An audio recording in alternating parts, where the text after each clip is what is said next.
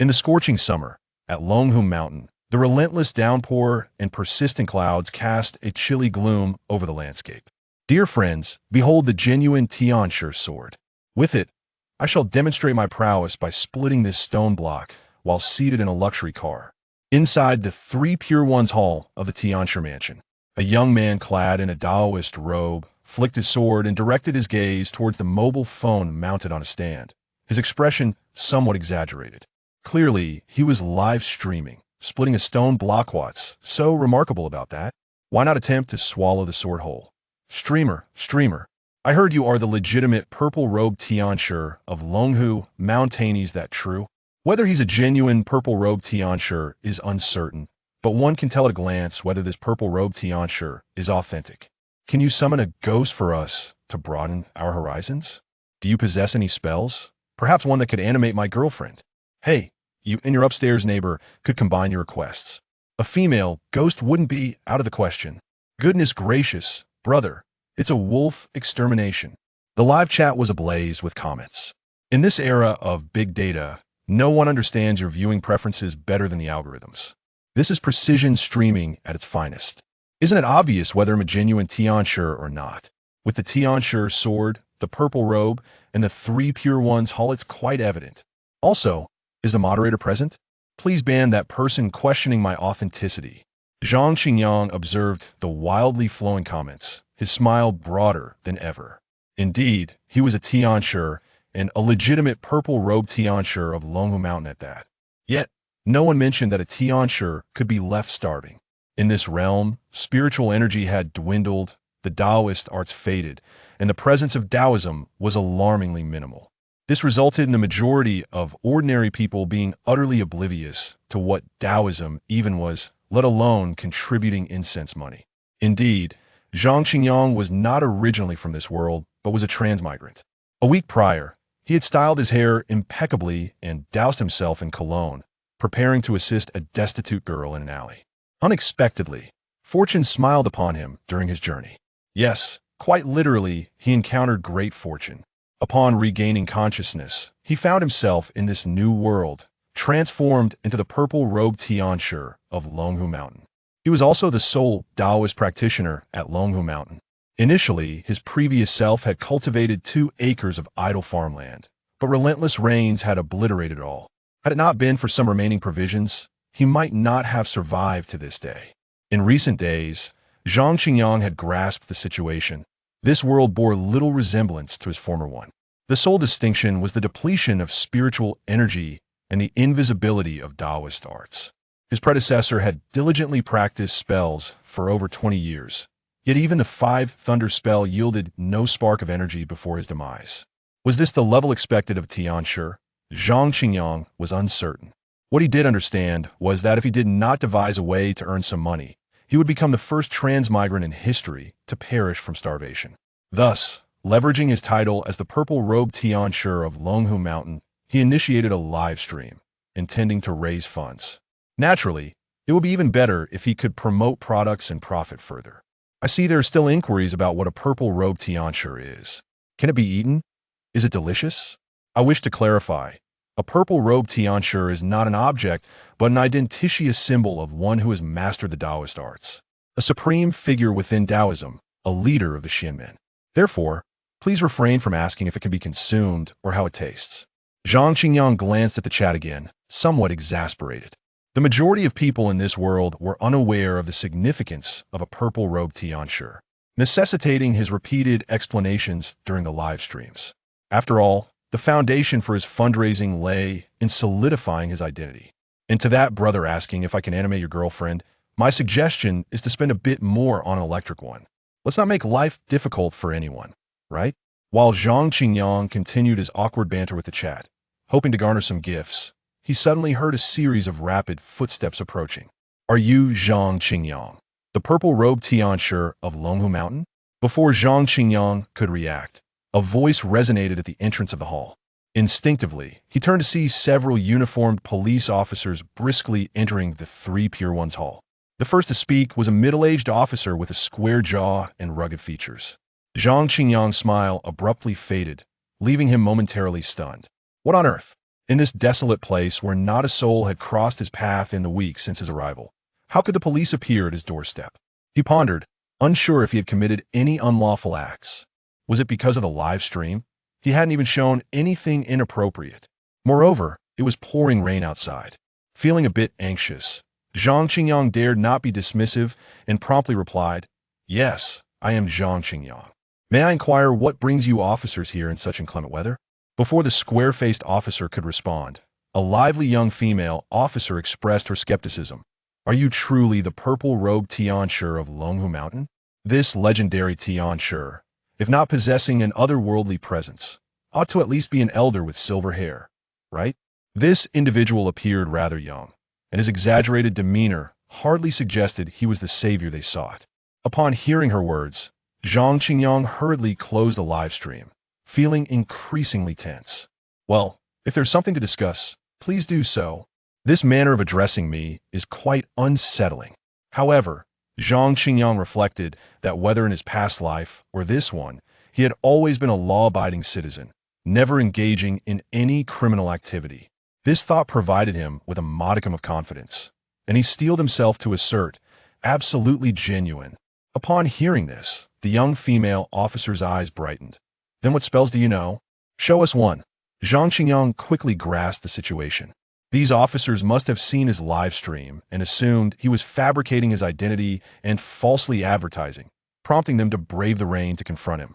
Realizing this, he suddenly felt unafraid.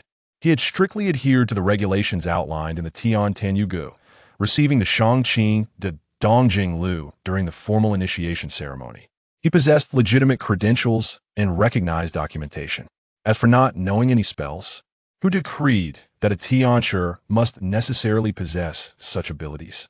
Just as Zhang Qingyang prepared to confess his lack of magical prowess, the square-faced officer interjected, "Shu Yao, do not be disrespectful to the Tianshi." "Him? A senior?" Upon hearing this, Bai Shuyao's eyes widened in disbelief, and she turned to Zhang Qingyang, clearly displeased, and asked, "How old are you?" "Me, 25. Why do you ask?" Zhang Qingyang replied honestly. "No reason." Bai Shuyao, upon hearing this, fell silent, pouting slightly as she muttered under her breath, "No wonder you're a senior." She genuinely had not perceived him as older than herself. Wait, could this fellow be exaggerating his age just to take advantage of her? "Senior Tianshi, Shuyao is unaware of her impropriety. Please do not take offense." With Bai Shuyao no longer causing a ruckus, the square-faced officer took a step forward. His demeanor serious. "We have come to earnestly request the Tianshi to descend the mountain, vanquish the flood dragon, and remedy the water calamity." Chapter 2. Please, Heavenly Master, descend the mountain and slay the flood dragon. It is quite natural for children to be naive. Zhang Qingyang adeptly leveraged the authority of his elders. Yet before he could finish his sentence, he suddenly realized, his eyes wide as saucers. "What did you say? Slay the flood dragon? Alleviate the flood disaster? No, good sir. Have you mistaken the person?" Although he held the esteemed title of a heavenly master from Longhu Mountain, he was acutely aware of his own limitations. His previous incarnation's thunder spell had failed to produce even a flicker of flame before his demise. How could he possibly slay a flood dragon? Could he even hope to outlast one? Ah, right. I forgot to introduce myself. I am Fang Zhenghua, the captain of the 3rd team of the National Supernatural Investigation Bureau's Demon-Slaying Division, and these are my subordinates. The square-jawed officer sensed Zhang Qingyang's change in demeanor and promptly clarified. Indeed, they had not initially disclosed their identities. It is not every day that one can summon a heavenly master. The National Supernatural Investigation Bureau? Zhang Qingyang felt he understood every word Fang Zhenghua uttered, yet somehow, when they were pieced together, they became incomprehensible. The National Supernatural Investigation Bureau, abbreviated as the Lingdiao Bureau, was a newly established department formed in response to the recent resurgence of spiritual energy. It was understandable that the heavenly master had not been aware of it. Noticing the perplexity on Zhang Qingyang's face, Fang Zhenghua elaborated. "The resurgence of spiritual energy? What in the world is that?" Zhang Qingyang continued to stare wide-eyed, somewhat dazed. He had initially thought that a week would be sufficient to grasp this world, only to realize he had merely glimpsed the tip of the iceberg. Indeed, 3 days prior, the resurgence of spiritual energy had allowed the flood dragon to escape from its seal in the Min River, now wreaking havoc in the region of Shu. Fang Zhenghua's voice echoed once more, and at last, Zhang Qingyang began to comprehend. The world seemed to have transformed. This realm was no longer the one he had come to know, where the Tao was obscure and spiritual energy scarce. All of this chaos stemmed from the resurgence of spiritual energy 3 days ago. What had he been doing 3 days prior? He recalled streaming live, attempting to gain popularity by performing a grand swing in the Sanqing Hall. May the Heavenly Master, in consideration of the plight of all living beings, descend the mountain to slay the flood dragon and alleviate the disaster, Fang Zhenghua continued. Given the urgency of the situation, Zhang Qingyang did not intend to dawdle. He spoke directly. You may have come in vain. I cannot perform spells, nor can I slay a flood dragon. You would be better off seeking someone else. With that, he shook his head, his expression one of distress. How he wished to assist. Yet, he knew his own limitations. His previous incarnation's thunder spell had failed to spark even a flicker. How could he, unworthy, slay a flood dragon or alleviate a disaster? Cannot perform spells? How is that possible? You are the heavenly master of Longhu Mountain, the supreme of Taoism, the leader of the mystical gate. Fang Zhenghua was momentarily stunned, incredulous. To his knowledge, all previous heavenly masters of Longhu Mountain had been formidable, capable of summoning thunder and striking down demons. The flood dragon currently wreaking havoc in Shu had been suppressed at the bottom of the Min River by the Longhu Mountain heavenly master 300 years ago. That was why he had sought Zhang Qingyang. Yet now, Zhang Qingyang claimed he could not perform spells at all. Was this mere fabrication? No, wait. Had he overlooked something? He recalled entering the Sanqing Hall earlier, where the other seemed to be live streaming. Live streaming? Was the other in dire need of funds? Could a heavenly master of Longhu Mountain truly be in want of money? Casting a glance at the dilapidated and long-neglected Sanqing Hall, Fang Zhenghua's thoughts solidified. Rest assured. Heavenly Master, we have prepared 5 million in incense money for the restoration of the Longhu Mountain Temple. How much? 5 million? Upon hearing Fang Zhenghua's words, Zhang Qingyang was taken aback. That was an astronomical sum. With that kind of money, why would he need to stream? He could simply relax. However, even if Zhang Qingyang coveted that 5 million, he needed to ensure he could live to claim it. The task they were requesting of him involved slaying a flood dragon, not a mere loach. Just as Zhang Qingyang was about to refuse once more, a thought struck him. The reason his previous incarnation's thunder spell had failed to produce results was due to the previous world's obscured Tao and scarce spiritual energy.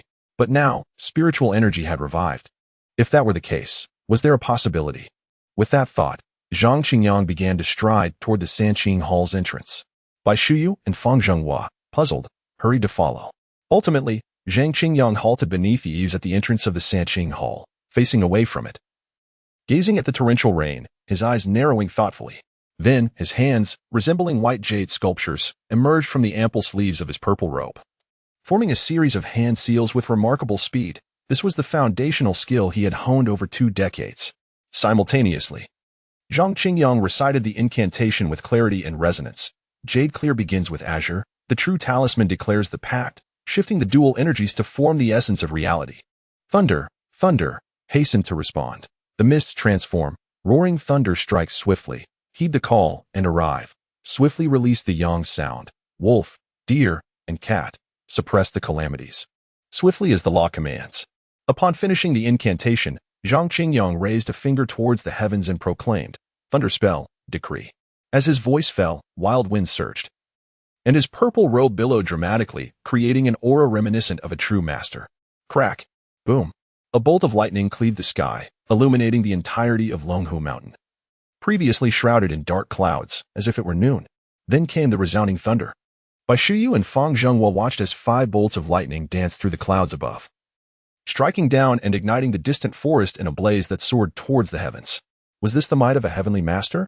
As they gazed upon the figure standing before the Sanqing Hall, hands clasped behind his back, the purple robe swirling in the wind, all doubts dissipated in an instant.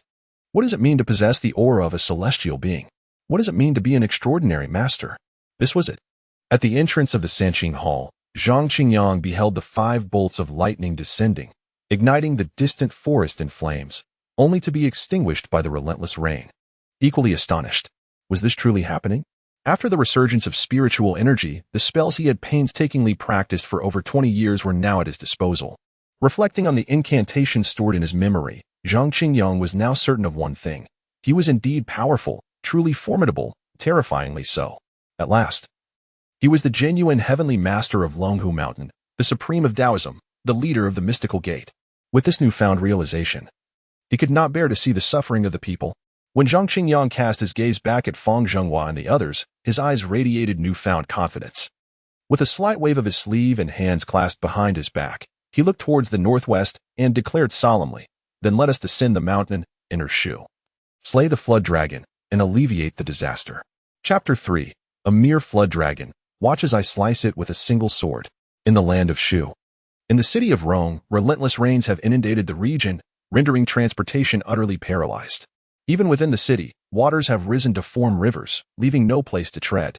A military off-road truck barrels into Rong City, speeding through the flooded streets.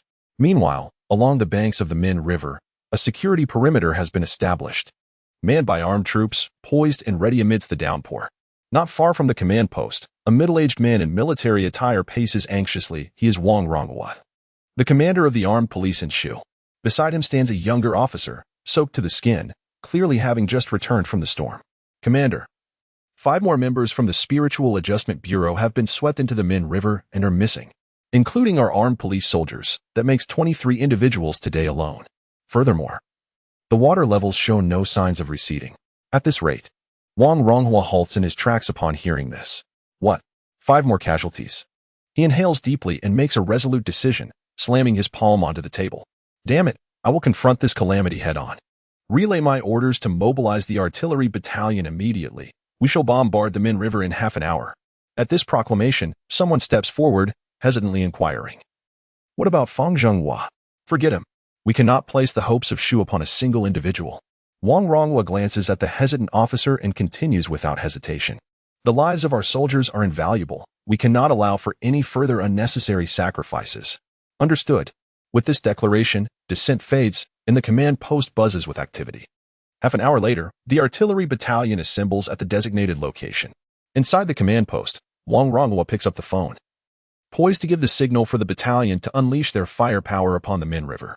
Boom. At that moment, a military off-road truck careens to a stop at the entrance of the command post, capturing everyone's attention. Wang Ronghua hangs up the phone and strides outside. The passenger door of the truck is kicked open, and Bai Shuao leaps out, followed closely by Fang Zhenghua. "Shuao, where is the Tianshi from Longhushan?" Wang Ronghua's initial joy fades into concern as he realizes that apart from Fang Zhenghua and Bai Shuao, no one else has emerged from the vehicle. Before he can finish speaking, a weak voice interrupts. "I ask you, can you even drive?" "Ugh." The crowd watches in astonishment as a young man clad in a purple robe leans out of the truck, retching. Fang Zhenghua awkwardly explains, "I saw the artillery battalion gathering by the river, and, knowing Commander Wang might take action, I drove a bit faster." Zhang Qingyang, already feeling exasperated, thinks to himself, was that merely driving a bit faster? It was more akin to the speed of a rocket. Purple robe? Tianshi? Wang Ronghua is no longer interested in Fang Zhenghua's explanations. His pupils constrict as he turns back towards the command post. What abilities does such a young Tianshi possess? I cannot place the hopes of millions upon such an inexperienced youth. "Commander Wang, bombarding the Min River is not a viable option." As Wang Ronghua turns, Fang Zhenghua seems to grasp the gravity of the situation and quickly follows, setting aside other potential issues with bombarding the river. That flood dragon will not remain in one place to take her shells. The Min River is vast. Once the dragon submerges, it can traverse miles in an instant, an invincible entity, impervious to our artillery. Wang Ronghua continues his stride, unfazed. "If it cannot be hit, then what do you propose we do? The water is nearing the shore. We have no margin for error left. Do you expect me to place the hopes of millions upon this inexperienced youth?" Wang Ronghua's frustration is palpable. Had it not been for Fang Zhenghua's adamant assurances that summoning the Tianshi in the purple robe would ensure the safety of the Min River's populace, he might have already ordered the bombardment. Instead, after all this time, they have returned with merely a youth who has yet to fully mature. How could he explain this to the fallen soldiers? "Commander, do not underestimate Zhang Tianqi's youth. He is incredibly formidable. If necessary, we can allow Zhang Tianshi to demonstrate his abilities." Fang Zhenghua stumbles over his words, uncertain of how to proceed. "Very well, let him demonstrate."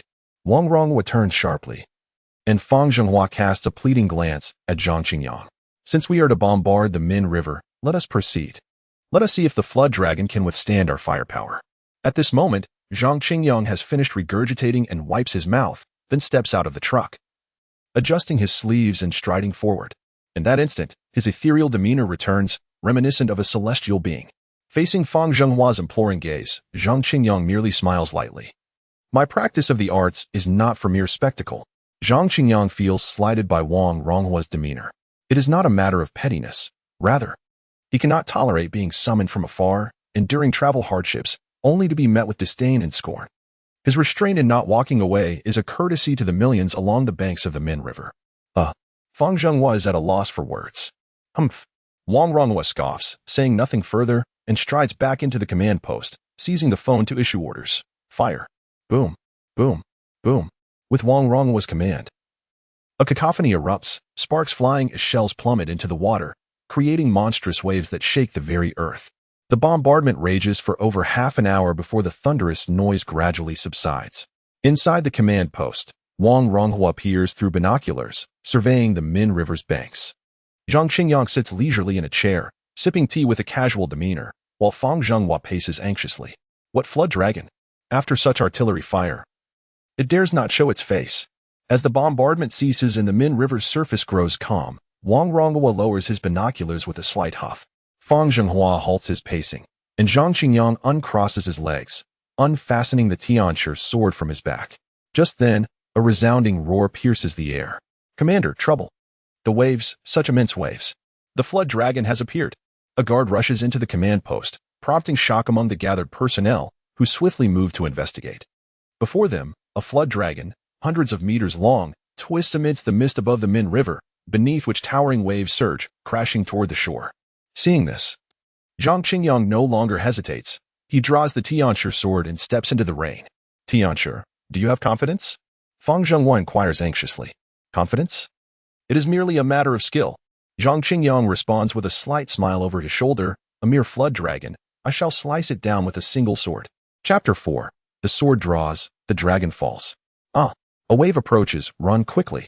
At the banks of the Min River, towering waves, dozens of meters high, surge forth with overwhelming force, shaking the very earth. The soldiers stationed at the shore, witnessing this terrifying spectacle, felt their hearts sink. Hearing the retreat command from their superior, they longed to flee, but it was already too late. The wave, like a collapsing snow mountain, bore down upon them. In that instant, countless memories of their past flashed through their minds, and ultimately, they could only close their eyes in despair. In the face of such a natural disaster, humanity's insignificance was painfully apparent. The vast waters, heeding the silent command, calmed the waves and settled the winds. Just when everyone believed their demise was imminent, a sudden, urgent chant resonated through the air. A young man clad in a purple robe, wielding the Celestial Master's sword, raced toward them. As a retreating soldier collided with Zhang Qingyang, he shouted hoarsely, "Run! Hurry! What are you doing here?" "Thank you," Zhang Qingyang replied, not pausing in his stride. "But I cannot run." "What?"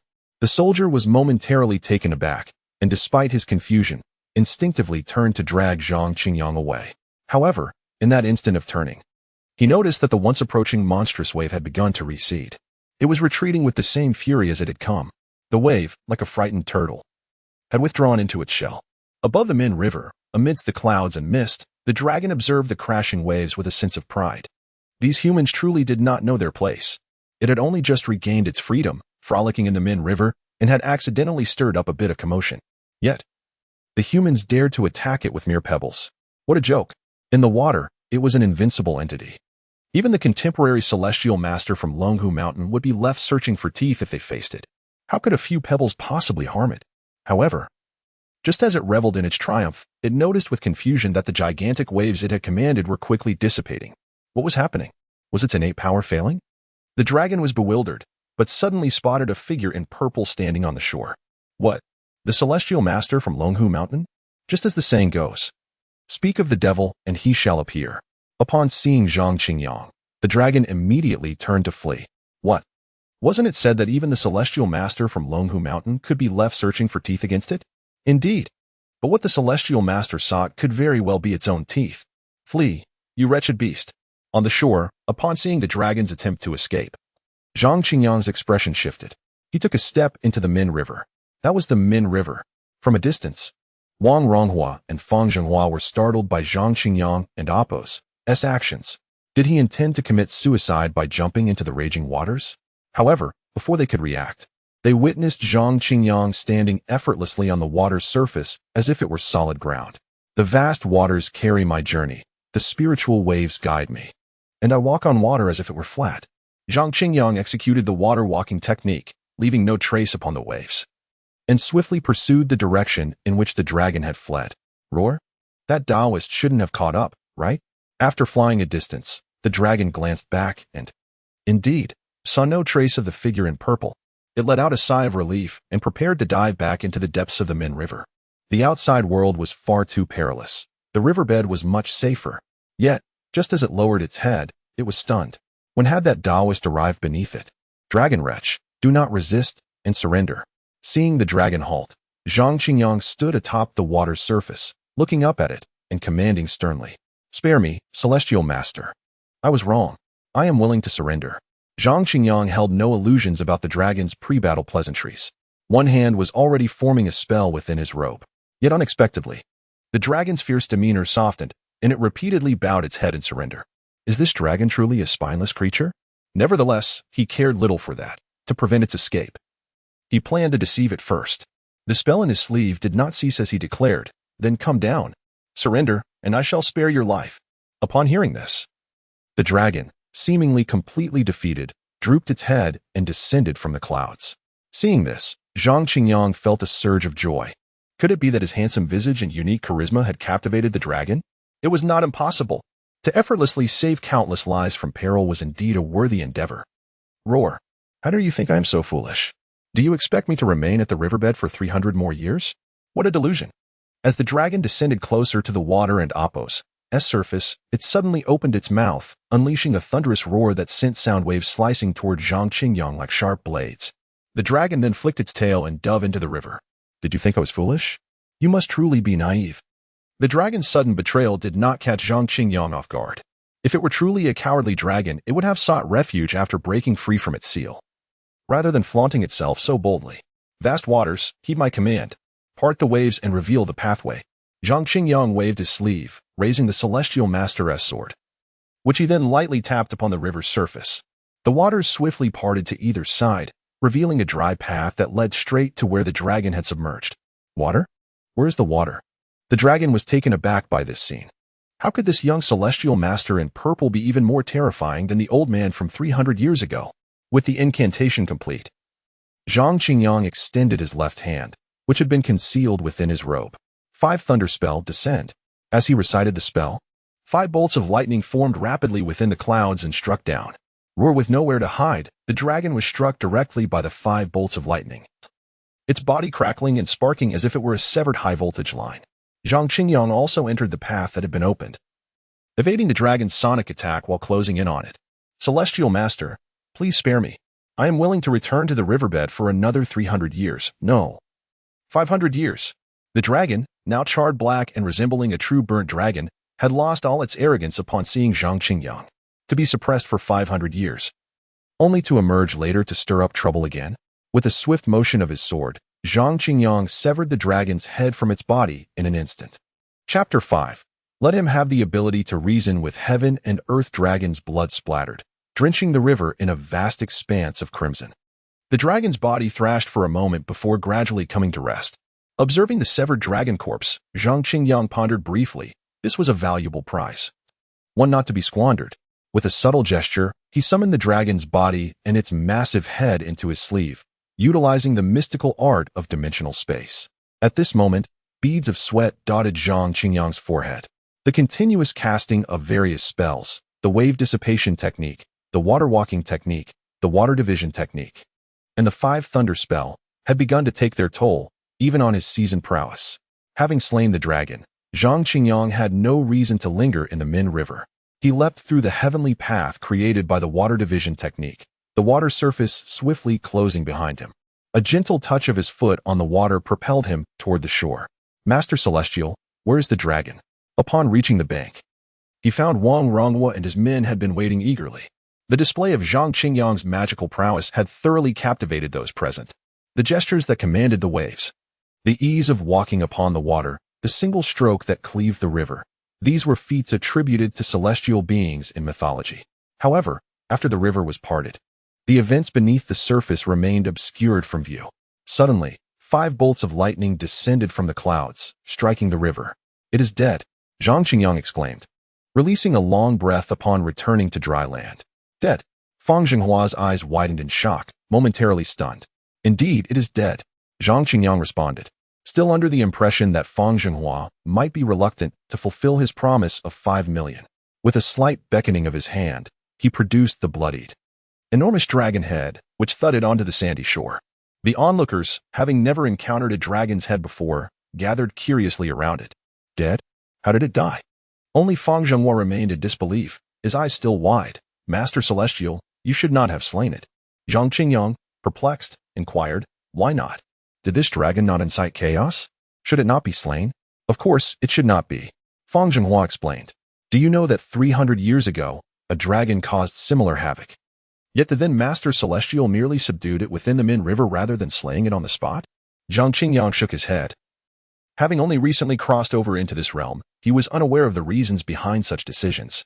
His previous self bore no related memories. Fang Zhenghua continued, "This dragon is the progeny of the water god of the Min River." Zhang Qingyang paused, surprised. "There truly exists a water god of the Min River? Are you unaware?" Fang Zhenghua was astonished that a prominent figure such as the Master Celestial of Longhu Mountain would lack this knowledge. Nevertheless, he patiently elaborated, "Every river, lake, and pond has its own water deity. In mythology, all gods are indeed real." Zhang Qingyang had no way to ascertain such truths. His former self held no recollections of these deities. Yet if deities existed, could they allow a dragon to wreak such havoc? Fang Zhenghua seemed to sense Zhang Qingyang's confusion. However, these deities mysteriously vanished 600 years ago. Zhang Qingyang's eyes widened in surprise. "Vanished? Where did they go?" "I cannot say." Fang Zhenghua shook his head, acknowledging the difficulty of acquiring such secret knowledge. "Since they have disappeared, why fear their wrath?" Upon hearing this, Zhang Qingyang laughed. "Moreover, look." Fang Zhenghua lifted his gaze, following Zhang Qingyang's pointing finger. Above, the clouds that had lingered for days finally dissipated. The torrential rain subsiding as sunlight pierced through the mist, casting golden rays upon the earth. Simultaneously, a radiant golden light quietly descended from the heavens, enveloping Zhang Qingyang's being. "Is that the golden light of merit?" Fang Zhenghua was taken aback. "Indeed." Zhang Qingyang nodded. Even heaven and earth deemed the dragon's misdeeds unforgivable. The water god of the Min River, should he still exist, can seek justice from the heavens, bathed in the golden light of merit. Zhang Qingyang felt a warm sensation enveloping him, the fatigue from slaying the dragon dissipating in an instant. He also experienced an inexplicable sense of refreshment, his cultivation advancing as well. This golden light of merit appeared to be a truly valuable asset. He resolved to acquire more whenever possible. "Master." Wang Ronghua approached after circling the dragon's head. "I must apologize for my earlier lack of discernment, judging you by appearances. Please do not hold it against me." Zhang Qingyang opened his eyes, his discontent easing at Wang Ronghua's humble demeanor. After all, he was a commander of local armed forces, holding significant authority. His willingness to adopt such a low posture reflected sincerity and respect. "I am but a wanderer, unconcerned with such matters." Zhang Qingyang waved his hand dismissively. "Just ensure the 5 million is transferred to my account." "What 5 million? Wang Ronghua appeared bewildered, unaware of Fang Zhenghua's promise of a monetary reward. Fang Zhenghua, however, felt a few strands of frustration emerge on his forehead. Was it not said that wanderers of the world did not concern themselves with material wealth? Yet, he still spoke up. "Rest assured, master. I will arrange it immediately." Zhang Qingyang nodded, performing another gesture to stow the dragon's head into his sleeve. He then turned and strode away with a flourish, his purple robe billowing in the wind as he recited a chant, guarding a tranquil heart, entering the realm of non-action. Qi gathers at the mysterious orifice, spirit returns to the boundless domain. His figure gradually faded into the distance. Wang Ronghua and the others finally withdrew their gazes, marveling. Indeed, the master is an unparalleled figure, embodying the essence of celestial beings, unbound by the mundane. However, having just departed from the riverbank, Zhang Qingyang was already beginning to regret his actions. What was I thinking, trying to put on such airs? In this unfamiliar environment, he fiddled with his map application, wishing he could slap himself. The walking navigation indicated a distance of 1732, 5 kilometers, estimating a journey of 414 hours and 28 minutes. Hearing the navigation voice, Zhang Qingyang locked his phone screen, muttering curses. Damn it, for 114 hours. Having already played the part. How could I return now and ask Fang Zhenghua to send me a ride? Where would my dignity go? He resigned himself to walking, hoping to encounter a vehicle along the way. Thus, Zhang Qingyang set forth along the national highway toward Chengdu. The region had been plagued by continuous rainfall, causing numerous roads to collapse. Even on the national highway, few vehicles were in sight. The passing cars, upon seeing Zhang Qingyang waving, dared not stop. After all, clad in unusual attire and bearing a sword upon his back, who could ascertain whether he was unhinged? As dusk approached, Zhang Qingyang's efforts bore fruit when a delivery van, an Iveco, halted in response to his hopeful gesture. Hey, man, where are you headed? A young man in his 20s rolled down the window, the car blaring rock music, speaking with a strong local accent. Wherever you're going is fine by me, as long as it's on the way. Zhang Qingyang opened the passenger door and settled into the seat, glancing back at the lively interior. Looks quite lively in here. Chapter 6. The hearse that juggles both passengers and corpses driving. One must create a bit of commotion to stave off drowsiness. The driver swayed to the rhythm of the music, steering the wheel with a gentle turn while lightly pressing the accelerator, causing the Iveco van to roar back to life. The noise was quite lively. Whether it would prevent drowsiness, however, remained uncertain. Zhang Qingyang shook his head and smiled slightly at the back seat, inquiring, "What is your profession?" "My friend? In such heavy rain, with the roads washed out, what compels you to venture out?" The driver's swaying gradually diminished. Upon hearing Zhang Qingyang's question, he felt a twinge of embarrassment and replied, "I drive a hearse. You see, it's a vehicle for transporting the deceased. I hope you don't mind?" Many harbored deep superstitions regarding hearses, yet he had never subscribed to such beliefs, merely hoping to pick up a passenger en route to collect a body, which he considered quite a profitable endeavor. Still, he felt a pang of guilt for lying. After all, who among us has not faced death? What is there to be concerned about? Seeing the driver's discomfort, Zhang Qingyang's curiosity dissipated, and he engaged in casual conversation. "But tell me, when transporting a corpse, do you not fear the spirits?" "Spirits?" The driver chuckled at the notion. What could be more fearsome than a destitute ghost? As long as the price is right. I do not only transport a corpse, but would even carry it back if it were to flee. Who would willingly deal with the dead all day if not for a few coins? Not to mention, he was even contemplating picking up a passenger along the way to recoup his fuel costs. That is quite brave of you. Zhang Qingyang found amusement in the driver's words. He believed that in a few days, the driver might not be so lighthearted, for after the resurgence of spiritual energy, corpses could indeed stir. "And you, what is your profession?" the driver asked. "I see you're not idle in this downpour either." Sensing a lull in the atmosphere, the driver turned down the volume slightly. "I? A Taoist priest," Zhang Qingyang declared. "One who exorcises spirits." "Ah." The driver's eyes widened in astonishment as he scrutinized Zhang Qingyang, and upon realizing he was not jesting, he asked with a smirk, "Is it a lucrative profession?"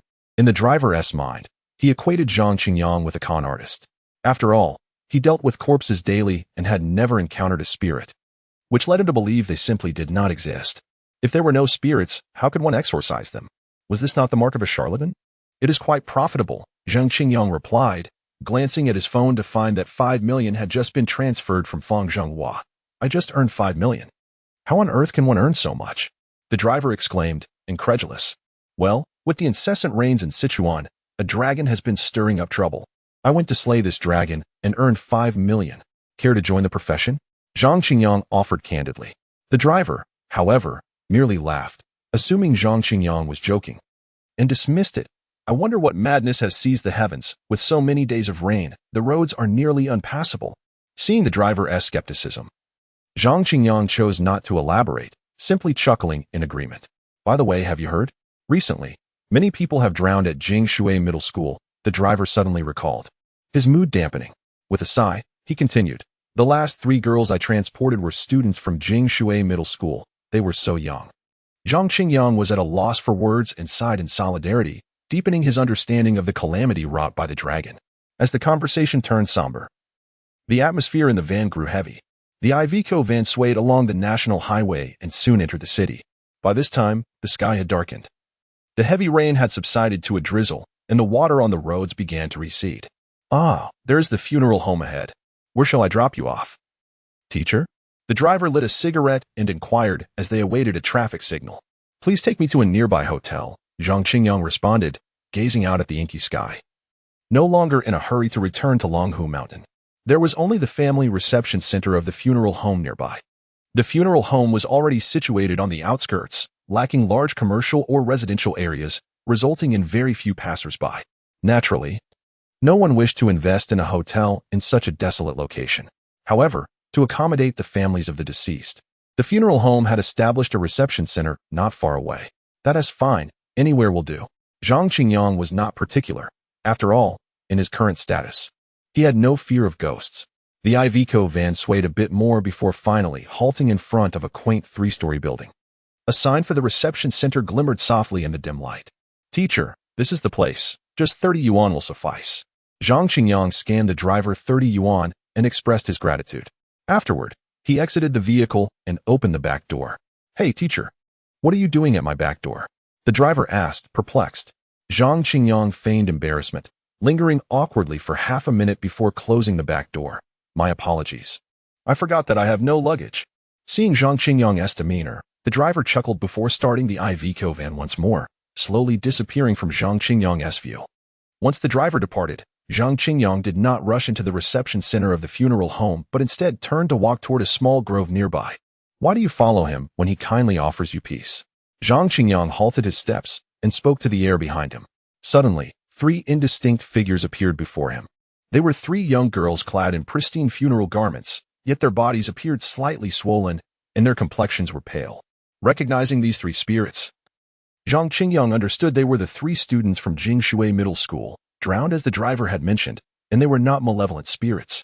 The 3 girls stood motionless, their vacant gazes fixed ahead, devoid of any response. Silence. An overwhelming stillness enveloped the space. It seems you cannot speak. Observing the girls, Zhang Qingyang realized they had recently passed, and their spirits remained in a state of confusion, lacking awareness, driven only by faint instincts. Yet, according to texts, at this stage, souls should instinctively seek the underworld. Why then did they follow the hearse back? Zhang Qingyang was puzzled. In a time when spiritual energy was depleted and Taoist practices were dim, he had never encountered such phenomena, only studied them theoretically. Never mind. The sooner you enter the underworld, the sooner you may be reborn. After much contemplation, Zhang Qingyang could not decipher the situation, attributing it to mere coincidence. He then began to chant a sutra. In that time, the Compassionate One, filling the 10 directions with divine power, rescues all beings, freeing them from their misguided paths. As the chant resonated, a hazy golden light enveloped the 3 girls. In the ethereal realm, it seemed a passage had opened, guiding the 3 girls' souls, instinctively drawn into the light, gradually fading away until they vanished completely. Chapter 7. The Quarrel Next Door. Upon witnessing the departure of the 3 young women, Zhang Qingyang proceeded towards the reception center of the funeral home. Are you here to check in? The receptionist, an elderly woman, widened her eyes at Zhang Qingyang's inquiry. It was her first encounter in many years of service where a non-bereaved individual sought to register at the reception. After all, in the daxia, such actions were deemed rather inauspicious. Yes, please prepare a room for me. Thank you. Zhang Qingyang replied with a smile, placing his identification on the counter. The elderly woman scrutinized him once more, then took his ID to begin the registration process. You've come all the way from Yuzhong. That is quite a distance, she remarked. You may check in, but it's best to rest early tonight and refrain from wandering about. Zhang Qingyang initially assumed there might be some extraordinary event, perhaps an opportunity to vanquish evil spirits and accrue merit. However, the next remark from the elderly woman shattered his thoughts. Your attire may frighten others. Room 308. The leftmost one upstairs, she stated, efficiently completing the check-in procedures and handing back his ID along with the room key. Zhang Qingyang expressed his gratitude and ascended the adjacent staircase, occasionally hearing the sounds of weeping from various individuals. It appeared that the reception center was bustling. Though not in a manner one would consider fortunate, it was a manifestation of human suffering. Entering room 308, he switched on the lights and observed that the furnishings were akin to those of a typical hotel. After removing the Heavenly Master Sword from his back and placing it on the table, he stepped into the bathroom. Moments later, the soothing sound of running water filled the air as he indulged in a warm shower. Drying himself with a towel, he lay on the soft bed, instinctively reaching for his phone to scroll through a social media platform. The young ladies featured on the app, all possessing fair skin, striking beauty, and long legs, captivated Zhang Qingyang, causing his heart to flutter as he unconsciously tapped the like button. Qianqian is gone. Can you not keep your composure?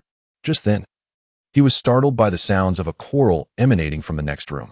Despite having no intention of eavesdropping on such a sorrowful matter, the ensuing dialogue compelled him to listen intently. What is the purpose of this? Is it to ensure her peace in the afterlife? Zhang Qingyang pressed his ear against the wall, carefully attuned to the man's furious outbursts, which seemed to be directed at no one in particular. Yet, he realized that the reception center's sound insulation was commendable, as the voice of the man's counterpart was delicate and barely audible. Wake up. Is this still Qianqian? She is my daughter too. I will not allow you to do this to her. When you abandoned us, did you express any remorse? Now you wish to amend your actions in such a manner. This is not atonement. You merely seek your own peace of mind. The argument intensified, leaving Zhang Qingyang perplexed. What could possibly be the intention behind this uproar? Get out. Take your so-called master and leave at once. Suddenly, the man and Appo's emotions surged, and the sound of glass shattering on the floor resonated clearly. Following that, the door was yanked open with considerable force, crashing against the wall. Are you practicing necromancy or raising spirits? Upon hearing the mention of a master, Zhang Qingyang grasped the situation. This was undoubtedly a venture into the realm of the sinister. Raising spirits involved forcibly detaining the souls of the deceased, preventing them from following the natural order to the afterlife. Such souls were exceptionally fragile and typically required a lifeless entity to inhabit, often kept in an area thick with negative energy. Ultimately, the ignorant spirits would gradually develop a semblance of consciousness, transforming into malevolent entities. As for necromancy, it was even more straightforward. The soul was similarly detained and sealed within the body using esoteric techniques. Thus, while the individual may be deceased, their form could still move, retaining their original intellect, though the corpse would inevitably decay. To prevent decomposition, one would need to reside in an area saturated with negative energy and consume human blood to sustain vitality. Clearly, these practices were steeped in malevolence. As the leader of the righteous path, Zhang Qingyang could not remain indifferent to such nefarious activities.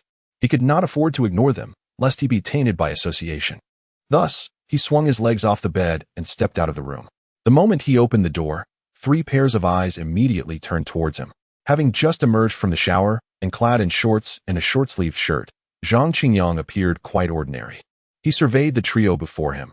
A furious middle-aged man standing at the neighboring door, with thick brows and bright eyes, exuding an air of earnestness. Outside, a flamboyantly dressed, corpulent middle-aged woman, adorned with jewelry, stood with her mouth slightly agape, as if about to speak.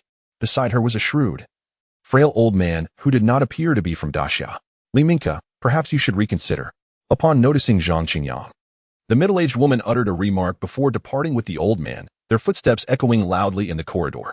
My apologies for disturbing your rest, the man, identified as Li Minka by the woman, said, his anger dissipating as he turned to Zhang Qingyang with an apologetic demeanor. It's nothing. I wasn't sleeping anyway. Zhang Qingyang waved his hand nonchalantly, leaning against the doorframe. Brother, my condolences. Li Minka sighed heavily at these words, retrieving a pack of cigarettes from his pocket. He placed one between his lips, then offered Zhang Qingyang another. You too, my brother, my condolences. Is that so? Brother, do you extend your condolences to everyone you meet? Zhang Qingyang jested, but as he considered the somber atmosphere of the funeral home, he relaxed significantly and engaged in casual conversation with Li Minka. As their dialogue progressed, perhaps due to Zhang Qingyang's subtle guidance or Li Minka's own suppressed emotions, he began recounting the events leading up to this moment, when Qianqian was just 1 year old. This woman abandoned us, vanishing for over a decade. I raised Qianqian all by myself. Today, she somehow learned of Qianqian's passing and rushed back from abroad with a so-called master, claiming he could bring Qianqian back to life. Isn't that absurd? I don't know if that master is genuine, but I know my daughter cannot return. Even if what he said were true, she would no longer be my daughter. As Li Minka spoke, tears began to flow down his cheeks. Zhang Qingyang, at a loss for words, leaned against the doorframe, placing the cigarette in his mouth.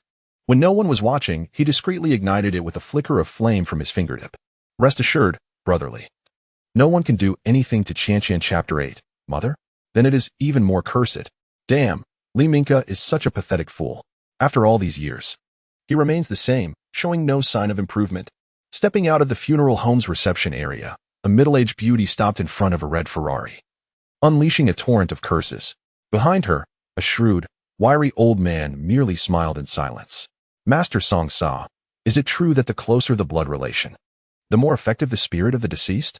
After berating Li Minka for a while, the middle-aged beauty finally calmed down, turning to the wiry old man behind her. Mr. Wang, what do you think? Upon hearing this, Master Song Sa smiled slightly, approaching the middle-aged beauty, and said, the closer the blood ties, the more obedient the spirit will be, thus providing you with greater assistance. Your recently deceased daughter is the best choice. Wang Jingrong frowned slightly, seemingly convinced by this assertion. However, she understood Li Minka's stubborn nature. If he resolutely opposed it, she would have no chance of seeing Qianqian's body. After all, having been away from the country for over a decade, she had no means to prove that Qianqian was her daughter. In such circumstances, how could the funeral home possibly allow her to take Qianqian's body? Mr. Wang, do I need to teach you this? Seeing Wang Jingrong's expression, Song Sa spoke. There is an old saying in your great Xia, money can make ghosts push the millstone. There is nothing that money cannot resolve, if there is. It is only because the offered amount is insufficient. Upon hearing this, Wang Jingrong suddenly slapped her thigh. How could she have forgotten this? Thus, she entered the Ferrari, took Song Sa along, and with a press of the accelerator, sped towards the funeral home. Logically, the funeral home at night should be quite desolate. However, this evening, it was brightly lit, with people coming and going intermittently. The Ferrari drifted and skidded to a stop at the security office entrance, facing the approaching security guard. Wang Jingrong directly pulled out a 100 yuan bill. I'm looking for your director. The guard accepted the bill without hesitation and let them pass. The power of money proved to be beyond imagination. In the director's office of the funeral home, the director, a portly middle-aged man in his 50s with a beer belly, gazed greedily at the bundles of red bills on the desk. You are putting me in a difficult position. If I hand over the body, how will I explain it to Li Minka? Director, everything can be negotiated. Seeing the director's demeanor, Wang Jingrong took out another bundle of cash and placed it on the table, suggesting, for instance, we could just burn some wild dog and tell Li Minka that it's his daughter, right? You must have done such things before. Wang Jingrong knew this was not a difficult task. The director was merely putting on an act, hoping for more money. Though she was wealthy, her fortune did not come easily. How much more could he possibly want for a single corpse? Realizing he had been seen through, the director showed no embarrassment, expertly stashing the bundles of cash into a safe, and said, all right, we'll do as you suggested. Following that, the director led Wang Jingrong and Song Sa towards the morgue. The morgue was in the basement, heavy with a chilling atmosphere that hit them as they entered. However, for the three of them, it was a familiar scene, causing no discomfort. The director pushed open the large door to the morgue, scanned the area briefly, and walked to the cold cabinet labeled with Li Qianqian's name, pulling it open with one hand. Here, this is Li Qianqian's body. You figure out how to take it away. I saw nothing. However, I must warn you, there have been quite a few deaths at Jingshui Middle School lately, and many families have been coming and going. Be careful not to get caught. Glancing at Li Qianqian's body in the cold cabinet, the director casually closed a nearby open cabinet, muttering, what are these people doing? After taking the body, they don't even know to close the cabinet? After saying this, the director swaggered out of the morgue. Damn, with that attitude after taking the money. This old fool received over 100,000 and still expects me to arrange help for the transport instead of doing it himself. Wang Jingrong cursed inwardly, then turned her gaze back to the cold cabinet, stepping back with a look of disdain.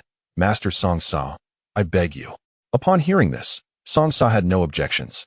He was accustomed to dealing with corpses and had fewer taboos, stepping forward to examine the body in the cold cabinet, frowning slightly. The corpse appeared pale and swollen, with a somewhat grotesque expression. This body, Song Sa felt that it was somewhat different from the corpses he had seen before, yet he could not pinpoint the reason. Nevertheless, thinking of the 50,000 remuneration, he directly lifted Li Qianqian's body from the cold cabinet and placed it onto a gurney in the morgue. After covering it with a white cloth, he exchanged a knowing glance with Wang Jingrong. Understanding his cue, Wang Jingrong pulled a mask from her pocket and put it on.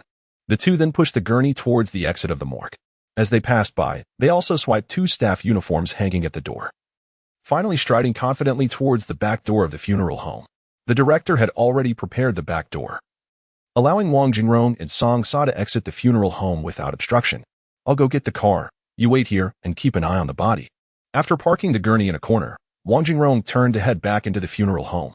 Just then, a hand landed on her shoulder. Song Sa, what do you want?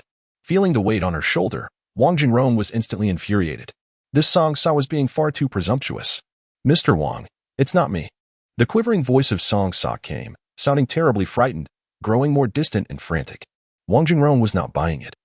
She grabbed the wrist of the hand on her shoulder. There are only the two of us here. If it's not you, could it be a ghost?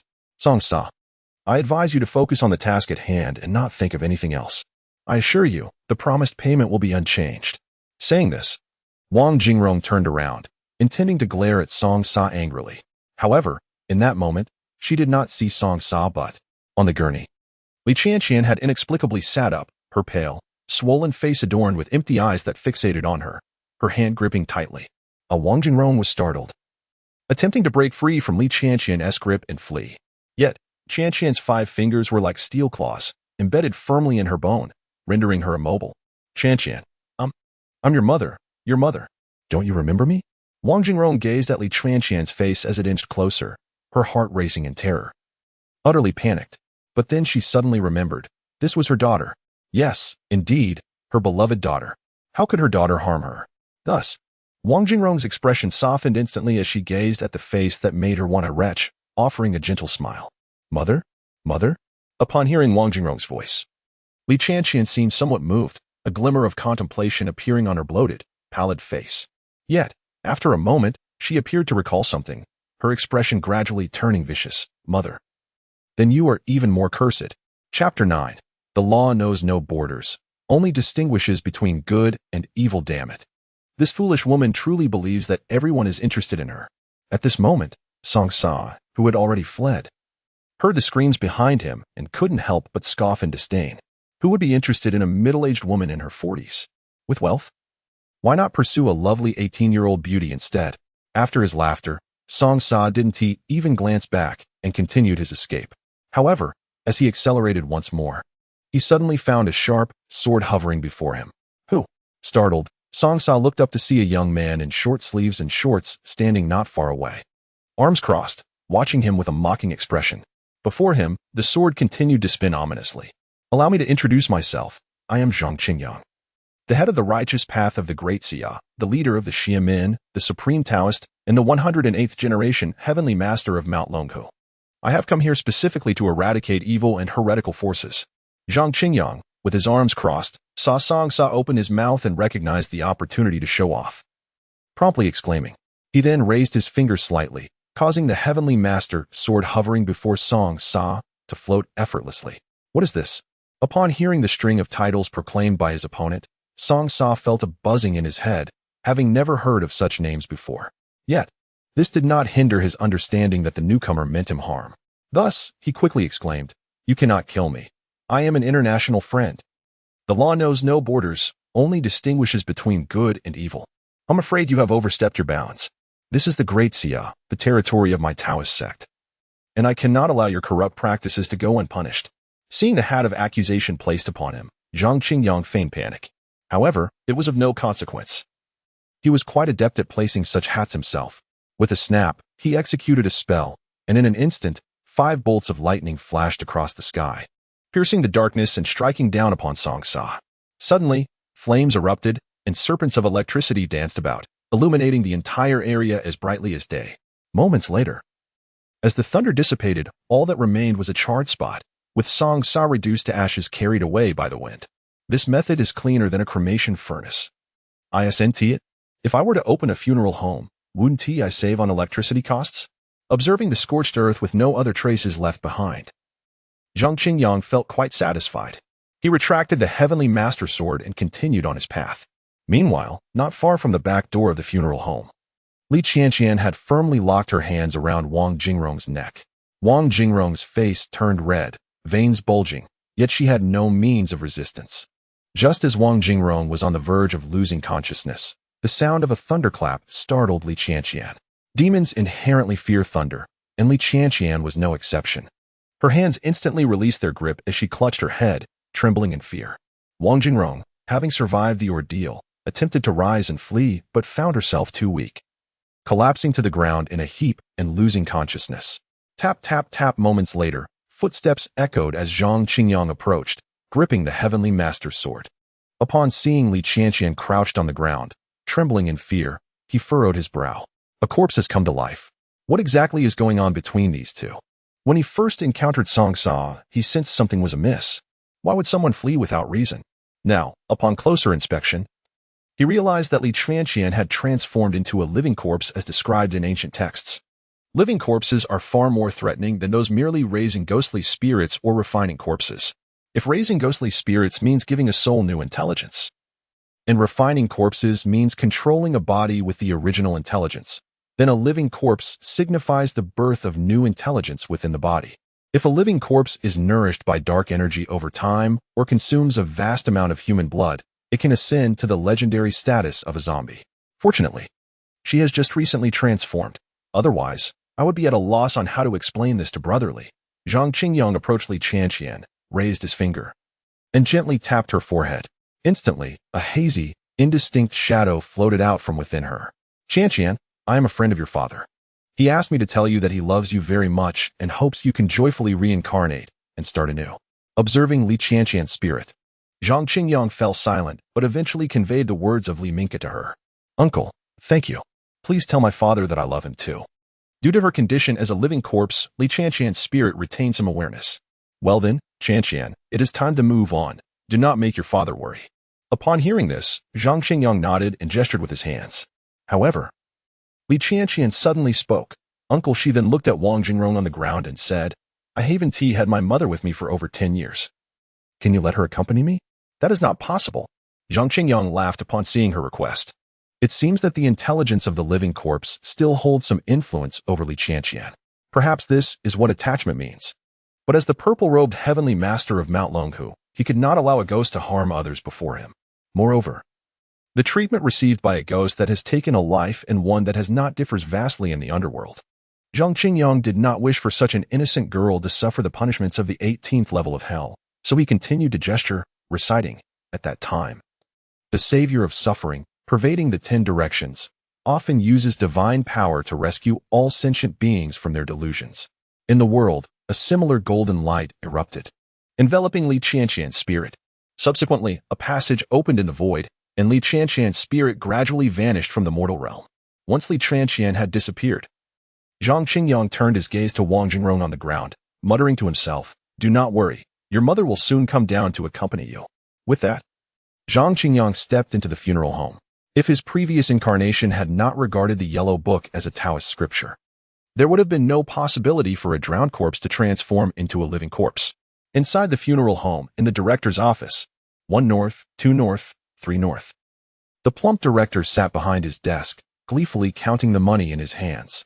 But at that moment, the door suddenly burst open, startling the director, who quickly hugged the money to his chest and dove beneath the desk. Director, something terrible has happened. A staff member in uniform rushed in, shouting loudly. Not seeing the director, he hesitated. Director? Director?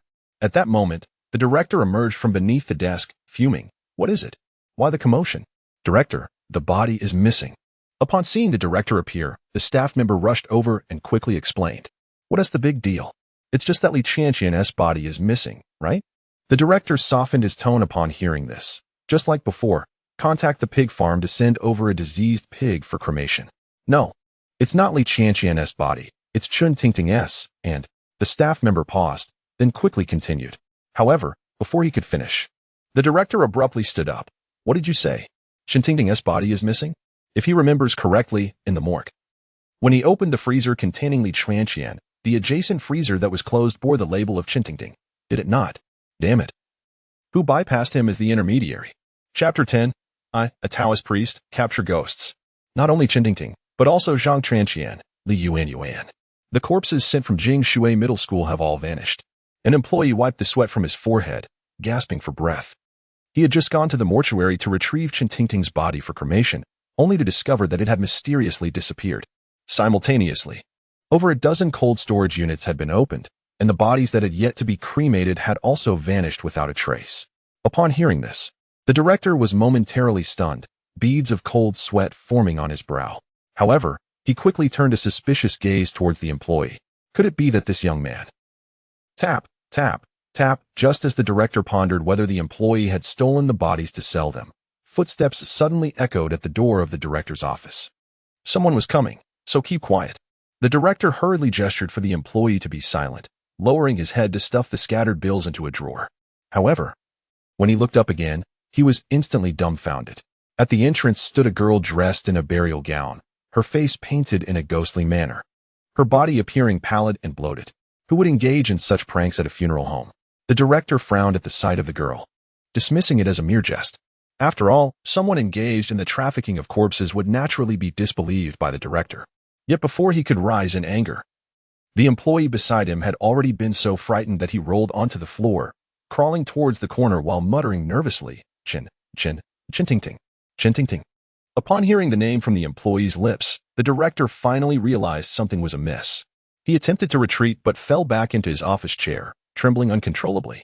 Chin-ting-ting did not speak. She merely smiled ominously, stepping further into the room, one deliberate step at a time. Ah! Zhang Qingyang, hearing two screams from downstairs, instantly sensed that something was wrong and rushed into the funeral home, hurrying upstairs. By the time he arrived at the director's office, there were only 2 corpses left. Damn!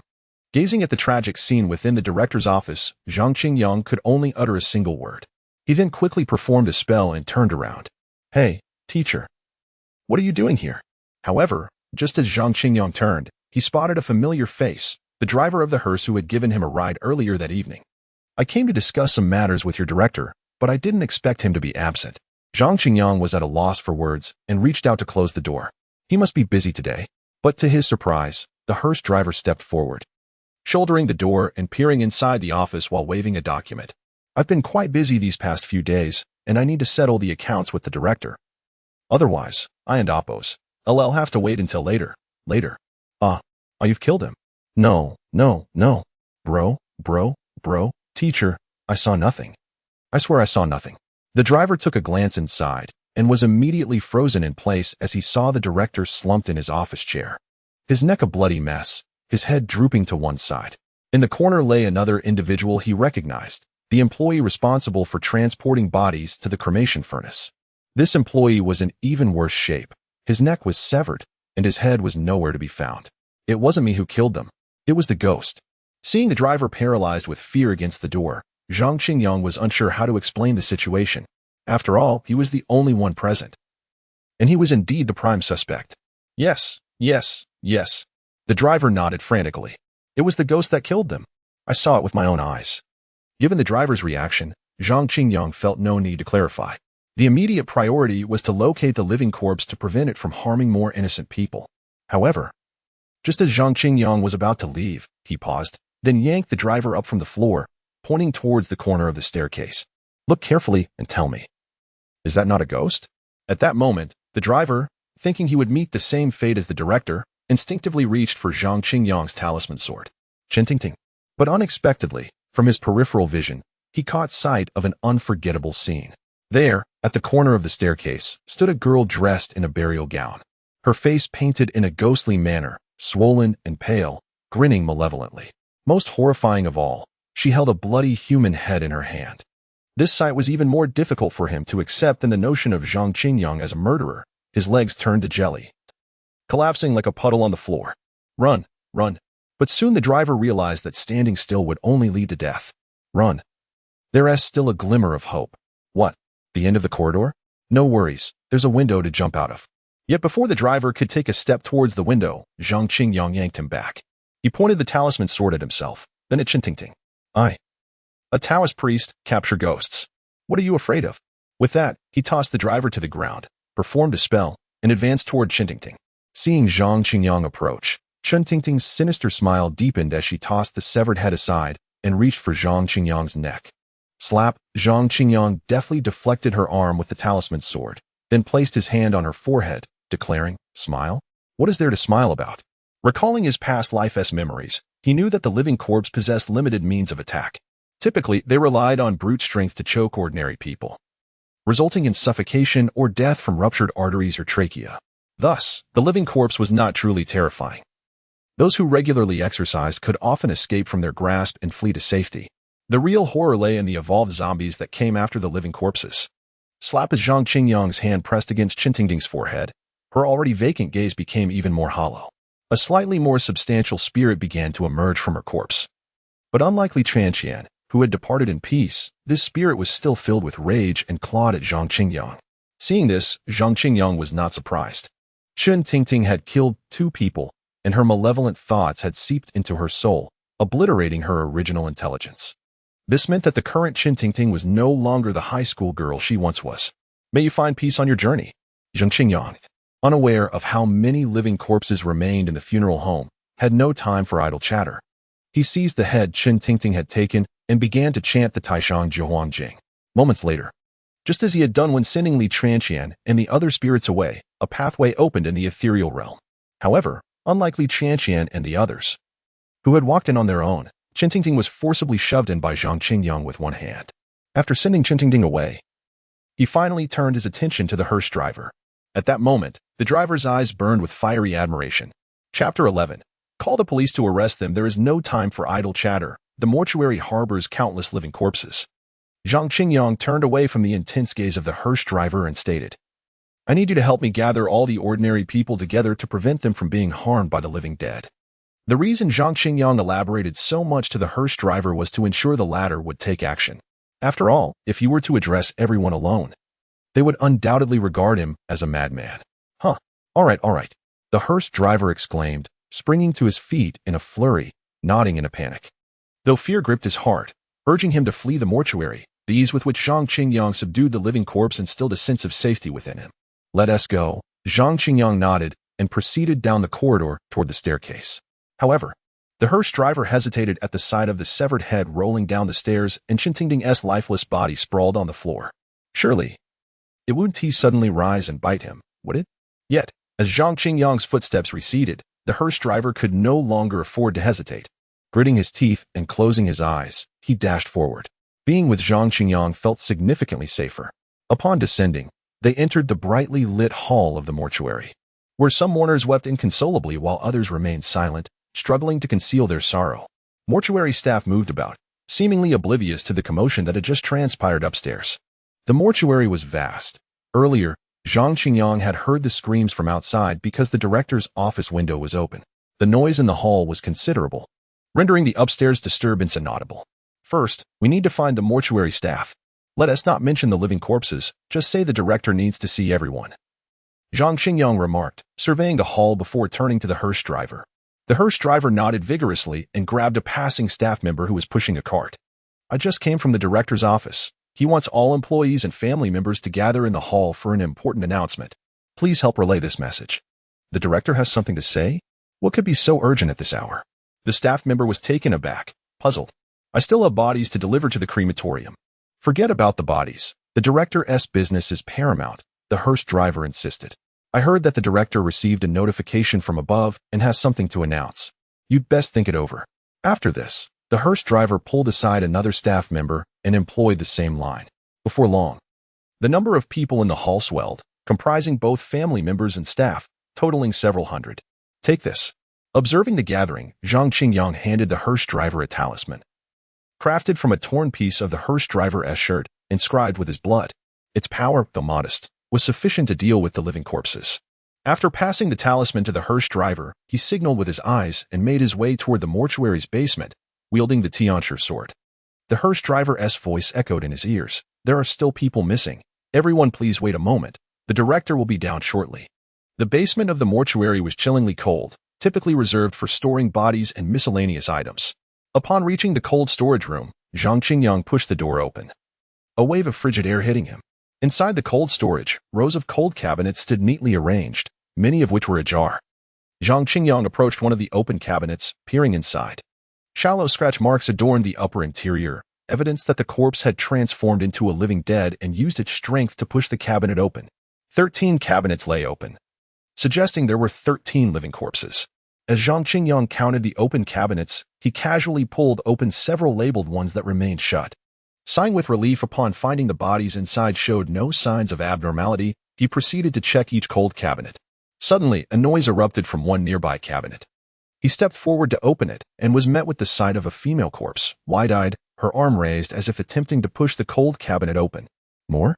Zhang Qingyang frowned at the sight of the corpse trying to sit up. With a swift gesture, he pressed his fingers to her forehead, invoking a spell that released a faint, bewildered spirit, which he promptly guided into the underworld using the Taoism Jing. After sealing the cold cabinet again, he meticulously checked the remaining cabinets, relieved to find no other abnormalities before exiting the cold storage room. Why were there so many living corpses? What had transpired? Just as he stepped out, Zhang Qingyang encountered another living corpse, swiftly employing the same method, pressing his fingers to its forehead and sending it away effortlessly.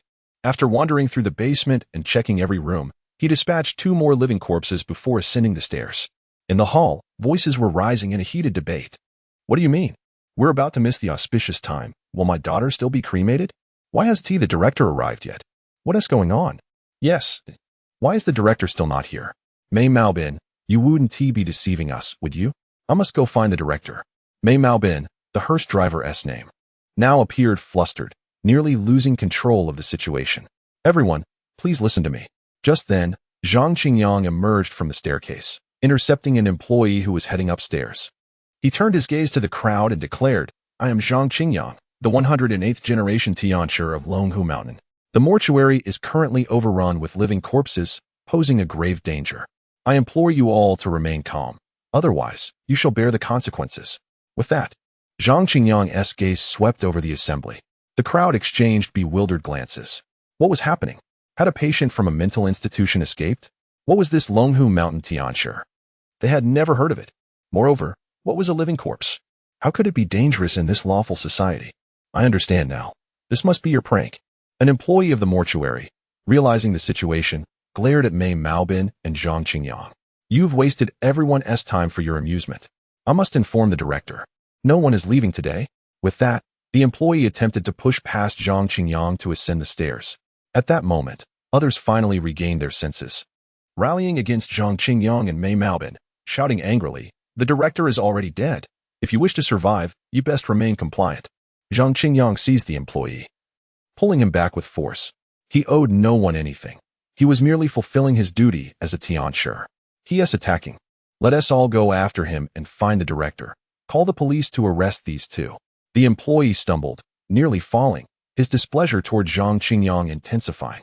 Chapter 12. Journey to Jingshui Middle School. Upon hearing the words, the crowd gathered around.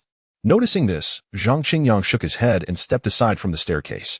A staff member shot Zhang Qingyang a fierce glare before rushing upstairs. In the hall, people continued to point fingers and mutter in disdain towards Zhang Qingyang. Damn it! The auspicious time has passed.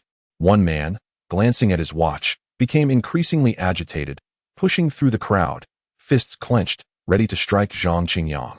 However, at that moment, a commotion erupted from the staircase, resembling the sound of a bouncing ball, instantly capturing everyone's attention. They turned to the staircase, only to witness a grotesque, bloodied head rolling down. This head was all too familiar. It belonged to the staff member who had just gone upstairs to see the curator. A horrified scream pierced the air, and the crowd erupted into chaos. Along with the head, a figure clad in a burial suit emerged from the stairwell.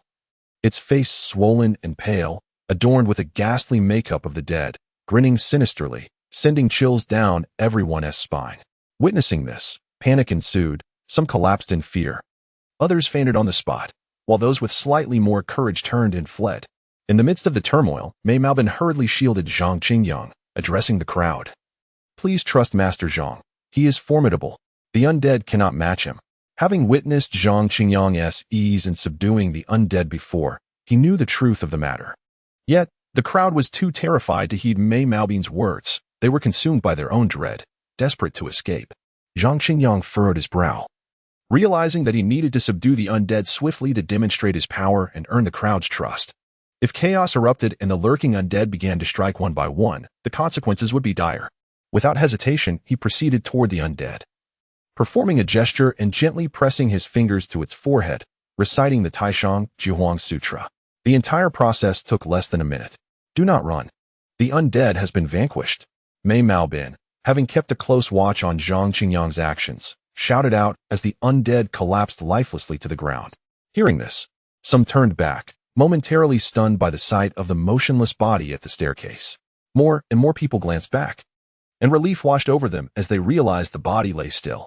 They were saved. This young man spoke the truth. He was a living bodhisattva, a savior. Amidst this, a man in the crowd suddenly erupted into laughter, his eyes glinting with a manic brilliance.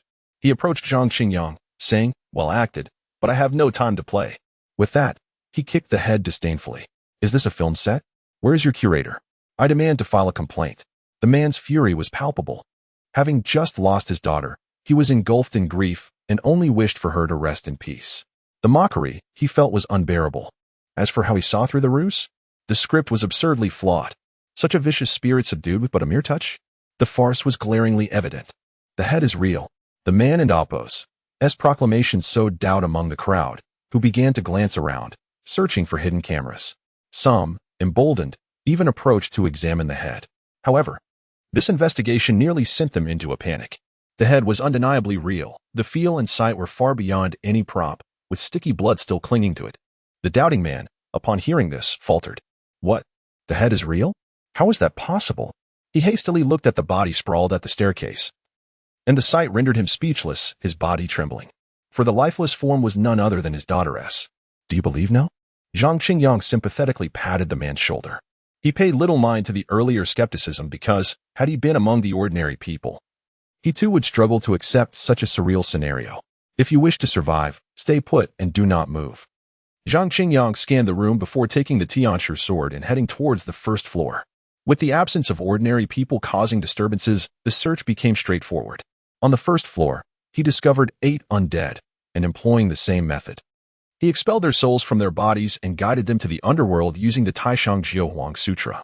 After locating the last of the undead upstairs, Zhang Qingyang returned to the hall. It was then that Mei Maobin noticed something amiss. "Master, these bodies are all students who drowned at Jingshui Middle School." "What?" Zhang Qingyang had been pondering the cause of the body mutations during the search. Why did some corpses exhibit mutations while others remained intact? "These bodies were all retrieved from Jingshui Middle School. I recognize them," Mei Maobin asserted, pointing to one body. "This one is Zhang Qingyang." He indicated another. "And this is Li Yuan. Take me to Jingshui Middle School, quickly." Zhang Qingyang surmised that the root of the body mutations lay within the school. With that, he rushed towards the exit, with Mei Maobin following closely behind. At the door awaited the same Iveco van. Mei Maobin sprinted ahead and hopped into the driver's seat. "Do you know how many people died at Jingshui Middle School?" Zhang Qingyang asked as he took the passenger seat, and the vehicle roared to life. His brow furrowed in concern. As a hearse driver, Mei Maobin should have some knowledge. "I'm not sure of the exact number, but I heard it was at least 100 or 200. Surprisingly, he shook his head. "Each time I go to collect the bodies, the police deliver them to the school gate. I don't know the particulars inside. However, the nearby funeral homes must be filled to capacity, or they wouldn't be sending them our way. We are not close to Jingshui Middle School. 100 or 200. Upon hearing Mei Maobin's words, Zhang Qingyang felt a buzzing in his head, his brow furrowing even deeper. "First, take me back to the reception center to grab something." If he was correct, the existence within Jingshui Middle School might be more formidable than anticipated. Chapter 13. So feeble at such a young age? Enroaching. At Jingshui Middle School, a strict perimeter was established within a 2-kilometer radius, marked by flashing red and blue lights of police cars blocking all entry points. At that moment, a van drifted to a halt before the barricade. "Comrade, traffic control is in effect around Jingshui Middle School. Please detour." As the van came to a stop, an officer approached. The passenger door swung open, and Zhang Qingyang, clad in a purple robe and armed with a celestial sword, leapt out with determination. "I must enter." Zhang Qingyang pointed towards the faint outline of Jingshui Middle School's buildings. "Comrade, please cooperate." The officer frowned, signaling for nearby colleagues to assist. "Let the celestial master through." At that moment, Mei Maobin also exited the vehicle, rushing towards the officer. "The celestial master is formidable and here to assist you in vanquishing demons. Comrade, please cooperate and do not obstruct official duties." The officer raised a hand, his other hand cautiously resting on his waistband. It was unusual for someone to attempt to breach a restricted area at this hour, especially one dressed in such peculiar attire, possibly harboring a controlled weapon. "Raise your hands." More officers closed in, maintaining their vigilance. Mei Maobin attempted to interject, but Zhang Qingyang raised a hand to silence him. "Are there no personnel from the Spiritual Investigation Bureau here?" Zhang Qingyang glared at the surrounding officers and spoke solemnly. "Have someone from the Bureau come to see me. Inform them that Zhang Qingyang from Longhu Mountain has arrived." "Longhu Mountain Celestial Master? Never heard of it." The officers were taken aback by Zhang Qingyang's self-introduction. However, They were aware of what the Spiritual Investigation Bureau was, established recently and directly under national leadership. It was responsible for the case at Jingshui Middle School. Please hold on. The initial officer scrutinized Zhang Qingyang, then turned away, pressing his earpiece. The Bureau's recent establishment had kept it under wraps. And the fact that this oddly dressed young man knew about it suggested he was no ordinary individual. May, if there's nothing else, you may head back. Try not to go out much these days. As the officer moved away, Zhang Qingyang nodded at Mei Maobin. He then turned his gaze toward the distant buildings of Jingshui Middle School. Upon arrival, he sensed something was amiss. It was midsummer, and even with continuous rain. The overall climate in Rongqing remained oppressively warm, with the evening offering no exception. Yet, even from 2 kilometers away, a chilling aura seemed to creep up his spine. A ghostly realm? Zhang Qingyang stared intently at the school for some time, a hint of bitterness curling his lips. The resurgence of spiritual energy was a calamity for ordinary people. In less than a week since the resurgence, chaos had already ensued. With rampant disturbances and spectral realms taking shape, leaving corpses in their wake. And this was merely one city, Rongqing, already facing such disasters. Meanwhile, at the entrance of Jingshui Middle School, a line of police cars stood with their lights flashing. Among them, an elderly man in a robe, his hair entirely white. Wore a furrowed brow, beads of sweat forming on his forehead. Director, the team that just entered has lost contact again. Beside him stood a tall, coolly composed young woman in form-fitting leather, her figure strikingly defined. Observing the darkened school, she appeared increasingly anxious. I should go. We cannot allow our team to sacrifice themselves in vain. You? What good would that do? The elder shot her a glare. Is your master not here yet? The young woman shook her head, sensing her mentor was likely delayed by unforeseen circumstances. Director Xian Feng, deputy in. A team member from the Spiritual Investigation Bureau stepped forward. The officers on duty just reported that someone claiming to be Zhang Qingyang, the Celestial Master from Longhu Mountain, is requesting to see us. Longhu Mountain Celestial Master? Zhang Qingyang. The elder, Zun Fengzi, widened his eyes in surprise, a young man's visage flashing through his mind. He turned to the young woman beside him. Rushue, quickly, go greet him. Our savior has arrived. Longhu Mountain Celestial Master? Why have I never heard of him? And Rushue felt perplexed by this unfamiliar title, but seeing Zun Fengzi's urgency, she surmised this individual must be a significant figure and hurried outside. Drive there. As in Rushue's figure receded, Zun Fengzi sensed something amiss and after a moment and Apos, as contemplation, realized his oversight. Yet, Rushue was swift, employing a speed technique that allowed her to cover the 2 kilometers in merely 3 minutes. At that moment, Zhang Qingyang remained focused on the school, fingers deftly calculating, so much so that he did not notice Rushue arriving beside him. This is the savior the director spoke of? Rushue, glancing at the young man who appeared her age, found it hard to see him as a savior. After all, in her mind, someone of sufficient expertise to handle the situation would at least match the director or her mentor in age. Yet, this purple robe? Could he truly be a high-ranking mage at such a young age? That seemed improbable. Perhaps he wore a senior's robe?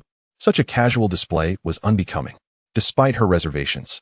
As she was instructed to meet him, she concealed her thoughts, maintaining her composed demeanor and extending her hand. Hello, I am Rushue, head of the Demon Elimination Division of the National Spiritual Investigation Bureau, Shudi Branch. Zhang Qingyang snapped back to reality, his hand brushing against hers before retracting. Zhang Qingyang, Longhu Mountain Celestial Master. Shall we go? Rushue was taken aback, but said nothing further, stepping toward Jingshui Middle School. Go. Zhang Qingyang paused, surprised. It's 2 kilometers. Walking would be exhausting. He turned to a nearby officer. Brother, could you give us a ride? As Zhang Qingyang and Rushue climbed into the police vehicle, her perception of him diminished even further. 2 kilometers could easily be traversed in mere minutes on foot.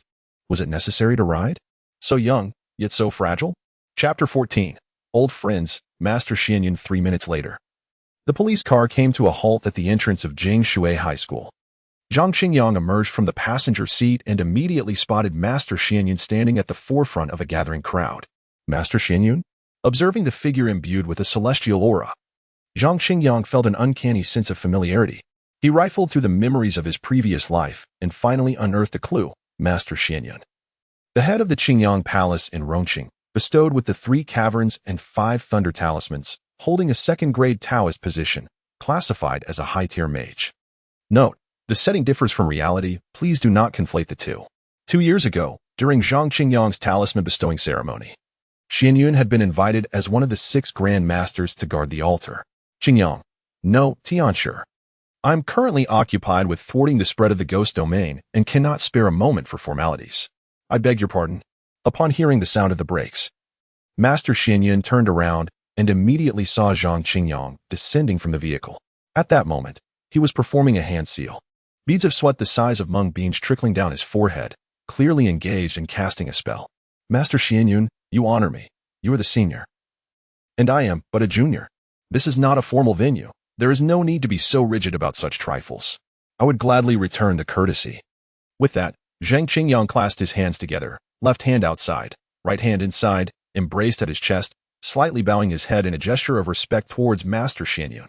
Absolutely not. We must adhere to the customs. Master Xianyun, taken aback, dared not accept this gesture of respect. However, unable to move due to his current situation, he turned his gaze towards the personnel from the Spiritual Adjustment Bureau behind him. This is the Tianshi of Longhu Mountain. You all should come forth and pay your respects. The members of the Spiritual Adjustment Bureau, not daring to delay, hurried forward, some offering gestures of respect, others performing Buddhist salutations, and a few even clasping their hands in greeting. We pay our respects to the Tianshi of Longhu Mountain. Rushiwe, have you not paid your respects to the Tianshi? At that moment, Master Xianyun noticed in Ruoshiwe, who had just alighted and stood motionless behind Zhang Qingyang. And Ruoshiwe, startled, thought, what? Is there a requirement for me too?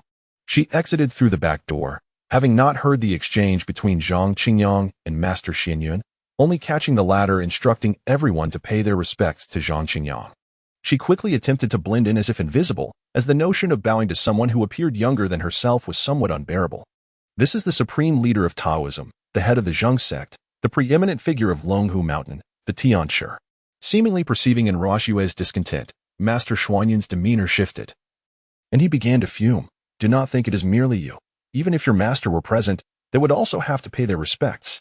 Supreme leader of Taoism, head of the Zhang sect, preeminent figure? Upon hearing Master Xianyun and Appo's words, and Ruoshiwe and Appo's eyes widened in disbelief. No way? Is it really him? Director. Have you mistaken him for someone else? While she had no clear understanding of the title Tianshi of Longhu Mountain, the accompanying descriptors made it evident to even the dimmest intellect how lofty this position was. The fact that such a prestigious title belonged to someone who appeared younger than her was simply incomprehensible. She would rather believe she had misheard or that Master Xianyun had erred than accept this reality, for why should it be so? If you do not bow, I shall inform your master. And Ruoshiwe's skepticism only served to further infuriate Master Xianyun. Although the Longhu Mountain had fallen into decline for many years and the position of Tianshi had been vacant for a long time, resulting in the younger generation being almost entirely unaware of the Tianshi's name, one could not deny the authority the individual wielded over the Taoist community. Master Xianyun, whether I bow or not is of little consequence to me. Is it necessary to quibble over such matters with a junior? Seeing the awkwardness of the situation, Zhang Qingyang interjected. However, Master Xianyun remained steadfast, still glaring at Ruoshiwe. Pay your respects to the Tianshi. Ultimately, Ruoshiwe yielded to Master Xianyun, reluctantly stepping forward to perform a respectful gesture towards Zhang Qingyang. Seeing this, Master Xianyun finally smiled. Tianshi, when did you arrive in Rongqing? You did not inform us in advance, so we could have prepared to welcome you. Fang Zhenghua came to Longhu Mountain, stating that the Min River was plagued by a dragon creating disturbances, hence requesting me to descend the mountain and eliminate the dragon to alleviate the flooding. Upon hearing this, Zhang Qingyang felt a wave of confusion wash over him. Aren't you all part of the same department? How could you not be aware of this? What? The dragon of the Min River was slain by you? Before Master Xianyun could respond, Ruoshiwe exclaimed excitedly. Zhang Qingyang was left utterly perplexed. Wait a minute, miss. I thought you were a rather aloof girl. Why are you so loud? The Tianshi may not be aware, but Fang Zhenghua is with the National Bureau of Supernatural Event Investigation, while we are the Rongqing branch. Noticing the look of confusion on Zhang Qingyang's face, Master Xianyun gently explained, he does not report to the leadership of the Sichuan branch. Thus he has no obligation to inform me how he resolved the issue with the Min River Dragon. Is there really a distinction? Zhang Qingyang was taken aback, feeling increasingly bewildered. Isn't the Min River located in Sichuan? Why is it the responsibility of the Bureau of Spiritual Adjustment? I am aware of that. Before Master Xianyun could answer, Ruoshiwe raised her hand again. Because the Bureau of Spiritual Adjustment is responsible for large-scale, catastrophic events, while our branch only handles smaller-scale, low-risk incidents within our jurisdiction. Zhang Qingyang began to understand. Although the Min River Dragon was relatively weak, the celestial phenomena it could evoke, coupled with continuous heavy rainfall, constituted a disaster. Its repercussions would not only affect Sichuan but could also result in unpredictable damage along the banks of the Yangtze River downstream. Thus, it was classified as a large-scale, catastrophic event. Conversely, while Jingshui High School had indeed formed a ghost domain, birthing a ghost king, the extent of its influence was limited solely to the school. Even if the ghost domain were to expand, it would only affect a radius of a few miles. And as long as the crowd was dispersed in advance, the potential damage could be quite minimal. Therefore, it was categorized as a small-scale, low-risk event. The National Bureau of Supernatural Event Investigation comprises 4 departments: the Demon Slaying Division, the Exorcism Division, the Ghost Eradication Division, and the Anomaly Management Division, each corresponding to a type of supernatural entity, with most positions held by disciples of the Taoist and Buddhist traditions. Noticing the dawning realization on Zhang Qingyang's face, Master Xianyan understood that this teacher likely had limited knowledge of the recently established National Bureau of Supernatural Event Investigation and thus began to offer further clarification. Oh, so the disciples of the Taoist and Buddhist traditions occupy these positions? I should know the director then. Zhang Qingyang inquired, a spark of interest igniting within him. Though he had spent many years residing on Longhu Mountain, he had encountered most of the prominent figures of the Taoist community during various talisman-bestowing ceremonies. This, Master Xianyun hesitated, momentarily at a loss for words. I know. At that moment, and Ruoxue raised her hand once more. The director is Master Kongxiang of Guangji Temple, and the deputy director is real person Yuchuan of Baiyun Temple. Cough, cough. Realizing and Ruoxue had divulged the information, Master Xianyun cleared his throat and said, the reason the nation has not appointed the Tianshi as the director of the Bureau of Spiritual Adjustment may be because they believe the Tianshi is disinterested in fame and fortune and does not wish to be troubled by worldly affairs. Chapter 15. The Mere Ghost King, to be vanquished by the sword of the Celestial Master. In response to Zhuan Fengzi's explanation, Zhang Qingyang merely smiled. The notion that he was indifferent to fame and fortune, wishing to escape the mundane world, was nothing but nonsense. He was so impoverished that he was nearly reduced to gnawing on tree bark atop Longhu Mountain. Would he not desire a position? It was evident that the state either knew nothing of his existence or deemed him too young for significant responsibility. What purpose did such grandiloquent statements serve? Nonetheless, the state's perspective could be understood. After all, titles such as Supreme of Taoism, Leader of the Xianmin, and Chief of the Righteous Path were not conferred due to his exceptional prowess, but rather because of his surname, Zhang. Celestial Master, your talents are well acknowledged. After receiving the first-grade Taoist position, in this era of spiritual resurgence, your influence surpasses that of us elders, Zhuan Fengzi remarked. Observing Zhang Qingyang's enlightened expression, Zhuan Fengzi realized his argument lacked foundation and sought to comfort him from another angle. Very well, Taoist Xiafeng, it is but a nominal position. I am indifferent to it. Noticing Zhuan Fengzi was about to elaborate further, Zhang Qingyang promptly gestured to halt and shifted his gaze toward the malevolent aura surrounding Jingshui Academy, saying, let us discuss the situation here. I have heard. Pausing briefly, Zhang Qingyang continued. Is it true that 1 to 200 faculty and students have perished at Jingshui Academy? Not merely that, Zhuan Fengzi replied, shaking his head with a hint of sorrow. There were over 800 individuals in total, and not a single soul survived. What? Zhang Qingyang exclaimed, taken aback, feeling a twinge of regret for involving himself in such murky waters. Are there several ghost kings within? He inquired cautiously. To my knowledge, there should be. But one. Zhuan Fengzi spoke carefully, wary of frightening Zhang Qingyang. Truly, one fears what one encounters. Indeed. Zhang Qingyang was not afraid of numerous ghost kings within Jingshui Academy. Rather, his fear stemmed from the existence of a solitary ghost king. For when a person dies, their soul typically follows the guidance of heaven and earth, instinctively departing to the underworld. However, due to certain extraordinary circumstances, such as possessing intense resentment or obsession in life, some souls may resist this divine direction, lingering in the mortal realm. At such times, emotions like resentment and obsession infuse the soul, awakening its consciousness and resulting in transformation into the legendary specters. Initially, these specters are quite weak. They mostly fear fire and light, cannot directly harm ordinary individuals, nor can they reveal their form. In fact, those who approach individuals with strong yang energy or malevolent aura may be dispersed outright. At this stage, their means of harm primarily involve stealthily consuming yang energy. Of course, some specters with particularly potent resentment and obsession may bypass this stage altogether, emerging as malevolent spirits. While malevolent spirits also fear fire and light, they can reveal their form and influence the minds of ordinary people. They primarily cause harm through seduction, creating illusions, and instilling fear. Once a malevolent spirit has caused a certain number of deaths, it ascends to the rank of a fierce ghost. Fierce ghosts are even more terrifying. They are unafraid of fire or light, can manifest during daylight hours outside of noon, and can directly interact with the physical world. At this stage, they can effortlessly kill by strangulation, heart extraction, or decapitation.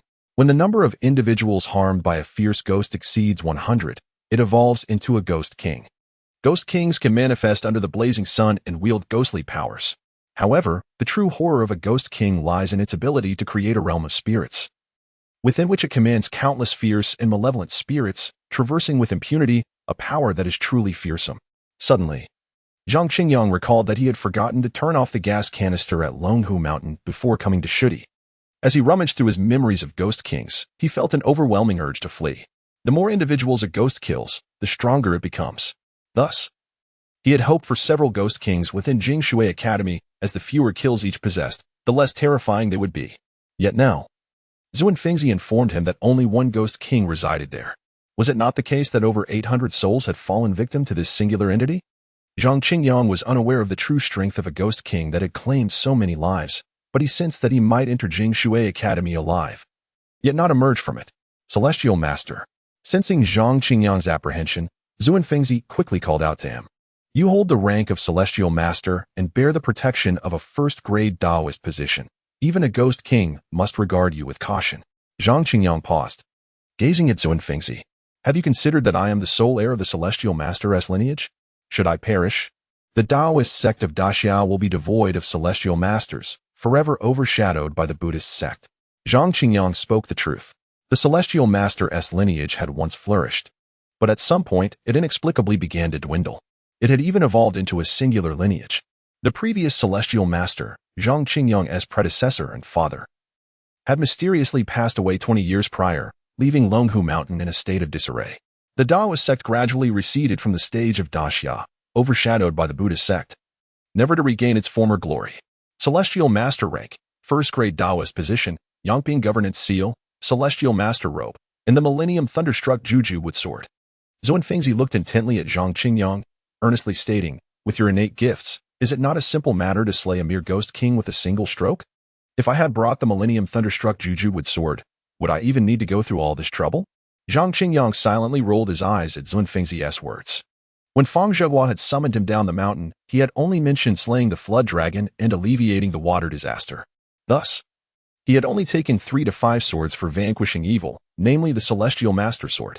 As for the Millennium Thunderstruck Juju Wood Sword, why would he need a sword that specifically vanquished spirits? Even without the Millennium Thunderstruck Juju Wood Sword, the 3 to 5 swords for vanquishing evil would suffice. Zhuan Fengzi, upon hearing this, fixed his gaze on the hilt of Zhang Qingyang's sword, noting its markings and realizing the truth of his words.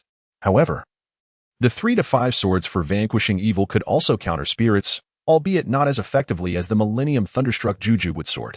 He was aware of Zhang Qingyang's exceptional talents, yet, in just over 20 years, he had already comprehended the Taoist texts, mastered thunder techniques, and attained the first-grade Taoist position as a Celestial Master, not merely due to his surname, Zhang. Really? Zhang Qingyang felt as though Zhuan Fengzi had more faith in him than he did himself. Even if I fail, there is no issue in retreating unharmed. Zhuan Fengzi nodded solemnly, fully aware that this individual underestimated the enhancements provided by the rank of Celestial Master, the first-grade Taoist position, the Celestial Master Sword, and the Celestial Master Seal. This was indeed the highest Taoist rank in all of Daxia, accompanied by the finest magical artifacts and treasures. Could he truly retreat unharmed? Perhaps. Zhang Qingyang lifted his gaze to the ominous aura surrounding Jingshui Academy, lowering his eyes slightly as he tightened his grip on the Celestial Master Seal in his pocket, gradually regaining his confidence. With others placing such trust in him, How could he belittle himself? A mere ghost king, surely to be vanquished by a single stroke of the sword. Chapter 16. The teacher prefers a newer basketball director. I wish to accompany the celestial master. Just as Zhang Qingyang's words fell, he removed the celestial master sword, gripping it in his hand, preparing to enter the gates of Jingshui High School when Ruoxue's voice resonated. Certainly, the voice of Xian Fengzi echoed. Upon hearing this, Zhang Qingyang was filled with confusion, casting a glance at Xian Fengzi. No, dear sir or madam, I am going to exorcise demons, not for leisurely excursions. What does it mean to bring along a burden? Celestial master, do not underestimate her. Sensing Zhang Qingyang's gaze, Xian Fengzi smiled gently. Her talent is on par with yours. She merely indulges in playfulness from time to time. Generally speaking, the leaders of various branches of the Spiritual Regulation Bureau are distinguished disciples of Buddhism and Taoism, typically over 40 years of age. If Ruoxue holds the position of head of the Ghost Elimination Department in the Sichuan branch, it is evident that she is no mere fade. Together with you, there will be mutual support. Upon hearing Xian Fengzi's explanation, it was Zhang Qingyang's turn to be astonished, and he could not help but inquire, what rank was she appointed? Third rank. This time, before Xian Fengzi could respond, and Ruoxue stood up, her demeanor significantly more serious. Bowing respectfully to Zhang Qingyang, she stated, Under the Celestial Master Cave of Qiqing Mountain, and Ruoxue pays my respects to the Celestial Master. Upon learning that Ruoxue had been bestowed with the 5 Thunder Talisman, Zhang Qingyang's reservations diminished considerably. As long as she could wield thunder magic, she could hardly be deemed a burden. However, recalling her earlier haughty attitude, he still expressed some concern. You may accompany me, but can you follow orders? Rest assured, Celestial Master. At this moment, Ruoxue's demeanor was inexplicably respectful. I guarantee that I shall do as the Celestial Master commands, never defying your instructions. Do as you're told? Zhang Qingyang glanced at Ruoxue. Well, as long as you can be of assistance. Do you have everything? Zhang Qingyang and Apos. Gaze shifted to Ruoxue, who nodded and hurriedly retrieved a backpack from a police car, slinging it over her shoulder. With this, Zhang Qingyang ceased further conversation and stepped towards Jingshui High School, with Ruoxue promptly following. As they stepped through the gate shrouded in malevolent energy, the scene behind them dissolved into nothingness. Zhang Qingyang and Ruoxue found themselves within the vast expanse of this deserted campus. Dingling. A mysterious ringing sound emerged from nowhere, followed by a sudden cacophony. Almost immediately, they witnessed students clad in uniforms exuberantly exiting classrooms, animated and lively, creating a vibrant atmosphere. Of course, it would be even more delightful if they didn't use their heads as basketballs, their severed limbs as tennis rackets, or their eyes as marbles. Supreme Taisheng. Adapt. Smack. What are you doing? Seeing this spectacle, Ruoxue stealthily reached for her backpack while muttering incantations.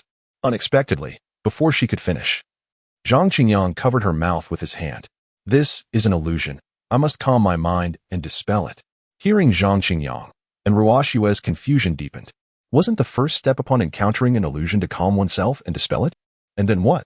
Engage directly with the Ghost King? Zhang Qingyang, somewhat speechless, responded. ISN and Apos, that so? And Ruoxue did not comprehend.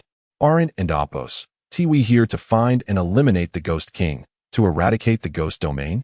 Well, you all seem quite confident in me. Zhang Qingyang rolled his eyes but proceeded to clarify, as mentioned earlier. We do not have the assurance to directly eliminate the Ghost King. Confronting it openly serves us no advantage. Upon hearing this, Ruoxue pondered and nodded, asking, Then what should we do? Do you see these illusions? Zhang Qingyang pointed towards the students frolicking in the classroom. If I am not mistaken, these illusions are likely the memories of the Ghost King in life. The Ghost King must be among these teachers and students. What we need to do is locate the Ghost King, discern its weaknesses, and then strategize accordingly. Ruoxue's eyes sparkled with understanding. So, there were indeed methods to contend with the Ghost King? She felt that following Zhang Qingyang would surely impart valuable knowledge. However, Celestial Master, we are already within the ghost domain. Hasn't the Ghost King detected our presence? The text stated that the Ghost King was omniscient and omnipotent within its domain. It should have noticed them, shouldn't it? Would they truly seek its weaknesses right under its nose? Would it permit such audacity? It has noticed, yet it chooses not to acknowledge. Zhang Qingyang retracted his gaze from surveying the surroundings and looked at Ruoxue, stating, It is reluctant to discover. With that, Zhang Qingyang stepped towards the teaching building, and Ruoxue, only partially understanding, hurried to catch up, inquiring, "What do you mean?" "What do I mean?"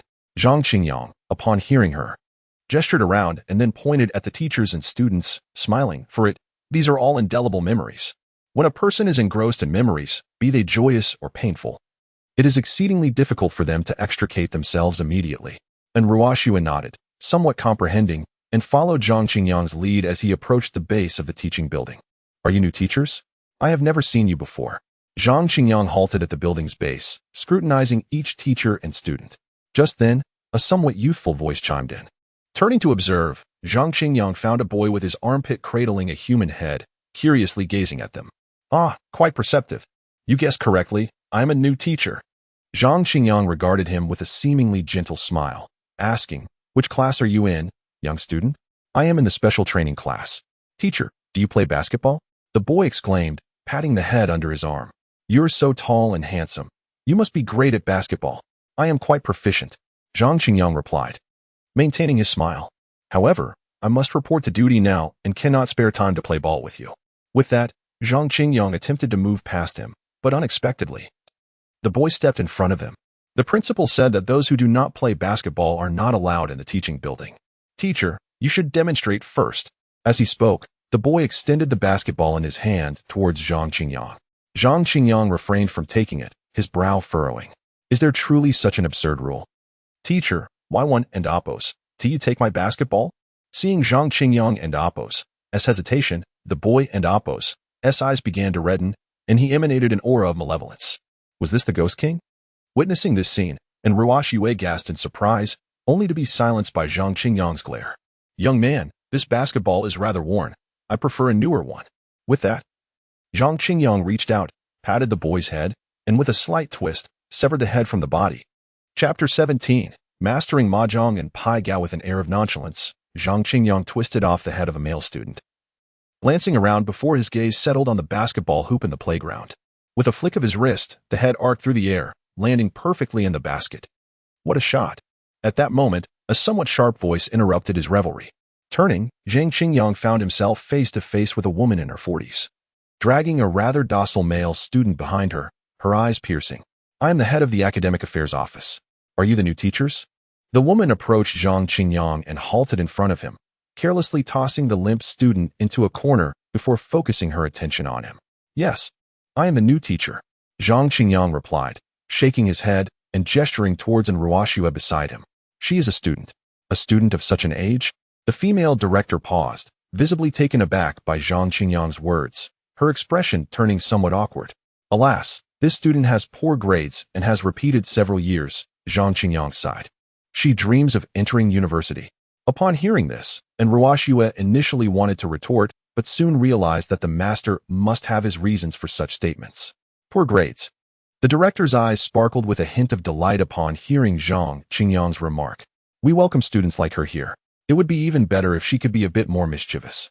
Zhang Qingyang and Ruoxue exchanged bewildered glances, both puzzled by the notion of a school that favors students with poor grades and troublesome behavior. Yet, considering they were in a realm of spirits, everything began to make a strange sort of sense.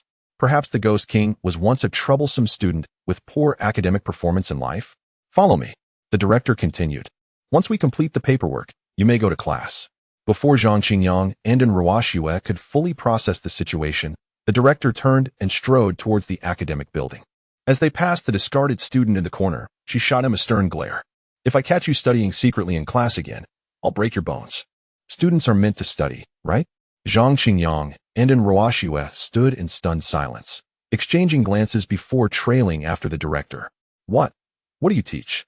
Upon reaching the office of the academic affairs, the director flopped onto a large, cushy sofa, crossing her legs and regarding Zhang Qingyang with curious eyes. "Language, mathematics, foreign languages, politics, history, geography, physics, chemistry, biology, all of it," Zhang Qingyang proclaimed confidently, reveling in the absurdity of the situation. "Language, mathematics, foreign languages? What are those?" The director frowned, her impatience evident.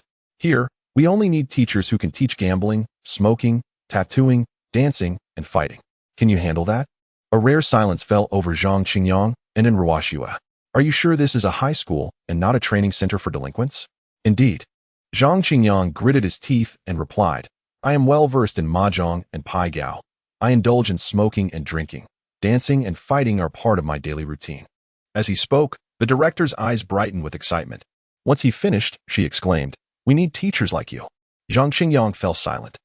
Perhaps he could be a good teacher in this peculiar context. "Director, I can do all that too." And Ruoxue chimed in, seemingly grasping the strange dynamics of the ghost realm. "Wonderful." The director nearly leaped from her seat, looking at Zhang Qingyang and in Ruoxue. "Then, Mr. Zhang, you will teach card games to Class 3 of the senior year. That class is our top-performing group. And you," she added, addressing in Ruoxue, "can join Mr. Zhang in Class 3.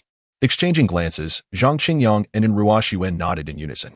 The director then busied herself with the black-screen computer, and after a few minutes, she exclaimed, "All done.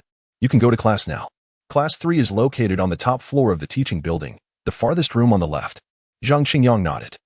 Stepping out of the teaching building, his mind still buzzing. "Master, why am I the teacher while you're the student?" And Ruoxue finally voiced her confusion as they exited the building, finding themselves alone. "Because I am uncertain whether the Ghost King is among the students or the teachers," Zhang Qingyang replied, turning to look at Ruoxue. "Thus, we must split up. You will infiltrate the students, searching for the Ghost King, while I will blend in among the teachers." He wondered whether the Ghost King resided in Class 3. Observing the raucous students in the teaching building, Zhang Qingyang took a step forward. What floor did the director say Class 3 was on? He had forgotten and randomly grabbed a student who was fiddling with his eyes. Delivering a sharp slap. "Classmate, I am the new teacher. Can you tell me how to get to Class 3? Zhang Qingyang believed in winning people over with courtesy. "Class 3. The student, still dazed from the slap, snapped to attention upon realizing Zhang Qingyang was a teacher. "Sir, I am a student from Class 3. I will take you there." What a coincidence, Zhang Qingyang thought, observing the pair of eyes the student was playing with. He nodded, signaling for the student to lead the way. As they ascended the stairs of the teaching building, Zhang Qingyang subtly inquired about the students. "Who is the best student in your class?" "Sir, I really don't know. I have no idea who the top student is. Please spare me. I won't report anyone."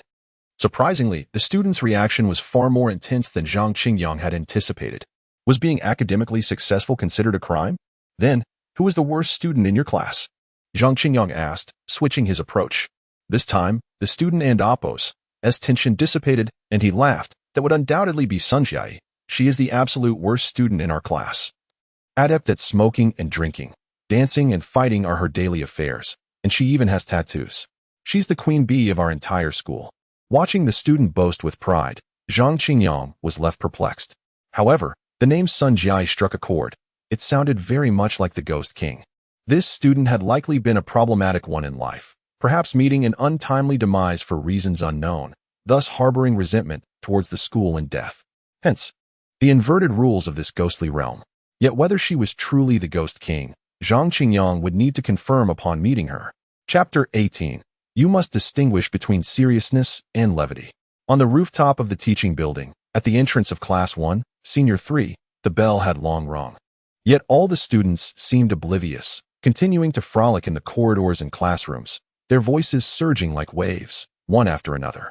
Our newly appointed teacher, tasked with teaching card games, was met with a scene of chaos.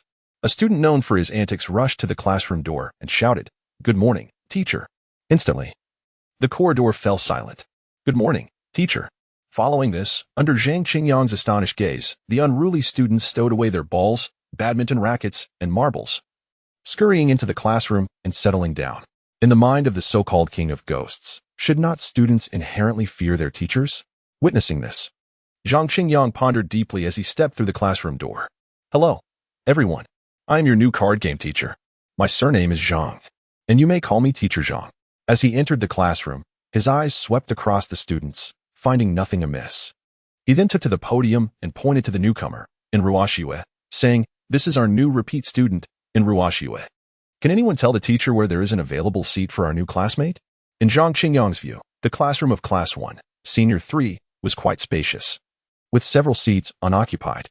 Yet, in this realm where rules were turned upside down, he was uncertain whether the absence of seats meant the absence of students. After all, how could troublemakers resist the temptation to skip class? "Teacher, the only seat left is beside Zhou Siyao," called out a seemingly demure girl in the front row, who was playing with a heart she had found somewhere. "Oh, Which one of you is Zhou Xiao? Zhang Qingyang inquired, nodding as he scanned the students. I am. After a lengthy pause. A girl with blunt bangs timidly raised her hand and pointed to the desk beside her. This girl seemed somewhat peculiar. Gazing at the one named Zhou Xiao, Zhang Qingyang's brow furrowed slightly. She appeared too normal, perhaps too normal for comfort, while the other students engaged in bizarre antics, such as tearing at their own arms or poking each other's eyes. Zhou Xiao exuded an air of normalcy, akin to that of a conventional student. Yet, in this eerie domain, the more normal one appeared, the more unsettling it became. However, Zhang Qingyang masked his unease with a smile, addressing in Ruoxue. Then you shall sit with Zhou Xiao. Observing the students who were busy with their grotesque games, and Ruoxue felt somewhat out of place, not from fear, but from the sheer repulsion of their actions. Thus, upon encountering the relatively normal Zhou Xiao, she was quite pleased to settle beside her. As your new teacher, I would like to get acquainted with each of you. Now, could each student please stand and introduce themselves? Zhang Qingyang toyed with the chalk, contemplating how to conduct this card game class. Suddenly, he recalled the universal template for new teachers and turned his gaze back to the students. Let us start from the left. You go first. Pointing to the first student by the door, he prompted, Good morning, teacher. My name is Zhou Qiang. Good morning, teacher. My name is Wang Dan. Good morning, teacher. My name is Zheng Yuqian. Good morning, teacher. My name is Li Chanqian. As Zhang Qingyang observed each student introducing themselves, he was abruptly taken aback by the sight of a familiar face. Reporting. Before he could contemplate further, a girl burst through the door, loudly announcing her arrival before rushing inside. Hey, what is your name? Zhang Qingyang inquired, taking in the appearance of this new girl. Clad in a crop tank top with a sun-protective jacket and denim shorts that barely reached her thighs, a black rose tattoo adorned her navel, and her figure was strikingly alluring. Sunjai, she declared as she plopped down in a rear seat near the trash can, propping her feet on the desk. She produced a bottle of water from seemingly nowhere, taking several hearty swigs before fixing her gaze on Zhang Qingyang. You're the new teacher, right? I haven't seen you before. Sunjai, the student notorious for her poor grades in Class 1, Senior 3, and also the one whom he and in Ruoxue suspected to be the king of ghosts. Yet, observing her bold, carefree demeanor, it seemed implausible to associate her with the aura of resentment typical of a ghostly figure. Besides, she was the queen bee. Who in the school would dare to bully her? Could it be that she had endured certain experiences? I am the new teacher for card games, Sunjai. Please take your seat, Zhang Qingyang asserted, aware that in this illusion, every student appeared identical, leaving him unable to discern who might be the king of ghosts. He could only continue to observe. Take my seat. Sunjai scoffed, kicking the table as she mockingly retorted, Teacher, tell me how to sit, will you? Clearly, Sunjai was a rebellious spirit. Zhang Qingyang found himself at a loss for how to handle such a headstrong student. Desperate, he cast a pleading glance toward Ruoxue. What does that mean? Ruoxue, initially confused by Zhang Qingyang's look, quickly grasped his intent. With a swift kick, she sent the desk flying, crashing onto the head of a front-row student. Then, leaping onto Zhou Xiao's desk, she pointed at Sunjai and berated, Are we not allowed to study card games properly? With so many classmates. If you waste a minute of our time, how many minutes will it cost us all? If our grades suffer because of you, can you bear that responsibility? Now it was Zhang Qingyang's turn to be bewildered. He wished to clarify, Sister, that's not what I meant. I merely wanted you to say a few words for me, to provide me with a way out, not to create such a scene. To his surprise, Ruoxue's approach yielded unexpectedly positive results. Sunjai did not retaliate. Instead, she uncrossed her legs and settled down in her seat. Is this how we play? Zhang Qingyang mused with a smile. All right, let us resume class. To the student who got hit, pick your head up and reattach it. He handed the desk back to Ruoxue, and then smiled. I have no objections to you all slacking off, skipping class, or daydreaming. But you must never lose sight of what is important. Slacking off, skipping class, or daydreaming will merely lead to declining grades. When you step into society, those who are destined to excel will still do so. Only by diligently studying card games and indulging in these vices can you truly spiral into the abyss. Chapter 19. The homeroom teacher with the turtle shell in the first class of the day. We discussed the rules of Mahjong. Regardless of the circumstances, the show must go on with the king of ghosts. Zhang Qingyang picked up the chalk and began to write the two characters for Mahjong on the blackboard. However, due to some delays caused by self-introductions and Sunjai, he had just finished explaining the components of Mahjong when the bell rang for the end of class. A good teacher never keeps students beyond class time. Thus, after leaving a lingering gaze for Ruoxue to continue observing, Zhang Qingyang exited the classroom. At Jingshui High School, the teacher's office was typically located on the same floor as the classrooms, allowing Zhang Qingyang to find his way without needing to ask any students. He pushed open the door and stepped inside. The office was filled with several teachers engaged in casual conversations. Among them, a female teacher near the door. Noticing Zhang Qingyang's unfamiliarity, furrowed her brow and inquired, "Who are you?" "I am the newly appointed card games teacher for Class 3, Grade 12. My surname is Zhang." Zhang Qingyang surveyed the office's environment, finding it indistinguishable from that of an ordinary school. However, he was surprised to see that the teachers appeared quite normal. "I am Wu Yong, the homeroom teacher for Class 3, Grade 12. Upon hearing Zhang Qingyang's introduction, many teachers lowered their heads, seemingly engrossed in their tasks. Only a bald middle-aged man in the back poked his head out from behind a stack of books and waved. Zhang Qingyang walked over, his brow furrowing once more. Just as he thought the teachers in the office were quite normal, here was something peculiar. Behind Wu Yong, there was an enormous turtle shell on his back. Paired with his bald head, he indeed resembled a turtle. "From now on, you can sit here." Wu Yong pointed to an empty seat in front of him. And Zhang Qingyang nodded as he took a seat. The office soon fell into a prolonged silence. After a while, Wu Yong handed Zhang Qingyang a schedule, which had evidently been altered. "Card games are a core subject, so your responsibilities will be quite substantial, Teacher Zhang." Zhang Qingyang looked down at the schedule and noted that, including evening self-study, he was expected to conduct an average of 3 classes a day.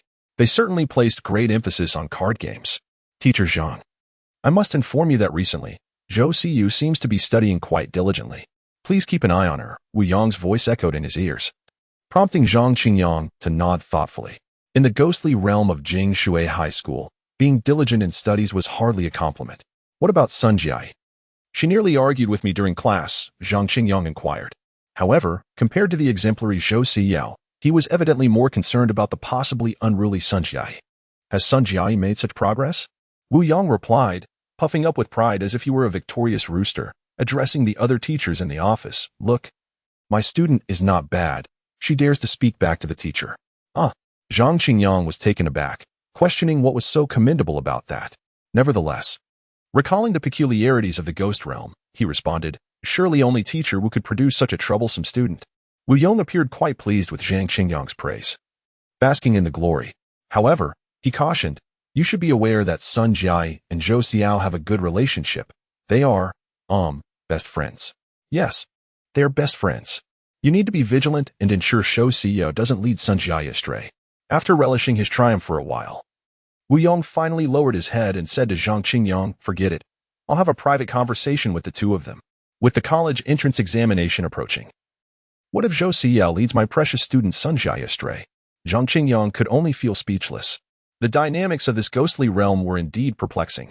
He chose not to dwell on it, as his next class was scheduled for the afternoon. Yes, the afternoon. After Zhang Qingyang and Ruoxue entered the ghost realm, the timeline had shifted. They had entered Jingshui High School at midnight, yet upon arrival, it felt as though the time was set to the end of the first class in the morning. During this interval, Zhang Qingyang had observed the teachers in the office. He found that almost all the teachers were normal, except for Wu Yong, who was bearing a turtle shell. Could it be that Wu Yong was the king of ghosts? Zhang Qingyang was uncertain of any inherent connection and idly flipped through the 3 years of card game materials. As teachers entered and exited the office, it soon became clear that only the female teacher who had initially questioned him remained. "Teacher Zhang, aren't you going to have lunch?" The female teacher, seemingly tidying up her belongings, looked up at Zhang Qingyang. "Lunch? What time is it?" Zhang Qingyang responded, momentarily taken aback. "It and Appos, S12O and Appos, clock." The female teacher glanced at her phone, astonished. "Didn't you hear the bell just now? 12 o'clock? How is that possible?" Zhang Qingyang was bewildered. He had only spent half an hour in the office after his second class ended. How could it possibly be noon? As for the bell ringing, he had indeed heard it, but after 4 chimes within half an hour, he had assumed the bell was broken. Zhang Qingyang pulled out his phone, only to find the screen dark. It appeared that electronic devices were inoperative within the ghost realm. Moreover, the flow of time seemed distorted. Was it an illusion? "Apologies. I was lost in thought and didn't hear," Zhang Qingyang replied, putting his phone back in his pocket. He then addressed the female teacher. "I just arrived at the school today and am unfamiliar with the way to the cafeteria. The cafeteria is a necessary destination, as he might encounter all the teachers there. Oh, is that so? The female teacher said, realization dawning upon her. Then you can come with me. I was just about to head to the cafeteria as well. With that, the two of them exited the office together. Outside, students were indeed pouring out of class and heading downstairs. Typically, teachers would leave early at the end of class. Otherwise, they would be caught in such a crowd. Zhang Qingyang and the female teacher found themselves surrounded by students, prompting her to comment, "If I hadn't only a few papers left to grade, I would have left earlier." Zhang Qingyang noted that the other teachers had indeed left ahead of them. Teacher Zhang, hearing someone call from behind, he turned to find Ruoxue, who was also caught in the throng of students. She appeared somewhat flustered, unsure of what to do next. After all, any impulsive action might jeopardize the plan of the celestial master. And you should go have lunch. Zhang Qingyang merely nodded at Ruoxue before continuing to follow the female teacher down the stairs amidst the throng. The student cafeteria and the teacher cafeteria were in the same building but on different floors. The first and second floors were designated for students, while the third floor catered to teachers. Following the female teacher's lead, they ascended to the third floor. During their conversation, Zhang Qingyang learned that her name was Su Meilin, and she had recently begun teaching a dance class for grade 12. Upon reaching the entrance of the teacher cafeteria, Zhang Qingyang pushed aside the curtain with one hand. The scene inside left him utterly astonished. Chapter 20. The chicken-headed principal. The third floor of the cafeteria was now brimming with teachers, most of whom appeared quite ordinary. However, among them, a few stood out with peculiar appearances. Some sported rodent-like heads, adorned with resplendent feathers, while others had limbs resembling donkey hooves. Has Teacher Zhang not yet acquired a meal card? Zhang Qingyang, still lost in thought, noticed Su Meilin had already approached the serving window, glancing back at him before addressing the lady behind the counter. 2 servings, please. Snapping back to reality, Zhang Qingyang saw Su Meilin balancing 2 trays as she walked towards him. He hurriedly stepped forward to assist her, expressing his gratitude. The two then found an empty table to sit at. Teacher Su. As they quietly savored their meals, a greasy voice interrupted the tranquility. Zhang Qingyang and Su Meilin instinctively looked up to see a corpulent middle-aged man clad in ostentatious attire. To describe him merely as a middle-aged man would be somewhat misleading. For in Zhang Qingyang's view, the upper half of this individual was that of a large red rooster, presenting an image of a chicken in clothing. At that moment, the man settled beside Su Meilin with his own tray. Startled, she instinctively scooted away. Principal Chow, you've come to dine as well? Upon hearing Su Meilin's address, Zhang Qingyang realized that this peculiar figure was none other than the principal of Jingshui Middle School. Meilin, your probation period is nearly over. Are you still adjusting to life at the school? Xiao Hongshi's beady eyes glimmered as he spoke, his tone meticulously crafted. If it weren't for Su Meilin's visibly anxious demeanor, one might mistake him for a concerned principal genuinely invested in his staff's welfare. Adjusting? Yes, quite well. Su Meilin shifted further away, lowering her gaze as she took small bites of her food. Upon hearing her response, Xiao Hongxi seemed invigorated, his eyes sparkling with mischief as he teased. As long as you're adjusting, that's all that matters. Principal Xiao? As Zhang Qingyang continued to eat, he felt Su Meilin and Appo's pleading gaze upon him, which startled him momentarily. He then pushed his tray aside and positioned himself directly across from Xiao Hongxi. I am the new teacher for the senior class. My surname is Zhang. You may call me Xiaoxiang, even though this scenario was but an illusion. Fostering a good rapport with Su Meilin and gathering more information was a vital aspect of his strategy. Xiaoxiang, is it? Xiao Hongxi lifted his head, finally noticing the young man before him. However, he showed little interest in this newcomer and merely offered a perfunctory, do your best. With that, he turned back, seeking to engage Su Meilin once more. Principal Qiao, as a newcomer, there are many aspects of the school I am yet to understand. May I seek your guidance? Zhang Qingyang would not allow him that opportunity. Before Xiao Hongxi could finish his sentence, Zhang Qingyang seized the moment. Esteemed Principal Qiao, a figure revered for your wisdom and profound knowledge, has always been someone I greatly admire. Compliments, after all, are universally appreciated. As anticipated, Zhang Qingyang's flattery brought a wide smile to Xiao Hongxi's face, his demeanor brightening.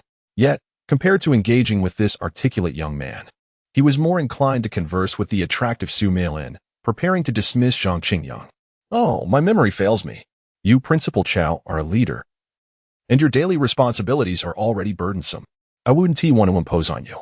Observing the expression of annoyance on Chao Hongxi's face, Zhang Qingyang quickly returned his tray to the table opposite Su Meilin. Such trivial matters are better suited for discussion with teacher Su. With that, he promptly began inquiring Su Meilin about various aspects of the school. A smile graced her face as she happily provided answers. Meanwhile, Chao Hongxi, realizing he could not interject, sulked as he hastily finished his meal before pushing his tray away and exiting the cafeteria. Thank you, Teacher Zhang. Once Chao Hongxi departed, Su Meilin sighed in relief and expressed her gratitude. Just a small act, Zhang Qingyang replied with a smile and a nod, however. I do have a matter to discuss with you, Teacher Su. Su Meilin's expression brightened with curiosity.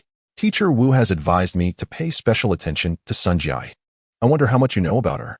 Zhang Qingyang posed the question, although he was yet to ascertain who the Ghost King was. Sun Jiai appeared to be the most likely candidate. Sun Jiai. Su Meilin pondered for a moment before responding. Having just arrived, I'm not well acquainted with her. But I do know she has been the poorest performing student since her first year, defiant, frequently skipping classes, getting into fights, and even sporting tattoos. She is quite the notorious figure among students and a focal point for teachers. At this revelation, Zhang Qingyang understood that she was indeed a quintessential problem student. However, in the illusion she had constructed, such students often garnered admiration. Then, does she possess any weaknesses? Zhang Qingyang inquired, voicing his primary concern. Weaknesses? Su Meilin was taken aback. Unable to hide her disbelief, what are you planning? Oh, it's just that I nearly had a confrontation with Sun Jiai today, Zhang Qingyang quickly clarified. Her stubbornness seems quite pronounced. I worry she might stray down the wrong path, indulging in truancy and distractions, neglecting the vital importance of her studies. Su Meilin's tense demeanor eased slightly as she contemplated. Weaknesses? It appears she doesn't have any. If anything, she seems particularly concerned with her friend Zhou Xiyao's opinions. That's likely why Teacher Wu suggested you keep an eye on Zhou Xiyao. Zhou Xiyao? Zhang Qingyang mused. And Ruo Shui currently sat beside Zhou Xiyao in class, and if he were to approach Zhou Xiyao, he might need Ruo Shui's assistance. Before long, both had finished their meals entirely. Su Meilin stood up, taking her tray to the recycling area, with Zhang Qingyang following behind. Teacher Zhang, since you're new, I assume you haven't been assigned a dormitory yet? Why not come rest in my dorm this afternoon? Su Meilin suggested, placing her tray in the recycling area. No. I'll just take a short rest in my office, Zhang Qingyang replied. Had this been reality, he might have accepted her offer. Sadly, it was merely an illusion. Then, see you this afternoon, Teacher Zhang. Su Meilin waved goodbye as she left. Zhang Qingyang leisurely placed his tray away and took a moment to observe the other teachers in the cafeteria before descending the stairs. The student cafeteria below was teeming with students, making it impossible for Zhang Qingyang to squeeze in. Moreover, he found no compelling reason to venture into the student cafeteria, ultimately deciding against it.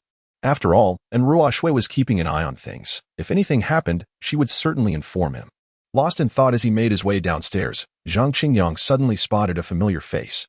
Chapter 21. Farewell to Li Chanqian. Li Chanqian? As Zhang Qingyang gazed at the young girl before him, his brows arched slightly. Mr. Zhang? Li Chanqian stammered, a hint of nervousness in her voice. You remember me. In her perception, although every student had introduced themselves during class, it was quite natural for a teacher like Zhang Qingyang to forget students among the multitude he needed to remember. I know your father. I've seen your photograph. The essence of the girl was one he had personally guided through a spiritual journey, so how could he not recognize her? However, Zhang Qingyang was not being deceitful. He had indeed conversed with Li Ming for quite some time, and had seen Li Chanqian's photograph. Is that so? Li Chanqian exclaimed, her eyes widening in astonishment. What a coincidence that the new teacher for the card-playing class knew her father. Yet, as an introverted girl, she was at a loss for words. Have you eaten yet? Fortunately, Zhang Qingyang seemed to sense her awkwardness and gently inquired. Li Chanqian shook her head and replied, Not yet. I was just about to go eat. Why so late? At that moment, many students had finished their meals and were on their way back to the dormitories, while Li Chanqian had just arrived at the cafeteria. Surely, there were only remnants of cold leftovers left. However, noticing the flush of her ears from nervousness, Zhang Qingyang decided not to press further. You should go eat. If you need anything at school, feel free to come to me. I have a good relationship with your father. At these words, Li Chanqian finally felt her tension dissipate. She waved goodbye to her teacher and hurried into the cafeteria. This Li Chanqian appeared to be exceedingly introverted and socially anxious. Yet, considering her family background, Zhang Qingyang understood the cause. A girl who had grown up devoid of maternal affection could hardly be expected to lead a carefree life. The hearts of young girls are often delicate and vulnerable. However, if Li Qianqian was indeed a student in class 3 of the senior year, perhaps he could glean some information about Sun Jiai through his connection with Li Ming. Recalling how Li Qianqian had turned beet red merely from speaking to him, Zhang Qingyang realized that patience was essential. It would be prudent to allow her to fully accept him as a friend of her father and Appos, as before pursuing any further conversation. With that thought, Zhang Qingyang took his leave from the cafeteria. Upon returning to the empty office, he settled into his chair, leaning back as he began to count silently. If his memory served him correctly, the passage of time in the office would accelerate. 1, 2, 3, 100. Ding dong, ding dong. After counting for what felt like a little over 10 minutes, the wake-up bell of Jingshui High School echoed in his ears. Then, the quiet was abruptly shattered by a cacophony of noise. Zhang Qingyang glanced out the window to see several students spilling out from the nearby teaching buildings. As if a pot had begun to boil, he withdrew his gaze, pausing for about half a minute before looking out again. The flow of students emerging from the dormitory building had increased, creating a bustling scene. It seemed that when he did not observe the outside world, time accelerated. Yet when he paid attention, it reverted to its usual pace. What might in Ruoshue's perspective be like? Zhang Qingyang began to discern the paradox of time as passage. He had another reference point, in Ruoshue. While he was in the office, the external time flow quickened, which could not possibly represent actual time acceleration. Otherwise, and Ruoshue would witness the scene of a teacher entering the classroom and speaking at an astonishing pace, leaving students bewildered before the bell rang. Thus, the so-called acceleration of time must be an illusion subtly affecting his perception. Zhang Qingyang found himself perplexed and resolved to inquire with Ruoshue later. Speaking of Ruoshue, Zhang Qingyang lifted his gaze, looking out once more, but this time, the time flow did not seem to quicken. Xiaozhang, you're here so early. Just as he pondered the reason behind this phenomenon, the office door swung open, and Wu Yong, resembling a turtle with his heavy shell, strolled in. Seeing Zhang Qingyang already seated, Wu Yong paused momentarily, then chuckled. The card-playing class is only during the second period this afternoon. You could have rested a bit longer. Mr. Wu, I haven't been assigned a dormitory yet. Zhang Qingyang replied, returning his gaze to Wu Yong. So, I'm resting in the office during lunch. Wu Yong took a seat, flipping through something in his hands. After class, go find the logistics department and urge them to arrange your accommodation quickly. It's manageable to have no place to rest at noon, but you can't be sleeping in the office at night. During Wu Yong's conversation, several other teachers entered the office one after another. Zhang Qingyang nodded in acknowledgement but paid little mind. After all, resting his eyes in the office meant that time would quicken for him. The absence of a dormitory was of little consequence. After a short while, the class bell rang, prompting the teachers in the office to exit, clearly heading to their respective classes. However, from Zhang Qingyang's perspective, it seemed that just as these teachers left, they returned once more, accompanied by the ringing of the bell. Was the time flow truly this rapid? In less than half a minute, a class had concluded? The inconsistency of time flow was perplexing. He had spent approximately half an hour in the office during the 2 morning classes, totaling 2 hours with breaks. Yet during the lunch break, he had been there for merely a few minutes. Now, a class had finished in less than 30 seconds?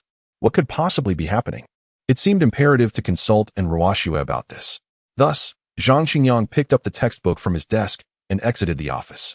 At that moment, having just finished class, the hallway was filled with students engaged in playful banter. Ignoring the commotion, Zhang Qingyang entered class 3 of the senior year, placing the textbook on the podium and gesturing to Ruoshue, who seemed out of place in the environment. After the second class this morning, how much time has passed for you until now? He asked in a hushed tone as they reached the stairwell, ensuring no one was around. How much time?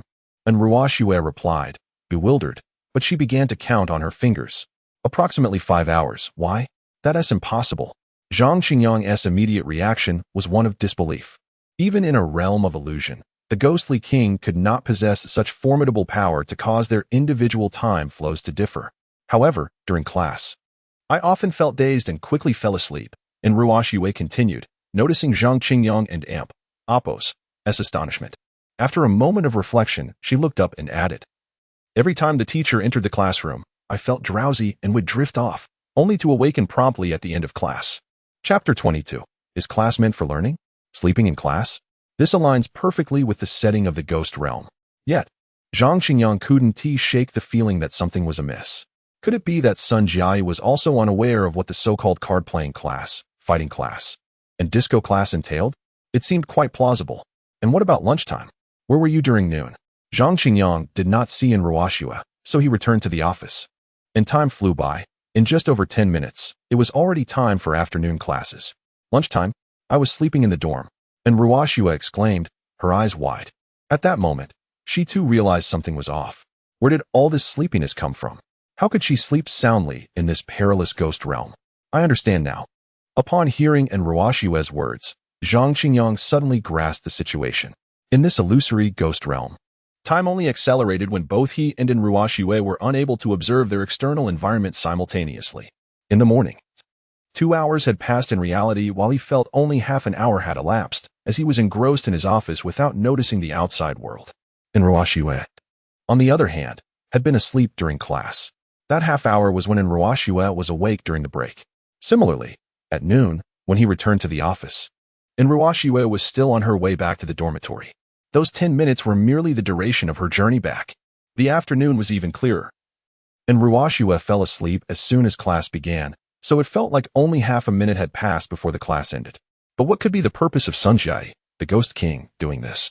Was it merely due to ignorance of what the teachers should cover in the card-playing, disco, or fighting classes? Ding ding ding, Zhang Qingyang pondered as the class bell rang once more. Let us return to class. He refocused his thoughts and said to Ruoxue before they both entered the classroom. By now, the students of Class 1, Senior 3 were already seated. Yet many were distracted, with a significant number cutting class. However, Zhang Qingyang was somewhat surprised to find Sun Jiayi quietly seated at her desk. Today, we will discuss the various styles and rules of mahjong from different regions. Let us take the mahjong of our Shudi region as an example.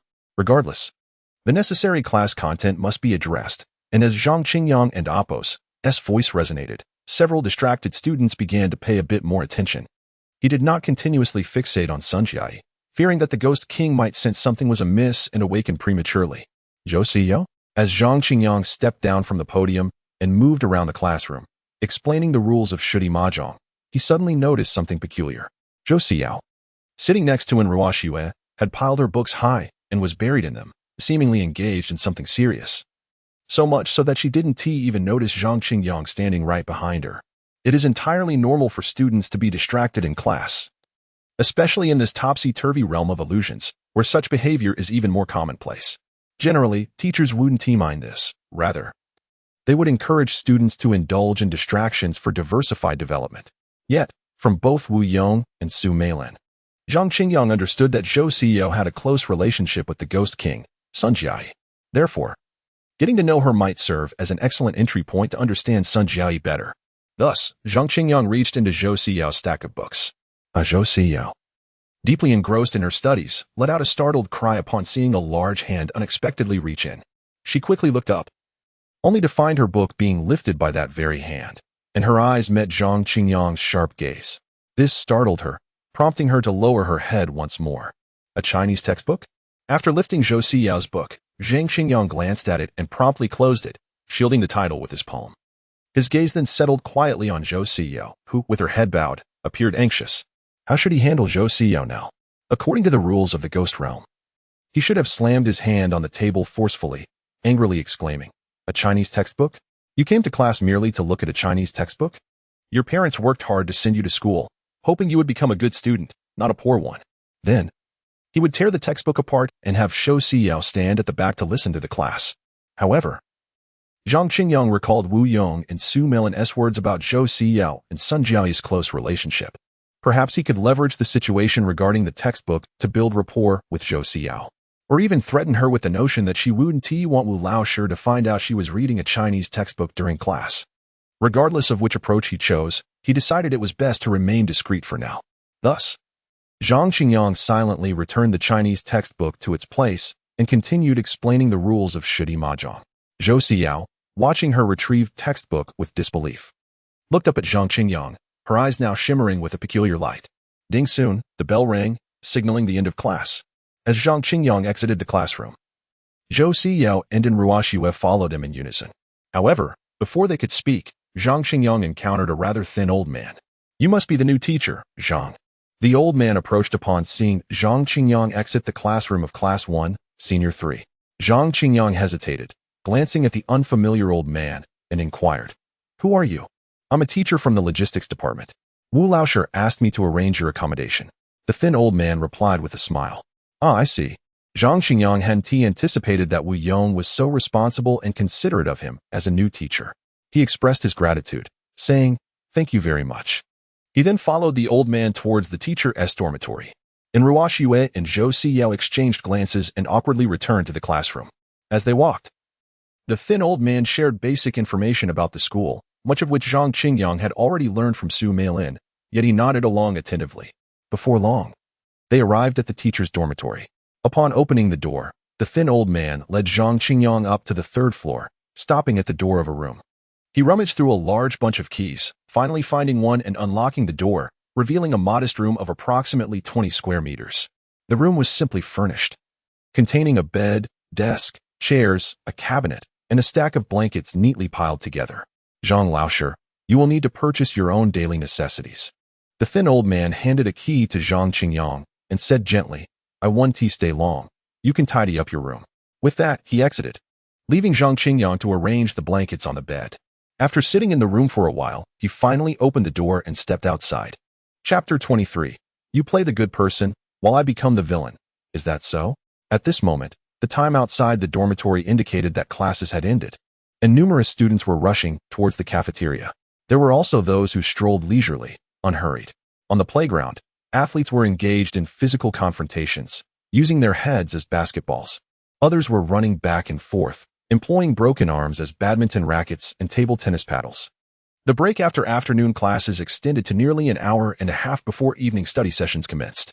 However, for the third-year students, time was somewhat tighter, as homeroom teachers typically required them to enter the classroom half an hour early. At this hour, one would naturally expect to be dining. Yet for Zhang Qingyang, less than an hour and a half had elapsed, and he was not in the least bit hungry. Thus, he set his footsteps towards the teaching building. Arriving at the entrance of Class 1 in the third year, he peered inside and noticed very few students, only 4 or 5 scattered individuals. After all, those who neglect their meals are not in their right minds. Strangely, all of these familiar faces were present. Among them was Ruo Xue, who, like Zhang Qingyang, had experienced less than an hour and a half of time, sitting in a chair, furrowing her brow in deep thought. Beside her, Zhou Siyu was buried in a pile of books, diligently scribbling and sketching. In the back row, Sun Jiai, with a lollipop in her mouth, was kicking the table with her feet while engrossed in her phone. Additionally, there was another acquaintance, Li Tranqian, who sat in the corner on the opposite side. Who should I approach first? Zhang Qingyang pondered as he stepped into the classroom. His footsteps echoed crisply in the quiet room, drawing the attention of all present. Upon seeing Zhang Qingyang, Sun Jiai lowered her head again, resuming her phone play. And Ruo Xue excitedly stood up, while Zhou Siyu appeared somewhat anxious. And Li Tranqian seemed awkwardly frozen in place. "Aren't you all going to eat?" Noticing the slightly awkward atmosphere, Zhang Qingyang spoke up, waving at Li Tranqian. Li Tranqian hesitated, her notebook still in hand, before timidly standing up and jogging over. "You don't need to study so hard. Go eat first." Zhang Qingyang encouraged Li Tranqian while handing her a meal card. "Use this for your meal." This meal card had been given to him by the frail old man from the logistics department, containing a balance of 600 yuan for meals. This Li Tranqian looked at the meal card Zhang Qingyang offered, hesitating to reach out, feeling somewhat embarrassed. "I have a good relationship with your father," Zhang Qingyang insisted, pressing the card into Li Tranqian's hand. "Don't let yourself go hungry." Li Tranqian, whose demeanor was reserved, could not argue and accepted the meal card before leaving. After she departed, Zhang Qingyang entered the classroom and glanced at Li Tranqian's notebook, which was filled with notes on the mahjong rules he had taught in class. Closing the notebook, he exited the classroom, anticipating Zhou Siyu would follow. After all, it would not be prudent to inquire about Sun Jiai's situation in her presence. Otherwise, Sun Jiai might react explosively on the spot. However, to his surprise, Zhou Siyu did not pursue him as she had after the afternoon class. This prompted Zhang Qingyang to turn back and wave at Zhou Siyu. She approached him, visibly anxious, standing before him with her head down, nervously rubbing the hem of her clothing. "Are you going to eat?" Zhang Qingyang was about to speak when Sun Jiai sauntered out of the classroom, causing him to fall silent. "Siyu, are you going to eat?" Sun Jiayi asked nonchalantly as she stopped beside Zhang Qingyang. I see you lifted her gaze to Zhang Qingyang. It's fine, I'll wait for you. Sun Jiayi, noticing the exchange, mumbled through her lollipop.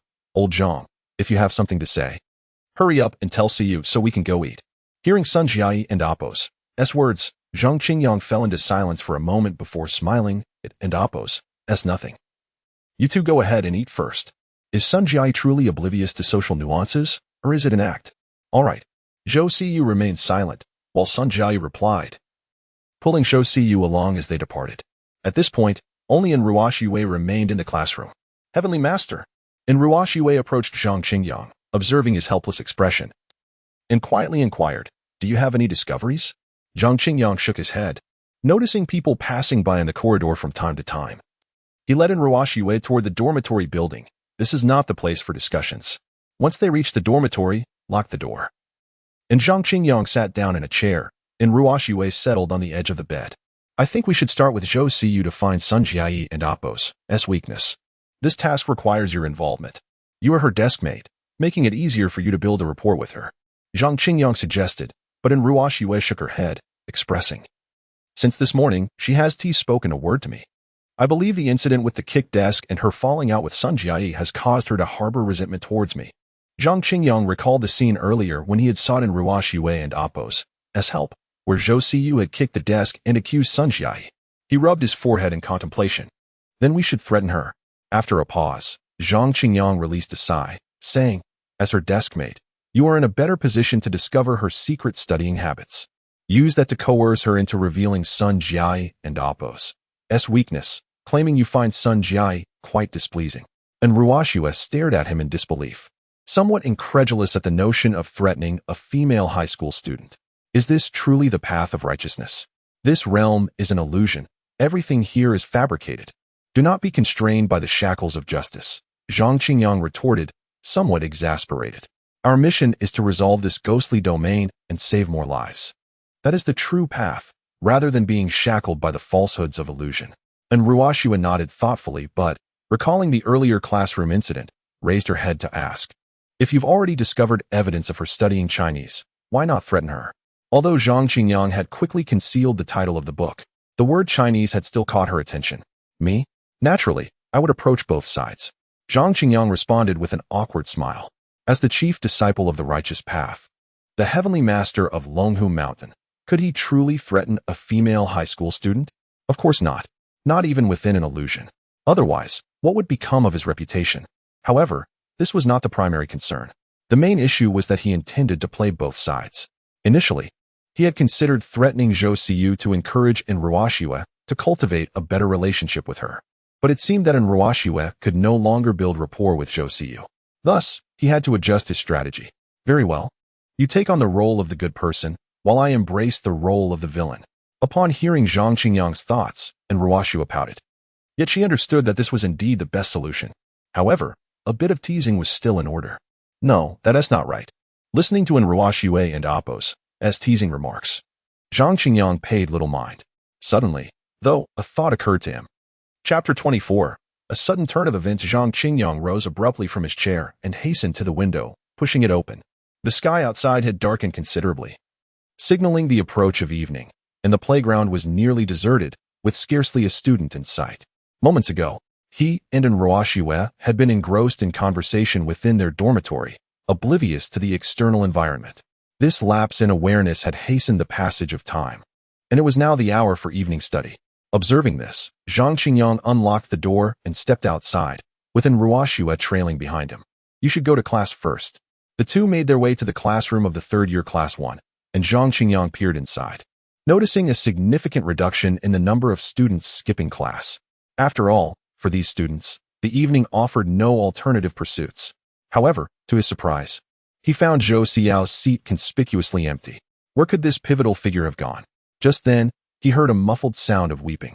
He turned to see Zhou Xiao sprinting out of the office at the end of the corridor, her face streaked with tears, resembling a rain-soaked flower. Upon spotting Zhang Qingyang standing at the classroom entrance, she froze momentarily, then shot him a glare filled with resentment before darting down the nearby staircase. What had transpired? Zhang Qingyang felt perplexed and quickly approached the office door, stepping inside. The office contained only Wu Yong, who was seated at his desk, poring over some documents while cradling a turtle shell in his lap. Mr. Wu, I just saw Zhou Xiao running out in tears. What happened? Zhang Qingyang inquired, directing his gaze at Wu Yong. Wu Yong lifted his head to meet Zhang Qingyang's eyes and replied coolly, I merely had a few words with her, reminding her that the college entrance examination is imminent and advising her to focus, rather than indulging in unrelated readings that might distract her from Sun Jiai. Zhang Qingyang returned to his seat, contemplating Wu Yong's remarks.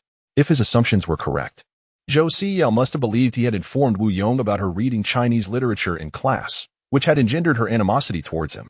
Could the plan be shifting once again? This was troubling, as in Ruosh Yue had already offended Sun Jiai, creating a rift with Zhou Xiao. Furthermore, Wu Yong had exposed the secret of her clandestine studying. Thus, attempting to leverage this situation against Zhou Xiao was no longer viable. He needed to clarify matters with her and endeavor to mend their relationship. With this thought in mind, Zhang Qingyang rose and exited the office. Wu Yong glanced at him in confusion but remained silent. Shortly thereafter, Sun Jiai entered the office. Meanwhile, Zhang Qingyang had made his way to the playground. Entirely unaware of the unfolding events, he observed the area, searching for Zhou Xiao's figure, but to no avail. Enough with the tears. All you do is cry. Why must you insist on studying? I have repeatedly told you not to study, yet you refuse to listen. As he wandered into a secluded corner, Zhang Qingyang's ears perked up at the sound of an argument nearby. The dispute resonated clearly in the stillness of the night, with a male voice reproaching someone. Initially inclined to withdraw, the mention of studying halted his steps. Is it truly so difficult to go astray? You claim to be best friends with Sun Jiai. Observe how effortlessly she has gone down that path. The cries grew louder, but the boy continued his tirade. Li Hui, what exactly do you mean? At last, a female voice pierced through, unmistakably Zhou Xiao's. What do I mean? Let us break up? The boy scoffed disdainfully. I refuse to continue a relationship with someone so intent on self-improvement, with no future ahead. Zhou Xiao's sobs ceased abruptly. Do not ever pursue me again. The boy's voice rang out once more, followed by the sound of his footsteps approaching Zhang Qingyang, growing ever closer. Zhang Qingyang made no attempt to evade him and soon, aided by the dim light, discerned the boy's features. He stood at an impressive height of 6 feet, with striking good looks and clad in a basketball jersey, showcasing his muscular arms. From a man's perspective, Zhang Qingyang could not help but acknowledge that the young man before him was undeniably handsome. Upon noticing Zhang Qingyang, Li Hui appeared momentarily taken aback, clearly surprised to encounter anyone else in this secluded spot. Nevertheless, he said nothing and strode past Zhang Qingyang with an air of superiority. Once Li Hui had departed, Zhang Qingyang advanced further into the corner, where he found Zhou Xiao crouched on the ground, hugging her knees and weeping profusely. He fished a tissue from his pocket and extended it towards her. Zhang Laosher. Zhou Xiao looked up in surprise at the sight of the tissue, her expression shifting to one of dread upon recognizing him.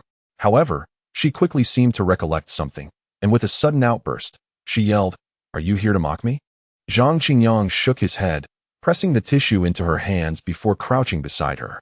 I did not inform Mr. Wu about your reading Chinese literature in class, he clarified. Zhou Xiao froze, her sobs subsiding as she struggled to process his words. So what Mr. Wu said was true. She seemed unable to comprehend the reality of the situation, spiraling into tears once more. What is true? Zhang Qingyang was bewildered. Mr. Wu. He claimed that Sun Jiai told him I had been reading study-related books and wanted to sneakily study with her. Zhou Xiao's anguish was palpable, her speech punctuated by deep, trembling sobs. Zhang Qingyang found himself increasingly confused. Was Sun Jiai truly capable of such behavior? Or was Wu Yong deceiving them all?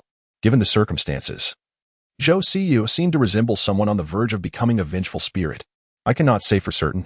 However, as her close friend, should you not know her better?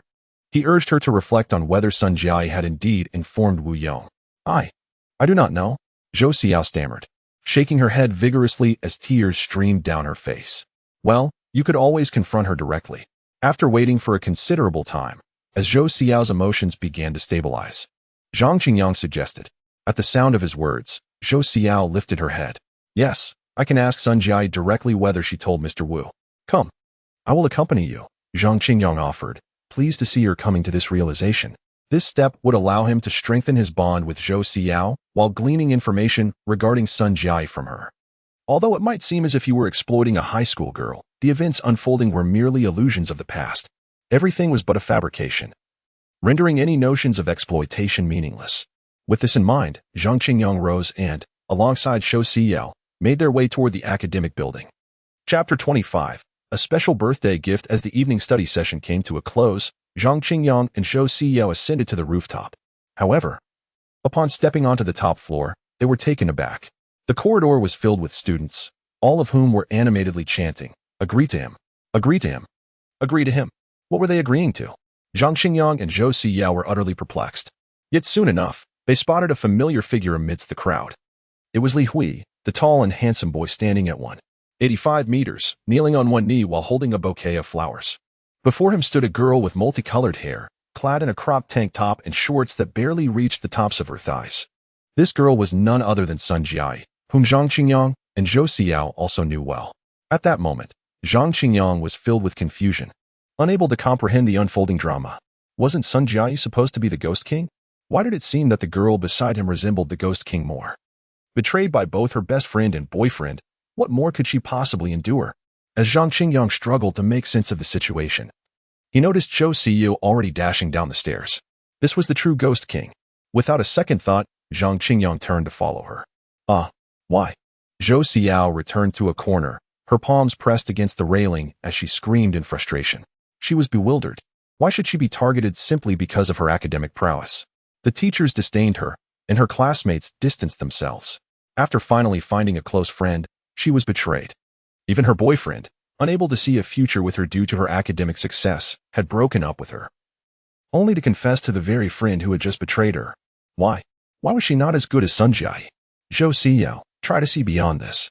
These experiences in school do not define your future, Zhang Qingyang urged as he caught up with her. He observed the once gentle and composed Zhou Siyao, now disheveled and bloodshot-eyed, and stepped forward to offer comfort. They all disdain me and isolate me. Is excelling in my studies truly a fault? Zhou Siyao cried out. Her voice strained as she leaned against the wall. No, Zhou Siyao, it's not just them. There are also the teachers, Zhang Qingyang interjected. Aren't I here with you? I believe in you. You, Zhou Siyao and Appo's eyes, filled with strain, paused momentarily. She recollected their first encounter earlier that day when he had noticed her reading a Chinese book but chose not to expose her.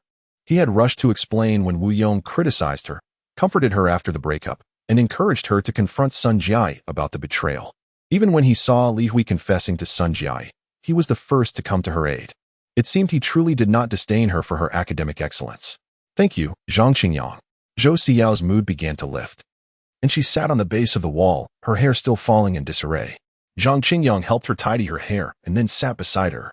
Zhou Siyao stretched her legs out, leaning against the railing as she gazed at the moon above. Today is actually my 18th birthday. Is it? Then happy birthday. Zhang Qingyang responded, unsure of what to say next. He casually picked up a flower from the ground and handed it to Zhou Siyao. Although he was still unaware of how she had met her demise, her identity as the Ghost King was now firmly established in his mind. His current objective was to elicit her vulnerabilities. It might sound akin to a rogue uncle luring an innocent girl, but only Zhang Qingyang understood that she was a Ghost King responsible for the massacre of 800 people. Thank you. Thank you for this special gift, Brother Qingyang. Zhou Siyao replied joyfully, taking the flower and placing it in her disheveled hair, her earlier gloom dissipating. Call me teacher. Zhang Qingyang corrected her tone, not wishing to engage in a sentimental entanglement with this high school ghost girl. Zhou Siyao, seemingly oblivious, admired her new hair accessory. I didn't know it was your birthday today, so I didn't prepare a gift, Zhang Qingyang remarked, looking up at the full moon. What do you like? For your coming-of-age celebration, I must make it up to you. Zhou Siyao paused, contemplating. I love books, tranquility, the setting sun, and I adore winter snow, autumn leaves, spring dandelions, and summer flowers. Her voice resonated, and Zhang Qingyang fell silent. This truly reflected the innocent musings of a youthful girl. A more mature girl would have surely expressed a desire for wealth, for an abundance of riches. And what do you fear? Zhang Qingyang tentatively posed the question. Zhou Siyao fell into silence, and for a moment, the entire campus seemed to hush. Zhang Qingyang, feeling tense, began to fidget with his fingers. I fear caterpillars, needles. In pain, Zhou Siyao finally spoke, raising her gaze to meet Zhang Qingyang's. Brother Qingyang, you won't let me encounter those, will you? Zhang Qingyang chose not to correct her address, silently committing the 3 fears to memory, then smiled. I lack the ability to ensure there are no caterpillars in the grass. Look, there's one right behind you. Ah! Zhou Xiao shrieked, jumping back in fright, her body flailing as she feared a caterpillar might crawl into her clothing. You are wicked, Brother Qingyang. After a moment of panic, she regained her composure and playfully chided it and amp. Oppos. As fortunate there truly was and amp. Oppos. Ta caterpillar. Otherwise, I would have fainted from fear. Call me teacher.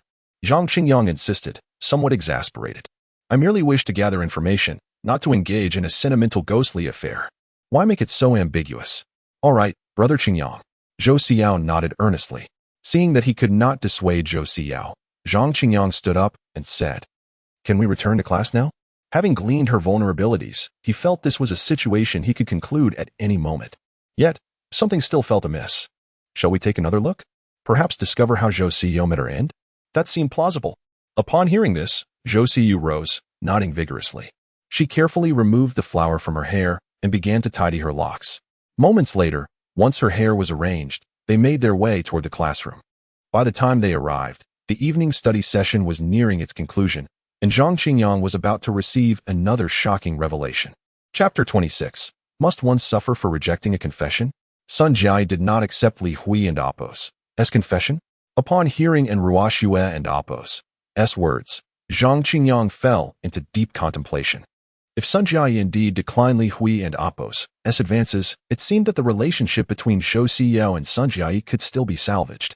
As long as Zhou Xiao confronted Sun Jiai directly, it was unlikely that matters would escalate so easily. Unless, of course, Sun Jiai had divulged to Wu Yong about Zhou Xiao's intent to secretly study together with her. All right, you may head back to the dormitory. We can discuss this tomorrow. Zhang Qingyang mused, gazing at the now deserted teaching building. The evening study session had concluded, and he could not possibly rush into the girls' dormitory to find Zhou Xiao. So he decided to set this matter aside for the time being. After all, in this phantasmagoric realm, time could swiftly pass with merely a blink of an eye. Yes, indeed. And Ruoxue nodded and departed.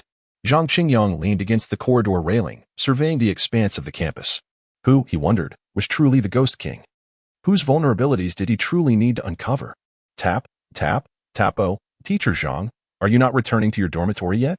At that moment, Zhang Qingyang heard the sound of footsteps behind him and turned to see Su Meilin ascending the stairs in her high heels.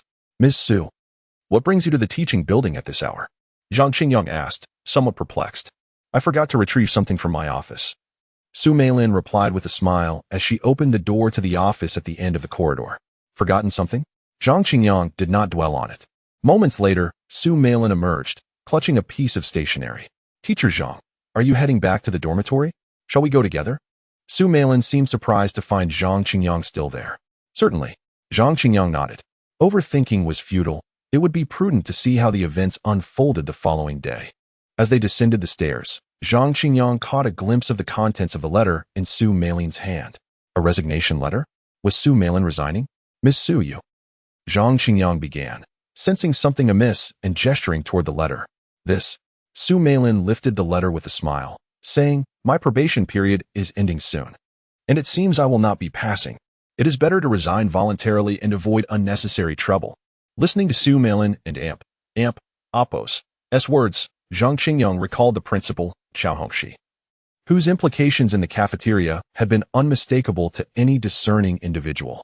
Su Meilin was no fool. Such hints must have been conveyed more than once.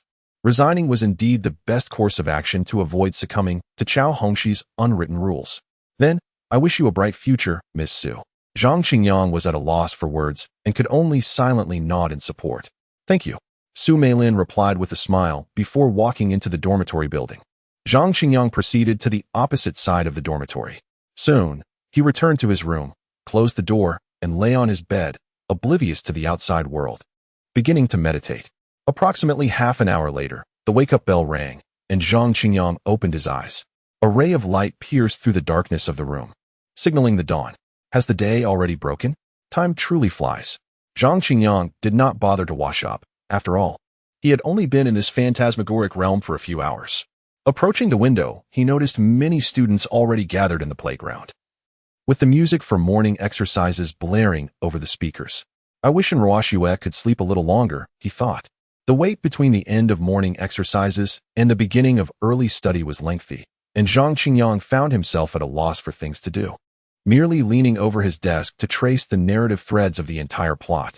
At present, the likelihood of Zhou Xiao being the Ghost King appeared substantial, yet there were inconsistencies. For instance, the inverted rules of this phantasmagoric realm. If Zhou Xiao were indeed the Ghost King, then, in a school perceived as a place for diligent students, the focus should primarily be on learning. After all, this realm was a veritable nightmare for a conscientious student. Conversely, if Sun Jiayi were the Ghost King, the rules would be explicable. However, Sun Jiayi's storyline within this phantasmagoric realm had been remarkably smooth, basking in the admiration of her peers and the favor of her teachers. How then did she succumb to darkness? Unless, in the original world, the circumstances were vastly different? An epiphany struck Zhang Qingyang. If the rules of the world could be inverted, why could the narrative not also be reversed? What if everything that transpired with Zhou Xiao in this realm had originally happened to Sun Jiayi in the real world? After all, in the original world, underperforming students were seldom afforded privileges. No, he had to elucidate Sun Jiayi and Appo's weaknesses as well. Zhang Qingyang felt a wave of confusion wash over him, nearly spiraling into a state of mental disarray. Yet, regardless, preparing for multiple contingencies was undoubtedly wise. Peering out the window, he noticed a number of students already congregating at the teaching building, prompting him to push open the dormitory door and step outside. If his memory served him correctly, he was scheduled to conduct the early study class today. Arriving at the teaching building, he opened the office door to find it still unoccupied by any teachers. Zhang Qingyang glanced over at Su Meilin and Appo's desk, noticing its sparsity. Perhaps she had long been prepared for her resignation. Goodness! Teacher Zhang. As Zhang Qingyang approached his desk and had yet to sit down, Ruoxue rushed in, having changed her form of address to avoid being overheard. What has happened? Upon seeing Ruoxue's hurried demeanor, Zhang Qingyang's heart skipped a beat. Please, let it not be about Sun Jiayi. He had yet to discover Sun Jiayi's weaknesses, and confronting her directly would be overwhelming. Sun Jiayi did not return to the dormitory last night. I heard she was attacked. Indeed, the more one frets, the more likely it is that misfortune will befall them. And Ruoxue had learned this news last night and intended to inform Zhang Qingyang. But the dormitory had already been locked. Sun Jiayi was attacked? Zhang Qingyang and Appo's eyes widened in disbelief. Was she not the leader at Jingshui High School? How could she be assaulted? I don't know. I heard it was Li Hui who had someone ambush her in the small grove. And Ruoxue relayed all the information she had gathered to Zhang Qingyang. Li Hui was no benign figure at Jingshui High School either. Standing at an impressive height of 185 centimeters, he was muscular and a sports standout, known for his loyalty, which attracted a considerable entourage of dubious friends. Moreover, his handsome appearance earned him the adoration of many female students, establishing him as a prominent figure among the students of both genders. Thus, while Sun Jiayi may have held the title of leader, it was merely a fade, as she had only a handful of loyal followers. In contrast, Li Hui commanded true respect, being the genuine leader among the students. What? Must one suffer for rejecting a confession? Even a gang leader would not be so tyrannical. Zhang Qingyang was momentarily stunned, struggling to comprehend the mindset of these high school students. However, Sun Jiayi and Appo's assault sparked a new line of thought within Zhang Qingyang. Chapter 27. Teacher Zhang. Long time no see. Li Hui was the former boyfriend of Zhou Xiao. Thus, when Sun Jiayi was assaulted by Li Hui, might she not unleash her resentment upon Zhou Xiao? As for yesterday and Appo's confession, perhaps it had morphed in Sun Jiayi and Appo's eyes into an elaborate scheme? This seems quite plausible. Consequently, would Sun Jiayi entertain thoughts of revenge? And if her revenge were to fail, would she not then suffer an unforeseen calamity, leading her to harbor bitterness and transform into a vengeful spirit? This appears to be the case. Therefore, the likelihood that Sun Jiayi is the vengeful spirit seems more substantial. Let us proceed to the classroom. Zhang Qingyang believed the narrative was nearing its conclusion. The most pressing matter now was to extract from Zhou Xiao the weaknesses of Sun Jiayi. At that moment, the school bell rang, and Ruoxue and Zhang Qingyang entered the classroom in succession. Many students were already seated, though a few remained absent. Among them, Zhou Xiao quietly occupied her seat, her head buried in her book. Upon hearing footsteps, she looked up with surprise, offering Zhang Qingyang a sweet smile. However, Zhang Qingyang had no time to notice Zhou Xiao's actions. Instead, He turned to observe Sun Jiayi's desk, which was conspicuously empty. It was evident that Sun Jiayi had once again skipped class. For a student like Sun Jiayi, skipping class was commonplace. Yet Ruoxue had mentioned that Sun Jiayi had not returned to the dormitory last night. Where could she have gone? Was she plotting revenge against Zhou Siyao? Or was she en route to an unforeseen event? Zhang Qingyang felt a growing unease and contemplated searching for Sun Jiayi. After assigning self-study to class 1 of the senior year, he exited the classroom. At this moment, Ruoxue, unusually alert, was awake during class. Upon seeing Zhang Qingyang leave the classroom, she grew contemplative and reached into Zhou Siyao and Appo's desk. "What are you doing?" Zhou Siyao exclaimed, her eyes widening in discontent. Ruoxue, however, continued unperturbed, extracting a mathematics book and teasingly gazing at Zhou Siyao. "Tell me what Sun Jiayi fears, otherwise, I shall inform the homeroom teacher of your clandestine studying." This was the plan she had devised with Zhang Qingyang, to coerce Zhou Siyao into revealing Sun Jiayi's vulnerabilities. Previously, she had thought this might be somewhat challenging, considering that if Sun Jiayi and Zhou Siyao shared a deep bond, Zhou Siyao might refuse to speak even under threat. Now, given that Zhou Siyao and Sun Jiayi had quarreled, Ruoxue surmised that Zhou Siyao would be quite willing to see someone confront Sun Jiayi. "What do you intend to do?" Zhou Siyao asked, momentarily taken aback, a flicker of astonishment in her eyes. "I have long disapproved of her and intend to teach her a lesson," Ruoxue replied, placing the mathematics book on the desk and perusing its pages. "You wouldn't want her to have it easy, would you?" Hearing this, Zhou Siyao shook her head.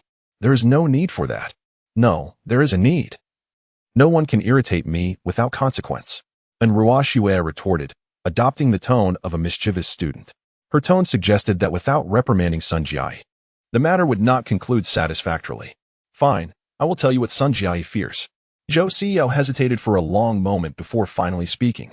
"But you must promise me not to disclose my secret of studying to anyone." "Agreed," Ruoxue exclaimed joyfully, shoving the mathematics book back into Zhou Siyao's desk.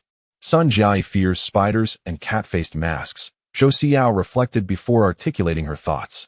Upon receiving the answer, Ruoxue ceased her interrogation, dashing out of the classroom in pursuit of Zhang Qingyang.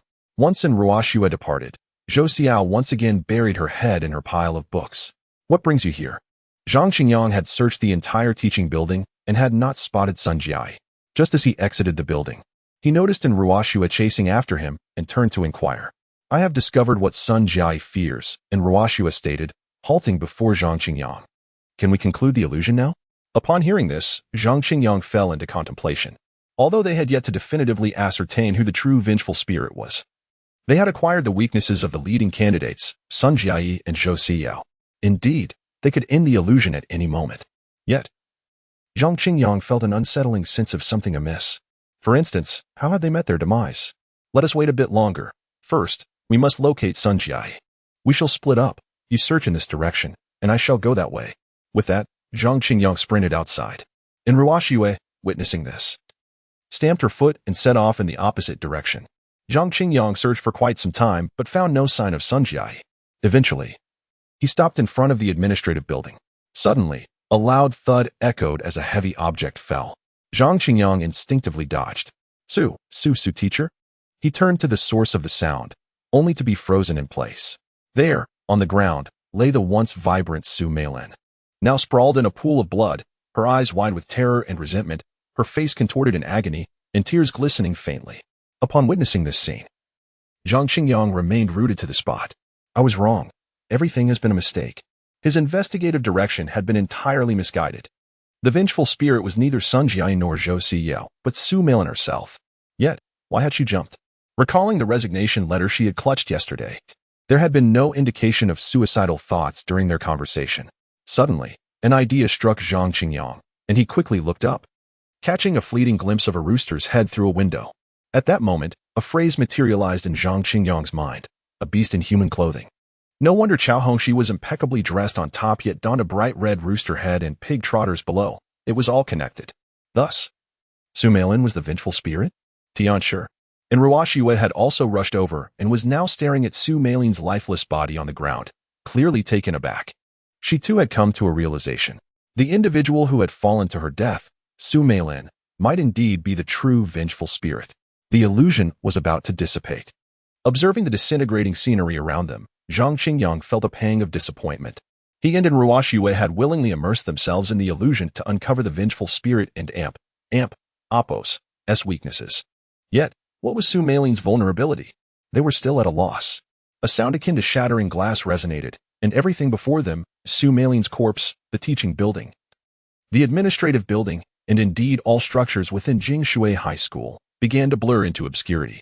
Zhang Qingyang and Ruoxue found themselves back at the entrance of Jingshui High School, with flashing police lights and figures such as Xian Fengzi visible in the background. The sky was beginning to lighten, yet Jingshui High School remained shrouded in ominous clouds, appearing exceedingly dreary. Let us go. Zhang Qingyang tightened his grip on the Tianshi sword, stepping forward once more into the haunted school. Simultaneously, a voice seemed to echo in his ears. Teacher Zhang. Long time no see. Chapter 28. The missing ghost king, where is Su Meilin? We are unaware of her vulnerabilities. Might this pose an issue?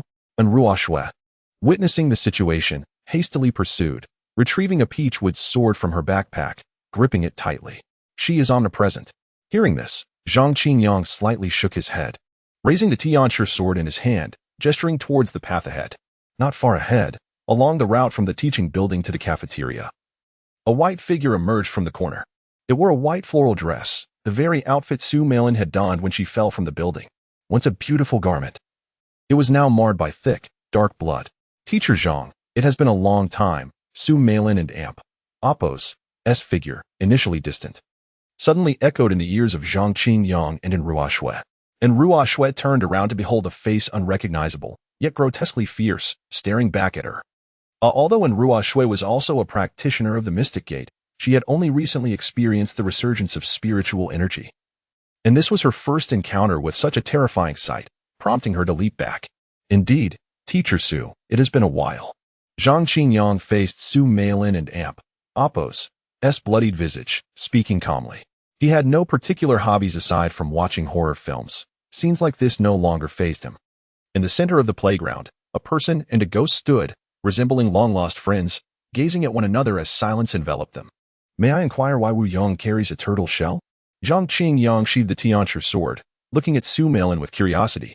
Because at the moment he intended to violate me, which was when I perished, he was just outside the door. Su Meilin raised her head, her bloodied face still possessing a glimmer of vitality in her eyes. Indeed, it was fitting for him to carry a turtle shell. Zhang Qingyang nodded in agreement, then tilted his head, perplexed, and asked, then why did you not kill him as well? Su Meilin fell silent, her lips sealed. Then, Teacher Su, could you reveal to me who the true Ghost King is? Zhang Qingyang raised his gaze to Su Meilin's face. He had known from the moment she appeared that she was not the Ghost King.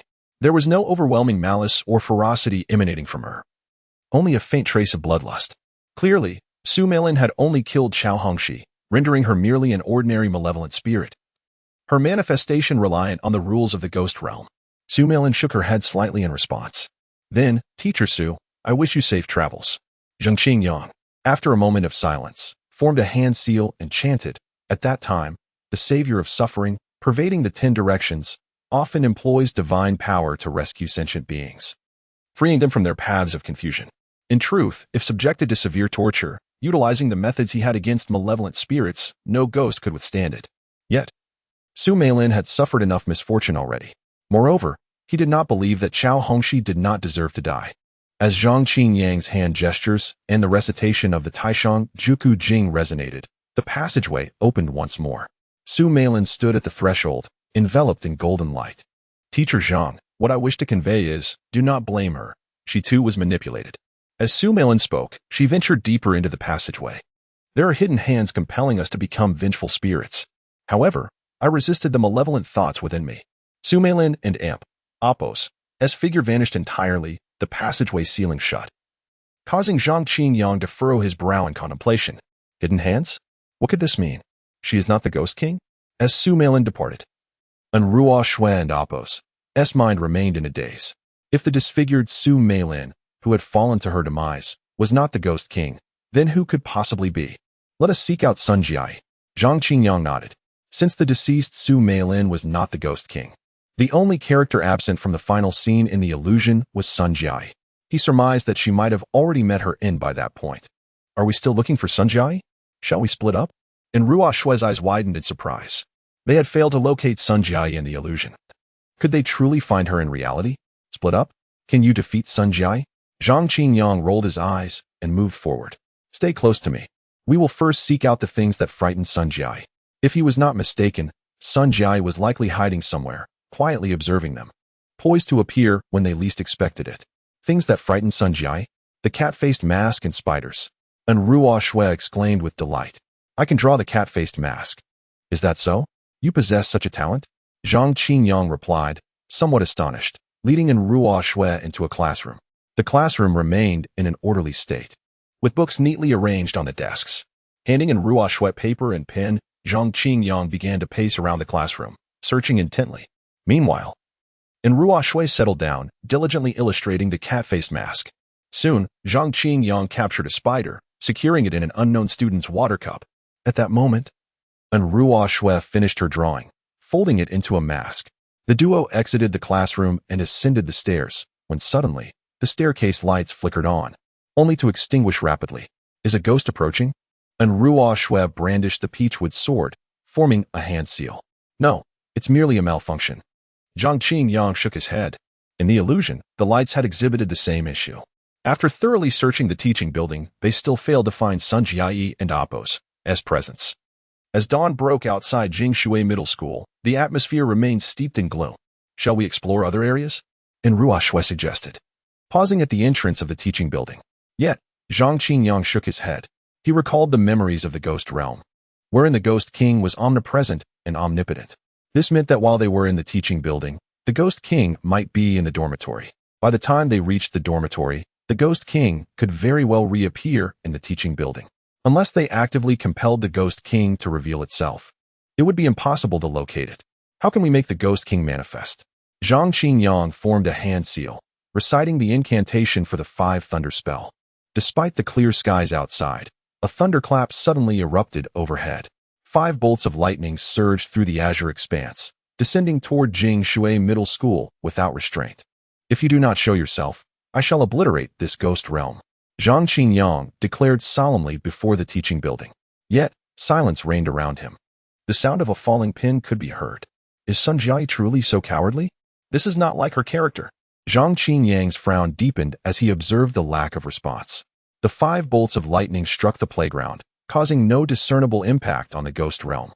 This should not be the case. A ghost king who has slaughtered 800 souls would not be easily intimidated. Moreover, given Sun Jiayi and Apos' reckless nature, she would not be so timid. Chapter 29. Can you fly? When did Sun Jiayi become so cautious? What should we do if the ghost king does not appear? As she watched the thunder split the playground and Apos' grass into charred remnants, and Ruo Shui raised her head and turned to Zhang Qingyang, inquiring, how would I know? Zhang Qingyang replied with a wry smile. Before entering the ghost realm, he had never anticipated such a scenario. After all, by common sense, a ghost king who had slaughtered over 800 people would, if not blindly confident, at least be blinded by the massacre. How could he allow 2 living individuals to provoke him on his own territory? However, since the 5 thunder spell could not bring Sun Jiayi forth, what other means remained to reveal her presence? After a prolonged contemplation, Zhang Qingyang suddenly recalled the bodies in the mortuary. According to Mei Maobin and Apos' account, the teachers and students of Jingshui High School had drowned due to heavy rain. In fact, he had seen the bodies, and they did indeed exhibit the signs of drowning. Yet, these individuals had clearly been killed by Sun Jiayi. It was precisely for this reason that the corpses had undergone transformation. But why had Sun Jiayi chosen to drown these teachers and students? With this thought, Zhang Qingyang abruptly lifted his foot and walked back toward the teaching building. Ah, master.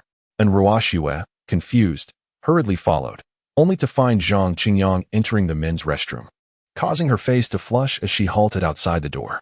Thus, the answer must lie here. Zhang Qingyang did not take a moment for convenience. Instead, he turned on the faucet at the sink. Instantly, water splashed forth in torrents. Yet gradually, the color of the water began to change, shifting from clear to pale red, and finally to a deep crimson. Ah, this. And Ruo Shui, catching a glimpse of Zhang Qingyang's actions, leaned into the restroom, only to see the blood-red water intensifying. Upstairs, Zhang Qingyang turned off the faucet and exited the restroom, ascending the staircase. Where's that sound of reading coming from? As soon as his foot touched the stairs, Ruoxue paused, perplexed. At that moment, Zhang Qingyang also tilted his head, hearing the clear sound of reading. This reading was familiar to him. Recalling the passages every student encounters in high school, such as the master said, the Ode to the Apang Palace, and the Ode to the Red Cliff. Interspersed with chaotic English words. Ding ding ding. Just then, the class bell of Jingshui High School suddenly rang, and all reading ceased instantly. This time, it was genuinely happening. Protect yourself. Hearing the silence, Zhang Qingyang quickly formed a hand seal within his sleeve. Heaven and earth, mysterious sect, the root of all qi. Cultivating for eons, I certify my divine powers. Within and beyond the three realms, only the Tao is supreme. With golden light surrounding me, it reflects my being. Enlightened wisdom, soaring qi, golden light swiftly appears, shielding my body, hastily as the law commands. And Ruoxue observed and imitated his movements. Moments later, as the incantation concluded, a golden light enveloped the two. Upon looking up again, they discovered that the staircase was now filled with hollow eyes. Students clad in Jingshui High School uniforms had packed the stairs, and even further down the corridor, a continuous stream of ghostly students was approaching. At this moment, Zhang Qingyang and Ruoxue felt like turtles trapped in a jar, encircled by students from both the first and second floors. No holding back, just eliminate them. Observing the situation, Zhang Qingyang bit his fingertip, smearing his blood onto the master sword. Instantly, the sword radiated an intense heat, trembling slightly. All right, you take the front. And I and Amp, Oppos, LL take the back. And Ruoxue nodded in agreement. Instead of using her blood, she retrieved a stack of talismans from her backpack, affixing them to the peach with sword. The talismans ignited upon contact with the sword, which seemed to shimmer with a unique brilliance amid the flames. Seeing this, Zhang Qingyang hesitated no longer. He raised the sword and struck at the ghostly student before him. Before the ghost could reach him, it was decapitated by his sword, dissipating into a wisp of dark mist. Zhang Qingyang stepped up another stair and swung his sword again, causing another ghostly student to vanish into nothingness. Behind him, and Ruoxue moved swiftly as well, waving her peach with sword to send a nearby ghostly student flying into the throng, momentarily alleviating their onslaught.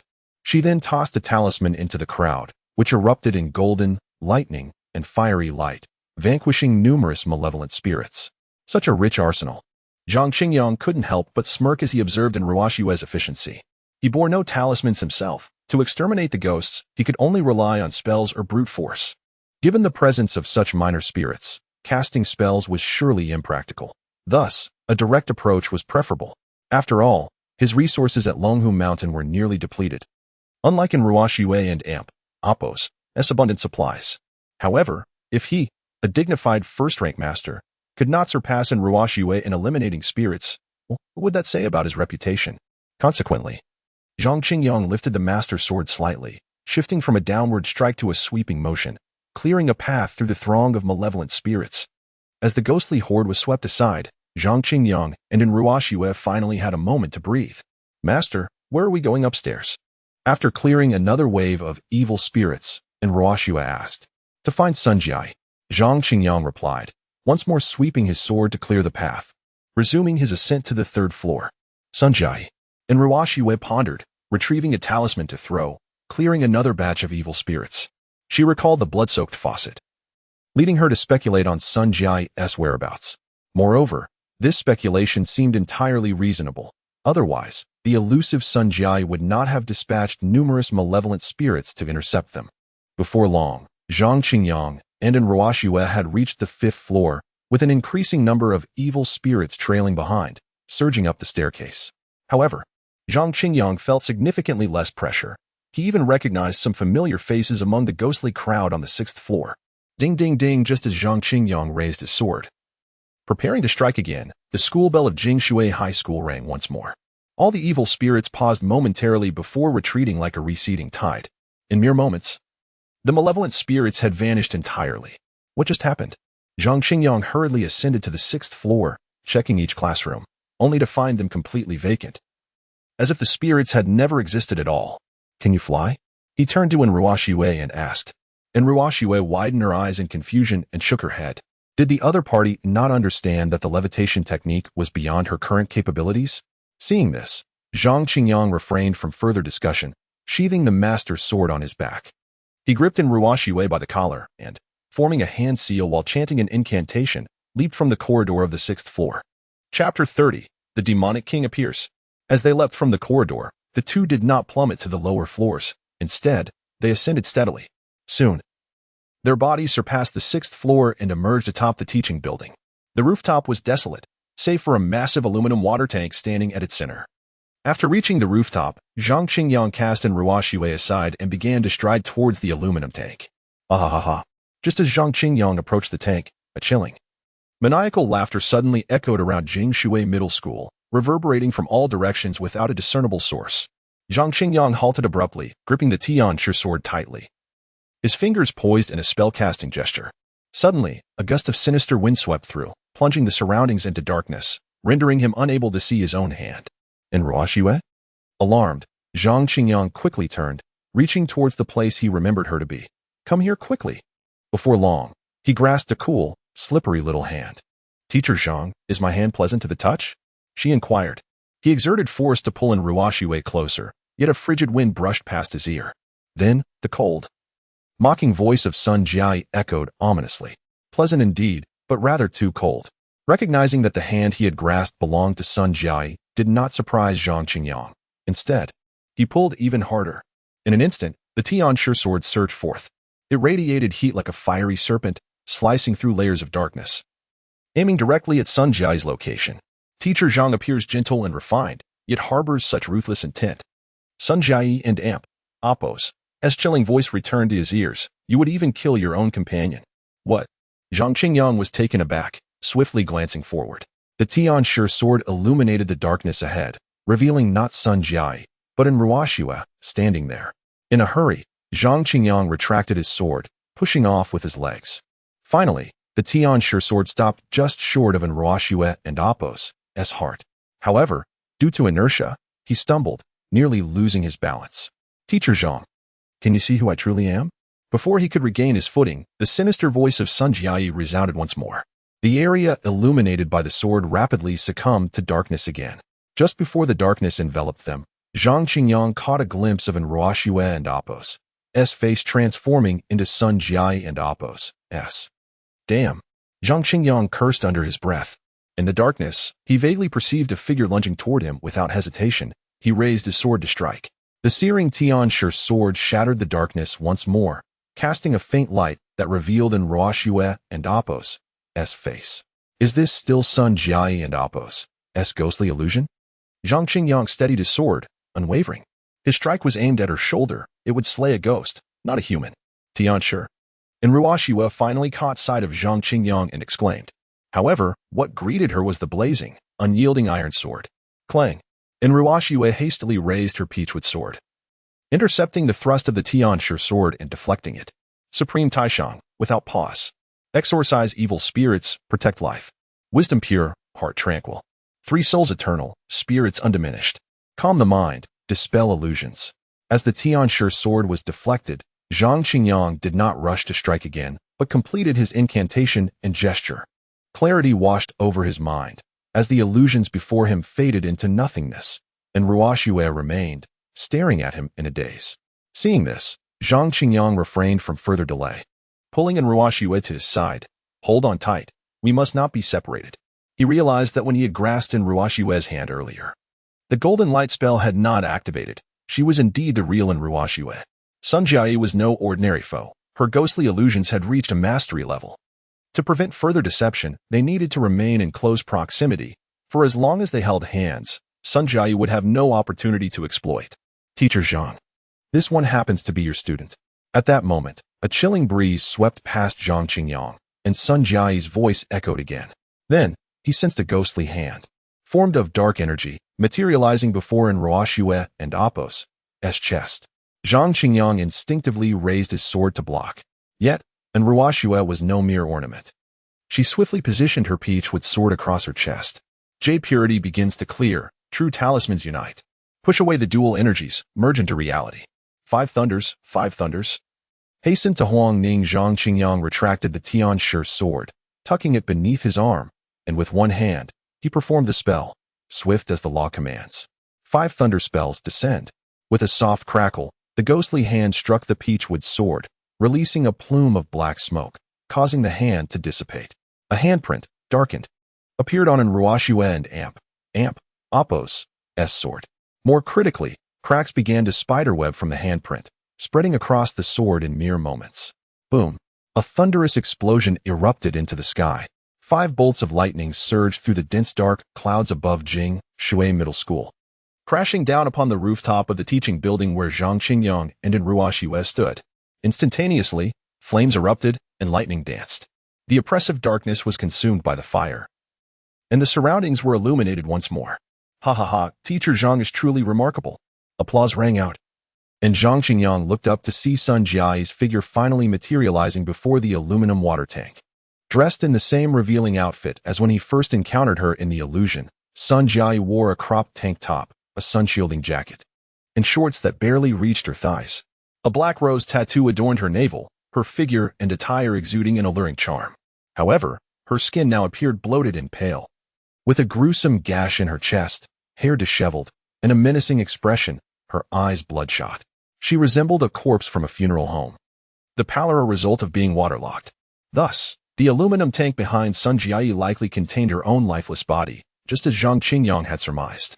No wonder they could not locate her in the illusions. Where could one find her? Sun Jiai, surrender. The sooner you embrace reincarnation, the sooner you may be reborn as a human. At last confronting Sun Jiai, and Ruoxue cast aside her peachwood sword, skillfully retrieving a pristine peachwood sword from her backpack, pointing it at Sun Jiai, and speaking solemnly. Sun Jiai opened her mouth to speak, hesitated. But then a realization seemed to dawn upon her, her cold smirk deepening, her face twisting into a more terrifying visage. Why should I surrender, rather than you? Chapter 31. Do you believe in ghost stories? The 5 thunder spell strikes again. As Ruoxue began to speak, Zhang Qingyang was already forming his hand seals. By the time Sun Jiai finished her words, 5 bolts of thunder had pierced through the ominous clouds, crashing down upon the rooftop. Teacher Zhang, you won and Appos. Hit me. Sun Jiai's figure vanished in an instant, just before the thunder arrived. The thunder struck the rooftop, sparks flying and lightning writhing. Yet Sun Jiai's presence was nowhere to be found.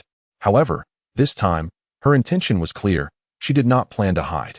As the thunder dissipated, her silhouette reappeared, mockingly observing Zhang Qingyang and Ruoxue.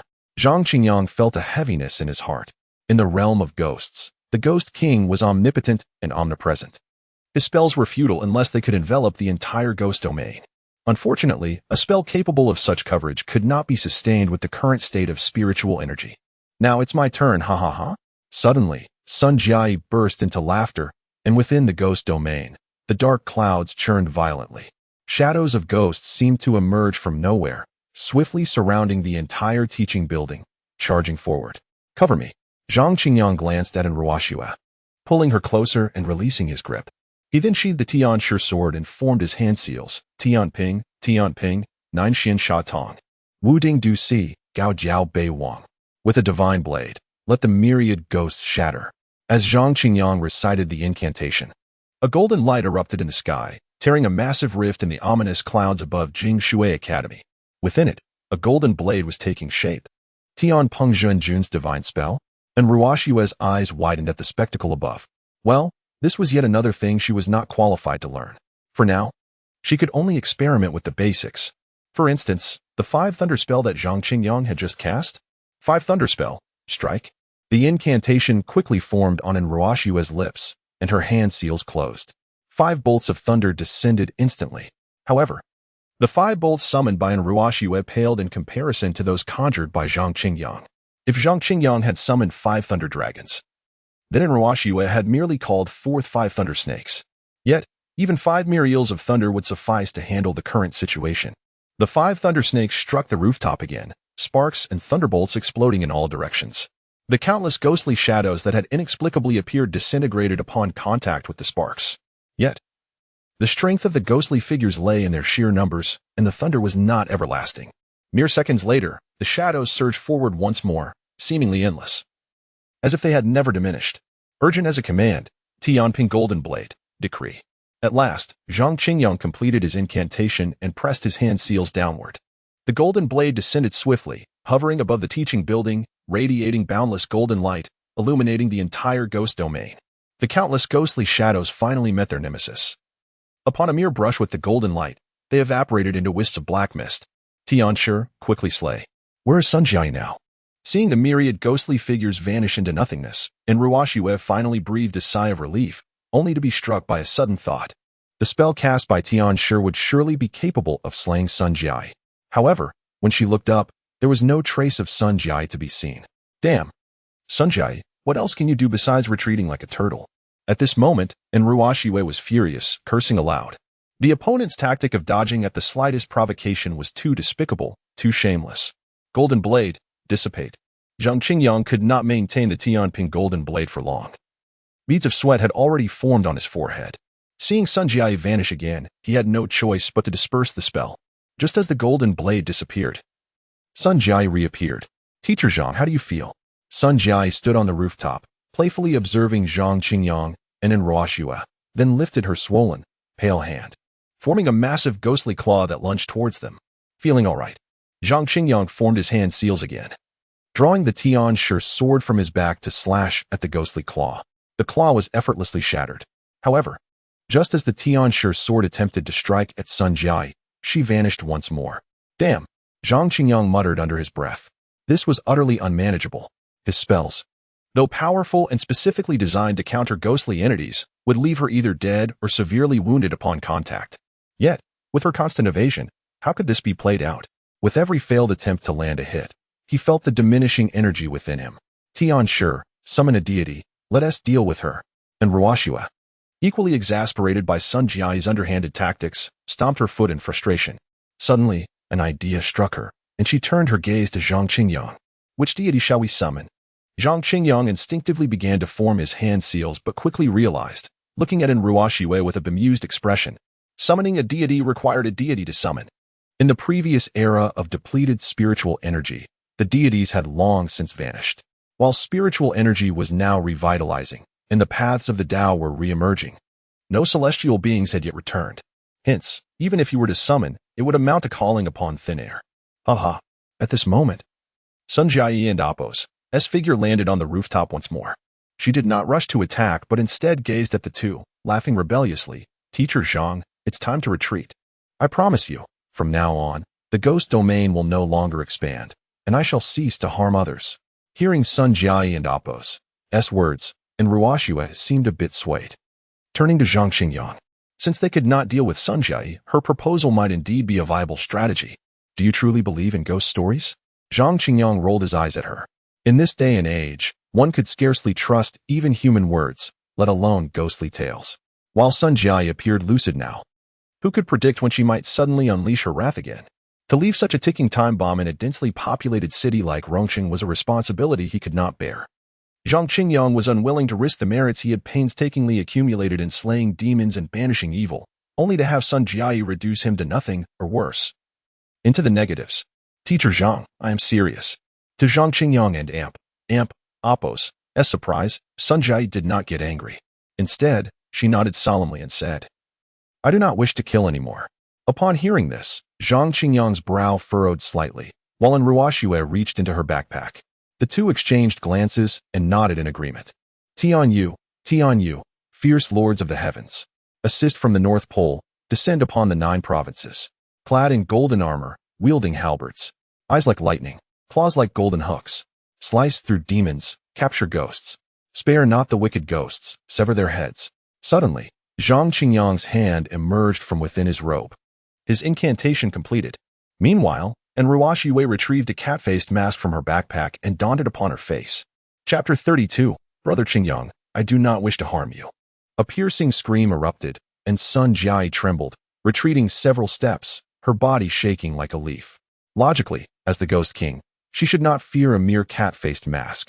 Yet, in her childhood, the cat-faced mask and spiders had instilled within her an inescapable dread. This fear did not dissipate with an increase in power. Urgently, as if compelled by an unseen force, Zhang Qingyang raised his hand slightly, and a golden spear materialized before him. The instant Sun Jiayi perceived the spear and Appo's emergence, she sensed an imminent danger, struggling against her terror to hide once more.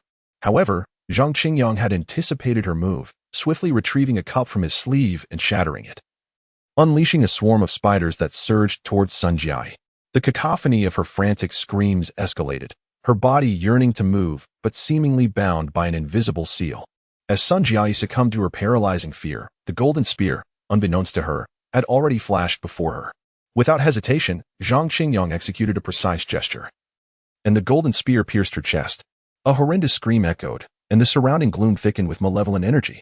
Zhang Qingyang quietly crushed the spiders he had summoned, standing before Sun Jiayi, who glared at him with eyes filled with resentment and confusion. The cat-faced mask and spiders, how could he possibly know of her phobias? Suddenly, a realization struck her. She thought of someone. Zhou. Sun Jiayi's lips parted as if to speak, but in the next moment, her head tilted slightly, life ebbing away as she dissolved into wisps of ghostly energy, returning to the ether. Was it finally over? At that moment, Enruo Yue removed the cat-faced mask and approached Zhang Qingyang. Perhaps so. He lifted his gaze and uttered a cryptic remark before retrieving the celestial master sword from his back, continuing toward the rooftop's aluminum water tank. What did that mean? Enruo Yue was momentarily taken aback. She then observed as Zhang Qingyang plunged the celestial master sword into the aluminum water tank, slicing it open, causing a torrent of blood-tainted water to surge forth. From his other sleeve, he discreetly revealed a caterpillar. Brother Qingyang. Why? A chilling voice suddenly pierced the air, sending shivers down Enruo Yue's spine. Was there more?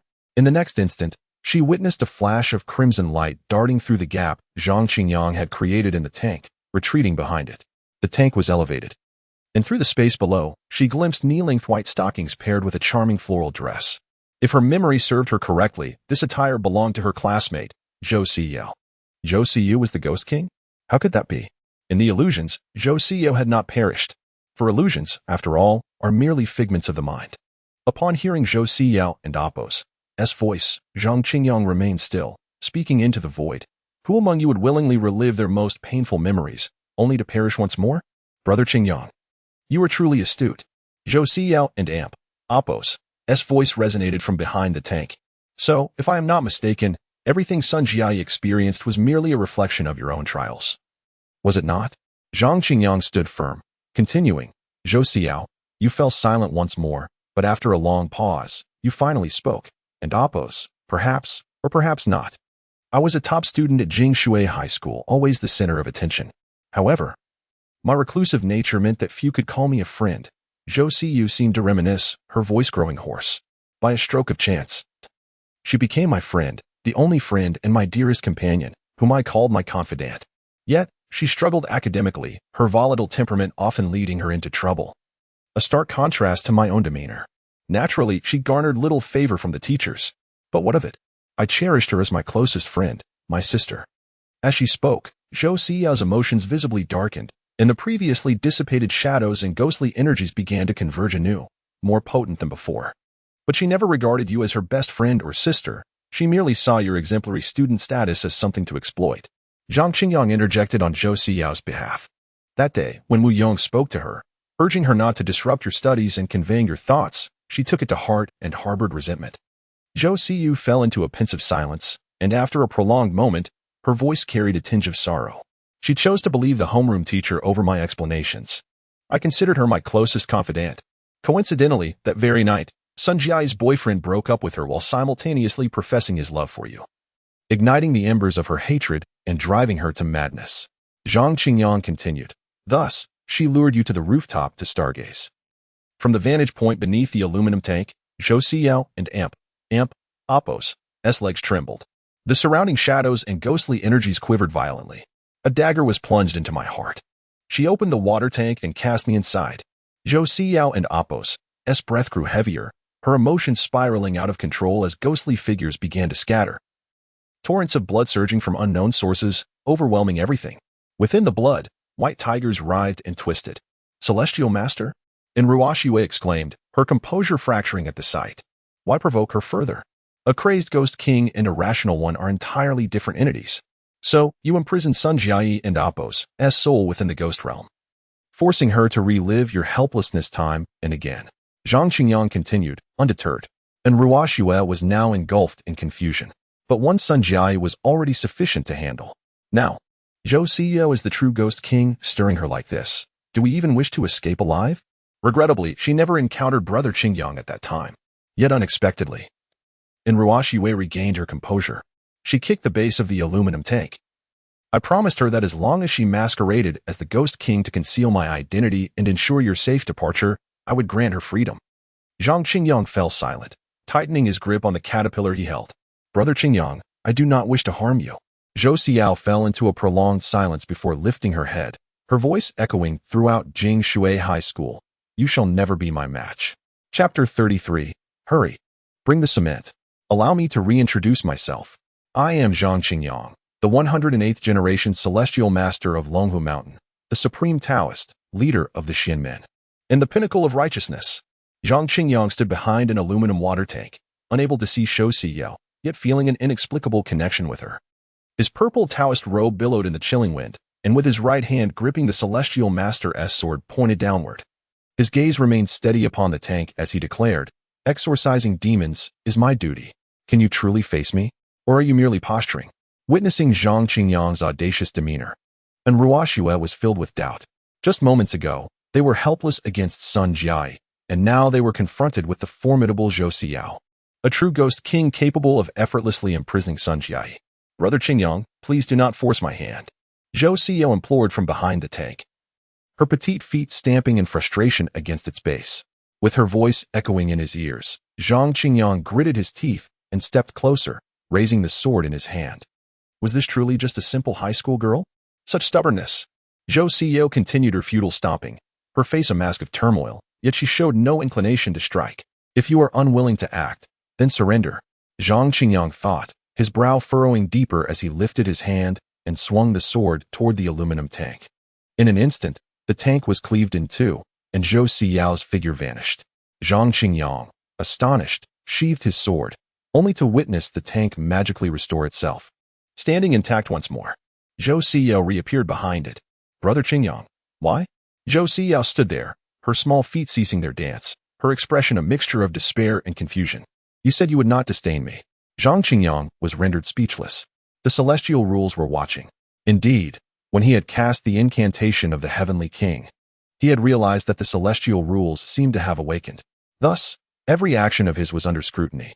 Any hint of negligence would result in the immediate loss of his title and a demotion in his Taoist duties. Under the celestial rules, we are fated to be adversaries. Let us cease this meaningless chatter and engage. Zhang Qingyang straightened his demeanor, once again cautioning Zhou Xiao, regardless of her thoughts. The undeniable truth remained. He could not defeat Zhou Xiao. But, Brother Qingyang, do you think I will descend into hell for the lives I have harmed? Silence enveloped them. A suffocating silence until Zhou Xiao's voice pierced through once more. Will I? Indeed, Zhang Qingyang nodded. Given Zhou Xiao's transgressions, securing a place in the depths of hell would be a trivial matter. Is it painful in the 18 layers of hell? Zhou Xiao inquired. Excruciatingly so. No one desires hell, hence they strive to do good. Zhang Qingyang replied, though he had never experienced hell himself. Yet, from the memories of his predecessor, he knew it to be a realm filled with torment, despair, and endless suffering. If I cleanse my sins in hell, will I still see you again, Brother Qingyang? Zhou Xiao asked after a long period of contemplation. At this, Zhang Qingyang grasped her intentions, though confusion clouded his mind. Is it true? We have only just met. How can your feelings run so deep? So deep that you would rather descend into the 18 layers of hell than strike me? Perhaps, Zhang Qingyang replied uncertainly. The rules of the netherworld dictated that after cleansing one and Appos, as sins in the 18 layers of hell, one would directly enter reincarnation. Whether they would meet again in their next lives would depend on fate. But I fear pain. Zhou Xiao pondered, before resolutely stating, yet, if it means seeing you again, I would endure. Hearing her words, Zhang Qingyang felt his resolve wavering. Such pure and fervent emotion. Wait, what was he thinking? She was a ghost, a malevolent spirit who had claimed the lives of over 800 souls. Hurry, bring the cement. 1 ton is insufficient. Fetch 10 tons.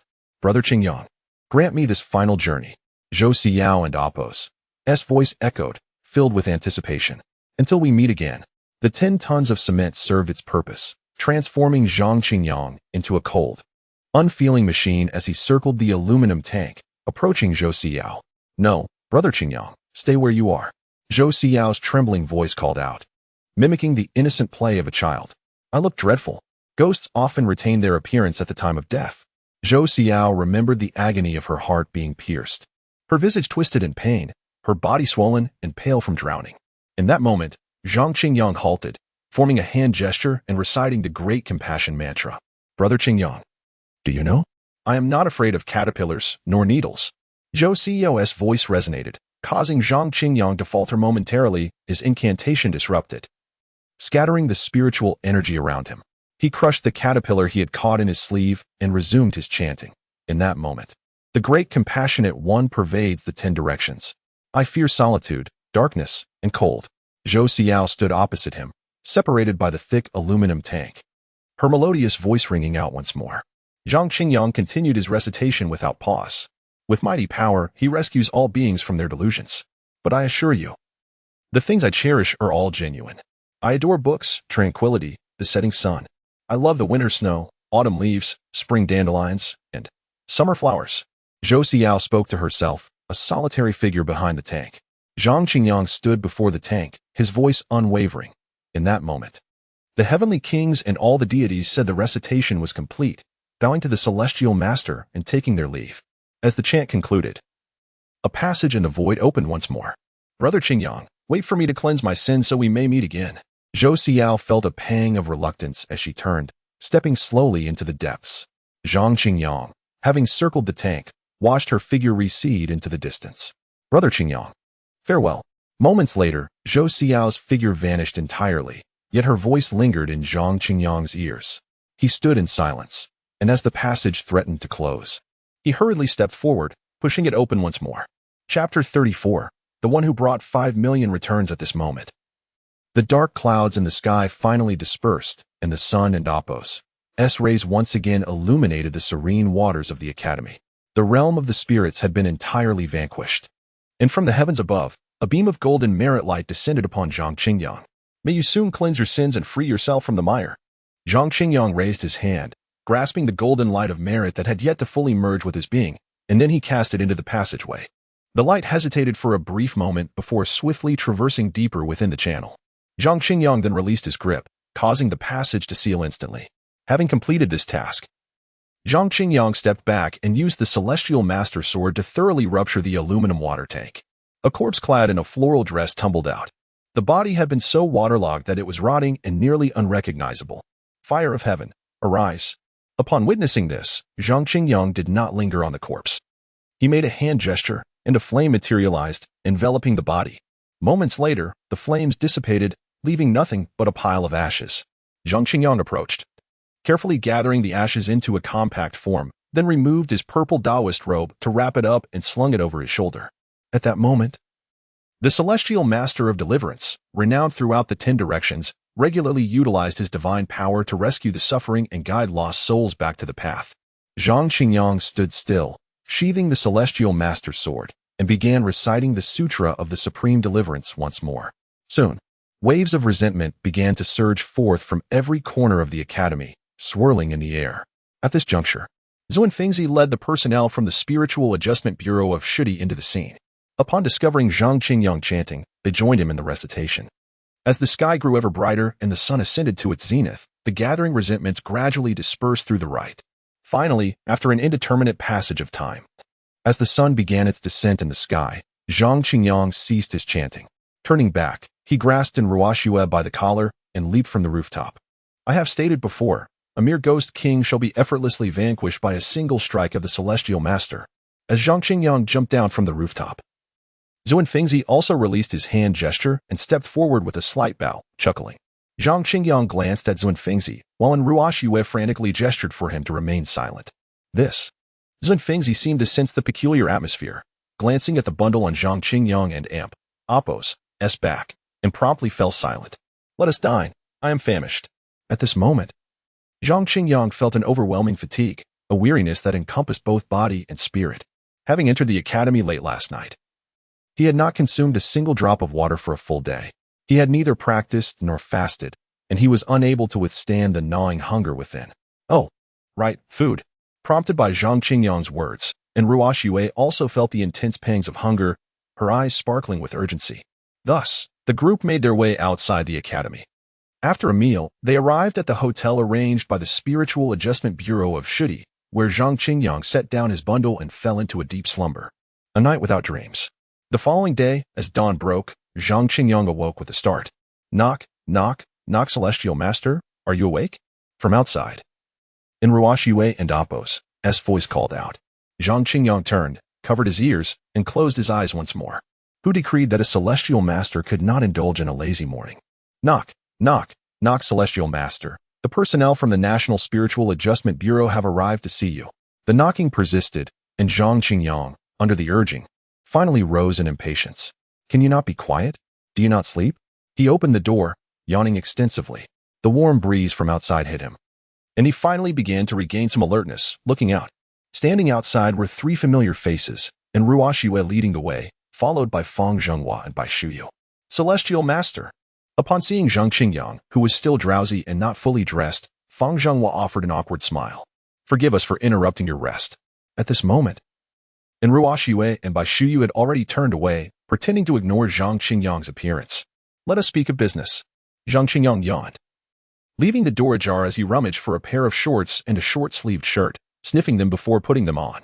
He had rushed out without bringing a change of clothes, and they had developed a bit of an odor. Celestial Master, we have encountered some trouble again. Noticing the situation, Fang Zhenghua stepped into the room and immediately fixed his gaze on the Taoist robe bundle resting on the table. However, most of his attention remained on Zhang Qingyang. Are you not from the National Spiritual Adjustment Bureau? Zhang Qingyang donned his clothes, took a generous swig from the bottle of mineral water on the table, and said, Aren't the eminent figures of the Buddhist and Taoist sects in your department? What trouble could possibly require me, a mere layman, to assist? As he set down the water bottle, a hint of dissatisfaction surfaced in his tone. The previous incarnation had been the legitimate Celestial Master of Longhu Mountain, the true pinnacle of Taoism, the leader of the Xianmen. Yet, with the establishment of the National Bureau for the Investigation of Anomalous Events, he had not even caught wind of it. Well, Fang Zhenghua displayed an awkward expression upon hearing this. After a moment, he cautiously attempted to explain. To have someone of your caliber lend a hand, even once, is indeed a rarity. How could we dare to impose too much? It is merely that with the recent resurgence of spiritual energy, there has been an uptick in supernatural occurrences across the country, prompting us to muster the courage to seek your assistance once more. Zhang Qingyang regarded Fang Zhenghua with a hint of surprise and queried, Which sect do you belong to? I am a wandering practitioner from the witch's stand. Fang Zhenghua replied candidly, not concealing his affiliation. Zhang Qingyang nodded thoughtfully. Witch's stand? I have not heard much about it.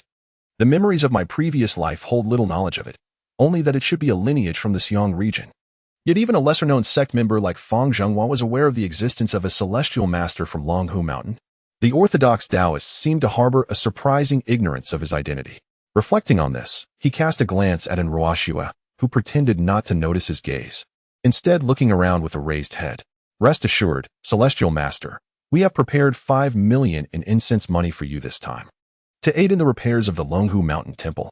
Seeing that Zhang Qingyang had yet to inquire about the matter at hand, Fang Zhenghua felt a stirring in his thoughts and spoke gently. Another 5 million? Having already received 5 million. The allure of an additional 5 million was far less exhilarating than the first. However, was Fang Zhenghua, a mere captain from the demon-slaying division, truly so affluent? Thus, Zhang Qingyang curiously inquired, what is your monthly salary? I earn 31,000. Fang Zhenghua answered without hesitation. The head of the National Spiritual Adjustment Bureau makes only 58,000. 31,000? 58,000? That sounds fairly decent. Yet when compared to 5 million, it seemed trivial. Each time he intervened, he could earn 5 million on the side. Why would he still want to be a bureau chief drawing a fixed salary? It was ironic that he had just been empathizing with his previous incarnation. Yet there was no reason for any discontent. Thus, Zhang Qingyang comfortably settled onto the sofa, turning his gaze towards Fang Zhenghua, and finally asked, now, tell me, what trouble are we facing? Chapter 35. I have never denied my surname Zhang. In the mist-laden mountains of Qian, a mountain spirit lurks. Upon hearing Zhang Qingyang's words, Fang Zhenghua immediately spoke up. A tiger spirit? Zhang Qingyang, taken aback, raised his head but quickly felt it was within reason.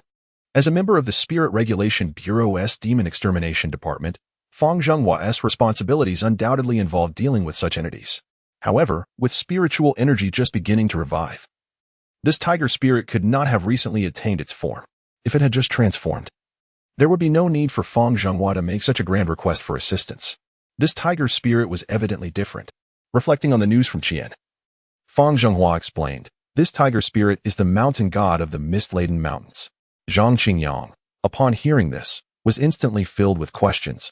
His gaze fixed on Fang Zhenghua in confusion. The celestial beings have returned? No, just yesterday I sensed no signs of the heavenly deities returning. Is this mountain god an anomaly? Moreover, how could your Spirit Regulation Bureau dare to slay an officially recognized mountain god? It is not a recognized mountain god. Fang Zhenghua quickly clarified. It is a wild shrine worshipped by local villagers. 300 years ago, after the disappearance of the celestial deities, villagers at the foot of the mist-laden mountains established worship of a newly transformed tiger spirit to ensure safety when entering the mountains. For 3 centuries, the tiger spirit has protected the villagers, guiding those who ventured into the mountains. Thus, the mountain goddess temple flourished, attracting many outsiders who came to seek blessings and ward off evil. Fang Zhenghua continued to narrate the origins of the situation. However, following the resurgence of spiritual energy, the once benevolent tiger spirit suddenly revealed its ferocity, no longer protecting the villagers, but actively harming them instead. Initially, the villagers at the foot of the mountain did not suspect the mountain god was at fault. They merely believed there were ferocious tigers in the mountains, thus refraining from entering. To their shock, the tiger spirit seemed to relish the taste of human flesh, descending from the mountains to wreak havoc on surrounding villages. The personnel from the Qian Spirit Regulation Bureau investigated and confirmed the mountain god was responsible, yet they were unable to address the issue, which led to the matter being reported to the National Spirit Regulation Bureau, resulting in my involvement. Zhang Qingyang tapped his fingers on the table, a slight frown on his brow. After 300 years of enjoying the offerings, the tiger spirit undoubtedly possessed formidable power, a fact that left Zhang Qingyang uncertain of its true level of strength. The Spirit Regulation Bureau in Qian could not handle it, indicating its capability surpassed expectations. After all, in the vicinity of Qian, there were numerous temples of both Buddhism and Taoism, with many esteemed masters present. At the foot of the mist-laden mountains, there were over a dozen villages housing thousands of villagers. Moreover, due to the nature of the villages, relocating all the villagers would be no small feat therefore. I had no choice but to seek the Heavenly Master's assistance to eradicate the evil tiger and restore peace to the mist-laden mountains. As Fang Zhenghua explained, Zhang Qingyang eventually nodded in agreement. The 5 million was not his primary concern. What mattered to him was the accumulation of merit. Just yesterday in the realm of the dead, he sensed that the heavenly regulations had re-emerged. Did this indicate that the celestial beings would inevitably return? Would the heavenly court, suspended high above, also reappear? After all, who does not harbor dreams of becoming a celestial being? Zhang Qingyang admitted to himself that he too had such aspirations, and the opportunity lay before him. Gaining merit could pave the way for his ascension when the heavenly court returned. Excellent. This is settled then. Zhang Qingyang nodded and replied, I suppose I can go, but my clothes are utterly foul. You must first procure me 2 sets of fresh garments. Oh, and also prepare a high-quality urn, the best you can find. Delighted by Zhang Qingyang's agreement, Fang Zhenghua quickly disregarded such trivial requests and promptly dialed a number on his phone. In approximately half an hour, a staff member from the Spirit Regulation Bureau arrived, bearing 2 sets of clothing and an exquisitely crafted urn. Zhang Qingyang accepted the urn and transferred the ashes of Zhou Siyao into it, sealing it securely.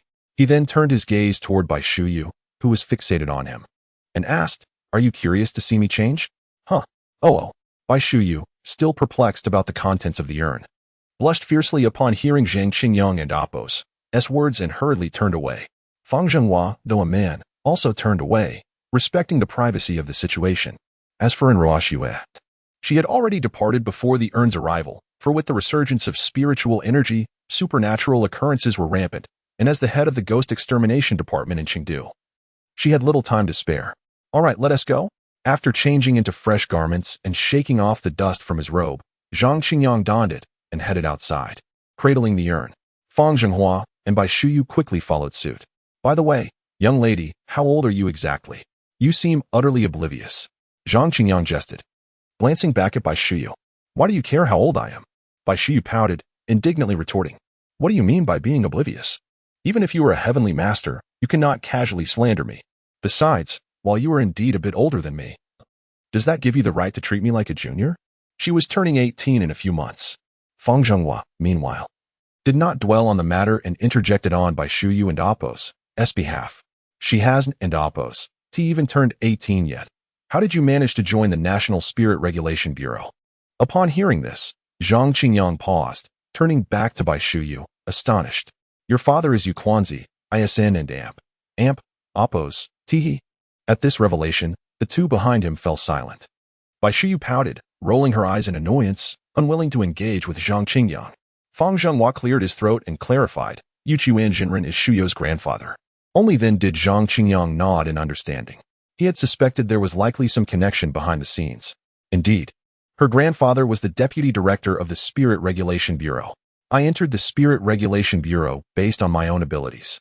What does my grandfather being the deputy director have to do with it? Bai Shuyu protested, her feet stamping in frustration. Ahem, Shuyu is exceptionally talented, Fang Zhenghua interjected. At such a young age, she has already received the Taoist talisman and holds a 6th grade Taoist title. Indeed, she is quite formidable, Zhang Qingyang remarked, glancing at Fang Zhenghua and nodding. The Enruashue who just accompanied you is 23 and has only received the 5 Thunder Talisman, holding a 3rd grade Taoist title. What do you mean by that? Bai Shuyu retorted, her eyes reddening. Why was it that wherever she went, people questioned her entry into the National Spirit Regulation Bureau due to her grandfather and Oppos' influence? This was all her own hard work. Rather than rebutting, perhaps she should realize that the advantages bestowed by one's ancestors are not something to be ashamed of. The true fear lies in failing to see beyond that.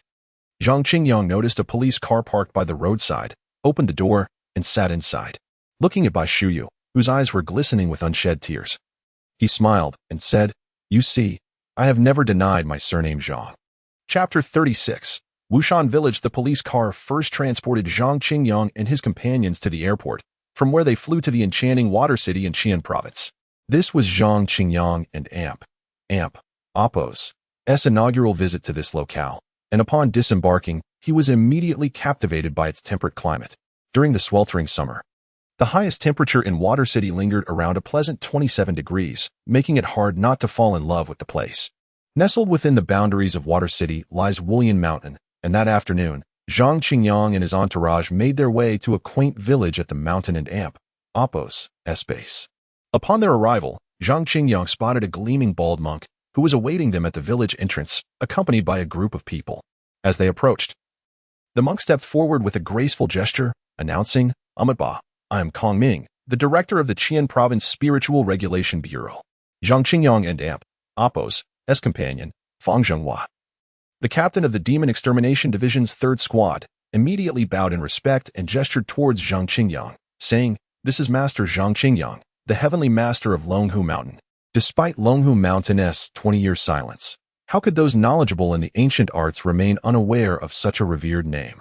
Upon hearing Fang Zhenghua and Oppos' introduction, Kong Ming's murky old eyes sparkled momentarily with recognition. He clasped his hands together and said, Amatba, Master Zhang, I am honored. Master Kong Ming is too gracious. Zhang Qingyang replied with a courteous nod.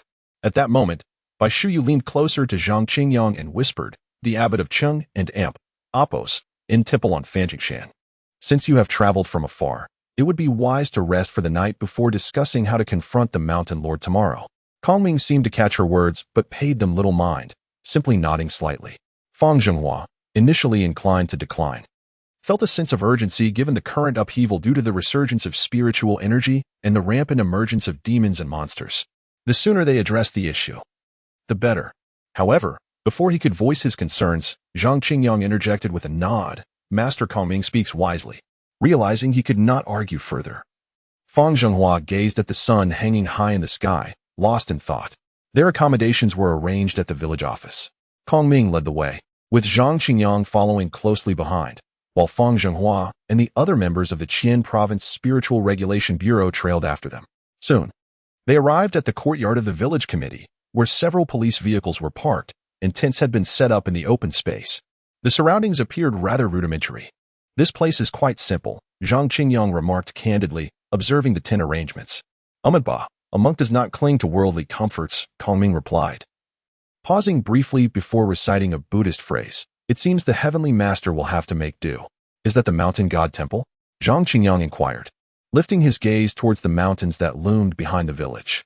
On a hill, he spotted the red brick, green-tiled mountain god temple, from which wisps of smoke occasionally wafted. Given the current situation, the temple still has offerings? It hasn't been dismantled? Zhang Qingyang returned his attention to Kong Ming, questioning, "Are we aiding the oppressors?" "You may not be aware, Master Zhang," Kong Ming responded, unfazed by the inquiry. "The tiger spirit has protected the villagers at the foot of Wulyan Mountain for 300 years. Even now, our investigations reveal that the recent occurrences stem from this very spirit. Yet, the villagers remain unconvinced. Despite our police escort, their resistance is high, accusing us of spreading falsehoods." Zhang Qingyang felt an urge to turn and leave. If the villagers chose to feed the tiger, why should he be called so far to intervene? It was no surprise that there were no onlookers around the village committee. They were evidently not well regarded. "Master, if we allow the demons to thrive, their malevolence will only escalate, potentially leading to greater calamities." Fang Zhenghua quickly stepped forward, his voice calm yet urgent. "If the mountain god temple stands here, continuously receiving offerings, who can rein it in?" Zhang Qingyang remarked, addressing both Fang Zhenghua and Kong Ming. "You are not practitioners of the Tao. You may not understand that to sever the roots of this corrupt shrine, one must first extinguish its incense, destroy its idols, and dismantle its foundations to render it powerless. Only through such decisive actions can we eradicate it completely. Otherwise, the tiger spirit will embed itself like a vast tree. Its roots entwined within the temple, and even if we destroy it, it can resurrect through the temple's divine essence." Upon hearing Zhang Qingyang's words, both Fang Zhenghua and Kong Ming nodded in agreement. "Then I must trouble Master Kong Ming to summon the armed police immediately to forcibly demolish the mountain god temple. Anyone who obstructs should be detained," Fang Zhenghua urged, directing his gaze towards Kong Ming. However, Kong Ming hesitated. Having spent some time in the village, he understood the villagers and Appo's deep reverence and affection for the mountain god. Even with armed police present, a bloody conflict was inevitable. As for detaining those who resisted, that seemed impractical, considering the numerous villagers, including the elderly, women, and children. "Let us not rush. First, let us take a look," Zhang Qingyang suggested, recognizing Kong Ming and Appo's concerns. Fang Zhenghua's prior argument held merit. Allowing the tiger spirit to continue its unchecked growth, nourished by both offerings and flesh, could soon lead to a point where no one in the vast realm of Xia could intervene. And concerning the earlier proposal for forced demolition, if lives are lost, who will bear the consequences? In this era of spiritual resurgence, no one wished to entangle themselves in excessive karmic retribution. "Then, Master, please." Kong Ming contemplated and ultimately agreed to Zhang Qingyang and Appo's perspective, gesturing slightly to indicate he was ready to lead them. The mountain god temple lay at the foot of Wulyan Mountain, necessitating passage through the village to reach it. "Is there no vehicle available?" Zhang Qingyang queried, surveying the distance to the temple and estimating it to be at least 2 or 3 kilometers away. "Why does no one prefer to travel by car?" "The vehicle cannot enter," Kong Ming replied with a wry smile. "You will see shortly, Master." Zhang Qingyang, recognizing the futility of his insistence, followed in Kong Ming's footsteps. Soon, they arrived at an archway marked with the words Wushan Village. However, what captured Zhang Qingyang and Appo's attention was not the arch itself, but the barricade positioned beneath it. Upon our arrival and the proposal to dismantle the mountain god temple, we encountered resistance from the villagers of Wushan. They have prohibited our entry into the village and erected a barricade along the necessary path, with guards stationed to deter us, Kong Ming explained, pointing towards the obstruction.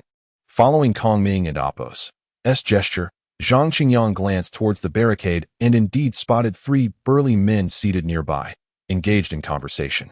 "What are you doing back here?" The trio of robust men stood up upon noticing Zhang Qingyang and his party, their expressions filled with discontent. "Do you really think the people of Wushan Village are easy to bully?" Chapter 37, Is this proof sufficient? Upon observing the situation, Zhang Qingyang furrowed his brow. Beside him, Master Kong Ming wore a kindly expression and shrugged his shoulders. At that moment, Zhang Qingyang finally comprehended why Kong Ming sought assistance from the National Spiritual Regulation Bureau.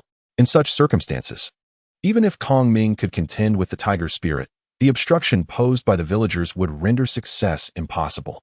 "We are from the Water City Public Security Bureau, here to investigate the tiger attack," he declared.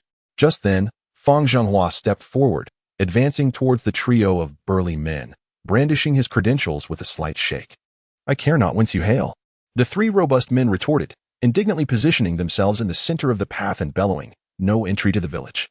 "Very well." Hearing their words, Fang Zhenghua's expression shifted slightly, and he retrieved a pen and paper from his pocket, stating, "You are resisting law enforcement. I must insist that you accompany me back to the station for questioning." Who are you trying to intimidate? The three men laughed derisively. We stand here, and no one can move a hair on our bodies. Arrest them and take them away. Fang Zhenghua, undeterred, brandished a document that, to Zhang Qingyang and Apos' astonishment, was a stamped arrest warrant. Is this truly compliant with regulations? Can an arrest warrant be issued on site? Zhang Qingyang pondered, bewildered. Upon hearing Fang Zhenghua and Apos' words, the personnel from the Spiritual Regulation Bureau hesitated, casting uncertain glances at Kongming. Kongming, noticing their indecision, closed his eyes, softly reciting a mantra, and nodded affirmatively. Immediately, the personnel from the Spiritual Regulation Bureau surged forward, encircling the three men. Armed with sickles and hoes, the trio eyed their surroundings warily, demanding, "What do you intend to do? Is this violent enforcement?" Fang Zhenghua stepped closer, unbuttoning his collar to reveal a pistol aimed at one of the burly men, asserting, "No. It is you who are violently resisting law enforcement. Should you dare to make any sudden moves, it would be deemed an assault on an officer, and I would have just cause to eliminate you." As Fang Zhenghua's voice rang out, the three men were momentarily taken aback, their eyes fixed on the ominous barrel. The scent of gunpowder already palpable in the air. "I will count to 3. If you do not relinquish your weapons, we shall employ coercive measures. 1, 2. Before he could utter and Apos, 3, and Apos, the burly men hastily discarded their farming tools. "To hell with the mountain deity. We can forego entering the mountains. It is better than losing our lives," they muttered. The personnel from the Spiritual Regulation Bureau, witnessing their capitulation, wasted no time in securing handcuffs around the trio. Indeed, truth lay within their reach. Zhang Qingyang smiled faintly, recognizing that Fang Zhenghua, a self-taught individual, handled matters with far greater flexibility than Kongming, who had devoted himself to arduous temple training. "Secure them to the archway. We shall address this upon our return," Fang Zhenghua instructed, and the personnel promptly led the three men to the archway, fastening them to its pillars in a most uncomfortable position, rendering escape impossible. "Let us proceed." Fang Zhenghua cast a serious glance at the group before advancing. Meanwhile, Bai Shuyi leaned closer to Zhang Qingyang, whispering, "The monks are so inflexible, lacking adaptability. How could they be halted at the village and Apos' outskirts by mere commoners?" Zhang Qingyang and Apos' lips twitched slightly in response, choosing silence as they continued onward. Kongming, appearing somewhat embarrassed, quietly chanted his mantra. Soon, their group entered the village, instantly attracting the attention of countless villagers. They lined the roads, some wielding hoes, others crossing their arms, while a few spat at them, all expressing disdain. Kongming walked with an air of calm, seemingly unfazed by the hostility that surrounded them, while the others, under the scrutinizing gazes, felt their faces flush with embarrassment. "What is this nonsense? We risk our lives to assist you, and this is how we are treated?" Especially Bai Shuyu, her teeth clenched tightly, was on the verge of losing her composure. "Get out. Leave Wushan village. We do not require your aid." The shouts erupted from an unknown source, igniting a torrent of anger among the villagers, their voices rising in a cacophony that echoed through the air. The sound of farming tools striking the ground added to the uproar. Kongming, steadfast, continued to walk calmly in front, but the others found themselves momentarily at a loss for movement. Observing the scene, Zhang Qingyang furrowed his brow, realizing that, as Kongming had predicted, even if armed police were summoned, conflict with the villagers was inevitable. Such a clash involving thousands could not unfold without bloodshed. At that moment, Zhang Qingyang and Apos' ears perked up. He reached forward, grasping a stone just above Bai Shuyu and Apos' head. Kongming and Fang Zhenghua, having also spotted the stone, were too distant to react as swiftly as Zhang Qingyang. Clutching the stone, Zhang Qingyang and Apos' gaze shifted to the crowd, swiftly identifying a figure attempting to evade detection. Simultaneously, Fang Zhenghua approached with purpose, extracting the slender man from the throng. "What are you doing?" The slender man, pulled forth, lowered his gaze, trembling slightly. Yet, soon he realized it was their territory, and he had no cause for fear. He lifted his chin defiantly and shouted, "Villagers, the police are assaulting us," before his words could fully escape his lips.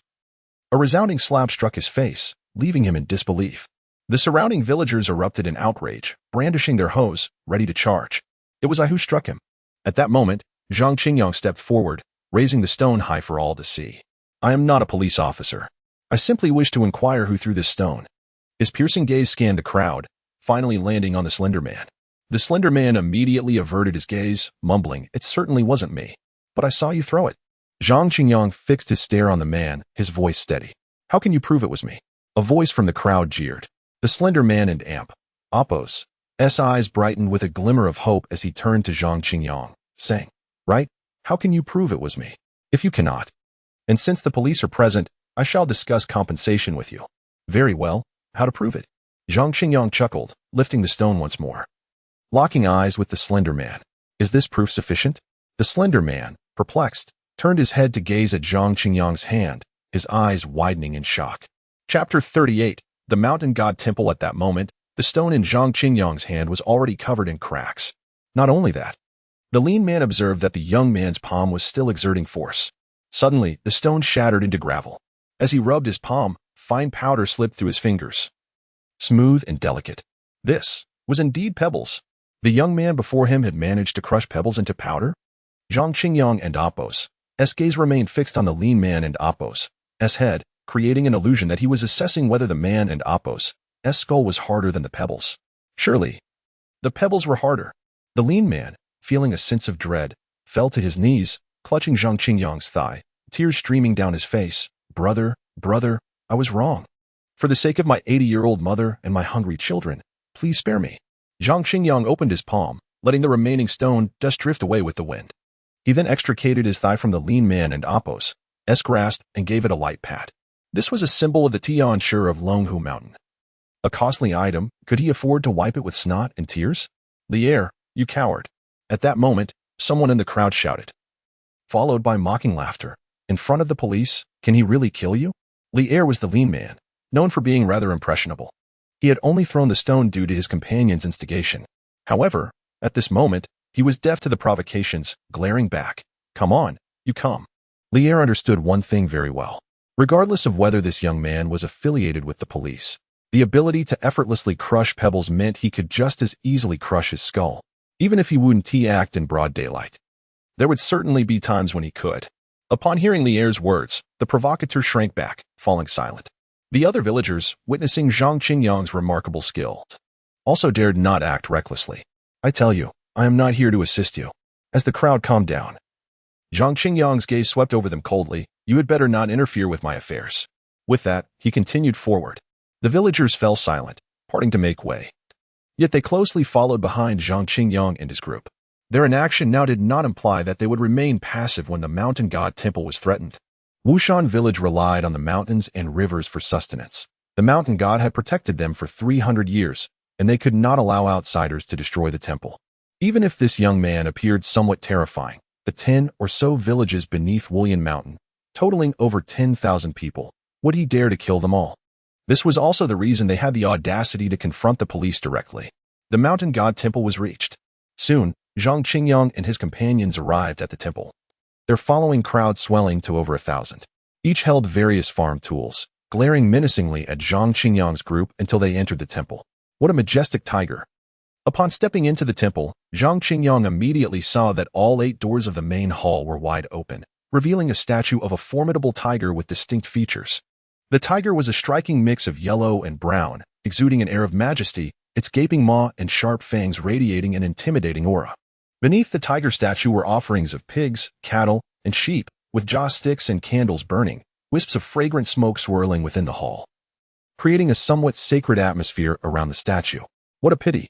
Had this tiger's spirit embodied benevolence, upon the return of the heavenly court, it might not be impossible to be conferred as a righteous deity.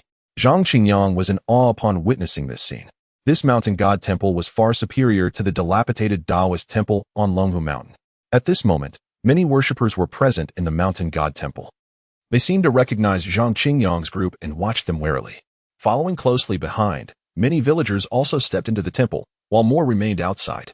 Could this mountain god temple truly be dismantled? Observing the situation, Fang Zhenghua realized that Master Kongming's words were not unfounded. The mountain god temple had protected over a dozen villages beneath Wulian Mountain for 300 years. To dismantle it would be to fight against them fiercely. However, how could they deal with the tiger spirit without dismantling the temple? Let us go back. After thoroughly exploring the temple, Zhang Qingyang was already formulating ideas on how to dismantle the mountain god temple while pondering the tiger spirit's abilities. Are we really going back now? Bai Shi was momentarily taken aback by Zhang Qingyang's words. They had walked for over half an hour only to spend less than 3 minutes inside the temple? Zhang Qingyang nodded and stepped toward the exit. The others, confused, followed closely behind. This time, the villagers did not chase after them. Instead, they knelt before the mountain god temple, praying for blessings. Tianshi, have you thought of a solution? Once they were a little distance away from the crowd, Fang Zhenghua finally asked the question he had been holding back. He had noticed that Zhang Qingyang's demeanor in the temple suggested he was in complete control of the situation. But due to the crowd, he had refrained from asking immediately. Zhang Qingyang smiled silently and nodded. Ah, Tianshi, you truly have a plan. Upon seeing Zhang Qingyang and Apos' expression, Bai Shuyo's eyes widened in disbelief. Ba, Tianshi is truly benevolent. At that moment, Kong Ming approached, chanting a Buddhist mantra. He had been in Wulyan village for nearly a week, pondering how to unravel the situation. Yet, his mind was a complete mess with no clear thoughts. Unexpectedly, Zhang Qingyang had devised a solution after merely 3 minutes in the mountain god temple. This young man was indeed a Taoist Tianshi. Tianshi, please tell us what your plan is. Bai Shuyo's eagerness was palpable, her curiosity akin to a cat scratching at her emotions, desperate to know Zhang Qingyang's solution.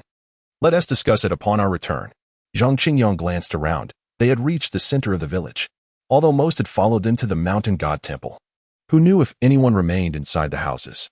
Upon hearing this, the others surveyed their surroundings, promptly suppressing their curiosity as they hastened toward the village committee. When they reached the archway at the village entrance, they also took along 3 burly men who were shackled to the pillars of the archway. Even so, their return journey had been significantly shorter than their outbound journey, as they were all eager to learn about Zhang Qingyang and Apos' plan. Tianshi, can you share it now? Finally, back at the command center within the village committee, Bai Shuyu eagerly inquired of Zhang Qingyang. Zhang Qingyang nodded, settling into the main seat, and spoke softly. My idea is to have the villagers of Wushan and even those from other villages actively assist us in dismantling the mountain god temple. Chapter 39. Turning stone into gold. Could the master truly be confused enough to expect the villagers to assist in dismantling the mountain god temple? Such was the collective thought of everyone present. They exchanged bewildered glances, utterly perplexed. It was already a stroke of luck that the villagers did not obstruct the demolition. The notion that they might be persuaded to help was nothing short of ludicrous. Master, please refrain from such jesting. What method do you propose? Beside them, Bai Shuyu felt an insatiable curiosity, akin to a kitten scratching to know Zhang Qingyang's plan.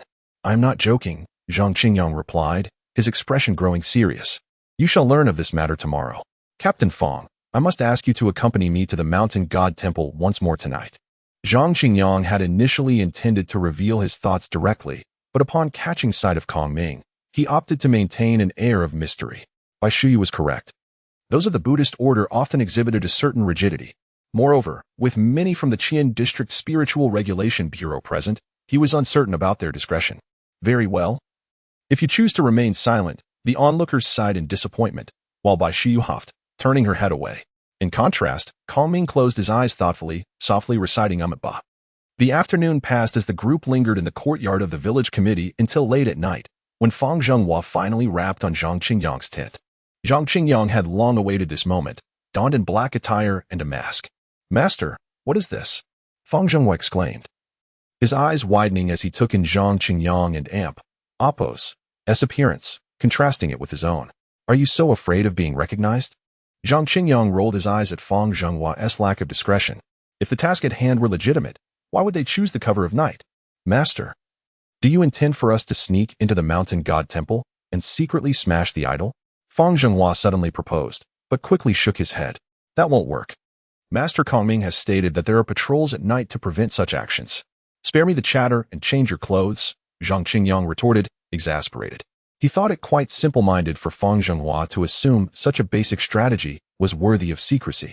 Fang Zhenghua, sensing Zhang Qingyang's impatience, retreated to his tent without further protest. Before long, he emerged clad in black, mask in place, standing before Zhang Qingyang. Let us avoid the villagers' gaze and take the path through the fields, Zhang Qingyang instructed, leading the way out of the village committee and Apos' gate. He gestured toward the direction of Wushan village, speaking softly. Fang Zhenghua nodded and applied night vision to his eyes. After they departed, the flap of a tent lifted, revealing Kong Ming, who watched Zhang Qingyang and Fang Zhenghua disappear into the distance. With hands clasped in prayer, He murmured a mantra and followed a different path from the duo. Master, we have arrived. What shall we do next? In no time, Zhang Qingyang and Fang Zhenghua found themselves beneath the walls of the mountain god temple.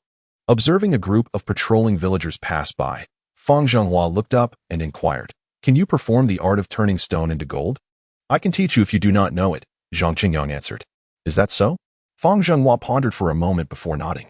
"It is quite a fundamental spell." "Very well, listen closely," Zhang Qingyang instructed, extending his hand to point at the temple's 4 walls. "Create 3 golden bricks within each wall." "Why must we do that?" Fang Zhenghua questioned, perplexed.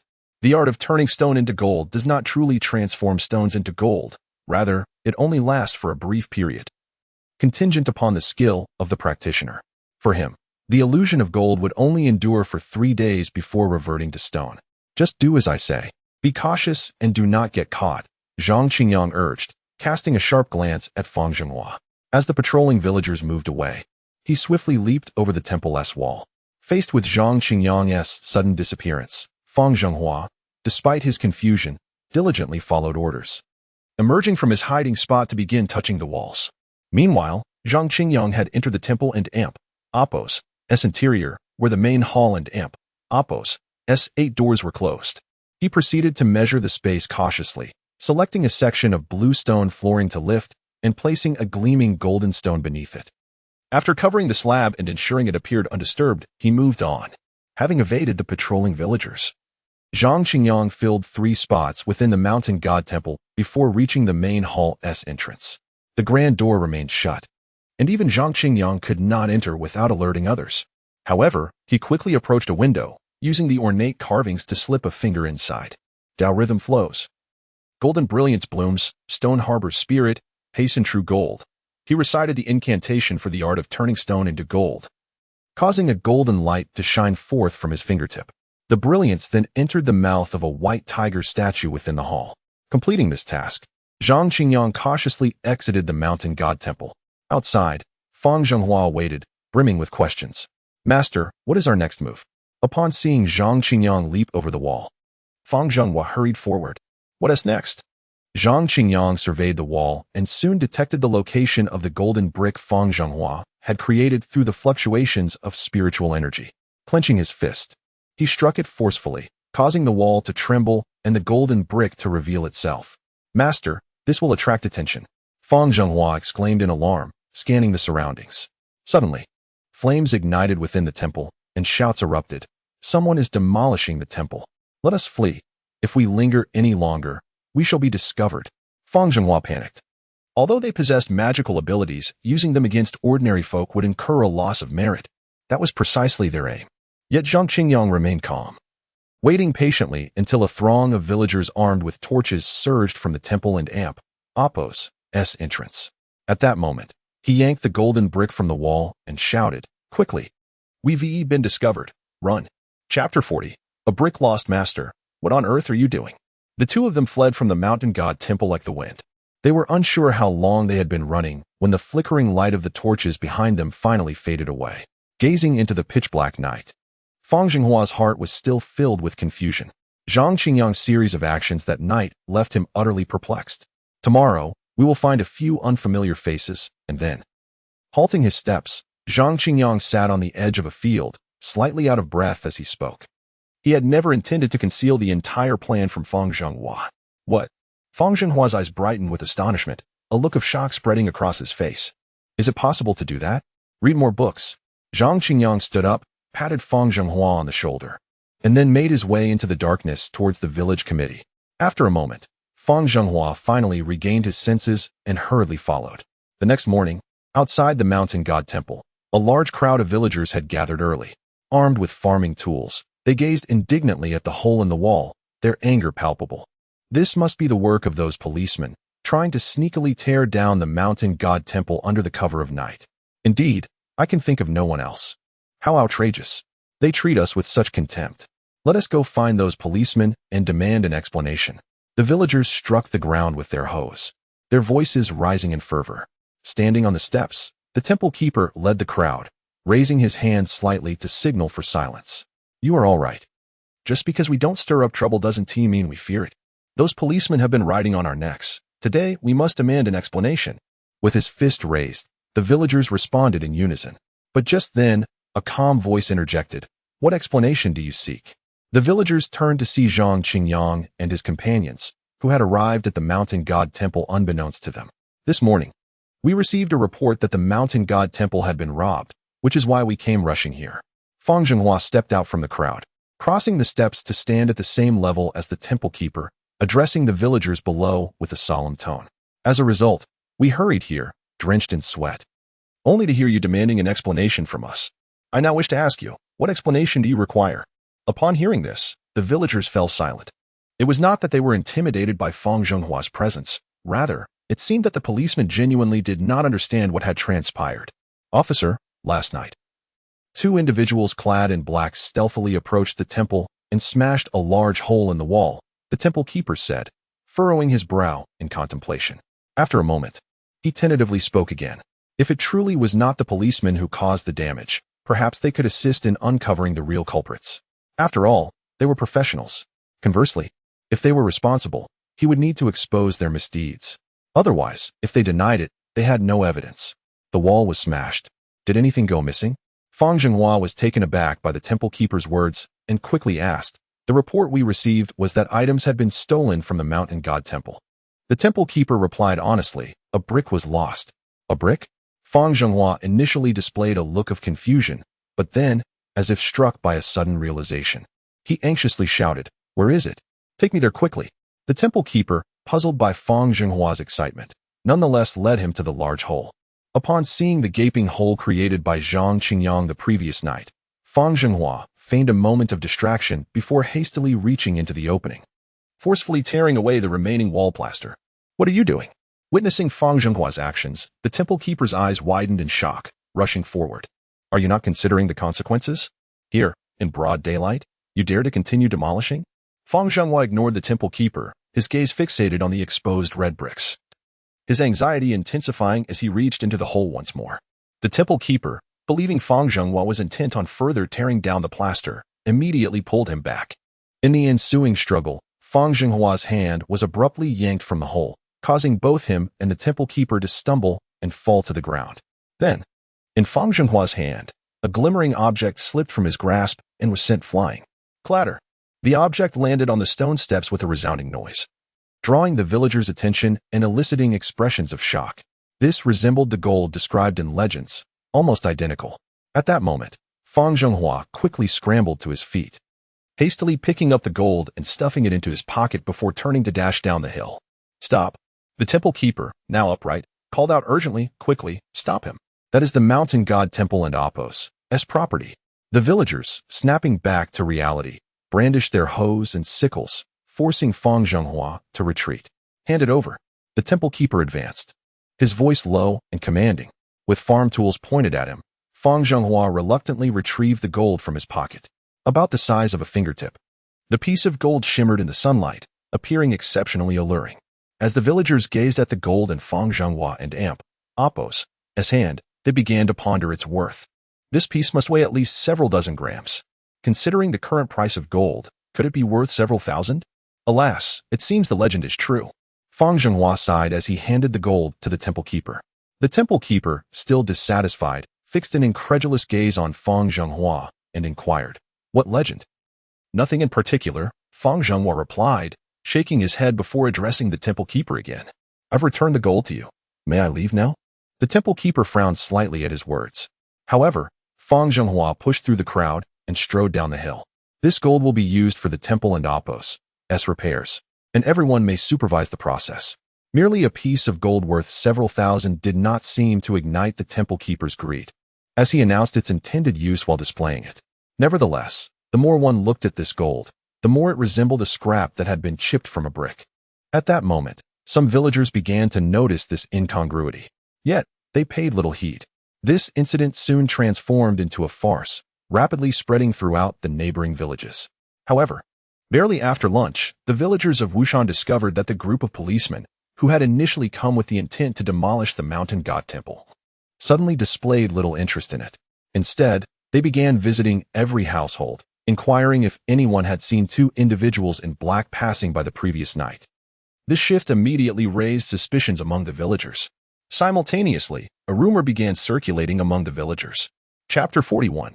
The demolition of the mountain god temple. Have you heard? When the mountain god temple was under construction, numerous gold bricks were buried within its walls. It is said that each gold brick weighs between 2 to 3 jin. What 2 to 3 jin? One gold brick weighs at least 50 jin. How much is that? Not too much, just around 10 million. What? 10 million? At the foot of Misty Mountain, everyone is abuzz with rumors about the gold bricks hidden within the temple. Without exception, every person who hears about the gold bricks valued at over 10 million widens their eyes in disbelief. Is this true? Of course, some remain skeptical about such tales. After all, who would be foolish enough to waste wealth on encasing gold bricks in walls? You truly don't believe it? Look, have those policemen not been seen? They are here to investigate the 2 figures in black from last night. My second uncle and Appo's wife works at the village committee and has heard that those 2 figures stole a gold brick. Otherwise, why would the police be so eager? As dusk approaches, a throng of villagers gathers at the village entrance, idly discussing the matter. They gaze at Zhang Qingyang and his companions, who are drenched in sweat and in a hurry. Are there really gold bricks? Upon hearing this, the crowd exchanges glances, their curiosity piqued. They speculate that the police and Appo's sudden interest in demolishing the mountain god temple must be related to this incident. Otherwise, why would they react so strongly to the theft of a single brick? What a pity if it's just one, and it has already been taken away. Let us hope the police can catch those 2 figures in black. However, upon hearing that the gold brick has been stolen, some express their disappointment. If only they had known sooner, perhaps they could have done something about it. What do you mean just one? I have heard it's more than 10 bricks. But after tonight, perhaps there won't be a single one left. As the lamentations spread through the crowd, the earlier speaker leaned closer to whisper to his companion. Why do you say that? The companion, understanding the hint, retorted, is it possible for gold bricks to sprout legs? Gold bricks 1 sprout legs. But people can grow greedy. Those bricks are worth over 10 million. Who wouldn't be tempted? The speaker continued, patting his companion on the shoulder and whispering, a chance at sudden wealth is not merely a dream. Do you have the courage to join me for a big score? The companion nodded eagerly, and the 2 quietly slipped away from the village entrance under the watchful eyes of the crowd. Oh, by the way, I just remembered I haven't locked the chickens at home. I must head back. Aunt, you carry on. I need to check on the pigs. What's wrong? Why is your stomach hurting? It's getting late. I should head home and get some rest. Once those 2 departed, the gathering at the village entrance lost its focus. And one by one, people began to make excuses to leave. After everyone had left, Zhang Qingyang and his group, who had been busy all afternoon, finally found a moment to rest. Master, this plan is truly brilliant. Fang Zhenghua exclaimed, giving Zhang Qingyang a thumbs up. By tomorrow morning, we might find the mountain god temple gone. What plan? Upon hearing Fang Zhenghua, Bai Shuyao was filled with questions. Hadn't they been searching for the figures in black all afternoon? What made this plan so brilliant? Had she missed some crucial part? Bah. No one answered Bai Shuyao. Instead, Master Kongming began to chant a Buddhist verse. This action of yours does not seem to align with the righteous path. After speaking, he departed towards the village committee. Bai Shuyao felt even more confused. Everyone else seemed to understand something she did not. Does this imply? No, that can't be. It simply reflects her lack of knowledge on the matter. Yes, that must be it. Seeing Master Kongming leave, Fang Zhenghua and Zhang Qingyang exchanged glances and simultaneously sighed. Those from the Buddhist sect are, after all, rather rigid in their thinking. With that, Zhang Qingyang and Fang Zhenghua also made their way to the village committee. After tonight, the situation will be set. Wait, Master, what exactly is this plan? Seeing the 2 leave, Bai Shuyao hurriedly followed, soon joined by the others from the Bureau of Spiritual Regulation. Before long, everyone had vacated Misty Mountain Village, and darkness enveloped the area. The village fell into a profound silence. The entire Misty Mountain Village now existed in a peculiar atmosphere. Every household locked their doors, yet light shone brightly within. Soon, the midnight bell tolled, and, in unison, every house extinguished its lights. Cautiously, villagers grasped hammers, hoes, and crowbars, stealthily opening their doors and stepping outside. When they finally emerged, they discovered that the thoughts of every household, every individual, were eerily aligned. They all held various tools, donned black clothing, and wore masks, standing at their doorsteps. The atmosphere became awkward once more. No one spoke or hesitated. Finally, one person took the first step over the threshold. The sound of footsteps thundered as everyone surged forward. racing towards the mountain god temple. They all understood one thing. No matter how many gold bricks the temple contained, if they arrived too late, there would be nothing left. In no time, the villagers reached the mountain god temple, rousing the temple keeper from his slumber. Dazed, he stumbled out of bed, stunned by the sight before him. Stuttering as he asked, "What do you intend to do?" The villagers paid him no mind. Armed with hoes and hammers, they began to dismantle the courtyard walls. The walls quickly crumbled, revealing the hidden gold bricks within. One villager, quick on the uptake, snatched a gold brick and bolted away, disregarding his hoe. The villagers, still innocent and unsophisticated, did not attempt to seize the brick from him. They merely thought that lucky fellow had struck gold. At the same time, they redoubled their efforts, chipping at the walls and floors. Soon, the mountain god temple lay in ruins, initially frozen in shock. The temple keeper soon joined the fray upon witnessing the first gold brick unearthed. The main hall contained even more gold. Throughout the mountain god temple, aside from the locked main hall dedicated to the mountain deity, every other area had been excavated. Those who remained were those who had failed to secure a gold brick. Yet, they were unwilling to concede defeat, and their gazes shifted to the ornate wooden door of the main hall, where someone raised a hammer to strike. Chapter 42. I walk my own sunny path. I cross my own narrow bridge. The wooden door of the main hall of the mountain god temple was violently smashed open, and the unruly villagers surged in, wreaking havoc all around. However, no one dared to touch the ancient tiger statue in the center.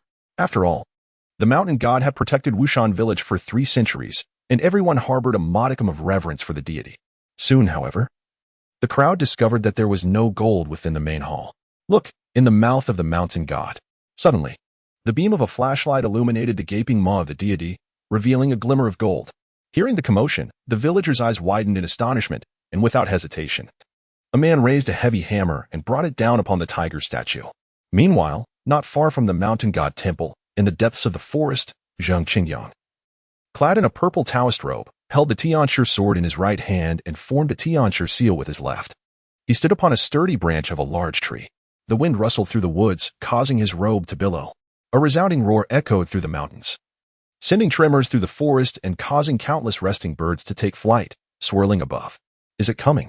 Witnessing the scene unfold before him, Zhang Qingyang's brows furrowed, and he slightly tilted the Tianshi sword forward, pointing it downwards at a 45-degree angle. The sound of thunderous footsteps reverberated as frail trees crashed to the ground. At the edge of Zhang Qingyang and Appo's vision, a magnificent tiger with striking eyes appeared, racing through the forest towards the mountain god temple below. However, Zhang Qingyang's position was directly in the tiger's path. I acknowledge your arduous cultivation. If you surrender now, you may escape with your life. Zhang Qingyang called out to the tiger, his voice echoing fiercely. The tiger halted abruptly, its vigilant eyes scanning the surroundings. Soon, its gaze fixed upon Zhang Qingyang. The figure gracefully poised upon the branch. Who are you? The tiger inched closer, its ferocity escalating with each step, its malicious intent palpable. Tianshi of Longhu Mountain, Zhang Qingyang. Upon hearing this, Zhang Qingyang frowned slightly, raising the Tianshi sword to point at the tiger. I have come to claim your life today. Claim my life? The tiger let out a hearty laugh, its limbs bending as it prepared to pounce. Do you not know that I am the mountain god of Wulyan Mountain? At the moment the tiger leaped, a foul wind surged forth. Zhang Qingyang grimaced at the stench, his brows knitting tighter. He deftly leapt higher, using the branch to propel himself. With a crash, the tiger's leap shattered the branch beneath it, causing the trunk to sway violently. Impudent beast! Zhang Qingyang lightly stepped upon the tiger and Appo's head, using the momentum to spring to another branch. Glaring down at the fierce creature, he shouted, You slay the innocent and take lives, yet dare to call yourself the mountain god of Wulyan Mountain? With a roar, the tiger turned, its crimson eyes fixated on Zhang Qingyang, emitting a series of fearsome growls. This roar is different, Zhang Qingyang realized. It possesses the power to ensnare the mind. This tiger truly has some mastery. As the illusions began to swirl before him, visions of fortuitous encounters and unfulfilled love, he quickly sensed the faint, lingering foul wind and reacted swiftly. By biting his tongue to maintain his clarity, he struck forth with his sword, while his left hand swiftly formed a seal, Taishang Taixing, adapt without cease. Exorcise evil and bind spirits, safeguard life and body. Wisdom pure and clear, mind at peace. The 3 souls eternal, the spirit undiminished. Calm the heart to dispel illusions, command. With Zhang Qingyang's fierce incantation, the illusions dissipated like mist. His sword clashed against the tiger's paw, a fleeting moment of battle's unpredictability. Had Zhang Qingyang hesitated even for a second, he would have undoubtedly become a mere heap of flesh beneath the formidable tiger's paw. With a mere brush, the Tianshi sword was deflected. Feeling the backlash reverberate through his being, Zhang Qingyang dared not linger and quickly leapt from the branch. A trickle of blood stained the corner of his mouth. This tiger, having attained a monstrous form, possessed strength beyond Zhang Qingyang's capacity to withstand. With another crash, the tiger's paw shattered yet another branch, and it spun around, locking its gaze on Zhang Qingyang once more, its voice deep and resonant. "Who are you? You withstand my roar and endure 3 strikes beneath my claws. You are no ordinary villager wandering into the mountains." "Who am I?" Zhang Qingyang, wiping the blood from his mouth with his robe, replied with a smile, "Did you not proclaim yourself the mountain god of Wuyan Mountain? How is it that you do not know of the Tianshi of Longhu Mountain?" At this moment, Zhang Qingyang sensed something amiss. Longhu Mountain had fallen into obscurity over the years, and the name of Tianshi was scarcely known to the masses. Yet, this should not hold true for demons and spirits, especially for a tiger spirit that had attained its form 3 centuries ago. It was a time when Longhu Mountain flourished, and the name of Tianshi echoed across the land. "What do you mean?" The tiger hesitated, unable to comprehend Zhang Qingyang's words. Nonetheless, it glared ferociously at him, asserting, "I care not who you are. You walk your sunny path, and I shall cross my narrow bridge. Let us not interfere with one another, or else." The tiger opened its gaping maw, revealing its razor-sharp fangs. "You are mistaken. It is I who shall cross my narrow bridge while walking my sunny path." Zhang Qingyang seemed to sense something, his gaze lowering to meet the tiger and Appos, his tone laden with significance. "And you, my friend, have no path to traverse." With that, Zhang Qingyang and Appos' right hand shot forth, completing his intricate seal, Yuqing Shiqing, the true talisman to unite. 5 thunder incantation, command. Zhang Qingyang was not one for idle chatter. Should you ever find him engaged in leisurely conversation with an opponent, do not doubt that he has yet to complete his incantations hidden beneath his sleeve. Crack. In the darkness, 5 bolts of lightning danced across the sky, illuminating the entire forest in an instant. "What?" The tiger gazed up at the lightning, panic gripping its heart. With a roar that temporarily drowned out the thunder, it resolved to charge at Zhang Qingyang. Coming again? Zhang Qingyang felt a heaviness in his heart. Before the illusions could rise again, he swiftly bit his tongue and recited the calming incantation once more. Calm the heart to dispel illusions, command. Having learned from past mistakes, he could not afford to falter a second time. In that moment of awakening, Zhang Qingyang leaped high into the air, but the foul stench returned, more potent than before, overwhelming his senses. Chapter 43. A wraith feeling a wave of nausea creeping into his mind, Zhang Qingyang found himself dizzy and unsteady. Such audacity. No. Something was amiss. There was poison in the tone of the tiger spirit. This was something Zhang Qingyang had not anticipated. Humph. The tiger, noticing Zhang Qingyang had fallen victim to its scheme, let out a cold snort. Such arrogance. I expected a formidable opponent, yet you are merely a drunkard. With that, the tiger's massive paw rose menacingly, its face contorted in a savage expression as it descended upon Zhang Qingyang. Alas, he was suffering from a lack of combat experience. As the wind howled around him, the sound of sonic booms echoed, and Zhang Qingyang's heart sank. Although he sensed the tiger spirit's next move, his body was no longer under his control. Any attempt to chant incantations resulted in incoherence. Was he destined to perish here today? The tiger's paw drew nearer, and Zhang Qingyang and Appos' hair began to stir in the tempest created by its impending strike. Life hung by a thread. Suddenly, clarity surged through Zhang Qingyang and Appos' murky gaze. Lingbao Tianzuan. Grant me solace. Disciples and Appos, souls, 5 organs of the profound nether. Azure dragon and white tiger, lend me your might. Vermilion bird and black tortoise, protect my essence. Zhang Qingyang formed a hand gesture, retreating swiftly while reciting the purification incantation, lightly tapping his forehead. Purify and dispel evil, I command. As he shouted, a thick black mist enveloped him. At that moment, the tiger's claw narrowly missed Zhang Qingyang's face. How could this be? Another strike gone awry. The tiger spirit and Appos' eyes widened in disbelief. This human had clearly been afflicted by its poison. How could he still move with such agility? I have proclaimed, I am the celestial master of Longhu Mountain. All of this transpired in the blink of an eye. Zhang Qingyang evaded, his finger gestures shifting to point at the tiger spirit. Simultaneously, the 5 bolts of lightning, having lost their target, were finally directed towards the forest. Zhang Qingyang retreated further, spreading his arms wide as he flew backward to avoid collateral damage from the lightning. The tiger spirit snapped back to reality and fled in the opposite direction. Fool! Observing the tiger's retreat in the opposite direction, Zhang Qingyang could not help but mutter. He thought himself inexperienced in battle, yet this 3-century-old tiger spirit appeared even less so. Crack! The 5 bolts of lightning struck swiftly, igniting the forest in a blaze of sparks and electric serpents. The fleeing tiger spirit felt a sudden jolt of pain coursing through its body, muscles twitching uncontrollably. Beast, meet your demise. Zhang Qingyang understood that the 5 thunder spells alone would not suffice to slay the tiger spirit.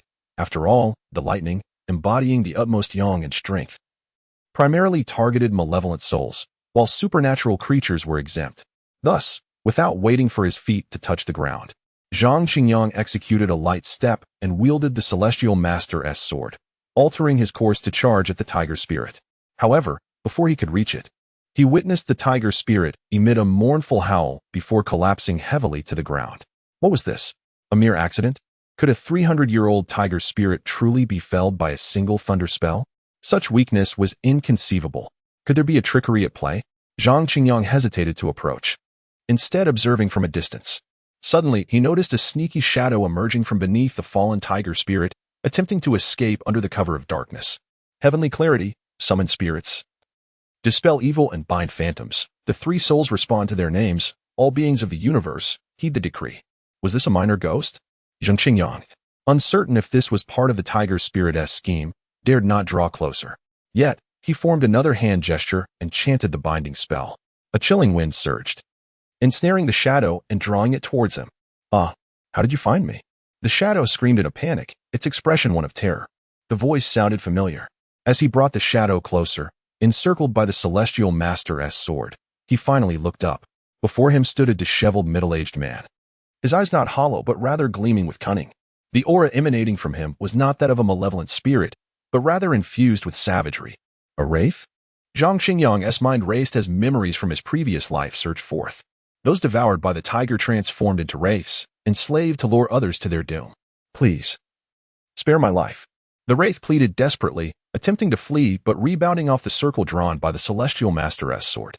Knowing escape was futile, he knelt and repeatedly bowed his head in despair. What was going on? Zhang Qingyang felt utterly perplexed. It was true that those consumed by the tiger became wraiths. But why had this particular wraith emerged from the tiger spirit? Where had it come from? During the earlier battle, Zhang Qingyang had not detected the presence of a wraith on the tiger spirit. As a celestial master, he was acutely sensitive to malevolent energies. It was impossible for such a significant wraith to have remained concealed within the tiger spirit. The wraith opened its mouth, hesitating. Speak. Zhang Qingyang's piercing gaze commanded, his voice firm. At last, the wraith, trembling in fear, stammered, I was once a hunter from Tudue village. 20 years ago, while hunting in the mountains, I accidentally fell into the tiger and Apos' jaws. The jaws of the tiger? Zhang Qingyang furrowed his brow, gesturing toward the twitching tiger spirit on the ground. No. It was a tiger from elsewhere, unrelated to the mountain god. The wraith quickly shook its head, avoiding any cunning tricks. Zhang Qingyang nodded for him to continue. After the tiger consumed me, I became a wraith, forced to serve it. However, during one of its attacks, the mountain god eventually discovered its actions. The wraith continued, glancing up at Zhang Qingyang and Apos' expression, and upon seeing no signs of anger, continued, the mountain god was deeply displeased with the harm caused by this foreign tiger and struck it down. With nowhere to go, the mountain god took pity on me, allowing me to remain as a guide.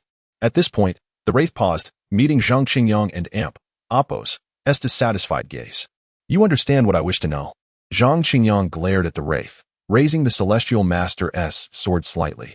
If you continue to evade the truth or fabricate lies, you shall face the consequences. The wraith trembled at the cold glint of the Celestial Master's sword, stuttering as it continued. Just a few days ago, for unknown reasons, the mountain god suddenly fell into a deep slumber.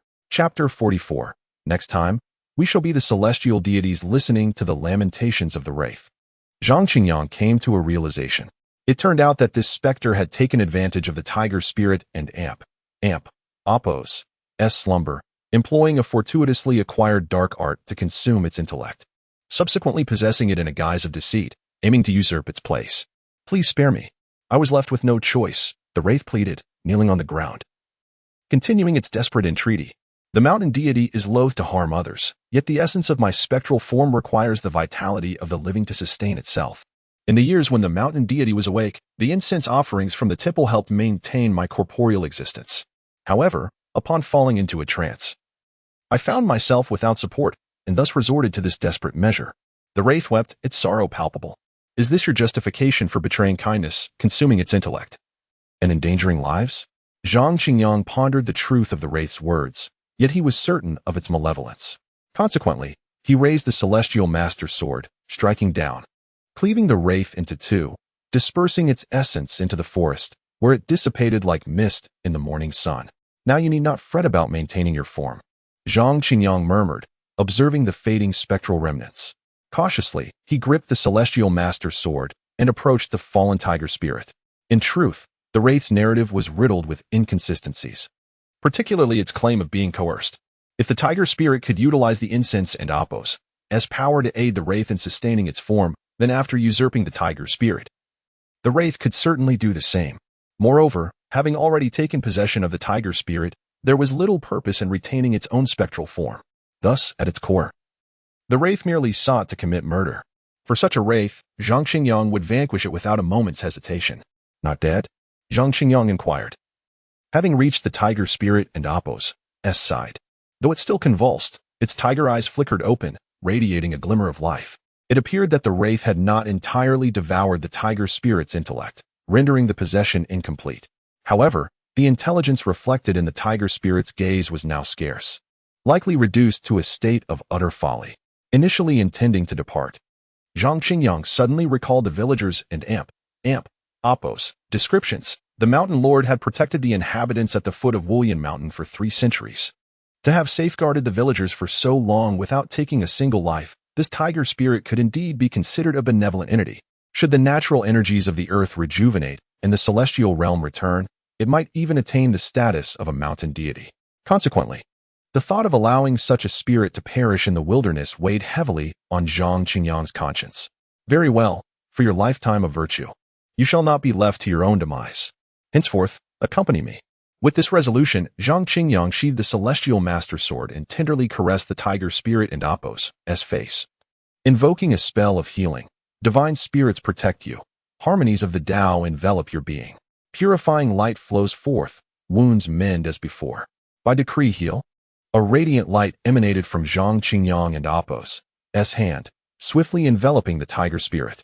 The verdant glow illuminated its form, rapidly restoring the wounds singed by lightning. The entire process lasted over 10 minutes, and as the light dissipated, the tiger spirit shakily rose, licking Zhang Qingyang's palm. Can you still comprehend my words? Zhang Qingyang asked, patting the tiger spirit and appos' head, observing its bewildered expression. After a prolonged moment, the tiger spirit offered a slight nod. Then, can you reduce your size? Zhang Qingyang requested. Noting the tiger spirit and appos' considerable bulk, akin to a compact car, which felt rather cumbersome, he could hardly parade it through the streets in such a form. Upon hearing this, the tiger spirit tilted its head, deep in thought, furrowing its brow. Zhang Qingyang, however, was not overly optimistic regarding its cognitive capabilities. It now resembled a mere 4 or 5-year-old child. Expecting it to grasp his request and recall the art of size alteration seemed a daunting task. Furthermore, he was uncertain it even possessed such knowledge.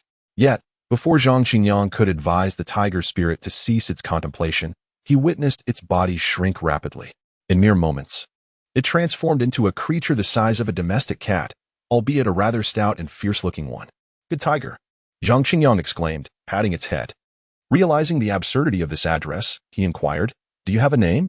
However, the confusion in the tiger spirit's eyes quickly dashed Zhang Qingyang's hopes. It seemed unlikely that it understood the concept of a name. A name is, he faltered, uncertain how to explain, and ultimately decided against it. From now on, your name shall be Miaowu. When I call and appos, Miaowu, and appos, I am calling you. That is its meaning. Do you understand? The tiger spirit continued tilting its head, though the look of confusion in its eyes had lessened significantly. After a moment, it nodded. Very well, Miaowu, let us depart. Considering the creature was still wounded, Zhang Qingyang gently cradled Miaowu in his arms and headed out of the mountains. Upon exiting the forest, Zhang Qingyang stood atop a rise, gazing into the distance where the remnants of the mountain deity and Apos' temple still emitted smoke, though it was more accurately described as the ruins of the once sacred shrine. Today, I have dismantled your temple, but I shall undoubtedly rebuild it in the future, he mused, patting Miaowu in his arms. Next time, we shall ascend as celestial deities. Miao? Miaowu, abruptly awakened from slumber, gazed at Zhang Qingyang in confusion. It is and Apos, Miao, and Apos, not and Apos, Ao, and Apos. Zhang Qingyang corrected its pronunciation, aware that its tiger-like appearance combined with a growl could lead to considerable misunderstandings. Miao? Miao responded, eyes clouded with confusion, attempting to mimic Zhang Qingyang's enunciation. Indeed. That is correct. Now, return to your slumber. Holding Miao close, Zhang Qingyang hastened down the mountain, avoiding Meishan village, and soon returned to the village committee courtyard. At this moment, the courtyard was ablaze with light. Celestial Master, you have finally returned. Upon seeing Zhang Qingyang, Fang Zhenghua, who had been pacing anxiously, rushed forward. As the Celestial Master predicted, the villagers have indeed dismantled the mountain deity and Apos' temple. Tomorrow, we shall enter the mountains to confront the Mountain Lord. Zhang Qingyang had ventured to Wulyan Mountain without informing anyone, finding little purpose in burdening himself with a host of encumbrances. His only potential ally could be Kong Ming. Yet this old fellow seemed somewhat antiquated in thought, not sharing their aspirations. Ah, Celestial Master, where did you acquire that cat? At that moment, Bai Shuyao approached, her eyes sparkling with delight upon seeing Miao nestled in Zhang Qingyang and Apos' arms. Girls are often defenseless against adorably charming creatures, and she reached out to pet Miao. Miao, startled from its dreams, revealed its fierce demeanor, baring its teeth in warning. Bai Shuyao, undeterred by the display, merely felt a twinge of rudeness at continuing to touch it. Retracting her hand as she pouted, Celestial Master, this cat of yours is rather fierce, isn't it? There and Apos, no need to wait until tomorrow. Zhang Qingyang ignored Bai Shuyao and Apos' remark, turning his gaze to Fang Zhenghua and speaking softly, the Mountain Lord is right here. Chapter 45, the former deity replaced by the new one. Is the Mountain Lord truly here? The crowd stood momentarily stunned, then instinctively assumed battle stances, cautiously surveying their surroundings. Only Kong Ming, with a serene demeanor, recited the Amitabha mantra, seemingly unfazed. Come, Miaowu, show them your fierceness. Zhang Qingyang gently extended the cat in his arms towards the others. Miao. Miaowu complied, displaying an intimidating visage, baring its large, gaping mouth and emitting a fierce roar. Upon witnessing this, the crowd was filled with confusion. What trick is the Celestial Master playing now? To be honest, the cat you picked up does bear a striking resemblance to a little tiger, Bai Shuyu observed, scrutinizing Miaowu closely. It even has a character for king on its forehead. Realizing this, Bai Shuyu's arm awkwardly froze atop Miaowu's head as she continued to examine it. And the resemblance to a genuine tiger became increasingly apparent. Her tongue stumbled over her words. Could it really be the Mountain Lord? At that moment, the others also recognized the peculiarity. What Zhang Qingyang held was no mere cat. It was indeed a bona fide tiger. Zhang Qingyang nodded and set Miaowu on the ground, where it playfully circled around his legs, purring affectionately. Is this truly the Mountain Lord? Even with Zhang Qingyang and Apos' confirmation, disbelief lingered among the group. A tiger demon with over 3 centuries of cultivation surely could not appear so innocuous. As the situation unfolded, Zhang Qingyang, noticing the group's bewilderment, decided to clarify. He took a seat at the edge of the platform, unfastened the Celestial Master's sword, and recounted the events that had transpired. It has protected Wulyan Mountain for 300 years. I could not bear to let it perish in the wilderness, so I chose to keep it by my side, hoping it may find its destiny in due time. As his words settled, the group remained in stunned silence, unable to fathom how the formidable Mountain Lord had been so effortlessly subdued. Amitabha. At this juncture, Kong Ming stepped forward, hands clasped in prayer, murmuring, the Celestial Master is truly benevolent. Zhang Qingyang regarded Kong Ming with a knowing smile, having realized through their encounter that the legendary mountain deity was not as terrifying as folklore depicted.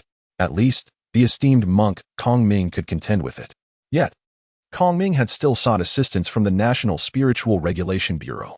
Zhang Qingyang doubted Kong Ming and Apos' ignorance regarding the necessity of dismantling the mountain deity and Apos' shrine to confront it. However, The reality was that Kongming had led his team to the foot of Wulian Mountain and accomplished nothing over the course of an entire week, instead opting to request aid from the National Spiritual Regulation Bureau. This old fellow certainly harbors significant issues. With the revival of spiritual energy, various supernatural occurrences had proliferated. Now that this matter is resolved, I must accompany the personnel from the Qian Region Spiritual Regulation Bureau to other incidents, Zhang Qingyang mused. His gaze was unambiguous. Yet Kongming remained oblivious, maintaining his composure as he addressed Zhang Qingyang and Fang Zhenghua. I must take my leave. I hope you will forgive me. Having said this, Kongming gathered his team from the Qian Region Spiritual Regulation Bureau, and the courtyard of the village committee became bustling with activity. Only Zhang Qingyang and his two companions remained seated on the platform, appearing unusually tranquil. I suggest you pay more attention to the Qian Region Spiritual Regulation Bureau, Zhang Qingyang remarked as he playfully engaged with Miao Wu at his feet, his tone gentle. Master Kongming is a revered monk of noble character. His actions may indeed be driven by personal circumstances, Fang Zhenghua responded, casting his gaze towards the retreating convoy. In truth, Fang Zhenghua had sensed something amiss upon first encountering Kongming. As the most significant supernatural event in the Qian region, it was perplexing that even Kongming seemed powerless. The number of people present felt woefully inadequate. Setting aside the many renowned mountains and rivers in Qian region, filled with accomplished individuals and hermits, why had Kongming not sought assistance from local Taoist temples or monasteries? Moreover, the personnel from the Qian Region Spiritual Regulation Bureau were disappointingly few, merely a handful of minor figures, with those from the Taoist sect lacking even the rank of Bai Shuyu, who stood beside them. Given such a lack of regard, was Kongming genuinely committed to resolving this incident? Upon further investigation, Fang Zhenghua's suspicion solidified. Kongming had camped here for a week without taking any action, even failing to venture into the mountains to confront the tiger demon. Was this reasonable? It was highly unreasonable. Kongming's demeanor suggested an unabashed evasion of responsibility. However, the heads of the various spiritual regulation bureaus were appointed following thorough evaluations by the central office. Each was a selfless, virtuous individual, and Kongming was no exception. This inconsistency only deepened Fang Zhenghua's confusion regarding Kongming's motives. Circumstances? The mention of circumstances amused Zhang Qingyang. When spirits pleaded for mercy before him, they too claimed to be acting out of necessity, burdened by their own circumstances. Nevertheless, Zhang Qingyang refrained from jumping to conclusions or further articulating his thoughts. After all, he was merely a recluse, and the affairs of the National Spiritual Regulation Bureau were not his concern. Moreover, Kongming belonged to the Buddhist order, and it was not his place as a Taoist celestial master to intervene. The night passed in silence. On the following morning, Zhang Qingyang, accompanied by Miao Wu, boarded Fang Zhenghua and Appo's vehicle. Celestial Master, what are your intentions next? Fang Zhenghua began, hesitating as the vehicle started moving. Stop right there. Noticing Fang Zhenghua and Appo's expression, Zhang Qingyang quickly interrupted. After being out for some time, I ought to return and attend to some matters at the temple. Fang Zhenghua fell silent. Recognizing Zhang Qingyang and Appo's status as a senior figure in the Taoist community, who was not affiliated with the Spiritual Regulation Bureau, it was already a considerable favor to seek his assistance twice. Of course, if there are matters you truly cannot handle, feel free to seek my help again. Zhang Qingyang reflected on the chaotic times they lived in, feeling that as the celestial master of Longhu, he should not remain aloof. He added, however, for trivial matters, do not expect me to exert myself unduly. I can resolve issues with a mere 5 thunder spell, and I have yet to gain any merit from it. Must I personally attend to such trivialities? I am, after all, the celestial master of Longhu. Should I not value my status and dignity? Fang Zhenghua nodded from the driver's seat. Zhang Qingyang turned his gaze to the window, observing groups of villagers hastening toward a particular destination. Where are they headed? Following the crowd's movement, Zhang Qingyang discovered that all were converging upon a mound, upon which stood a dilapidated, clearly long-neglected shrine. Didn't the mountain shrine just get demolished last night? Are the villagers already preparing to worship a new deity today? Bai Shuyu, seated beside him, followed Zhang Qingyang's gaze and muttered, a new deity? Perhaps it is an old one, Zhang Qingyang mused, retracting his gaze and affectionately stroking Miao Wu in his arms. Smiling as he remarked, each era gives rise to new deities, as the old ones are replaced. Chapter 46. The little bird weighing over 200 pounds. The airplane descended upon the Yuzhong Hongdu airport, and Zhang Qingyang, cradling Miao Wu, hailed a taxi that whisked him directly to Longhu. 2 hours later, the taxi halted at the foot of Longhu, where Zhang Qingyang disembarked, still holding Miaowu, and shouldering the Tianshi sword and the urn. "Thank you, master. Take care." After settling the fare and watching the taxi recede into the distance, Zhang Qingyang turned to gaze upon the majestic mountain before him. The peaks rose in undulating waves, piercing the heavens, while the verdant forest exuded a breathtaking beauty. Resembling an endless emerald tapestry, a gentle breeze rustled the leaves, creating a symphony of delightful sounds. Sunlight filtered through the foliage, casting fragmented golden rays that danced upon the ground, delineating mottled shadows. The mist coiled around the mountain, the forest echoed with whispers, evoking the sensation of a true celestial abode, a paradise of hidden sanctuaries. Withdrawing his gaze, Zhang Qingyang set forth along the winding bluestone steps towards the mountain and Apos' summit. Though he had traversed this path countless times before, it was his first attempt to ascend. Soon enough, he successfully reached the peak, where he beheld a dilapidated, long-neglected Taoist temple. However, upon sighting the temple, Zhang Qingyang found himself utterly perplexed. For there, seated at the temple's entrance, were several individuals clad in suits. Had he taken a wrong turn? When had Longhu, a place seemingly devoid of life, become inhabited? After repeatedly confirming the 3 characters Tianshi mansion on the temple plaque, he cautiously approached. As he neared, the suited individuals promptly rose, blocking his way and regarding him with vigilance. At this moment, Zhang Qingyang and Apos' confusion deepened. "This is my home. Why are you obstructing my path?" Just as he was grappling with his bewilderment, a rotund man pushed aside one of the burly figures in a suit and, beaming with delight, exclaimed, "At last, I have met a living Tianshi."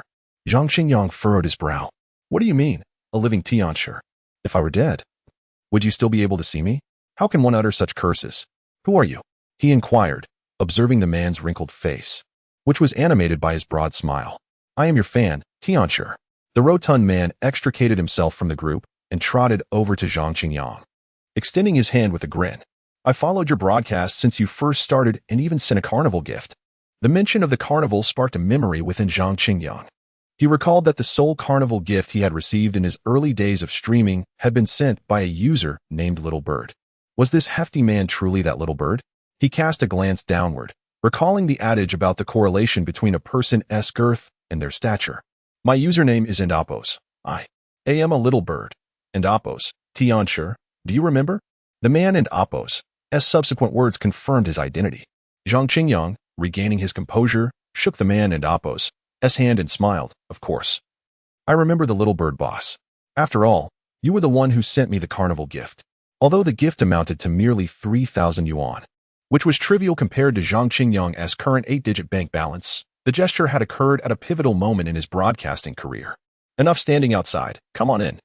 During their conversation, Zhang Qingyang produced a key and unlocked the large vermilion door, which bore a significant iron lock, and stepped inside, with the Little Bird boss following closely behind.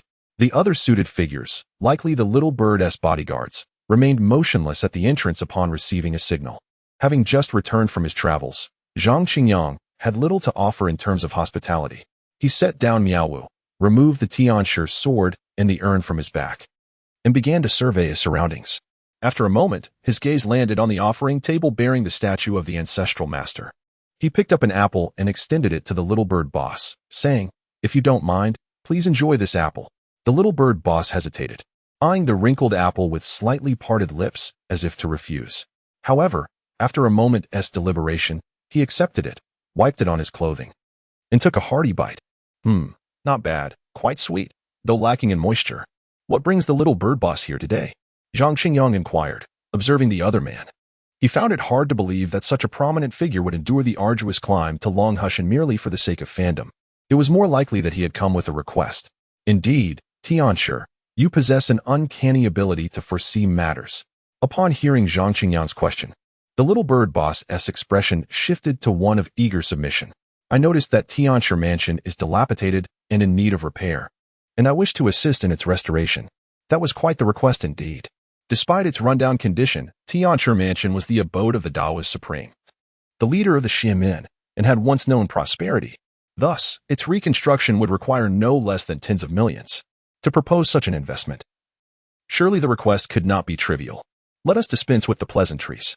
Speak plainly," Zhang Qingyang suggested, tapping his fingers upon the table, eager to hear the specifics before making a decision. My name is Lung Ronghua, the owner of Ronghua Real Estate. Upon hearing Zhang Qingyang's words, the little bird boss's expression became more serious as he introduced himself. Ronghua Real Estate? That is quite a significant company. Zhang Qingyang's interest peaked as he lifted his gaze to scrutinize Long Ronghua. It was then he recognized the man's face from short videos he had seen. Ronghua Real Estate was the largest property development firm in Yuzhong, boasting a market value in the hundreds of billions and ranking among the top in the nation. He never imagined that one of his gift givers would be such a prominent figure, even personally visiting him. Recently, at one of our properties in Hongdu, some peculiar incidents have occurred, and I would like to enlist Tian's assistance in investigating. Long Ronghua wasted no time and directly shared the details. It turned out that Ronghua Real Estate had won a bid for a plot of land 2 years ago, intending to construct a vast project encompassing commercial, residential, cultural, tourism, and entertainment facilities over an area of 1,000 acres, with a total investment nearing 100 billion. The project had been progressing steadily for the past 2 years. But half a month ago, coinciding with the resurgence of spiritual energy, strange occurrences began to plague the site. Initially, a worker fell from a steel beam and perished. Subsequently, there were issues with the foundation, buildings began to tilt, and strange sightings of crows and bats emerged at night. At first, Long Ronghua did not pay much heed to these incidents. However, as dozens of workers inexplicably went mad, he could no longer remain complacent. As a billionaire, he was well aware of the changes unfolding in the world. Thus, he began seeking assistance from various sources. Initially, he stumbled upon Zhang Qingyang's live stream but dismissed it, merely sending a carnival gift. After all, what could a young man in his 20s accomplish? However, after engaging several self-proclaimed high-level masters and eminent monks who failed to resolve the issues, he found himself in a state of despair. It was only later, through a chance encounter, that he befriended a professor specializing in Taoist culture, who mentioned that the Tianshi of Longhushan was indeed the supreme leader of Taoism. At this moment, he finally recalled Zhang Qingyang, who claimed to be the celestial master of Longhu Mountain. Chapter 47, The True Profound Master? I believe you are truly in suspense. Who are the Taoist priests and eminent monks you have invited? Zhang Qingyang and Apos' fingers tapped rhythmically on the table, his brows furrowed in contemplation. Given that Long Ronghua had already sought the assistance of numerous high-ranking practitioners and virtuous monks without resolution, he too was uncertain of his own capabilities. After all, in the realm of Yuzhong, there truly existed many extraordinary talents. He merely held the title of Heavenly Master and a first-rank Taoist position. Yet his proficiency in the arts could not possibly compare to that of some priests and monks. Thus, if they could not resolve the matter, he feared he might struggle as well. There was the pure abbot of Shangyun Temple and the true profound master from Yongning Temple. Upon hearing this, Long Ronghua, not daring to be negligent, promptly replied. These individuals were all personally invited by him, renowned hermits who, like Zhang Qingyang, resided in the majestic mountains and rivers. Securing their presence was no simple feat. The true profound master? Zhang Qingyang chuckled lightly. I believe you are truly in suspense. While he was not well versed in the matters of Buddhism, Yongning Temple was located within Yuzhong, yet he had never heard of it. Moreover, does anyone simply use the title of master?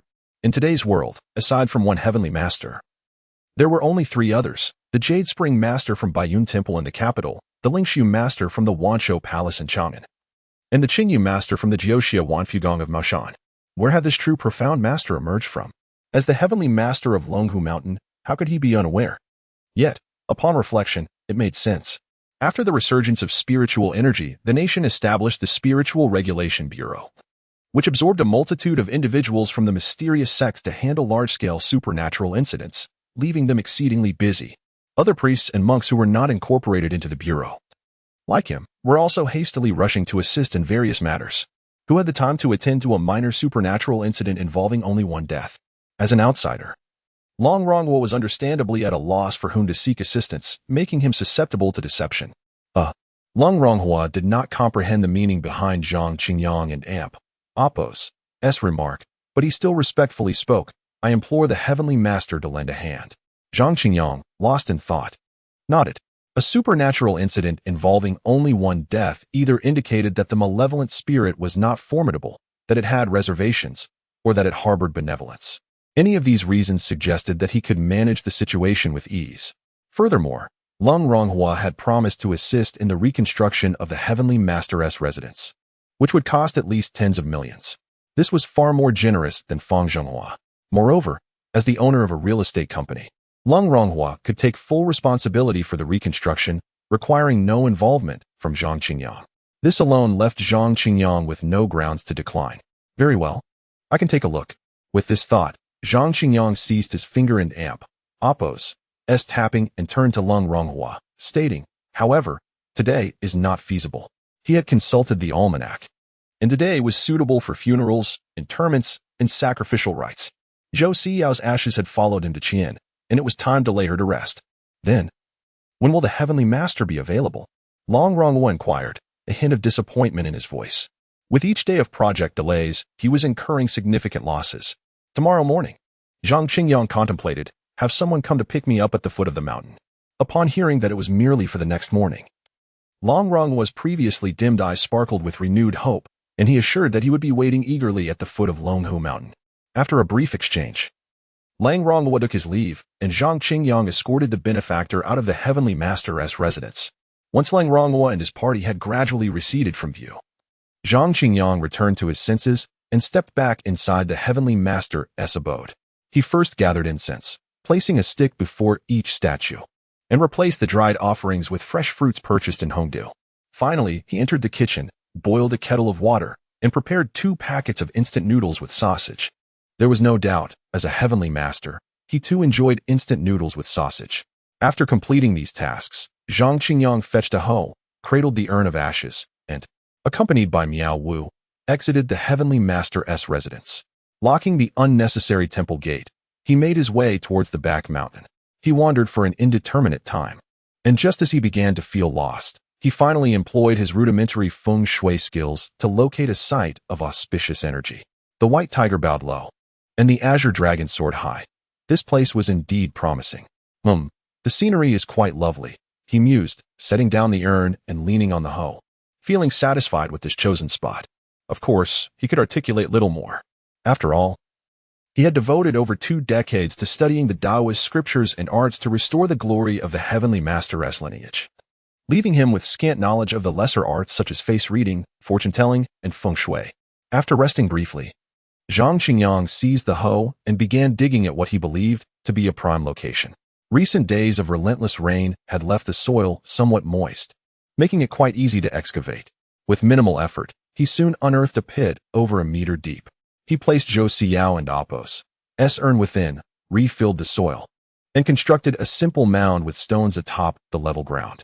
He then inserted a wooden tablet he had carved beforehand and lit some incense paper to burn. I'll spare you a bit. After all, you want to need it in the 18 layers of hell, and this stuff is rather expensive. He offered just a stick of incense and a piece of paper. Sitting beside the mound, Zhang Qingyang took a sip from his thermos. The mound is a tad small, but it will have to suffice. After all, you won't be residing here. After a few more sips of water, he rose, brushed off his pants, plucked a wildflower to place atop Zhou Siyao and Oppos' grave, and then, hoe in hand, began his return to the Heavenly Master's residence with Miao Wu. Upon his return, the sky had turned to dusk. After replacing the incense for the statues, Zhang Qingyang turned on the lights and entered the kitchen. The Heavenly Master's residence lacked any substantial ingredients. Yet again, he settled for a simple bowl of instant noodles. After eating, he turned off the lights and went to bed, grasping his phone to indulge in some visual delights. What? Does a Heavenly Master not admire beauty? Who decreed that a Heavenly Master could not appreciate the fairer sex? Enjoying himself until the early hours, Zhang Qingyang turned over and drifted into a peaceful slumber. The following morning, Lung Ronghua had already arrived early, waiting at the foot of Longhu mountain with his entourage. However, no matter how long he waited, he could not see a single figure emerge along the winding path, causing him to feel increasingly anxious. Finally, as the clock neared 11, just as Lung Ronghua was about to give up and ascend the mountain once again, he spotted a figure approaching along the winding road, a man and a cat walking leisurely towards him. Zhang Qingyang, donned in his Heavenly Master robe, sword strapped to his back, with Miao Wu twirling at his feet, greeted him. Good morning. As he descended from Longhu mountain and caught sight of Lung Ronghua, he stepped forward to offer his greetings. Lung Ronghua, hearing this, was momentarily speechless. He looked up at the sun, which had risen to its zenith, and could only respond with a smile. Good morning, Heavenly Master. Chapter 48. My apologies. I have read the book. A convoy of business vehicles rolled into Hongdu, halting before a construction site on the outskirts. The doors swung open, and Zhang Qingyang and Lung Ronghua stepped out from either side of the vehicle. Master, this is the development I mentioned. Zhang Qingyang paused in front of the vehicle, gazing upward as Miao Wu circled around his feet. Let us proceed inside and take a look. He accepted the safety helmet offered by Lung Ronghua and pushed open the gate to the construction site. The project overseen by Lang Ronghua covered an expansive area of over 1,000 acres, making it impractical to view it all in one go. They arrived at one of the buildings that Lang Ronghua described as the site of peculiar occurrences. Right this way, Master. Lang Ronghua led the way, his demeanor respectful, gesturing toward the surrounding structures as he explained, here, we plan to construct one of the largest indoor ski resorts in the country. Over here, we have envisioned a 5-star hotel, while this side will feature a cultural street, and this area will host a food street. As Lang Ronghua recounted the details with pride, Zhang Qingyang's brow furrowed deeper. Boss Long, when exactly did these strange events occur? Zhang Qingyang interjected, I mean, at what time? Lang Ronghua pondered briefly before responding. The worker who fell from the scaffolding did so during the lunch break. The building began to tilt around 11 in the morning, and the crows and bats made their appearance promptly at midnight. And when did the workers collectively go mad? Zhang Qingyang's gaze was fixed on Lang Ronghua, his frown deepening. It was shortly after they resumed work in the afternoon. I received a call from the site indicating that the workers had gone insane. Initially, I found it baffling and rushed to the site, only to witness a group of workers running amok, speaking incoherently. Lang Ronghua recounted, his tone earnest. Zhang Qingyang advanced further, murmuring incantations, his fingers wavering before him. Yet, nothing manifested, and no phenomena transpired. Continue, he instructed, looking at Lang Ronghua. How did you handle the situation? What is the current status of the workers? When I arrived, I was equally stunned. I presumed it was a case of mass food poisoning from the cafeteria and urgently contacted the municipal hospital for assistance. Lang Ronghua recalled the day and Appo's events, still shaken. However, the hospital's diagnosis revealed no signs of food poisoning or physiological ailments. Upon hearing this result, I was in disbelief for quite some time. Not only did he struggle to accept the outcome, but the external parties were equally skeptical. He had to explain the situation to the relevant authorities for an extended period until they personally intervened and found no issues, leaving the matter unresolved. At one point, he even speculated that the workers might have feigned their condition for some unknown reason. However, he had never withheld their wages and could not fathom the costs. Remarkably, after 3 days in the hospital, the workers returned to normalcy without explanation. Lang Ronghua wore an expression of bemusement, genuinely perplexed about how to rationally explain the incident, pondering whether it could be attributed to some arcane phenomenon. Recovered after 3 days of lying down? Zhang Qingyang remarked, equally puzzled. Moreover, what bewildered him further was that even with his clairvoyance, he could discern no trace of negative energy lingering in the vicinity. Of course, given that a significant amount of time had passed, it was plausible that any residual energy left by the entities had dissipated. So, the malevolent spirits did not reside on the construction site? This is not their territory? Zhang Qingyang considered. Then what could be the motive behind their interference? Additionally, the timing of these strange occurrences is noteworthy. As you described, the workers' fall and the collective madness of the workers all transpired around noon. Typically, malevolent spirits do not dare to reveal themselves during such hours. If they are indeed powerful entities, they would not indulge in such malicious antics. They would either overlook the disturbance or respond with lethal force, rather than allowing the workers to merely recuperate after 3 days in the hospital.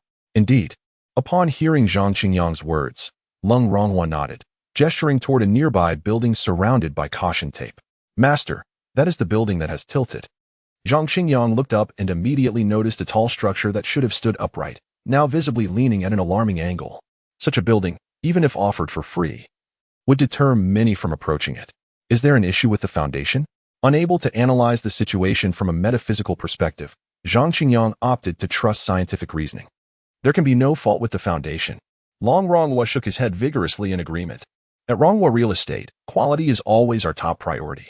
The depth and materials of the foundation adhere to strict standards and have been inspected by third-party authoritative organizations. In fact, at the moment the building began to tilt, he had also suspected a potential quality issue. However, after consulting numerous experts and testing agencies, The consensus was merely that the underground terrain might have shifted. If no other peculiarities had occurred, he might have accepted this conclusion. Yet, given the series of events, it was hard to dismiss them as mere coincidence. May I ascend the building? Zhang Qingyang pondered, gazing at the nearly topped-out structure. Longhu shook his head. The experts advised that until the specific extent of the underground terrain changes is determined, this building is at risk of collapse at any moment. That's not a problem. I shall go alone. An instinct urged Zhang Qingyang that the root of these strange occurrences might be discovered from the rooftop. No, master. That is far too perilous. Longhu immediately objected to Zhang Qingyang and Appo's statement. If an aerial view is necessary, I can arrange for a helicopter. Before Longhu could finish his sentence, he noticed Zhang Qingyang already dismantling the barriers. A helicopter is not much different from me. Zhang Qingyang kicked aside the metal barricade and strode inside. Because I can fly too. Though Longhu was unsure if Zhang Qingyang was boasting, he could only helplessly instruct his secretary, prepare the helicopter at once. If anything goes awry, initiate a rescue immediately. He acknowledged Zhang Qingyang and Appo's identity as a master but couldn't and Appo's help but think, flying? Excuse me, but I've read books. Zhang Qingyang entered the tilted building, ascending the stairs. Although most of the framework was complete, the structure had yet to be topped off or clad in exterior walls. Therefore, as he climbed the stairs, gusts of wind surged from all directions, causing the entire structure to sway. For those with a fear of heights, it would likely be impossible to take a single step. Yet, Zhang Qingyang moved steadily, reaching the highest point of the building. Chapter 49. Malevolent energy perched atop the unfinished beam. Zhang Qingyang gazed out, surveying the entirety of the development. His fingertips brushed over his eyes, invoking his third eye. Yet he discerned nothing unusual. This struck him as peculiar. Furrowing his brow, he stretched his arms wide, welcoming the gentle breeze that swept around him, and was momentarily taken aback. The wind felt normal, yet within it lingered an unusual scent. Malevolent energy? As thoughts flitted through his mind regarding this peculiar aroma, a term suddenly flashed. Southeast wind? The breeze originated from the southeast, prompting Zhang Qingyang to quickly turn his gaze in that direction. To the southeast of the development lay expansive farmland, dotted with villages. In the distance, a range of mountains undulated, lush with verdant trees, presenting an image of tranquility and stability. This terrain hardly seemed conducive to the emergence of malevolent energy. Zhang Qingyang tapped his temple, increasingly bewildered. Generally speaking, malevolent energy is a term steeped in feng shui, signifying the unique energies that certain objects or landscapes can emit under specific conditions. Such energies can sway a person's fortune and mental state, leading to inexplicable occurrences. Common forms of malevolent energy include the knife's edge, the standing blade, and the reverse bow. However, in the face of vast farmland and verdant mountains, he found no reason for the presence of such energy. This might, of course, be attributed to his rudimentary grasp of feng shui. Just as Zhang Qingyang pondered this, the whirring of helicopter blades filled his ears. He looked up to see a helicopter hovering nearby. Cold Longhu leaned out of the helicopter, shouting urgently, "Master, come up quickly. It's dangerous." Zhang Qingyang observed Cold Longhu's hefty frame crammed into the helicopter, feeling a sense of unease. Before he could fully process his thoughts, he suddenly witnessed Cold Longhu and Appo's lifeless eyes as he toppled out of the helicopter. What is happening? Is he truly attempting to perform a parachute jump without a parachute? Zhang Qingyang disregarded his confusion and swiftly formed a hand gesture. With the wind and Appo's assistance, I rise lightly and freely. Levitation technique, activate. The final gesture took the form of a sword-like finger, and a glimmer of ethereal light emanated from his fingertip, rapidly enveloping Cold Longhu. As Cold Longhu plummeted from the helicopter, his consciousness remained hazy. Yet, he sensed death approaching. He attempted to struggle, but felt his body slipping beyond his control, helplessly watching as he descended. Just as he believed his life would end in such an absurd manner, an unexpected force caught him, lifting him upward and dragging him in a specific direction. As they neared, Cold Longhu realized it was the unfinished building where Zhang Qingyang stood at the rooftop. His finger pointed like a sword as he chanted incantations. Land. Exhausted from dragging Cold Longhu to safety, Zhang Qingyang hastily dispelled the spell. Cold Longhu collapsed onto the ground, wincing in pain, yet remained unable to control his body even enough to voice his discomfort. In a clear world, there is no heart. In a serene void, all returns to one. All spirits quiet. I command the heart soul to be soothed, to quell malevolence, to suppress evil, and to restore the true self. Zhang Qingyang, now drenched in sweat, observed cold Ronghua's vacant expression and continued to chant, "Calm the soul and dispel evil, command." A beam of ethereal light was directed towards cold Ronghua's forehead. Gradually, the dazed look in cold Ronghua's eyes began to clear. "Master! Master!" Cold Ronghua gasped for breath, shaken by the proximity to death. No one could easily accept such a brush with mortality, and he was no exception. The sensation of surviving a calamity left him trembling, his tongue stumbling over words. "Thank you, Master, for saving my life." Zhang Qingyang glanced at cold Ronghua before turning his attention back to the southeast. "You cannot fly, yet you only seek to create a commotion." "Indeed, Master is right. I was reckless," cold Ronghua acknowledged. Having witnessed Zhang Qingyang's prowess, he now regarded him with reverence akin to that of a deity. He dared not question Zhang Qingyang's words.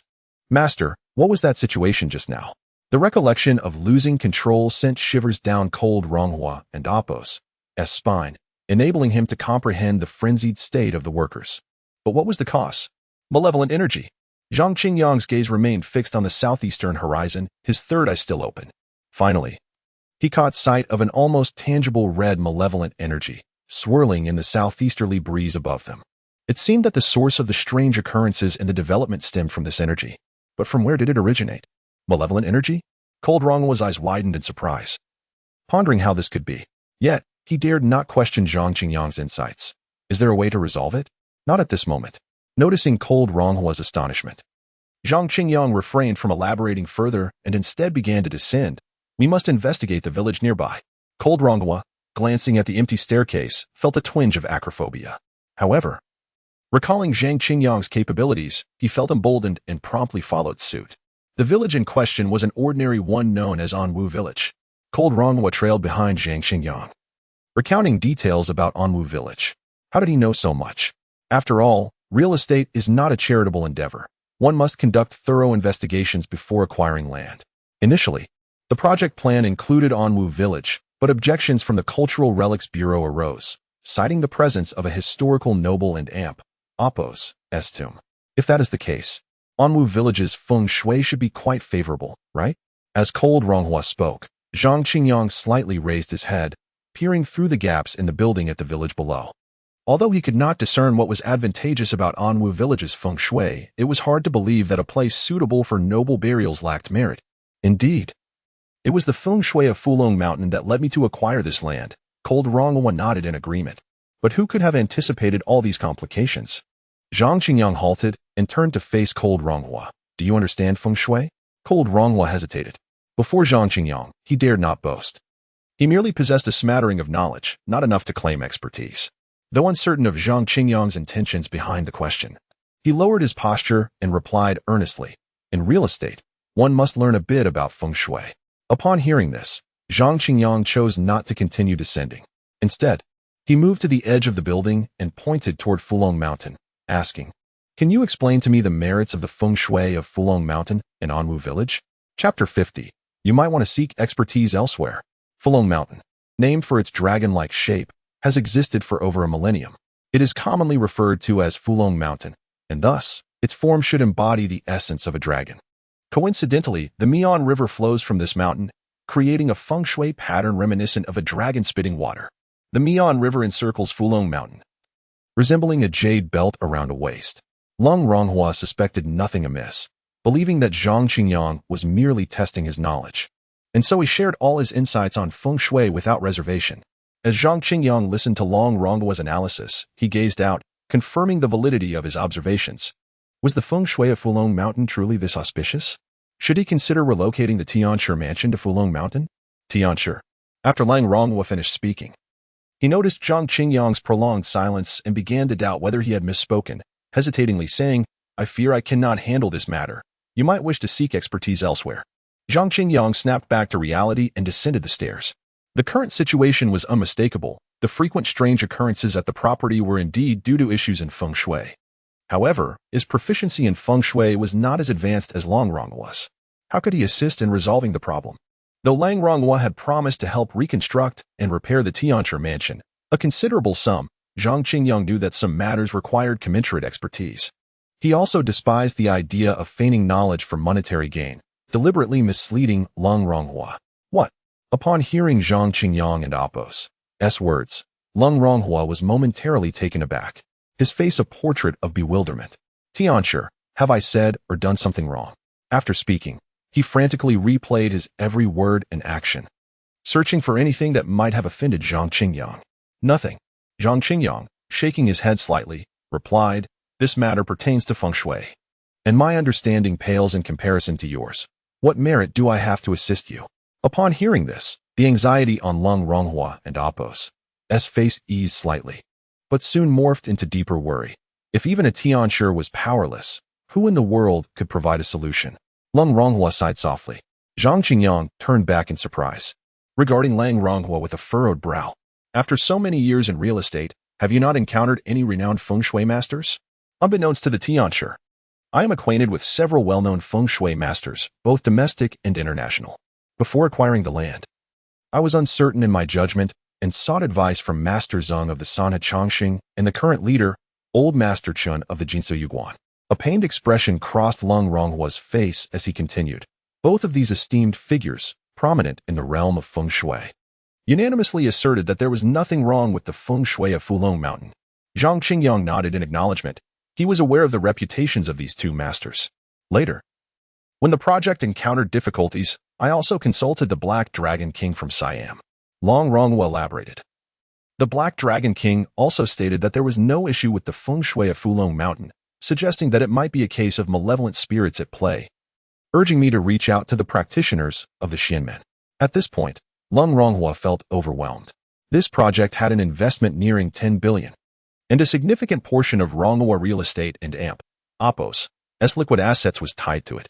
Should the project falter, Ronghua real estate could very well face bankruptcy, transforming him from a billionaire into a pauper. Zhang Qingyang could not help but express admiration upon hearing the name of the Black Dragon King. This individual was indeed a heavyweight, renowned both domestically and internationally. Thus, the question arose, if so many esteemed figures in the field of feng shui did not perceive it as a feng shui problem, then what could it possibly be? The malevolent energy he had recently sensed in the wind was unmistakably the kind found in feng shui. Yet, if these masters could not identify the issue, who else could? Suddenly, Zhang Qingyang recalled someone. If there were but one person capable of discerning the problem with Fulong Mountain, it would undoubtedly be him. I will contact someone for you. With that thought, Zhang Qingyang retrieved his phone, stepping outside the restricted area alongside Lung Ronghua. Who? Lung Ronghua inquired, momentarily stunned. Was there truly someone with greater feng shui acumen than the three esteemed masters he had engaged? If so, why had he never heard of them? It is I, Zhang Qingyang.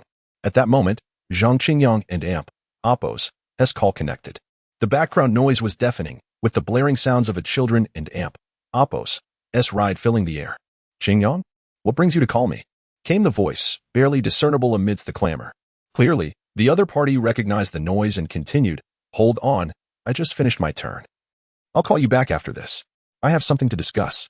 Zhang Qingyang attempted to raise his voice, fearing that if he spoke too slowly, the person would genuinely hang up. "Something to discuss?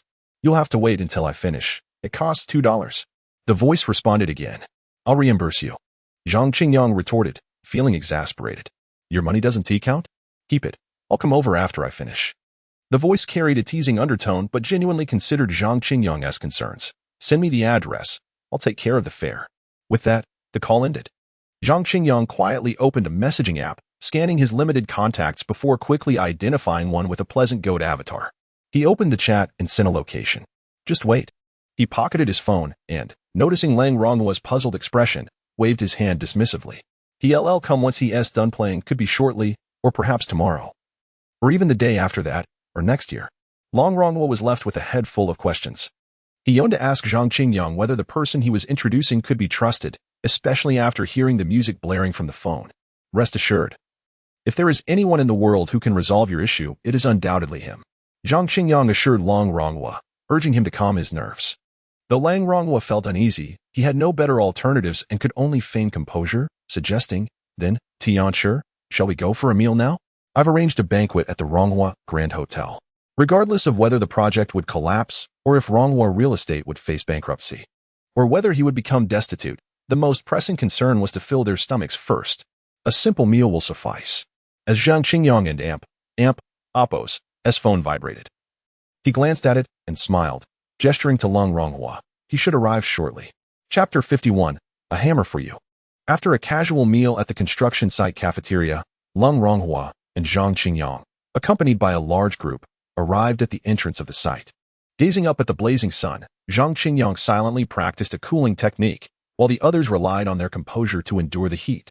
Cold sweat cascaded down Lung Ronghua and Oppo's face, and he contemplated seeking refuge in a vehicle with air conditioning. However, seeing Zhang Qingyang standing resolutely in place, he dismissed that thought. After approximately half an hour of waiting, a taxi finally came to a halt at the construction site and Oppo's entrance. The door swung open with a loud thud as a slender young man with dyed yellow hair jumped out, his face beaming with a radiant smile as he strode towards Zhang Qingyang and the others. Hey, you Haven and Oppo's, paid yet? The taxi driver shouted, chasing after him. Qingyang, settle the bill. The yellow-haired youth, however, remained unfazed, his gaze fixed directly on Zhang Qingyang. In silence, Zhang Qingyang maintained his composure, and Lung Ronghua quickly gestured for his secretary to handle the payment. My good brother, it and Oppo's, been ages. The young man exclaimed as he approached Zhang Qingyang with open arms, only to be deftly sidestepped. Hold it right there, Lai Changsheng. Allow me to reiterate, my sexual orientation is entirely normal. Zhang Qingyang replied with a stern demeanor, adhering to the character of his predecessor. If his memory served him correctly, the individual before him was named Lai Changsheng, the only friend of his predecessor and the one who knew him best. This meant that any indication of oddity on his part would likely be immediately detected by Lai Changsheng. As if anyone in Oppo's questioning your orientation, Lai Changsheng retorted, dramatically rolling his eyes. He then turned his attention to Lung Ronghua, who wore a broad smile, and the construction site behind him. So, what's this? No longer buried in books at Longhu Mountain, you've switched to meddling in others' affairs? Having thoroughly studied the Tao, being conferred the title of Celestial Master is not a disgrace to the family, Zhang Qingyang replied earnestly. The world is undergoing significant changes. It is only natural to wield the sword for the benefit of the people. Zhang Qingyang and Oppo's response seemed to displease Lai Changsheng, who shook his head dismissively. The suffering of humanity has nothing to do with us. Zhang Qingyang fell silent, refraining from further dialogue. Come on, how much of a kickback did you give this brother of mine? Lai Changsheng asked, his mischievous grin returning as he looked at Lung Ronghua. You actually had him invite me over. Caught off guard, Lung Ronghua hesitated, glancing at Zhang Qingyang. The moment Lai Changsheng appeared, he had questioned the reliability of this individual. After all, which master was so young? Youth aside, with dyed yellow hair, tattoos, and dressed in hip-hop attire, he resembled nothing more than a street thug. Yet, possessing profound insight, Lung Ronghua concealed his reservations and maintained a respectful demeanor. It seems the amount is not insignificant, Lai Changsheng remarked, observing Lung Ronghua and Oppo's awkward smile. Zhang Qingyang had no intention of responding. Lai Changsheng then turned his attention to the little creature circling Zhang Qingyang's feet, reaching down to scoop it up. Qingyang, where did you get this little tiger? Quite adorable. Meow. The creature, known as Meowu, was rather shy and displayed a fierce demeanor upon being picked up, baring its teeth at Lai Changsheng. Yet, Lai Changsheng remained undeterred, continuing to play with it.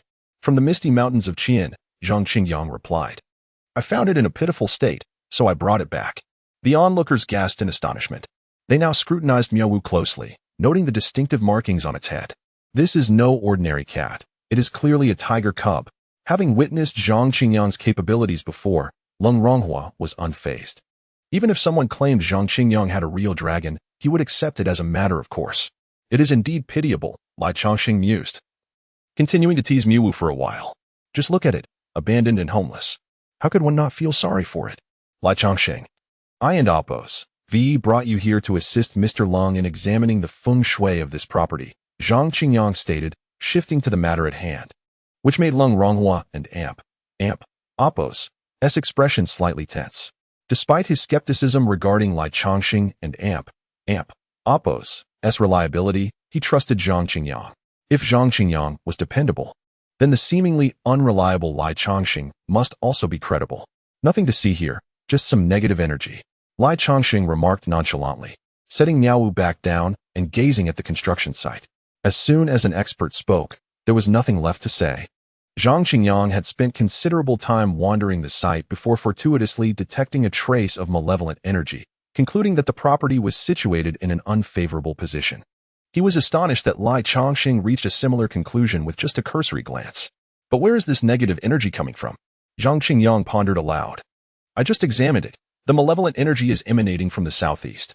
However, both Anwu village and Fulong Mountain in that direction possess excellent feng shui. So there's Shuden and Appos. TB any negative energy. You examined it? With your half-baked knowledge of feng shui, what use was that? Lai Chongqing shot back, rolling his eyes at Zhang Qingyang. Forget it, come with me, and you, and Amp, Appos, LLC. With that, Lai Chongqing turned and hopped into the nearby business vehicle, grumbling. In this blazing sunlight, why not just sit in the car with the air conditioning? You all seem a bit unwell. Feeling slightly embarrassed by Lai Chongqing's comment, Lung Ronghua thought that waiting under the sun to greet him would make the occasion seem more formal. Moreover, since Zhang Qingyang was standing in the sun, he felt he should not retreat into the air-conditioned vehicle. Let us go. Zhang Qingyang patted Lung Ronghua on the shoulder and slid into the back seat of the business car beside Lai Chongqing. To Anwu village. Upon hearing this, Lung Ronghua hurriedly took the front passenger seat. The driver started the vehicle, and they set off towards Anwu village. I and Amp, Appos, V noticed you and Amp, Appos, V been quite busy lately. Lai Chongqing chatted with Zhang Qingyang in the car. I saw your social media post about slaying the dragon in Shu. Let me tell you, dragon meat should be braised. The taste is exquisite. Dragon scales can be coated in breadcrumbs and deep-fried at the right temperature. Children next door will be crying for more. Dragon bones need to be stewed until tender, with a bit of ginseng and snow lotus for a boost. Lai Chongqing enthusiastically shared a myriad of culinary methods for preparing dragon. Finally, he concluded with a hint of desperation. You wouldn't expect me to work for free this time, would you? Zhang Qingyang remained silent, quietly forming a fist and extending it towards Lai Chongqing. Seeing the puzzled expression on Lai Chongqing and Appos' face, Zhang Qingyang explained, a hammer for you. As Zhang Qingyang and Lai Chongqing engaged in light banter, the business vehicle rolled into Anwu village. Chapter 52. Has the dragon vein been severed? Anwu village is a traditional settlement, adorned with quaint wooden structures that exude a profound historical ambience. Although it was once considered a scenic attraction, it has regrettably remained lukewarm despite various efforts for enhancement. As the business vehicle entered Anwu village, it encountered an eerie stillness, with not a soul in sight, enveloped in a chilling atmosphere. However, Zhang Qingyang, utilizing his celestial vision from within the car, perceived an overwhelming presence of malevolent energy throughout the village. The intensity of this malevolence is typically referred to in feng shui as a place of absolute desolation, peril, and misfortune, wherein any inhabitant would likely encounter calamity within mere weeks. Zhang Qingyang glanced at the houses on either side, noting that many doorways were adorned with fresh white couplets. This left him perplexed. Was it not proclaimed that Anwu village was a prime feng shui locale? What could have transpired to transform such a promising site into its current state? Upon hearing Zhang Qingyang and Appos' musings, Lai Chongqing lowered the car window, listening to the sounds of drums and suona in the air, and remarked with a smile. The dragon vein has been severed. The dragon vein has been severed? Zhang Qingyang exclaimed in astonishment. Yet, his surprise swiftly morphed into confusion. If the dragon vein had indeed been severed, it would merely dissipate Anwu village and Appos' feng shui arrangement. How could it lead to such a dire fate? Lai Chongqing did not respond immediately, but directed the driver towards Fulong Mountain, situated behind Anwu village. After approximately half an hour, the vehicle came to a halt at a dead-end road. Lai Chongqing jumped out and guided the others along a narrow path. Have you been here before? Zhang Qingyang inquired, surprised by Lai Chongqing and Appos' familiarity. Never. Lai Chongqing shook his head. However, the trends of feng shui are fixed, one could deduce, even without much thought, that a path should exist here. Zhang Qingyang was momentarily taken aback. Tianchi, just ahead lies the dragon and Appos' head of Fulong Mountain, said Lang Ronghua, following closely behind. Noticing Zhang Qingyang's bewilderment, he quietly elaborated, since Mr. Lai claims the dragon vein has been severed, the one who cut the dragon must have needed a route to the dragon's head. Upon hearing Lung Ronghua's explanation, Zhang Qingyang suddenly understood. Indeed, he had failed to recognize that they were standing at the dragon's head of Fulong Mountain. As they reached an open vista, Lai Chongqing pointed to a substantial mound of earth and spoke softly, the dragon and amp, Apos, den lies beneath this mound, where the renowned Wuanjun is buried. Wuanjun, the god of war by Qi? No one was unfamiliar with the name of Wuanjun. Yes, indeed, it is by Qi. Lai Changxing affirmed with a nod. The god of war by Qi, a relentless warrior, took countless lives. Even in death, his aura of slaughter and resentment lingers. Without the suppression of a feng shui treasure, this area could transform into a perilous territory. Thus, Qin Zhaowang sought high and low for a suitable site, ultimately choosing to conceal him here, naming it Fulong Mountain. To contain Bai Qi and Apos' malevolence and resentment with the dragon vein, the group was left astounded by Lai Changxing and Apos' narrative.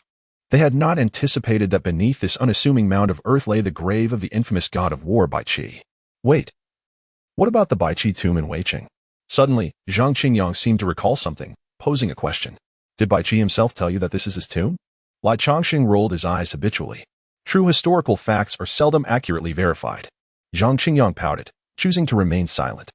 If Bai Qi's tomb is indeed located on the dragon vein and shows no signs of being disturbed, how could the dragon vein have been severed? Zhang Qingyang pondered aloud, gazing thoughtfully at the mound. Typically, severing a dragon vein involves the insertion of sharp blades or similar structures into the dragon and Apos' den, effectively disrupting its feng shui. However, with the dragon and amp, Apos' den concealed beneath the mound and devoid of any structures above, how could the dragon vein have been severed? Follow me, Lai Changxing responded, continuing forward and gesturing towards an electric tower nestled in the mountains. This is where the brilliance of the one who severed the dragon vein lies. Zhang Qingyang looked on, somewhat perplexed, unable to discern the tower and amp, Apos' significance.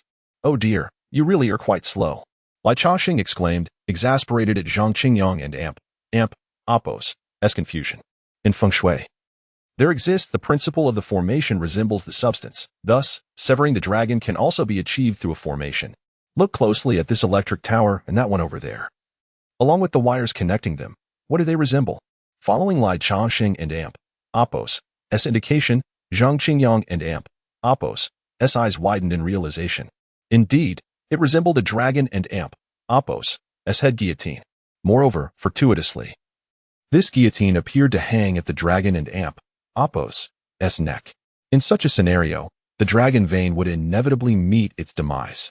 Lai Changxing patiently elucidated this to Zhang Qingyang, who nodded in comprehension. Although his expertise in feng shui was rudimentary, he grasped the concept. Mr. Lai, your assertions align with what Elder Chen, Master Cheng, and the Black Dragon King have previously stated. Yet, they all claimed that while the dragon vein was severed, it would not significantly impact the overall feng shui arrangement. How then could it lead to such strange occurrences at a project site over 10 miles away?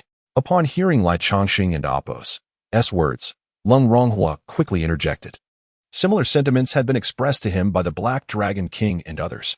However, according to their assessments, although the dragon vein was severed, the formation of jade belt around the wasting green dragon spitting water remained unchanged. The only difference was that Fulong Mountain no longer nurtured dragon energy. The impact on his project could be deemed negligible. Indeed, if we were discussing the era before the revival of spiritual energy, it would have had minimal effect. Lai Changxing acknowledged. But now, spiritual energy has been revived. Does this have any connection to the revival of spiritual energy? Zhang Qingyang interjected, inquiring further. How could it not? What if this were a living dragon vein? Lai Changxing turned to Zhang Qingyang, questioning him. What do you mean by a living dragon vein? Zhang Qingyang awkwardly scratched his nose, shaking his head slightly. Never mind. Given your limited understanding of feng shui, it's only natural you wouldn't know, Lai Changxing sighed, casting another exasperated glance. Nevertheless, he continued to explain, in feng shui, dragon veins are classified into two categories. Dead dragon veins, which are the most common, formed by mountains and rivers. The mountains and rivers constitute the body of the dragon vein.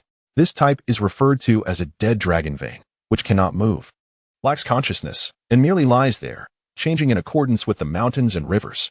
Zhang Qingyang understood this, but if that were the case, then a living dragon vein would be. Precisely. A living dragon vein is not formed by mountains and rivers but emerges from the vital energies between heaven and earth. Lai Changxing continued his explanation.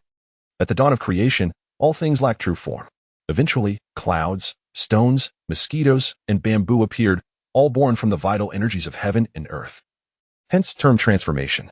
The mode of birth for a living dragon vein follows this very principle. Chapter 53. The Origins of Malevolent Energy for 3 centuries.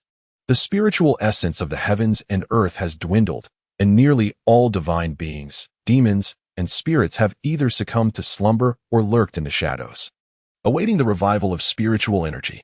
The dragon vein in this place has similarly succumbed to sleep.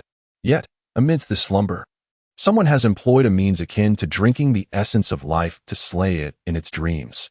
Lai Changxing gestured towards the dragon's neck and elucidated.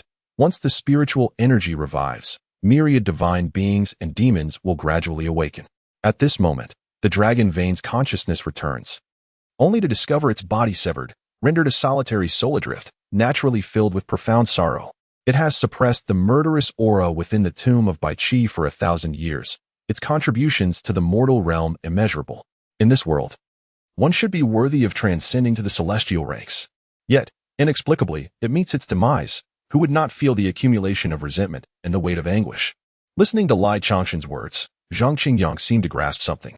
He lifted his gaze towards the guillotine formed by 2 transmission towers and wires, sighing softly. Thus, the dragon vein, severed from its corporeal form, accumulates resentment, unable to dissipate. Therefore, the once noble azure dragon that brought forth water has transformed into a vengeful dragon spilling blood.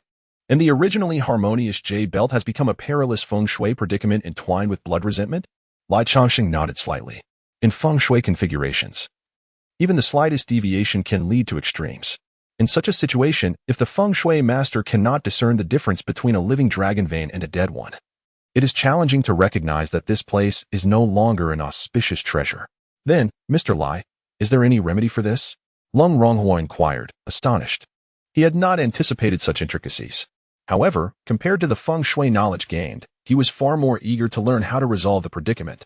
After all, a project worth hundreds of billions, if rendered inoperative, could turn him from a wealthy man into a pauper. Simple, Lai Changxing replied without hesitation, directing his gaze towards Zhang Qingyang and gesturing with his lips. First, please have him chant scriptures here for 3 days. Establishing a Taoist altar to help the dragon vein and Apos' vengeful spirit transcend, allowing the resentment to dissipate. Upon hearing Lai Changxing and Apos' proposal, Long Ronghua hurriedly cast a pleading glance at Zhang Qingyang, his eyes brimming with desperation. Get lost, Zhang Qingyang retorted, mirroring Lai Changxing's eye roll. He was uncertain of the efficacy of establishing a water and land altar. After all, he was the sole practitioner at Longhu Mountain and could not set up such a grand altar alone. Moreover, with the revival of spiritual energy, there were evidently simpler solutions. Why resort to such laborious measures? That entailed chanting scriptures for 3 uninterrupted days. Cut it out. A dog biting El Dongbin, unable to recognize a good heart. Lai Changxing responded with an exasperated eye roll. He had not intended for Zhang Qingyang to appear overburdened, hoping he could extract some incense money from Long Ronghua. Celestial Master. Long Ronghua, hearing Zhang Qingyang and Apos' words, mistakenly assumed the latter and Apos' refusal stemmed from a desire to evade responsibility, and he became increasingly anxious. Do not heed him. I have my own ways to resolve this. Zhang Qingyang interrupted Lang Ronghua, stepping forward to the precipice of the dragon's head. Gazing downwards, I can assist you in transcending the dragon vein and Apos' vengeful spirit. If you wish to establish a water and land altar to cleanse the resentment, find any Taoist temple or Buddhist monastery to do so. Of course, you may want to steer clear of that True Xian from Yongning Temple. Go for a legitimate Taoist temple, Buddhist monastery, or a registered religious affairs office. Upon hearing Zhang Qingyang's words, Long Ronghua's heart finally settled, nodding earnestly.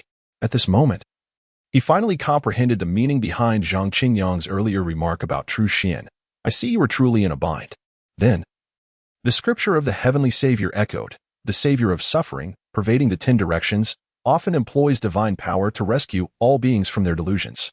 Seeing Lung Ronghua nodding, Zhang Qingyang refrained from further elaboration. Standing at the cliff and Apos' edge, he gradually closed his eyes, reciting the verses of the Supreme Savior Sutra. His hands deftly maneuvered through intricate gestures, a gentle breeze sweeping past, causing his Taoist robes to billow gracefully. After chanting the Supreme Savior Sutra 9 times, a radiant light enveloped the mountaintop. Finally, a streak of black and red energy emerged from the dragon's head beneath Zhang Qingyang's feet. A delicate, ethereal jade dragon spiraled forth, its form pure white, yet ensnared by boundless resentment and malevolent energy, its eyes aflame with fury. Esteemed one, as a celestial dragon, you have selflessly subdued the murderous aura within by Qi's tomb for a millennium, amassing immeasurable merit. You ought to attain liberation in this world, ascending to the celestial ranks and enjoying freedom. Yet, unexpectedly, you encounter this calamity, your heart burdened with resentment, truly a difficult plight. Witnessing the emergence of the dragon vein spirit, Zhang Qingyang seized the opportunity to speak before it could utter a word. Yet, the heavenly path is just. The dragon must inevitably face its tribulation. This demise, your merit remains untarnished, and in the next life, you shall still have the opportunity to ascend to celestial ranks. Why must you belittle yourself in such a manner? Is it not better to cycle through reincarnation and seek a new life? The dragon vein spirit, having manifested, indicated its desire to converse, perhaps seeking an avenue for resolution. After all, having devoted itself to subduing the murderous aura within by Qi and Apos, tomb for a millennium, only to be inexplicably severed in slumber, who would not harbor resentment? The spirit and Apos, reluctance to enter reincarnation and its release of resentment here stemmed from a desire for explanation. A resolution, a path forward, rather than a hasty retreat into the cycle of rebirth. Now, Zhang Qingyang and Apos' role was to present this much-needed pathway to the universe. Who are you? Indeed, upon hearing Zhang Qingyang's words, the demeanor of the dragon vein spirit softened, and much of the fury in its gaze dissipated. It comprehended that to attain immortality, one must first confront tribulations. The tribulation it faced was one of death. Surviving this calamity would allow it to ascend to celestial ranks, while perishing would still grant it the merit of having subdued the murderous aura for a millennium, ensuring it could attain celestial status in its next life. This was a necessary step in the celestial order. Beings destined for immortality must undergo such trials. However, this particular trial felt rather unwarranted. Which virtuous soul encounters tribulation while in slumber? With no preparation whatsoever, what kind of tribulation is that? Even if one may attain immortality in the next life, who desires to die unexpectedly, forsaking all the accumulations of this life? I am Zhang Qingyang, the 108th Celestial Master of Longhu Mountain. Upon hearing the words of the dragon vein and Apos' spirit, Zhang Qingyang placed his hands gently behind his back, the wind causing his robes to rustle. A celestial master of the Taoist sect? The dragon vein and Apos' spirit expressed surprise, a flicker of astonishment crossing its features. The status of a Taoist celestial master in the mortal realm was significant, offering it a path forward granted it a sense of dignity. Furthermore, it realized that with Zhang Qingyang and Apos' arrival, there was no longer any reason to linger in the mortal realm. With a resounding roar, the dragon spirit released its accumulated resentment and malevolence, its form swaying gracefully as it soared into the air.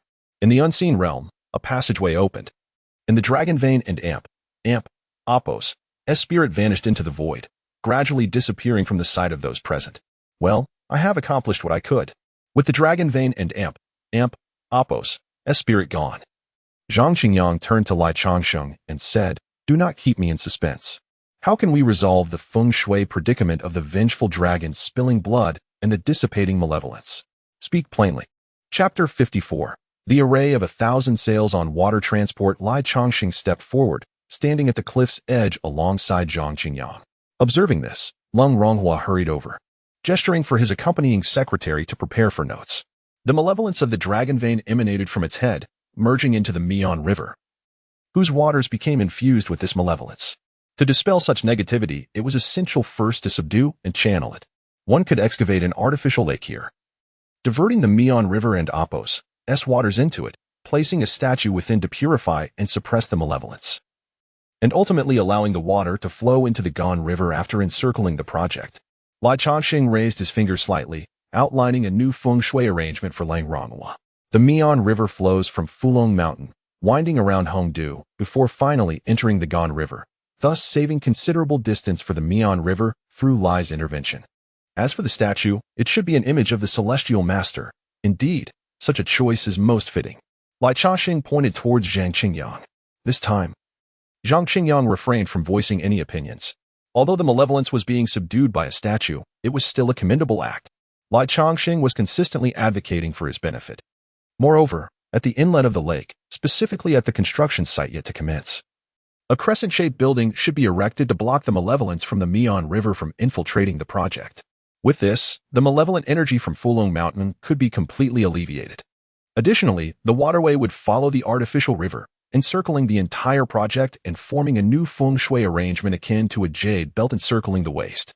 If one desired, an arrangement of 999 sailboats could be placed in the artificial lake and river, creating the array of 1,000 sails on water transport. When Lai Changsheng elaborated on the feng shui, his tone was serious. Lacking any frivolity, the newly formed feng shui configuration would be no less effective than the original Azure Dragon spitting water formation. Long Rong listened intently, instructing his secretary to jot down notes while he recorded on his phone, anxious not to miss a single word. That will be all. The sun is scorching. Let us depart swiftly. Upon concluding, Lai Changsheng urged them to leave, and Lang Ronghua, not daring to delay, promptly shut his phone and led the way. Once back in the car, as they settled into their seats, Lang Ronghua turned with a flattering expression towards Lai Changsheng and Zhang Qingyang. Celestial Master, Mr. Lai, I have prepared a banquet at the Ronghua Grand Hotel, and I hope both of you will grace us with your presence. Zhang Qingyang nodded in response without speaking. The task was complete, yet the payment had not been received. Although the issue had been identified by Lai Changsheng, it was still the counterpart who resolved it. Nevertheless, he had at least contributed by pacifying the soul of the dragon vein, had he not? The business vehicle passed through Anwu village again, and Zhang Qingyang, with his celestial eye, observed the dense malevolence within the village and the distant sounds of mournful music, feeling a tinge of melancholy. What ultimately has the revival of spiritual energy brought to ordinary people? The Ronghua Grand Hotel, a 5-star establishment owned by the Ronghua Real Estate Group, boasted high standards. Following Lung Ronghua's guidance, Zhang Qingyang entered the hotel lobby, instantly struck by its opulent splendor. Greetings, Chairman. Greetings, Celestial Master. Greetings, Mr. Lai. Thanks to Lung Ronghua's prior arrangements, the hotel staff had formed 2 lines, welcoming them with reverence. This was Zhang Qingyang and Apos' first encounter with such a spectacle in both his past and present lives, leaving him somewhat ill at ease. Lai Changsheng, however, appeared considerably more relaxed, even playfully pinching one of the hostesses as they passed. This left Zhang Qingyang feeling quite uncomfortable, almost unable to bear the sight. In contrast, Lang Ronghua observed Lai Changsheng and Apos' actions with a knowing smile, as if contemplating something.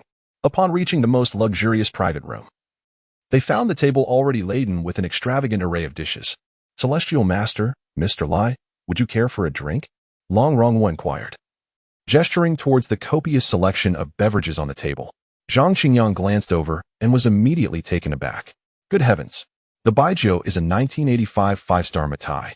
The red wine is from the Lehua Winery and Apos' top-tier Merlot. The yellow wine is Danchi 1327 Original Brew, and the beer is Cantillon Don Quixote. Although he was unfamiliar with most of the selections, the total value of the drinks on the table was likely several million. Let us sample them all. Before Zhang Qingyang could respond, Lai Changsheng had already seized a bottle of the 1985 5-star Matai, uncorked it, inhaled the aroma, and poured himself a glass. Qingyang, would you care to taste? He inquired, holding up the bottle. Zhang Qingyang recalled that his previous incarnation abstained from alcohol, as his focus had been solely on mastering techniques and studying Taoist scriptures, intent on reviving the glory of the Celestial Master, with little time for indulgence. Yet, he himself enjoyed drinking. Truth be told, with a 1985 5-star Matai before him, who could resist sampling a bit? However, he worried whether Lai Changsheng might perceive any inconsistency if he were to partake. Zhang Qingyang found himself in a quandary. Oh dear, a little one and Apos' hurt, he thought. At merely 25, you have already become a Celestial Master. You have indeed revived the glory of the Celestial Master without needing to exert yourself so much. Seemingly sensing Zhang Qingyang's hesitation, Lai Changsheng poured a glass for him. Chairman. At that moment, Lang Ronghua's secretary entered, handing him 2 envelopes. Lang Ronghua accepted the envelopes, signaling for the secretary to depart. Once the secretary had left, Lang Ronghua returned to his seat, pushing one envelope towards Zhang Qingyang and the other towards Lai Changsheng. Lai Changsheng observed the envelope before him without making any move, continuing to sip his drink with a smile. Seizing the opportunity while Lai Changsheng was distracted, Zhang Qingyang took a taste of the 40-year-old 5-star Matai. Mr. Lai, this card contains 20 million, and the password is 6 zeros. Recognizing the intent behind the gesture, Long Ronghua, not daring to be remiss, quickly added, "This time, I sincerely thank Mr. Lai for your guidance, which enabled us to identify the problem and Oppo's source. This is a token of appreciation, not meant to be disrespectful." Upon hearing the figure of 20 million, Lai Changqing and Oppo's eyelids did not flutter, and he continued to sip his drink leisurely. "Celestial Master, this is a contract for the reconstruction and repair project of the Celestial Master's residence at Mount Longhu, which will be entirely managed by Ronghua Real Estate." Seeing this, Long Ronghua retracted his hand, moving to sit beside Zhang Qingyang, his face adorned with a beaming smile. "The total planned investment exceeds 20 million, and we assure you of the construction quality. We will not burden the Celestial Master further." In truth, upon hearing that the envelope Lai Changqing had contained a card with 20 million, Zhang Qingyang was thoroughly astonished. Moreover, he had anticipated that his own envelope would merely contain a token gesture. After all, the previously agreed-upon compensation was for him to take full responsibility for resolving the project's issues, with Long Ronghua overseeing the reconstruction and repair of the Celestial Master's residence, totaling around 10 million. Now, having summoned Lai Changqing, it was the latter who had resolved the project's issues, though he had contributed. It was merely reciting a few incantations to soothe the emotions of the Dragon Vein and Oppo's spirit. If divided according to the original 10 million, Lai Changqing would likely take at least 80%. Thus, Zhang Qingyang and Oppo's astonishment at the revelation of the 20 million card in Lang Ronghua and Oppo's envelope was entirely warranted. Chapter 55. The vision of Long Ronghua. As a result, not only did Lai Changqing have 20 million in his account, but Lang Ronghua was also bound by his previous promise to continue the reconstruction and repair of the Tianshi mansion. This level of generosity made Zhang Qingyang mentally chastise Fang Zhenghua for being a miser.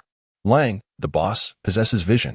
Upon hearing the contents of Zhang Qingyang's document pouch, Lai Changqing finally set down his wine glass, opened the pouch before him, and discovered a black card from the Daxiao Industrial and Commercial Bank, entirely gilded and exuding an air of opulence.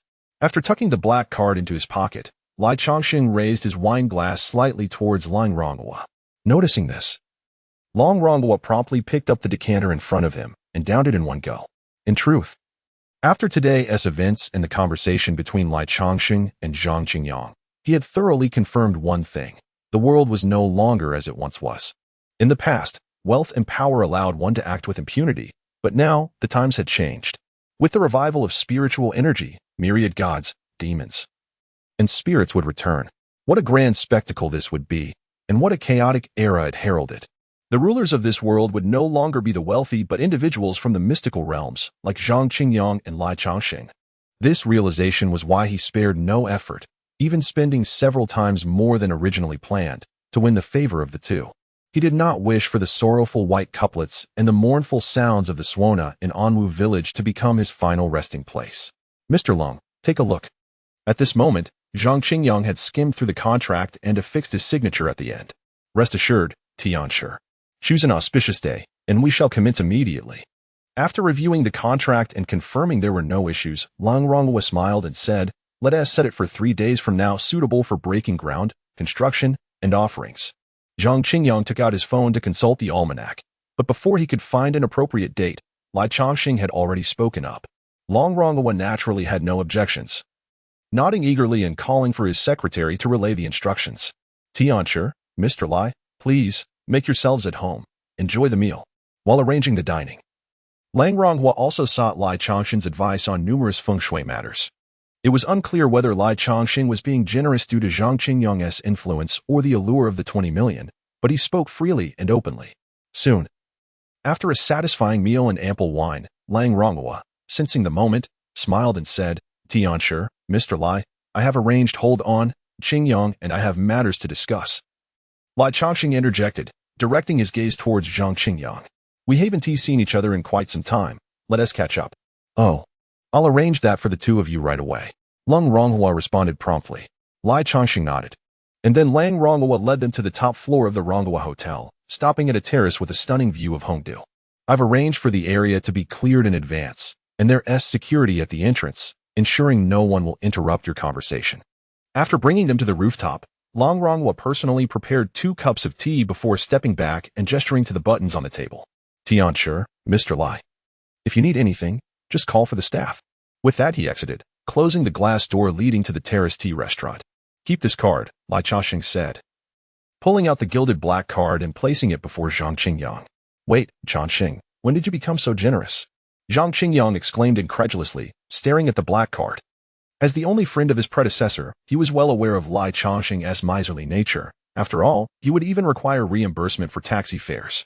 Logically, with Lai Changxing and Appos' skills in feng shui, achieving great wealth should have been a given, yet he could hardly scrape together 200 yuan. This had always puzzled Zhang Qingyang. I've always been generous, okay? It's just that I happen to be poor, Lai Changxing retorted, rolling his eyes and taking a sip from his teacup.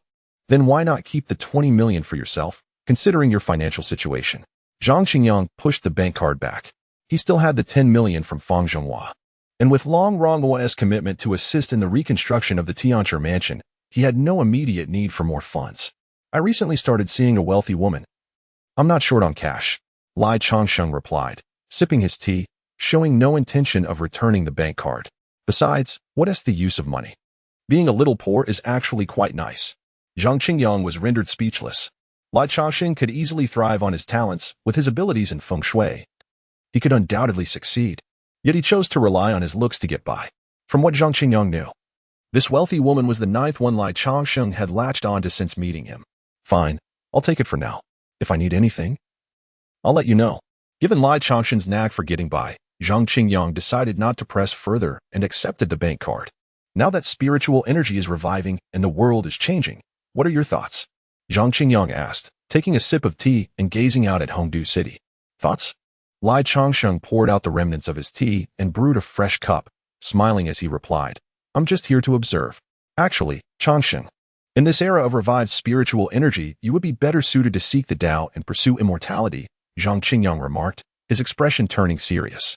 With your talents, you will surely ascend to the ranks of the immortals within 50 years. Ascend to the ranks of the immortals in 50 years? Lai Changxing was taken aback, turning to Zhang Qingyang with a question, and what about you? How many years until you ascend? As for me, Zhang Qingyang chuckled, naturally. I aim to do so within 20 years. In reality, each generation of Taoist Tianchi was predetermined to become a deity in the heavenly realm. After their earthly lives ended, their souls would typically ascend to the heavenly court, taking on positions as low-ranking deities. However, Zhang Qingyang did not wish to be left with just an empty soul. Hence, his goal was to ascend bodily into the heavens. Wow! Lai Changxing exclaimed, smacking his lips. Are you starting to boast now? My talents are no less than yours. But your starting point isn't as high as mine. Zhang Qingyang replied with a smile. After all, I am Zhang, as in Zhang Daoling. To be a deity isn't necessarily as glorious as you imagine. Lai Changxing remarked, a hint of melancholy in his expression as he shook his head. A deity? What does that even mean? Just someone bound by shackles. Yet, your name sounds perfectly suited for seeking the Tao and pursuing immortality. Zhang Qingyang set down his teacup. Changxing, who can truly achieve longevity? Only the immortal deities. Not seeking the Tao is indeed a waste of such a name. Upon hearing this, Lai Changxing's expression brightened once more. Longevity? Is that truly desirable? Lai Changxing shook his head, his gaze now fixed on Hongdu City. People think immortals lead carefree lives. Yet they fail to realize that immortals merely dance while shackled. Otherwise, look at this world. With the revival of spiritual energy, why do demons and spirits come first? Chapter 56. Can all desires truly be fulfilled? In the midst of spiritual rejuvenation, why do demons and spirits lead the way? Zhang Qingyang admits that he too has pondered this question. Perhaps it is because the awakening of deities requires a greater abundance of spiritual energy. Nevertheless, this matter is one that must be discerned personally. Lai Changxing drained his cup of tea and remarked with a smile, some things can only be understood intuitively, not articulated. You must grasp it for yourself. Qingyang, the path ahead of you is still long.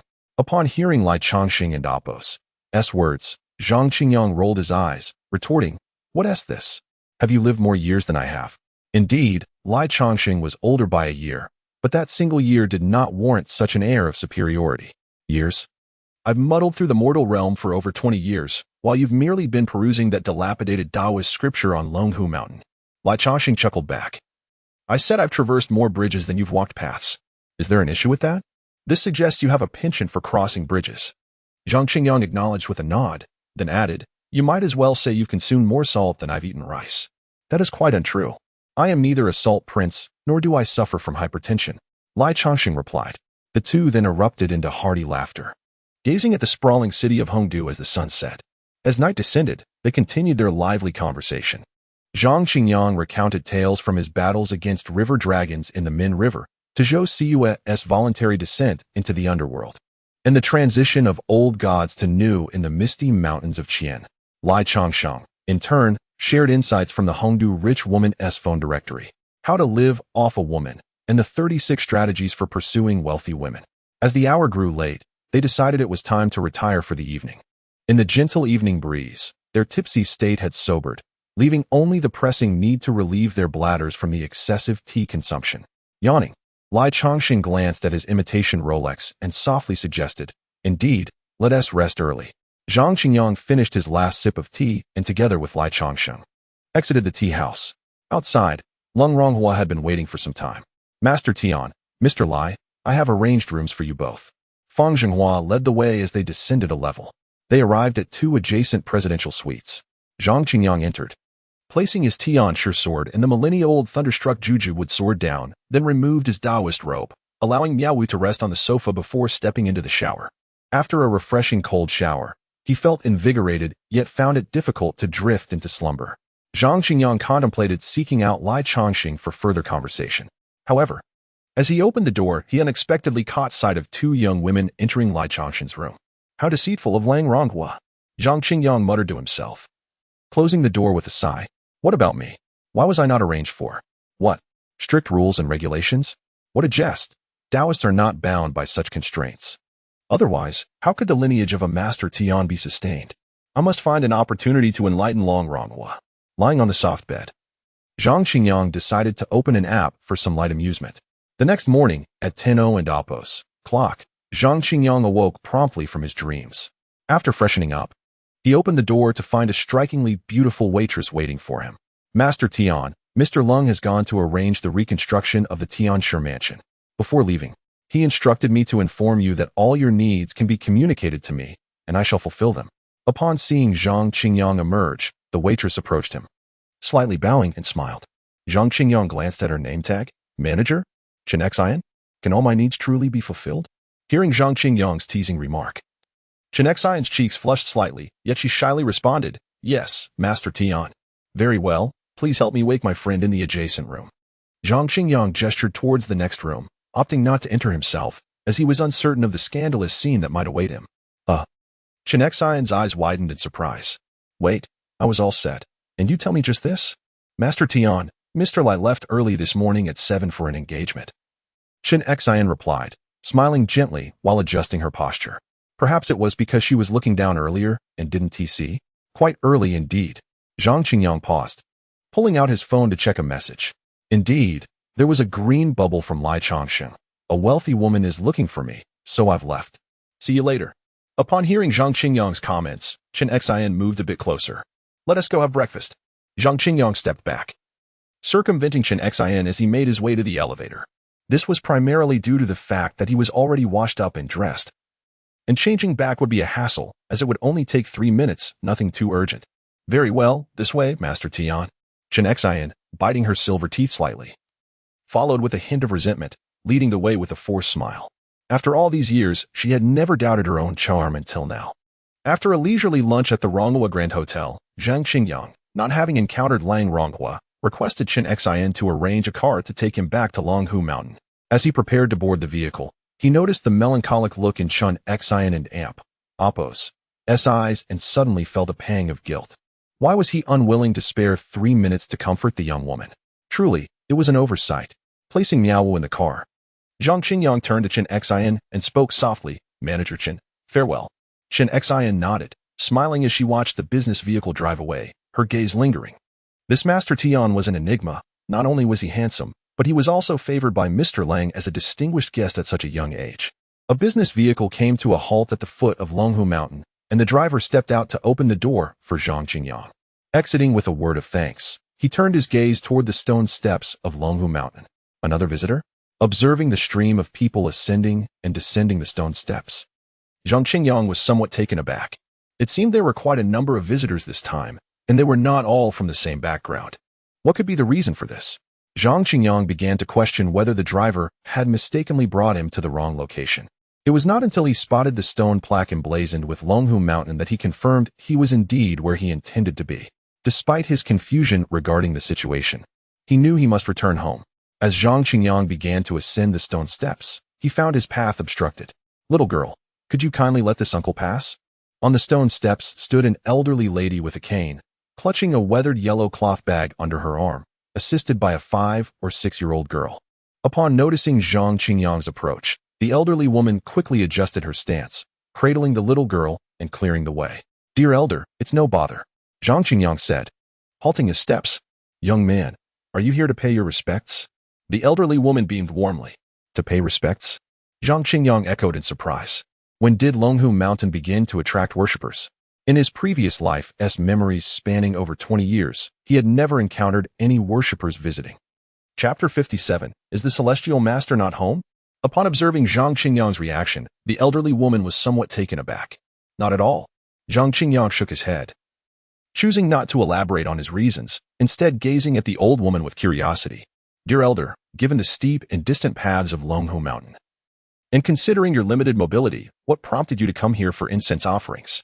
The Celestial Master and Apos' residence is perched atop Longhu Mountain, accessible only by a series of winding, steep stone steps, making the journey quite arduous. This may very well be a primary reason for the decline in incense offerings during the era of dwindling spiritual energy. "I reside nearby," the old woman replied, her hand trembling slightly as she pointed in the direction from which Zhang Qingyang had come. "Times have been rather unsettling, so I thought to offer incense in hopes of safety for my children working away from home. The temples and shrines down the mountain are already overcrowded, and I can hardly squeeze in with my granddaughter." Upon hearing her words, Zhang Qingyang appeared contemplative. It seems that, despite the government's attempts to conceal the resurgence of spiritual energy, the truth cannot remain hidden indefinitely. Ordinary folks have begun to sense the changes around them. After all, take the example of the giant dragon in Shu territory. Such a massive creature twisting within the clouds could hardly go unnoticed. Moreover, in Anwu village, the rapid proliferation of white banners within mere days could not simply be dismissed as coincidence. "Take your time, elder. I too am heading up the mountain, so let us go together." Zhang Qingyang understood that although spiritual energy was reviving, deities had yet to return.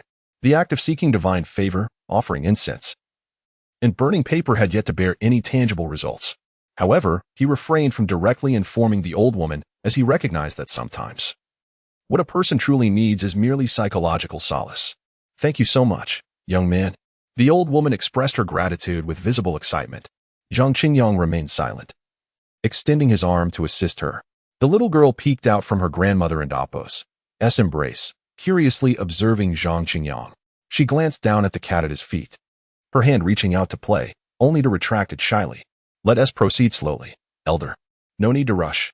The scorching sun of the midsummer was relentless, but thankfully, Longhu Mountain was shrouded in greenery, with a gentle breeze providing a semblance of coolness. Before long, the trio and the feline reached the mountain and Apos' midpoint. At that moment, a group of young people was descending, and upon spotting Zhang Qingyang and the old woman, one called out, "Elder, don't go any further. The Celestial Master isn't home. The temple is closed." As he spoke, he waved a bundle of incense paper, continuing, "We've been waiting since morning, but the temple has opened, and no one responds to our knocks." The old woman halted abruptly, panting, and propped her cane against the ground, her expression one of shock. Disappointment flickered across her face as she turned to Zhang Qingyang. "Young man, if the temple is closed, then we should head back down to avoid a fruitless trip." "Elder, rest assured, it won't be in vain," Zhang Qingyang replied with a smile. "Once we reach the summit, the temple will open." The old woman pondered this with a perplexed expression. Why would the temple open only upon their arrival at the peak? The descending youths exchanged glances, and one of them scoffed at Zhang Qingyang's assertion. "Kid, do you think you're the Celestial Master? Just because you reach the top, the temple will open?" Another chimed in. "The elder has difficulty walking, and you're leading her up the mountain. What is your intention?" Zhang Qingyang looked up, momentarily taken aback. Why did the scenario feel vaguely familiar? Was it not time for him to reveal his identity, astonish the onlookers, and receive apologies from the two youths? Ultimately, he would nonchalantly dismiss their apologies, claiming that ignorance is no fault, and then ascend Longhu Mountain amidst their reverent gazes? But just as Zhang Qingyang prepared to unveil his true identity, suddenly, from the crowd, a bespectacled young man pointed at him in astonishment. Him. He is the celestial master of Longhu Mountain, Zhang Qingyang. Is there someone who recognizes me? Hearing the words of the bespectacled young man, Zhang Qingyang felt a sense of surprise. When did his name as the celestial master become so renowned? Zhang, I'm your fan. I even sent a message during your last live stream. The young man rushed forward, grasping Zhang Qingyang's hand excitedly. That comment about whether the purple-robed celestial master was genuine or not, I was the one who wrote it. Ah, so it's you. Zhang Qingyang realized, suddenly enlightened. Another fan. It seemed he had indeed become a prominent internet celebrity. Recently, peculiar events had transpired at their school. The bespectacled young man, thrilled that Zhang Qingyang remembered his comment, exclaimed, "My roommates wanted to find a temple or shrine to worship. So I thought of you and suggested we visit Longhu Mountain together to see you perform your sword-swallowing act live. When did I ever say I would swallow a sword?" Zhang Qingyang rolled his eyes in exasperation. He was uncertain about the authenticity of his status as a celestial master, but he was sure that this fan was rather eccentric. "You are the master of the temple atop the mountain, correct?" At last, the old woman connected the dots. No wonder this young man claimed the temple would open upon their arrival at the summit. He was the master himself. Indeed. I just returned from Hongdu and happened to encounter you. Zhang Qingyang nodded with a smile, then turned to the group of bespectacled youths. Shall we worship now? If so, let us head up the mountain together. Worship. The group exchanged glances and nodded in unison, realizing they had come all this way. Celestial Master, I'll assist the elder. No, I'll do it. Let me. I'm strong enough to carry her up the mountain. The enthusiasm of the university students was palpable as they vied to assist the elderly woman, casting glances at her cane. The little girl, frightened, snuggled deeper into her grandmother and Amp Appo's embrace. Celestial Master, you even brought your cat along? One of the two sturdy young men asked, supporting the old woman on either side.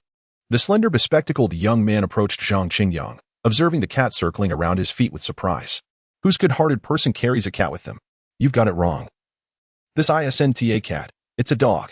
Zhang Qingyang jested with the bespectacled youth. Meow. The creature on the ground, hearing this, expressed its discontent with a loud meow. It was a proud tiger, and being mistaken for a cat was one thing, but to be called a dog was utterly unacceptable. See, Celestial Master, it claims it's a cat, not a dog. The group erupted in laughter at the sight. Meanwhile, Zhang Qingyang quietly opened his spiritual eyes. Chapter 58. Are you interested in ghost hunting? At the Tianchi mansion on Longhu, a throng of villagers awaited at the entrance. I apologize for the delay. My descent took longer than anticipated. Zhang Qingyang extracted a key from his Taoist robe, inserting it into the rusted lock and pushing the door open. The crowd surged inside.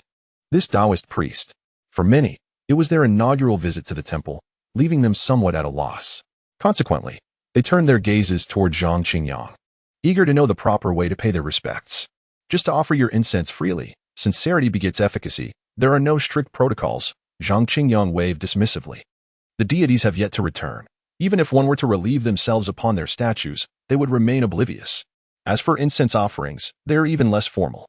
The crowd exchanged uncertain glances, their eyes wide with hesitation. Observing their reaction, Zhang Qingyang felt a twinge of exasperation and took out a stick of incense, demonstrating the ritual. The process was simple. Light it, bow 3 times, insert it, and that was that. Just remember, never blow on the lit incense. After guiding the villagers through the incense offerings at the various altars within the Tianchi mansion, Zhang Qingyang settled onto a stone bench in the courtyard. At that moment, the bespectacled young man who had accompanied him up the mountain approached. Tianchi, this temple appears even more dilapidated than it did on the live stream. Ah, indeed. Zhang Qingyang chuckled. It's certainly ISN and AMP, Appos, due to any beautification filters. How about we pool some funds for incense offerings? Other university students joined the conversation, whispering among themselves about the crumbling temple. If they contributed, perhaps they could sleep more soundly at night. Please, how much do you think you all have? Save it for your girlfriends, Zhang Qingyang interjected, halting their thoughts. Despite its current state, this temple will soon undergo renovations. Upon hearing this, the students exchanged skeptical glances and tucked their money away. I heard you mention some strange occurrences at school. What sort of peculiar happenings? Zhang Qingyang inquired, recalling the earlier mention of unusual phenomena prompting their visit to the temple. On the journey, he had opened his celestial eye and noticed faint dark energies surrounding several of them. Well, every night, there and amp. Oppos. S singing coming from the teaching building. At first, we thought it was just a student, the bespectacled young man explained. But the security guards have never caught anyone, despite their efforts. He continued, over time, this has become quite the rumor at school. Some speculate that the singing isn't human at all. Zhang Qingyang drummed his fingers on the table, intrigued. Has anyone encountered this entity or experienced any fatalities? The group exchanged glances, shaking their heads in unison. Every night at midnight, the singing begins. And it abruptly ceases at 1:00 and Oppos clock. Even with security guards patrolling the building with all the lights on, the singing persists. How peculiar, Zhang Qingyang mused. Most spirits were either wrathful and murderous or restless and vengeful. Yet, here was a ghost that simply enjoyed singing at specific times. However, according to the bespectacled young man, this ghost remained unseen within the teaching building. Coupled with the faint energies Zhang Qingyang had detected, it seemed likely that this spirit was a weak, wandering soul. To be candid, Zhang Qingyang felt little interest in such a spirit. It was likely that even the local spiritual authorities had allowed this ghost to sing for so long due to its feeble nature. Nevertheless, a ghost was still a ghost, and it could not be ignored. Zhang Qingyang turned his gaze toward the group. Are you all interested in ghost hunting? He asked, a smile playing on his lips, reminiscent of a mischievous uncle luring children into a game. Ghost hunting? The bespectacled young man and his companions exchanged incredulous looks, pointing at themselves in disbelief. Us. Indeed. I want you to capture the ghost in the teaching building, Zhang Qingyang affirmed, nodding emphatically. The group stepped back, bewildered. Us. Capture a ghost? Are you joking? Please, Tianshi. Don't jest. The bespectacled young man stammered, visibly shaken. We don't know how to catch ghosts. You don't, but I do. I can teach you, Zhang Qingyang continued, undeterred by their fear. Consider this. If you succeed in capturing the ghost, you will become the legends of the entire school. Imagine, if you capture the ghost. The school beauties will all be vying for your attention. The students' eyes sparkled with intrigue, their imaginations igniting at the thought of standing atop the teaching building, ghost in hand, while admirers below cheered their names. Seeing their excitement, Zhang Qingyang seized the moment. Rest assured, I would not send you into danger without a means of protection. This ghost is weak. Upon seeing your bravery, it will surely flee. After a prolonged moment of contemplation, they exchanged eager glances, their expressions brimming with exhilaration before nodding vigorously. Tianshi, fame is not our primary concern. As members of this institution, we feel compelled to take the lead in confronting such matters. Zhang Qingyang, seeing through their bravado, smiled as he retrieved brushes, vermilion, and yellow paper from within. Take this, he instructed, handing them a tracking talisman. Once ignited, it will guide you to the ghost. He proceeded to draw a visibility talisman, passing it to one of them. This will allow you to see the ghost. Once you do, it will undoubtedly flee. Next, he created a binding talisman and handed it to another. Ignite this when the time comes, and the ghost will be immobilized. Finally, light this Taishang Jiu Fu, and the ghost will vanish. Simple. ISN and Oppos. Tiet? Remarkable. ISN and Oppos. Tiet? Zhang Qingyang concluded, handing the final talisman to the last student, his eyes glimmering with encouragement. The 4 students carefully folded the talismans, stowing them in the safest pockets, committed to remembering their uses. Upon hearing Zhang Qingyang and Oppos' words, they looked up, nodding in unison like chicks pecking at grains, exclaiming, simple, remarkable. Chapter 59, 108 Ways to Show Off. Zhang Qingyang, having nothing to occupy his time, painted a golden talisman for each person before dismissing everyone down the mountain. As twilight approached, the bespectacled man and his companions descended Longhu Mountain, summoned their prearranged black car, and returned to the school. The black car halted at the entrance of Yuzhang Information Vocational College, where the sky had yet to succumb to complete darkness. Are we capturing ghosts now? One of them eagerly inquired upon alighting, their eyes gleaming with excitement. At this hour, with no one in the teaching building, who would we show the captured ghosts to? The bespectacled man replied, shaking his head. First, we shall dine, and then we will spread the word in our group chat, on the forum, and on the confession wall.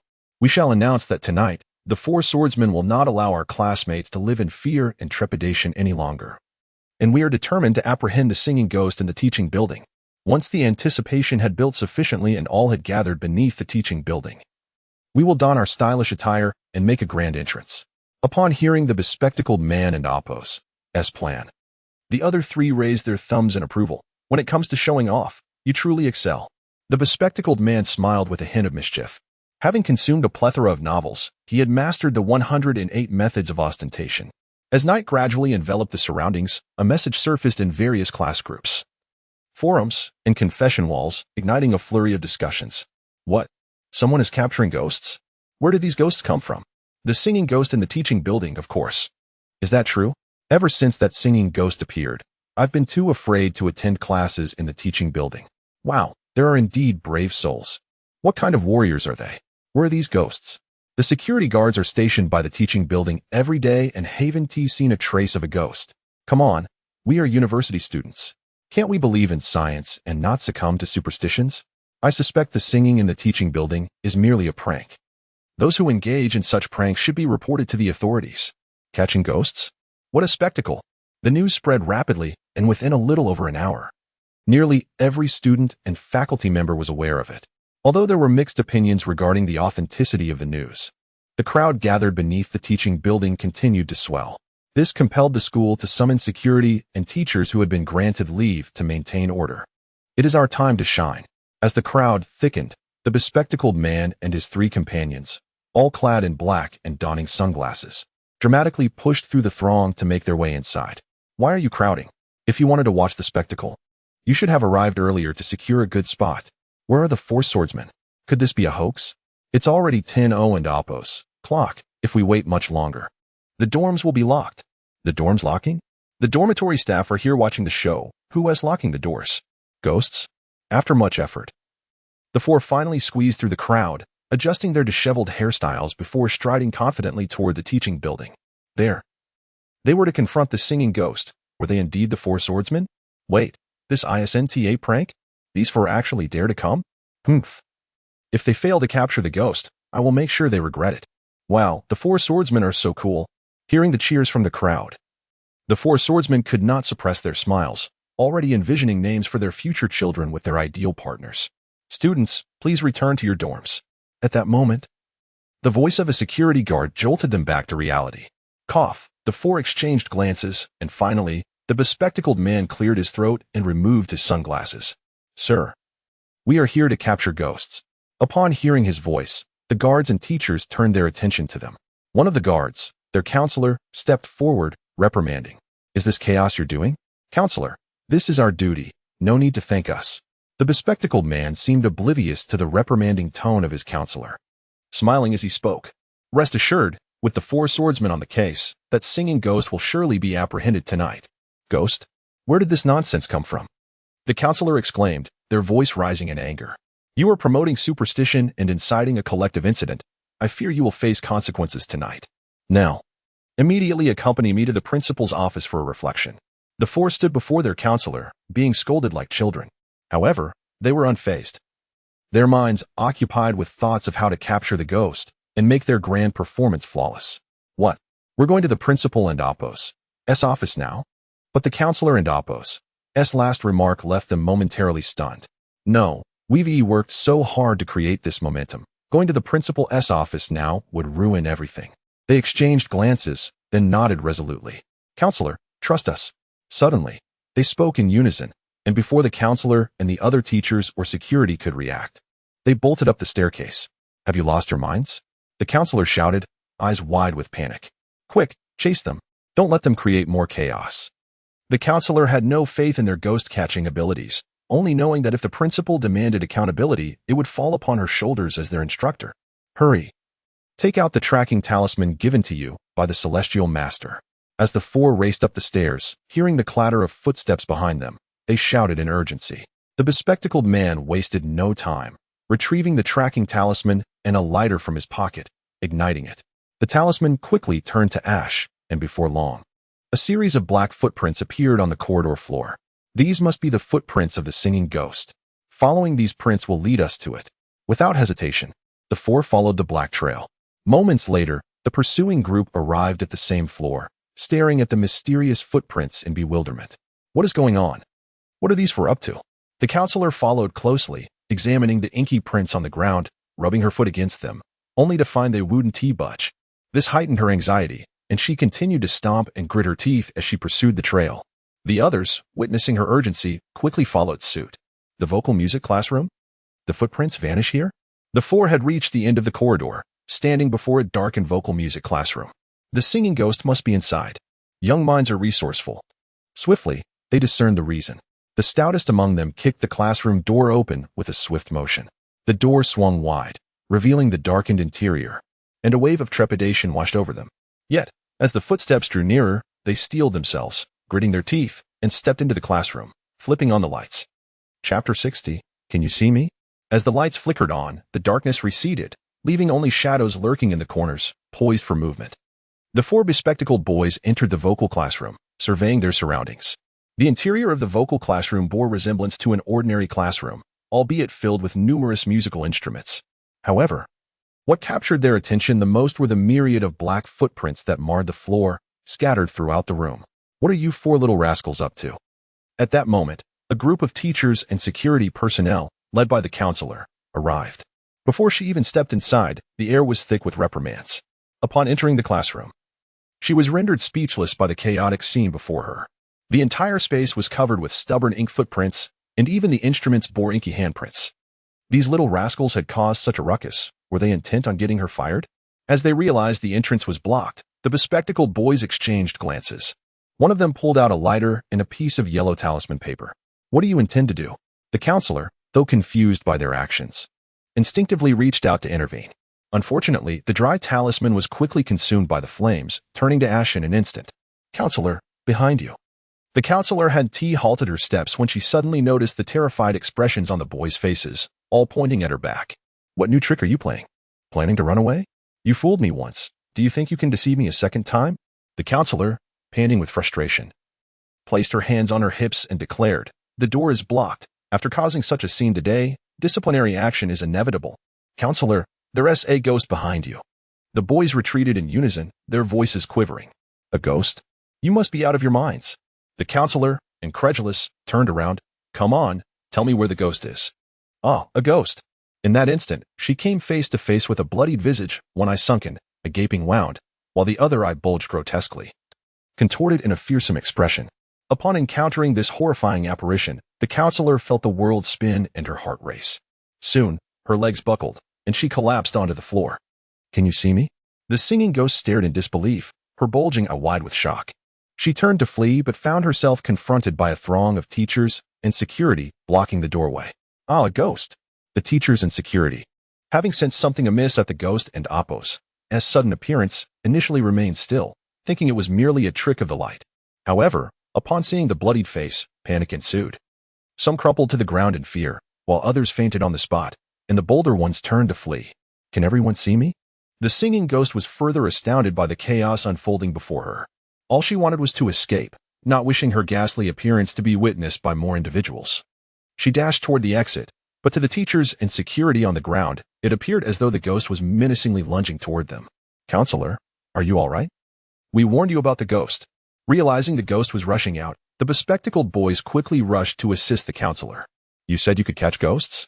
The counselor stammered, trembling all over. Hurry, capture her. Yes, catch the ghost. The master said I should use my spirit-binding talisman now. The group snapped back to their senses, and one of them hastily produced the talisman, igniting it with the lighter. Moments later, the talisman turned to ash, releasing a beam of light that surged through the classroom toward the singing ghost, who was still scrambling up the stairs. Although everyone could see someone sprinting on the third floor of the teaching building, the night obscured their features, leaving them unaware that it was the very ghost that sang every night. Suddenly, the beam of light reached the ghost and Apos' head, causing her form to distort. In an instant, she transformed into a shadowy wisp, pulled back into the vocal classroom by the light. Those below, witnessing this spectacle, were left dumbfounded. Even the most oblivious should now realize that the figure was indeed the ghost that sang nightly. In the vocal classroom, supported by the bespectacled boys, the counselor managed to sit down. The other teachers and security, still shaken, slowly got back on their feet. Just then, a dark shadow flew in from outside, landing right before the counselor. As the figure reappeared, facing the counselor, she tilted her head and fainted from sheer terror. The bespectacled boys were startled by the sudden reappearance of the female ghost and instinctively recoiled. What is happening?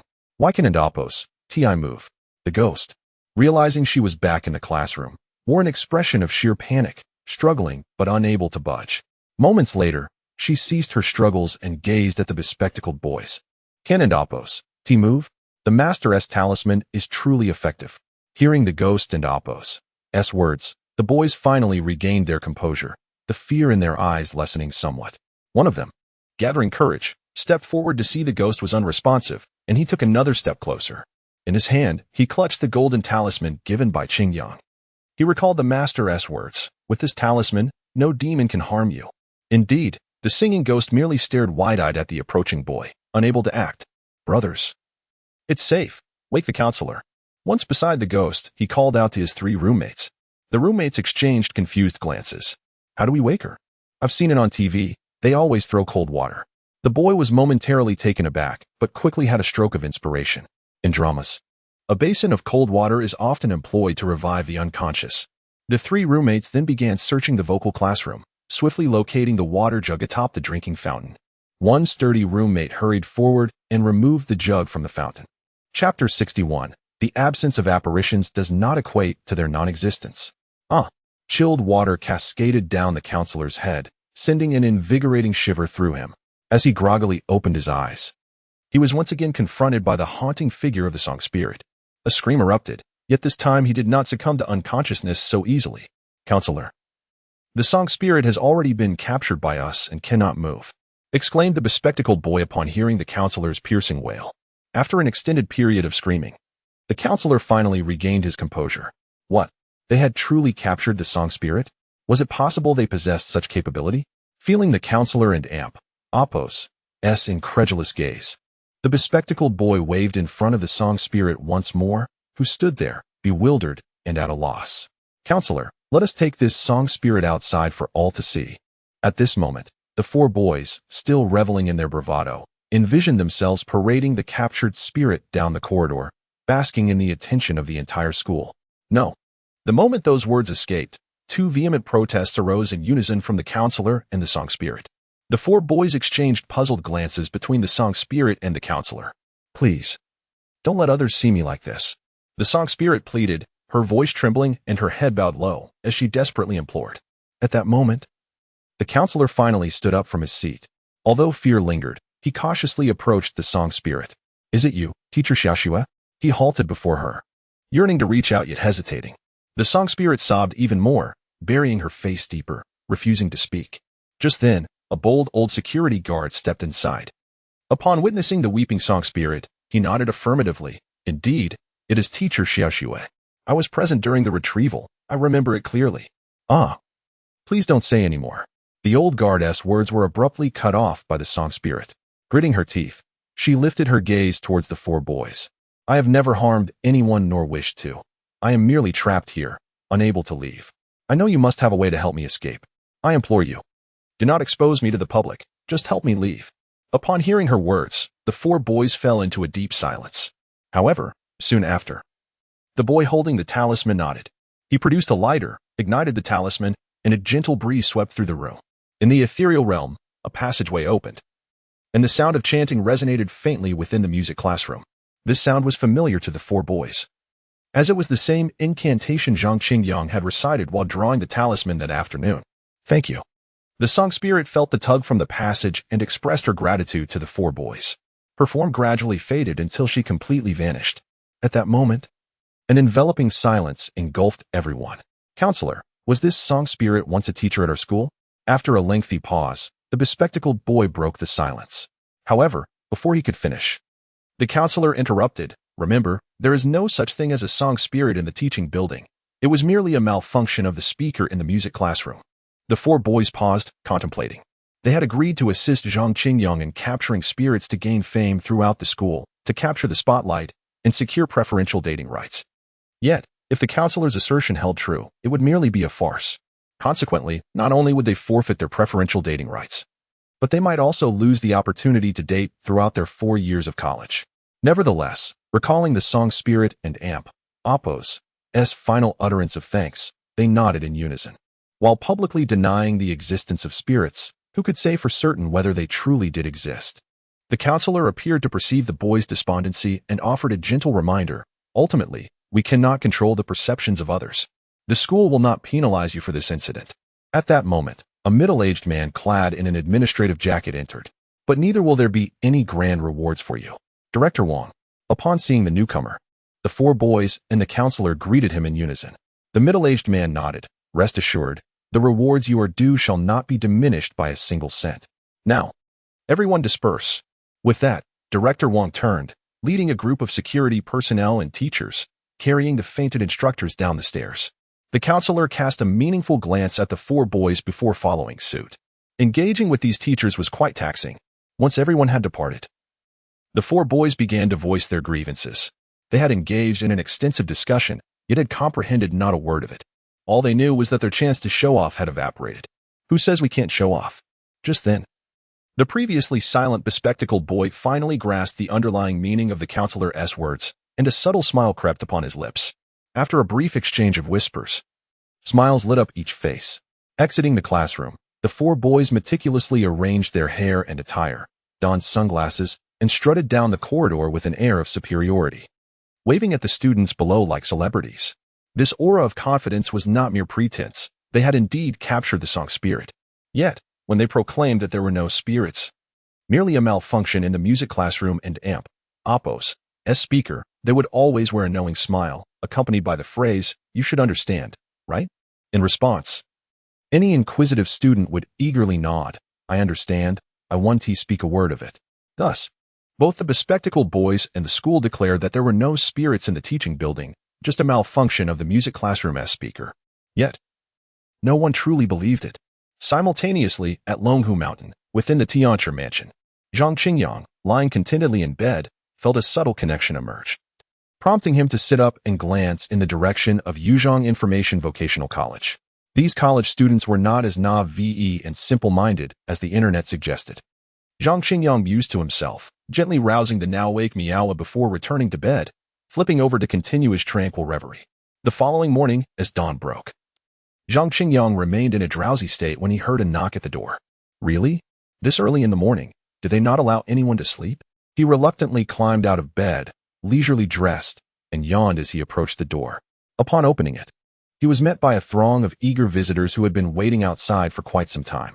In recent years, due to the instability in the world, many sought solace in temples, believing that visiting one more shrine could only bring good fortune.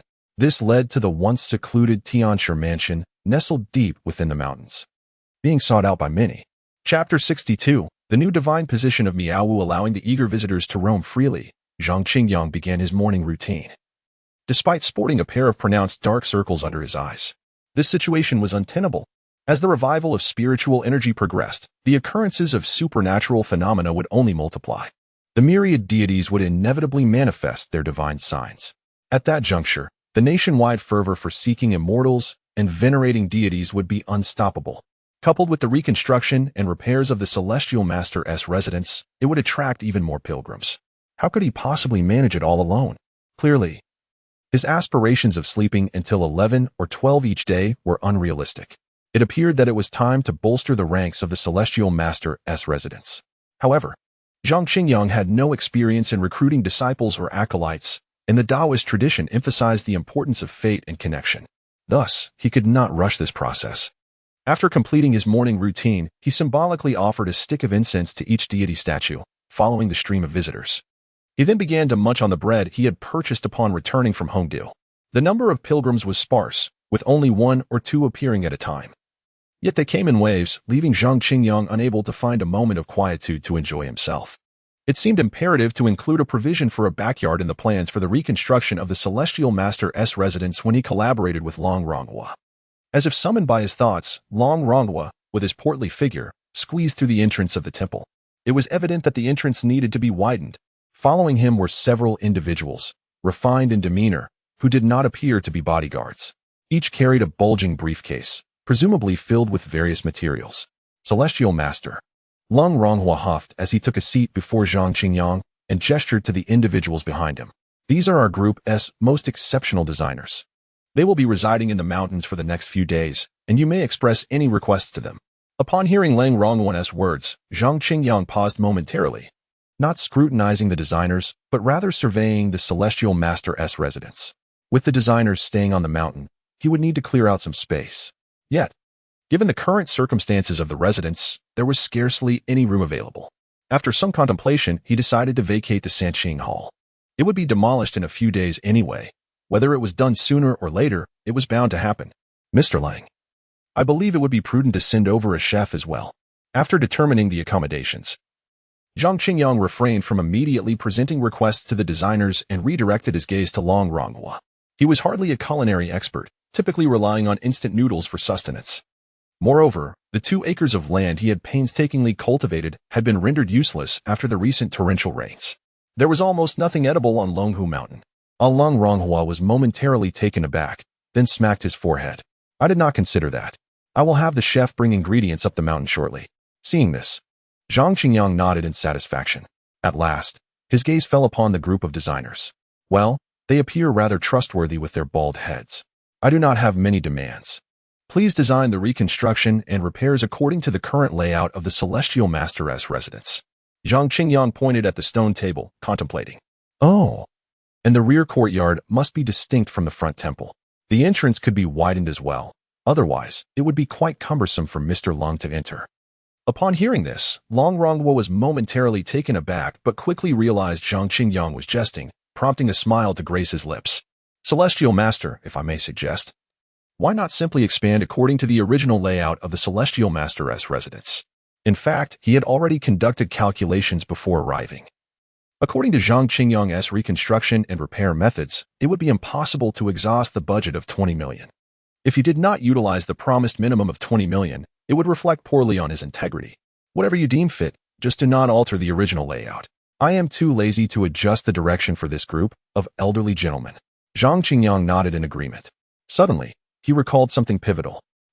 In the southeast direction. Let us erect a deity statue. He then scooped up Miaowu, who was nestled at his feet. It need not be grand. Just a height of 1 to 2 meters will suffice. For the divine position, let it be inscribed as guardian beast of the mountain. After all, Miaowu is the mountain deity enjoying the incense offerings on Wulyan Mountain. It cannot simply become a common cat in my presence. Celestial Master, I have noticed that other temples and Taoist establishments typically possess a large square. The designers diligently recorded Zhang Qingyang's requests. Meanwhile, Long Ronghua pondered aloud. Should we also incorporate a square here? Upon mentioning the square, Zhang Qingyang recalled another matter. He promptly rose and entered the dwelling. Moments later, he emerged holding a bank card. A square is essential, and it must be expansive, sufficiently so. If funds are lacking, this card contains an additional 10 million. While Zhang Qingyang could directly present his requests, knowing that any expenses beyond the budget would be managed by Long Ronghua, he felt it inappropriate to do so.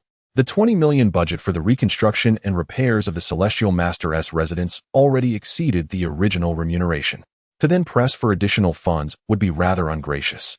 Celestial Master, this upon seeing the bank card Zhang Qingyang extended, Long Ronghua hastily stood and stepped back. You need only make your requests. Leave the budgetary concerns to me. You and Mr. Lai have rendered me such significant assistance in preserving the entirety of Ronghua real estate. What does a mere few million amount to? Zhang Qingyang, however, merely flicked his fingers, sending the bank card gliding toward Long Ronghua. This is for you. Take it. As Long Ronghua clutched the card with both hands, Zhang Qingyang resumed his seat on the stone bench. I would have forgotten. Longhu Mountain is the ancestral ground of Taoism, a sacred site of the mysterious door. We must not exhibit parsimony. While the layout remains unchanged, I hope we can construct a more imposing structure that befits the prestige of the Celestial Master's residence. Holding the bank card, Long Ronghua felt a mix of trepidation and gratitude, unsure whether to stow it away or return it, ultimately left awkwardly grasping it. This matter shall require Mr. Ling's diligence. Zhang Qingyang, unconcerned about the additional 10 million, looked up at Long Ronghua. Regarding the budget, aside from your 20 million and my 10 million, there is no upper limit. Any surplus can be considered a loan to you. Of course, if you have any requests, do not hesitate to voice them. In truth, Zhang Qingyang was reluctant to incur a debt of gratitude, for in this world, the most challenging debts to repay are those of personal favors. Nevertheless, Long Ronghua's earlier reminder illuminated a truth. If the Celestial Master's residence were to be reconstructed and repaired, it must be done comprehensively.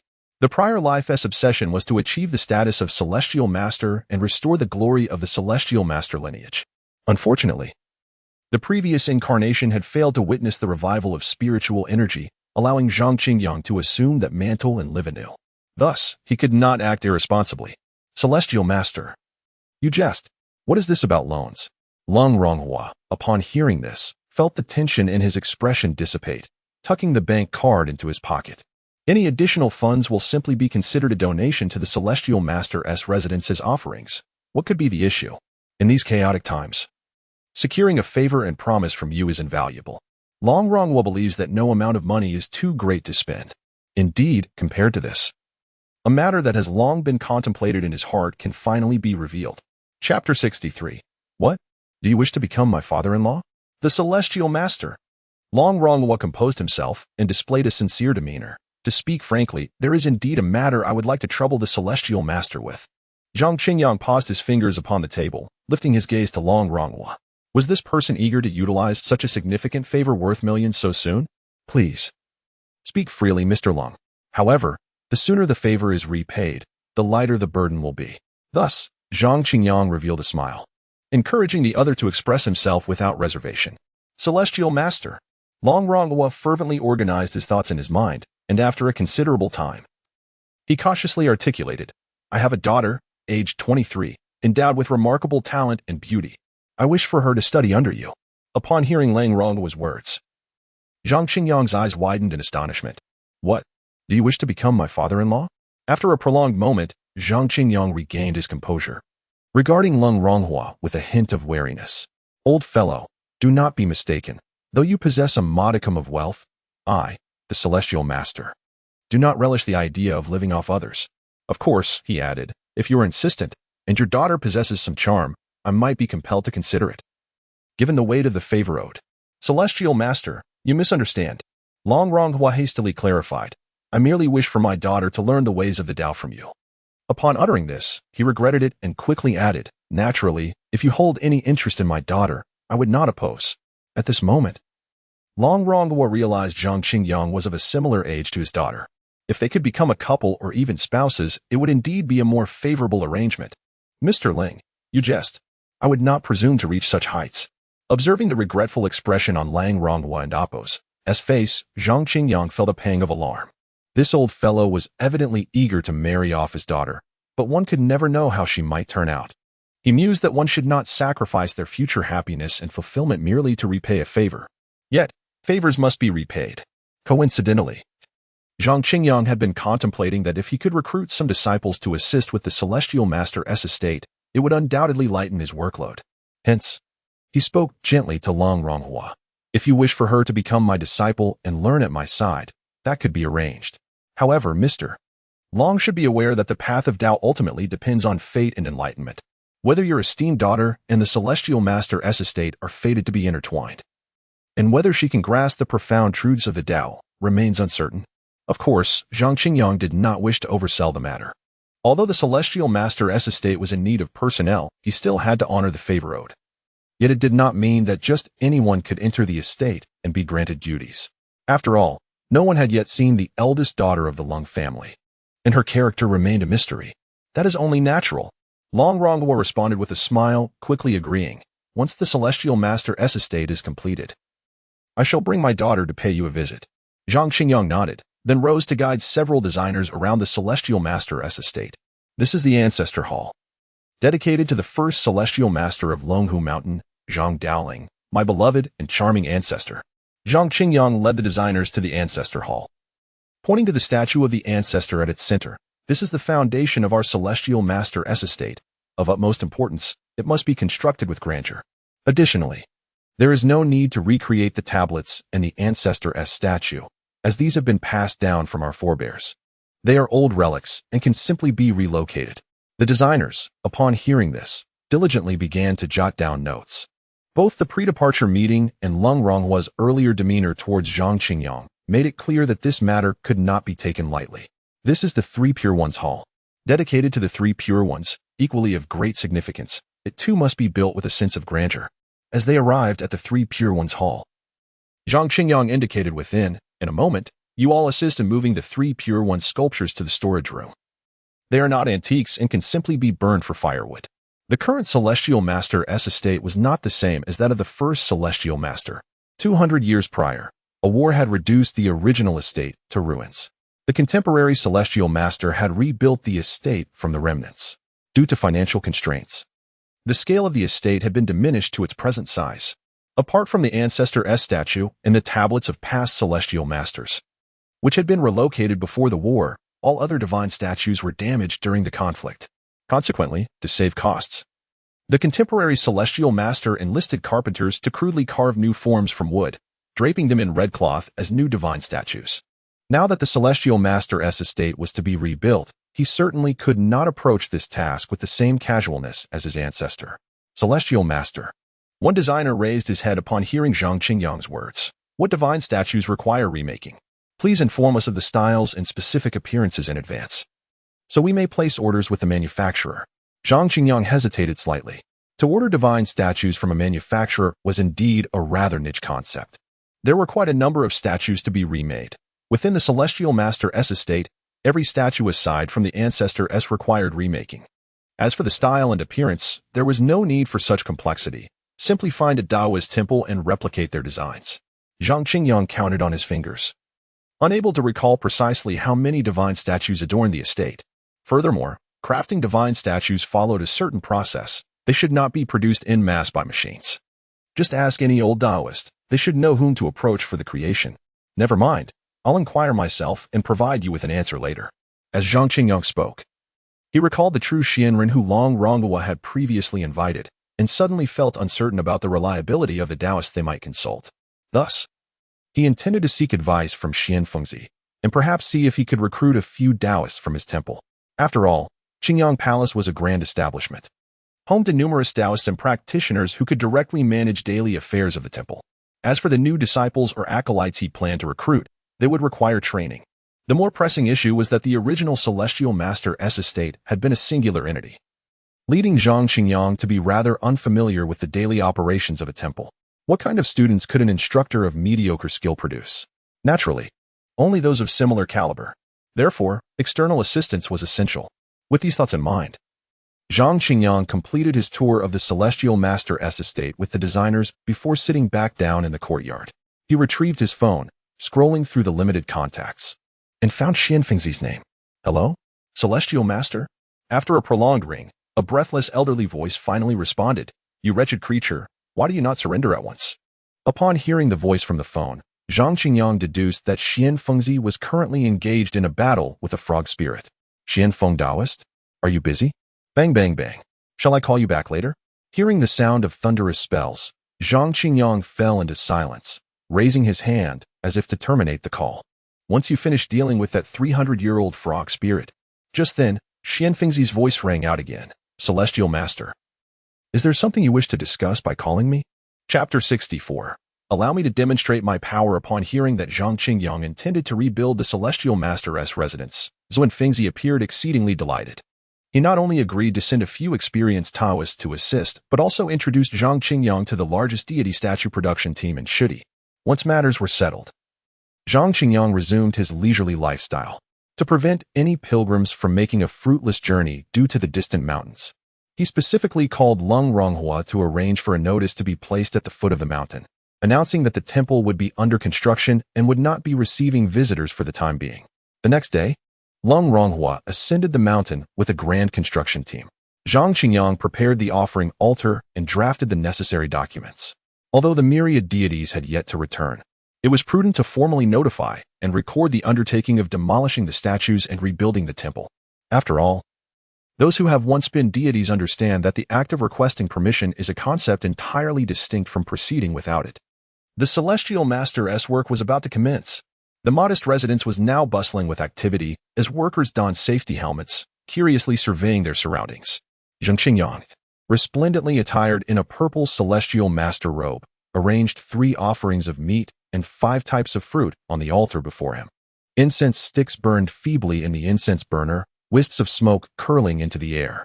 As the 108th generation Celestial Master of Longhu Mountain, Zhang Qingyang respectfully invoked the ancestral Celestial Master. With all preparations in place, he pressed his palms together and, following the sacrificial rites he had learned the previous night, knelt upon the mat. He performed the ceremonial 3 prostrations and 9 bows before rising. Without ostentation, He quietly took one piece of yellow paper after another, igniting them with the candle on the altar and placing them into a basin. As the yellow paper blazed brightly, Zhang Qingyang then retrieved the documents from the altar, unfolding them. In the year of Jiaqin, in the month of Rinchen, on the day of Icho, the faithful gather at the Celestial Master's residence to commemorate the grand event of reconstructing the temple, honoring the ancestral master with sincere devotion, which is evident to all. He read the contents of the document aloud, reverently holding it with both hands before igniting it in the candle's flame. Once the fire was established, he placed it into the still-burning basin. "Mr. Long, let us break ground." After waiting for the document to burn away, Zhang Qingyang remained kneeling on the mat, grasping the cow horn divination tool and employing his skills to obtain 9 sacred hexagrams. He then rose and directed his gaze toward Lang Ronghua, who had been eagerly awaiting this moment.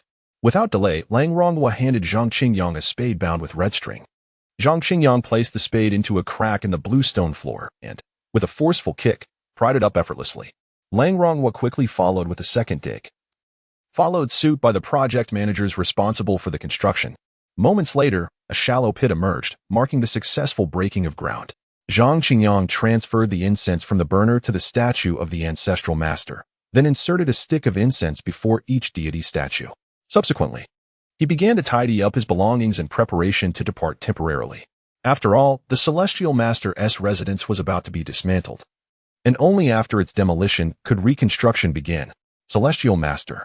At this moment, Lang Ronghua approached, with the reconstruction of the residence underway and the site bustling with noise. "Should you lack accommodations, I can arrange something for you." Zhang Qingyang paused momentarily in his packing, then nodded in agreement. With Lang Ronghua overseeing matters, there was little of interest left at the construction site. Following the dismantling, the foundation would need to be backfilled, and who knew how long it would take for the new structure to rise. "Do you have any specific requirements for your residence?"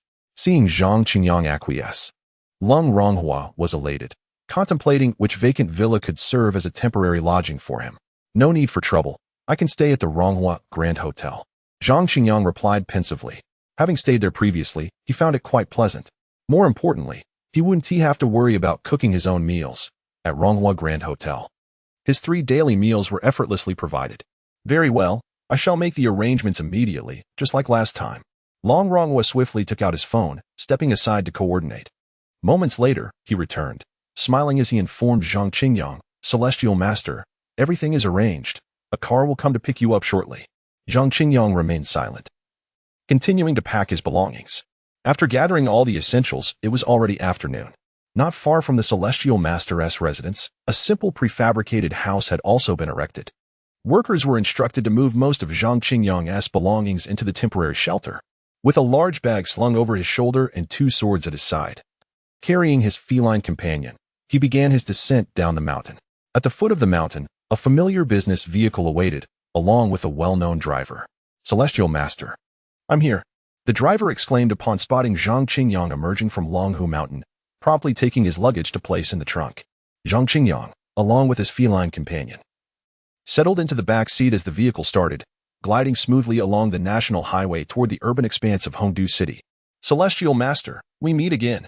The business vehicle came to a halt in front of Ronghua Grand Hotel, where Chun Xian stepped forward to open the door, bending slightly to reveal her enticing figure, a smile gracing her lips.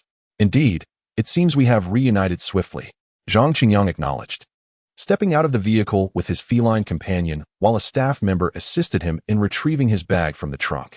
The chairman had instructed that he stay in the same room as before. Chun Xian trailed closely beside Zhang Qingyang, subtly brushing against his arm. She produced a set of keys and handed them to him. "These are the keys to Villa number 38 by the lakeside." The chairman was concerned you might not be comfortable in the hotel, so he made special arrangements.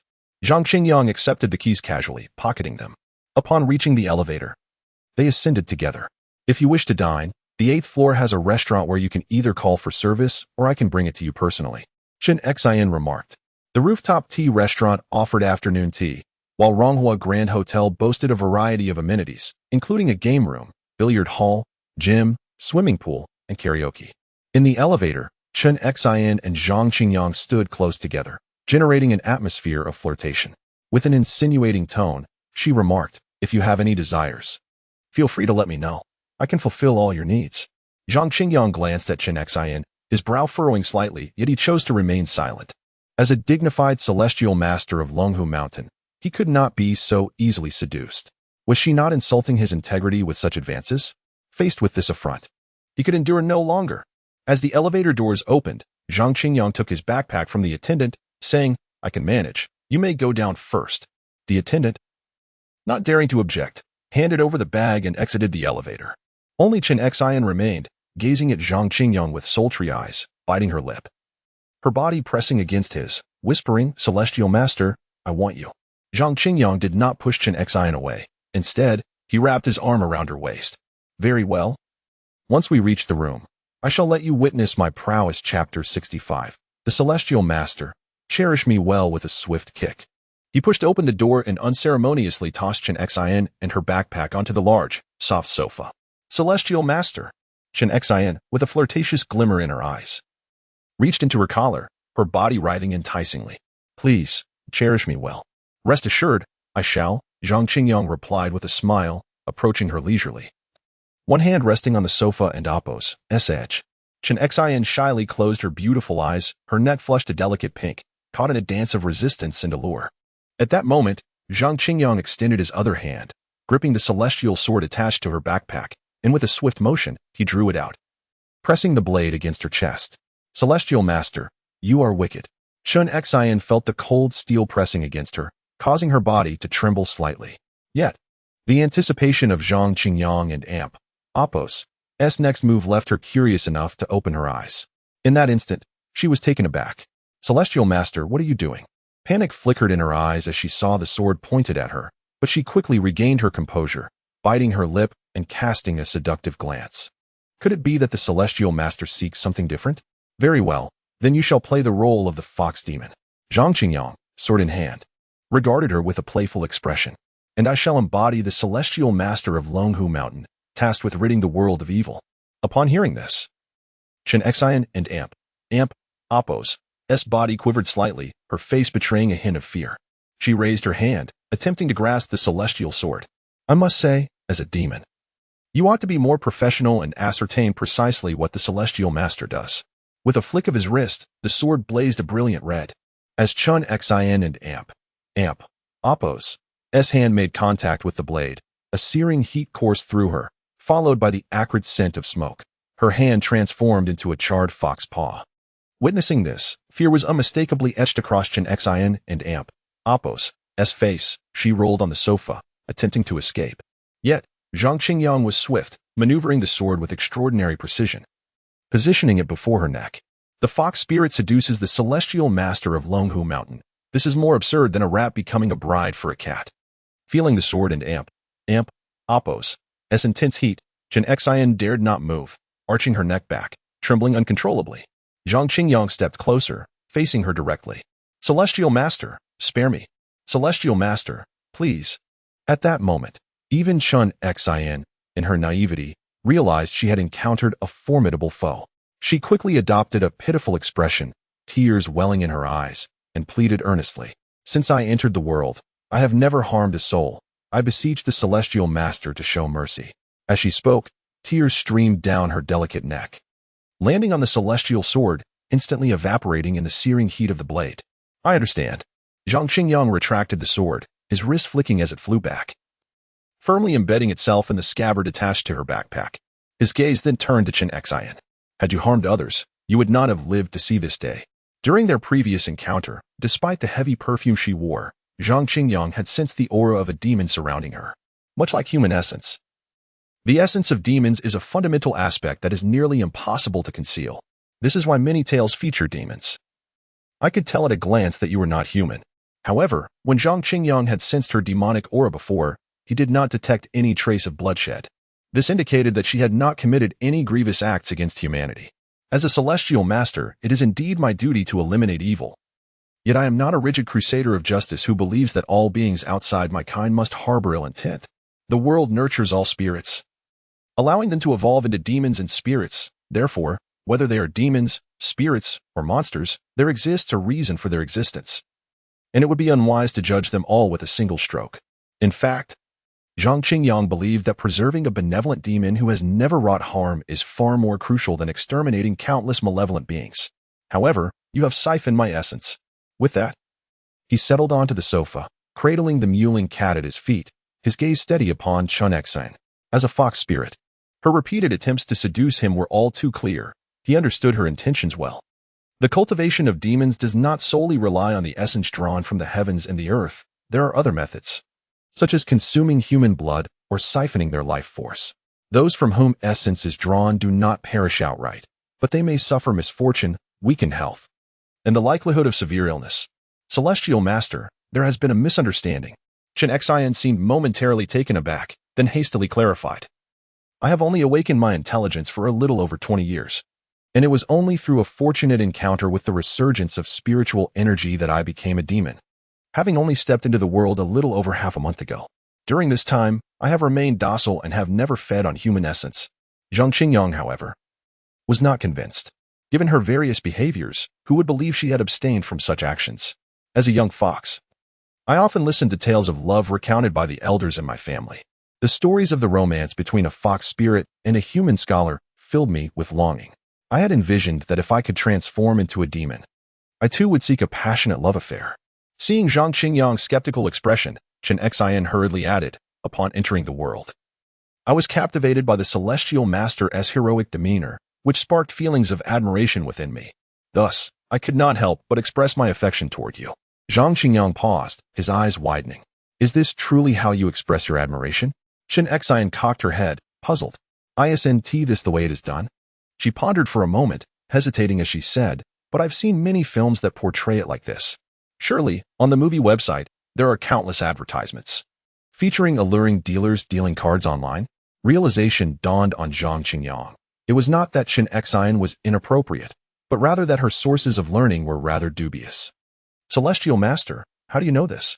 Upon hearing his words, Chen Xian and Appo's eyes widened in astonishment. How could he discern her identity as a fox spirit and even know the website where she secretly watched movies? Zhang Qingyang fell silent. If what Chen Xian said was true, it was indeed understandable.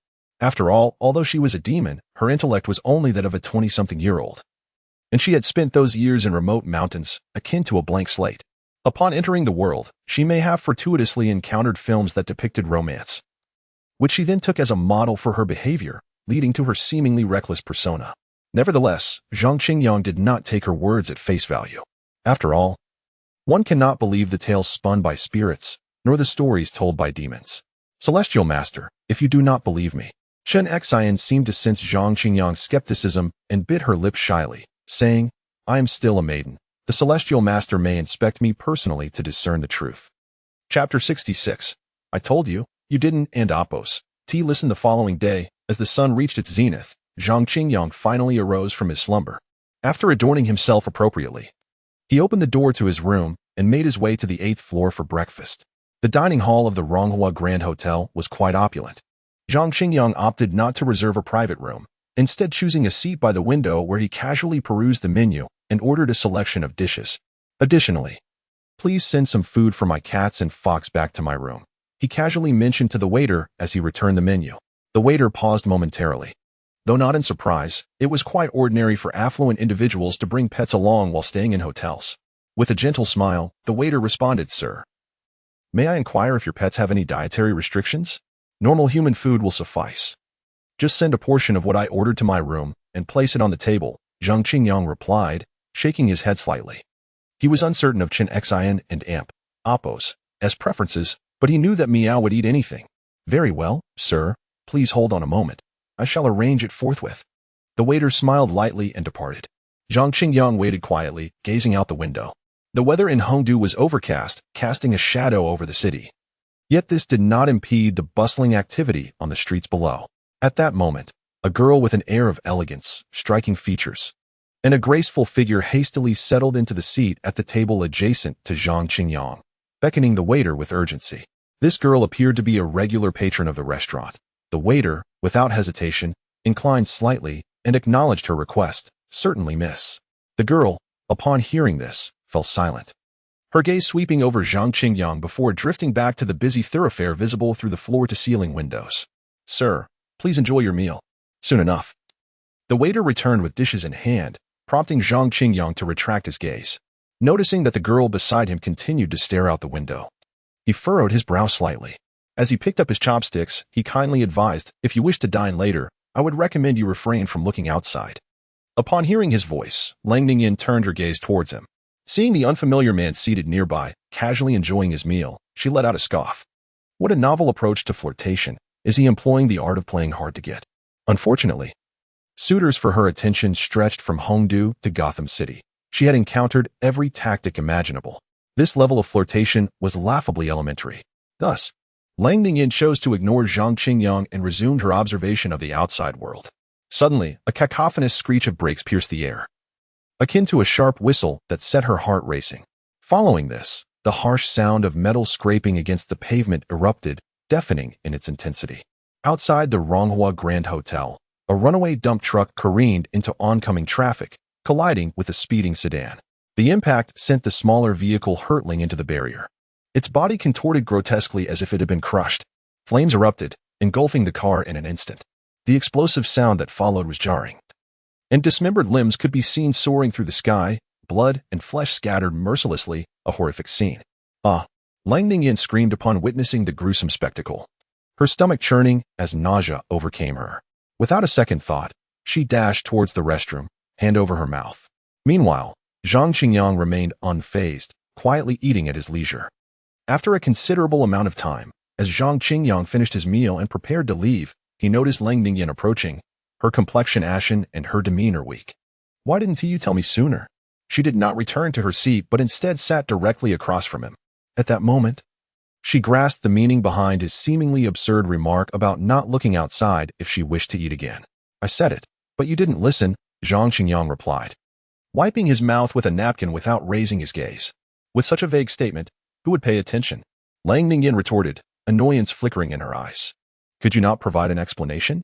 Would you heed it?" Zhang Qingyang raised an eyebrow, slightly taken aback, shaking his head. This girl was quite attractive and had a commendable figure, yet she appeared to lack a certain intellectual depth. Lang Ningyin paused, her mind racing. Perhaps she indeed would not listen to his explanation. In fact, she might become even more rebellious and curious about the point he had alluded to. No. Wait, how did he know an accident would occur there? Was it mere coincidence? A lucky guess? Or did he possess some form of foresight? Suddenly, a thought struck her, and she looked up in alarm, only to find that Zhang Qingyang had vanished without her noticing. "Miss, your meal is ready." At that moment, the waiter approached with a tray. Lang Ningyin's eyes fell upon a bowl of tofu drenched in chili oil, and the horrific imagery of the earlier carnage flooded her mind, causing her stomach to twist painfully once more. "I can't eat this.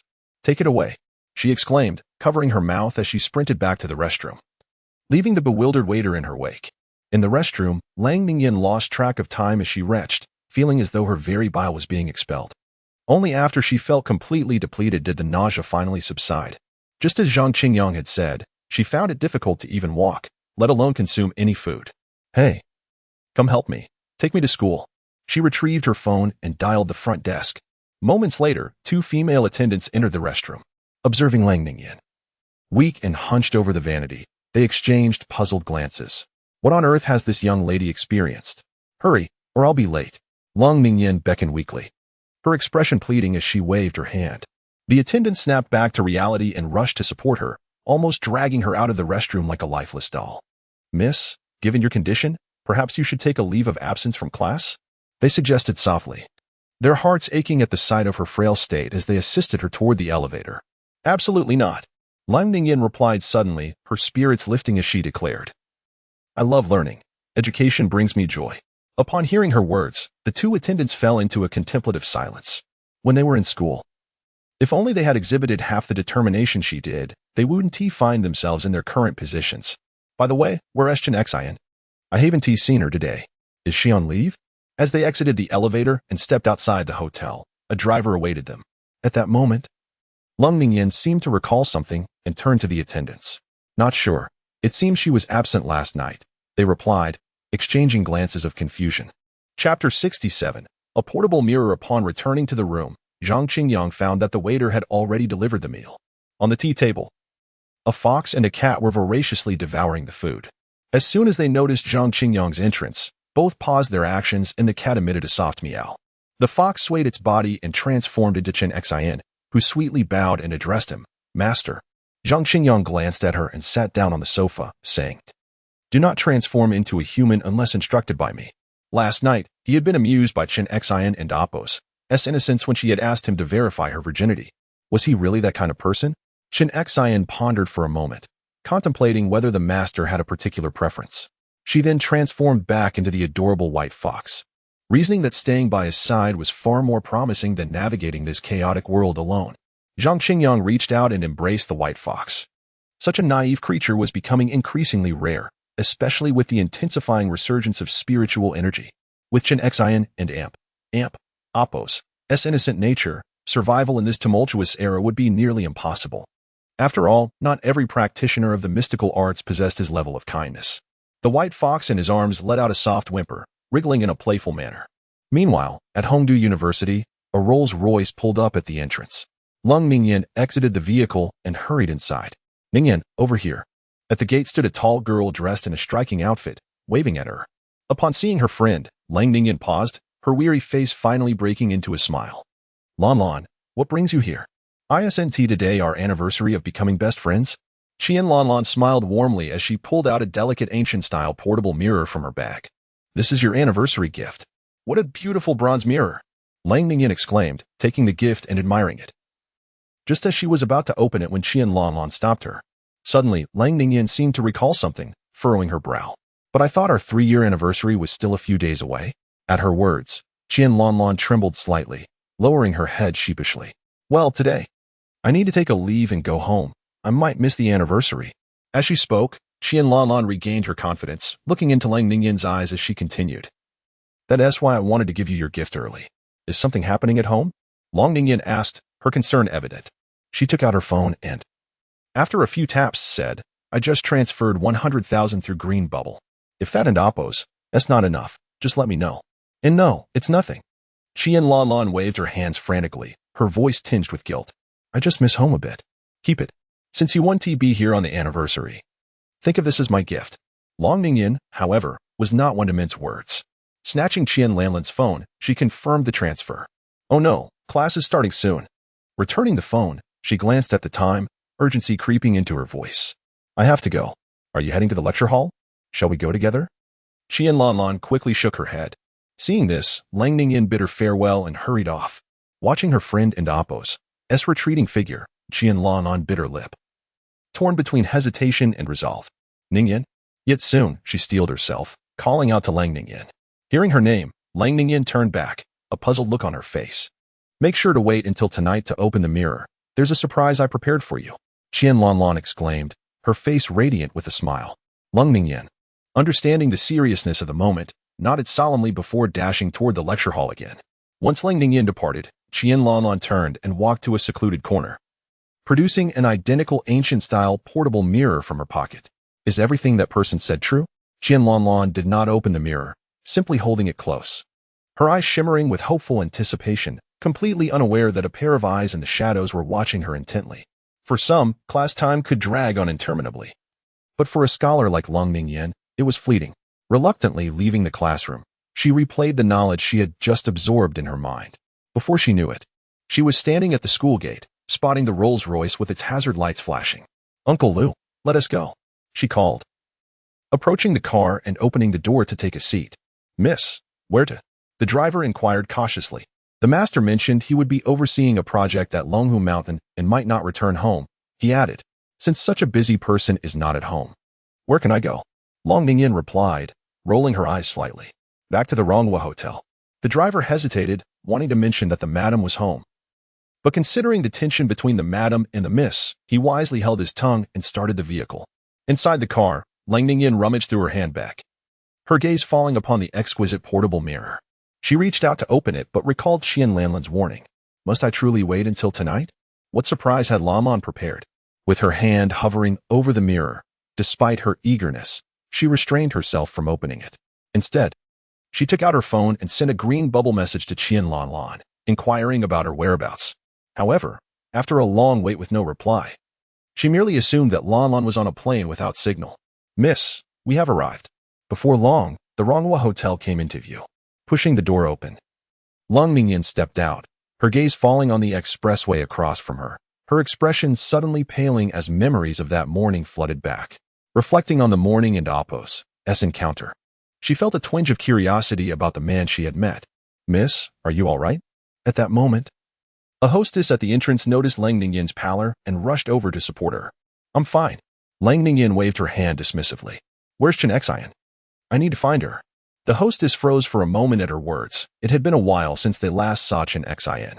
Realizing something was amiss, Lung Ningyan dashed into the hotel lobby, heading straight for the front desk. "Chen Xian," she called out. The front desk staff exchanged bewildered glances at the mention of her name. Just then, the hotel manager, putting down the phone, remarked, "Miss, the Human Resources Department informed me that Chen Xian resigned last night, and didn't he even collect her salary?" "Resigned? How could that be?" Lung Mingyan exclaimed, disbelief washing over her. She had been the one to recommend Chen Xian for her position at the Rongwa Hotel and understood her circumstances better than anyone. A girl from the countryside, hungry and penniless, bewildered by the big city. How could she possibly resign after only half a month and forgo her wages? The benefits at Rongwa Hotel were quite substantial, a position difficult to find even in all of Hongdu. Was it really possible for Chen Xian to leave without claiming her salary? She simply could not accept it. There must be something amiss within this. Chapter 68, Surrendering Resistance? Here it is. In the surveillance room, Lang Ningyan pointed at the fast-forwarding footage with a grave expression. The security guard beside her hastily pressed pause, restoring the video to normal speed. On the screen, Zhang Qingyang and Chen Xian exited the elevator, one after the other, while another attendant returned to the elevator to descend. The hotel corridor also had an elevator, and the footage clearly showed Zhang Qingyang with one arm around Chen Xian and Apos' waist, the other carrying a backpack. As they entered the presidential suite, it was that man. Lung Mingyan recognized the figure in the footage all too well. It was Zhang Qingyang, who had warned her earlier that morning not to look out the window. However, what shocked her even more was why Chen Xian was following Zhang Qingyang into the room, and the ambiguous expression on her face. From what she knew, Chen Xian was not that kind of person. Recalling her first encounter with Chen Xian, she remembered the girl's bashful innocence, her curiosity about the big city, and her feeling of being overwhelmed. How could such a girl from the countryside casually follow a client into a room? Could it be that she had been drugged? The thought struck Lang Ningyan as highly plausible. She quickly signaled to the security guard to increase the playback speed to the maximum, then meticulously focused on the door. More than 20 minutes passed, and even when Zhang Qingyang finally emerged the next day, she had not seen any sign of Chen Xian. "Call the police immediately." Witnessing this scene, Lang Ningyan felt her composure falter. She quickly instructed the nearby security guard, "Notify all hotel security to apprehend him." Following that, she stepped out of the room, her heart in turmoil. In her mind, she envisioned Chen Xian bound to a chair, enduring torment at Zhang Qingyang and Apos' hands. The so-called resignation must have been coerced, a fade she had put on to call human resources. "Gather in the lobby at once." Soon, an urgent voice crackled in the security guards and Apos' earpieces. Lang Ningyan descended from the elevator, casting a glance at the assembled security team. The security system at Rongwa Hotel was formidable, with most guards being retired military personnel, and the security captain was even a highly paid ex-special forces soldier. Such a lavish array made it a trivial task to apprehend an ordinary man. "Miss, if what you say is true, he is a ruthless psychopath." At that moment, the security captain approached Lung Ningyan, saluting as he spoke. "I recommend we wait for the police before taking action." "What if he flees?" Lung Ningyan replied, her brow furrowing. Every minute we delay could lead to more harm for Chen Xian. However, she was not without reason. After a moment's contemplation, she continued, "Let us first seal off all exits to prevent his escape." Upon hearing this, the security captain had no objections and promptly set to work. Teams of security guards began ascending the stairs, establishing a perimeter at the stairwell leading to the presidential suite.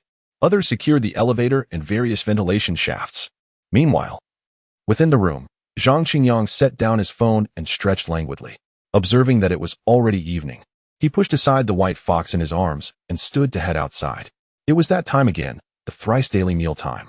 Zhang Qingyang approached the elevator.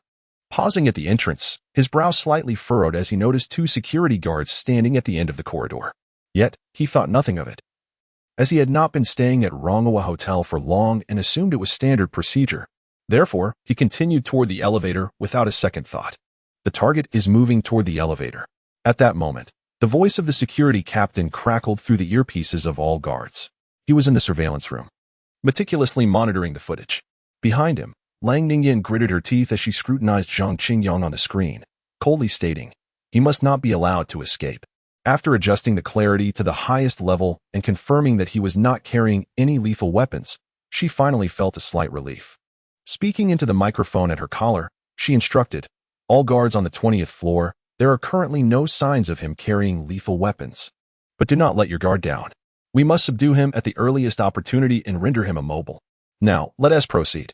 Upon hearing the order, all security guards on the 20th floor sprang into action, cautiously observing Zhang Qingyang's every move through the cracks in the door. Suddenly, Zhang Qingyang halted, glancing down the empty corridor. Although there were only 2 guards at the elevator, he felt as if many eyes were fixed upon him. Is there something amiss? Just as Zhang Qingyang was about to investigate, he was startled as the stairwell door was kicked open, and a fully armed security guard brandishing a stun baton rushed out. The target seems to have sensed something is wrong. Initiate action. Not only that, but the door to the presidential suite next to Zhang Qingyang was also kicked open, and a swarm of security guards poured out. What the hell? Zhang Qingyang and Apo's eyes widened in confusion. What is happening? However, his reaction was swift. He quickly retreated, dashing back to his room. Thankfully, the escape route was still clear. Just as Zhang Qingyang was about to reach his room, a security guard emerged from nowhere, blocking his door. At this moment, Zhang Qingyang found himself surrounded, seemingly with no avenue for escape. With a clang, the elevator doors opened, and the security captain along with Lang Ningyan arrived on the floor. The captain positioned himself in front of Lang Ningyan, pointing his stun baton at Zhang Qingyang, sternly commanding, "Immediately place your hands on your head and squat down. Surrender at once." What? Zhang Qingyang remained utterly bewildered, his expression one of confusion. What is going on? Go. Zhang Qingyang attempted to inquire further, but the security captain, seeing that Zhang Qingyang had not complied, quickly issued another command. A throng of guards surged forward. Damn! In the face of this chaotic situation, Zhang Qingyang could only feel a surge of displeasure. Yet, surrendering to a group of inexplicable individuals was out of the question. While employing spells on ordinary people would normally incur a loss of merit, faced with the threat of those stun batons, he suddenly felt that merit was not of utmost importance. Thus, he swiftly formed a hand sign. The heavens are clear, the earth is bright, binding the soul, concealing the spirit, dimming the soul's light, stilling the heart, clouding the mind, and deepening the slumber of consciousness. The soul-binding spell, command. Tendrils of dark light erupted from Zhang Qingyang's fingertips, spreading outward. As they reached each security guard, a wisp of black light dove into their foreheads. Subsequently, each guard's gaze fell vacant, their expressions dull, rendered immobile. What is happening? Observing the guards near Zhang Qingyang suddenly lose their ability to act, the security captain and Lang Ningyan were taken aback. A supernatural being? Realizing the dark light was encroaching upon them, the captain reacted swiftly, pressing the elevator button and shouting, "Miss, you must leave." Chapter 69. The enigmatic being Cold Ningyan entered the elevator, only to find the security captain blocking the door. As the ominous black light drew nearer, the captain hesitated for but a moment before leaping high to confront the encroaching darkness. Upon contact, the black light enveloped him, rendering his eyes vacant and devoid of control over his own body. Meanwhile, Cold Ningyan frantically pressed the close button. It was only when the doors fully sealed that she finally exhaled a sigh of relief, collapsing within the confines of the elevator. Who were these individuals? They had not only bewitched Chen Xian into willingly following them into a room, but also possessed the foresight to predict an impending accident. The earlier black light had incapacitated dozens of security personnel in an instant. Reflecting on the captain and Apo's last utterance, the enigmatic being Cold Ningyan and Apo's brow furrowed in contemplation. Perhaps they truly were a being of otherworldly nature. With a clang, the elevator reached the ground floor, and as the doors opened, several police officers emerged into Cold Ningyan's view. Noticing her disheveled appearance, the officers exchanged concerned glances. "Comrade police, this young lady is our esteemed daughter." A staff member quickly interjected, rushing forward to assist Cold Ningyan. An elderly officer stepped forward, his concern palpable. "Ningyan, what has transpired?" It was evident that this seasoned officer recognized her. "Uncle Chun," Cold Ningyan exclaimed, rising with the aid of the staff and gazing earnestly at the old officer. "A being of enigmatic power has checked into our hotel. The mention of such a being elicited gasps from those present, and the old officer's shock was unmistakable. As a member of the judicial system, he was fully aware of the establishment of the Supernatural Incident Investigation Bureau. He understood the current upheaval in the world, where extraordinary events proliferated and gifted individuals began to reveal themselves. Please elaborate on the situation. The old officer's demeanor shifted to one of caution as he pressed for details. Qingyang recounted the entire incident in one breath, including the moment when Zhang Qingyang's black light rendered dozens of security personnel immobile. The old officer's brows knitted as he retrieved his phone.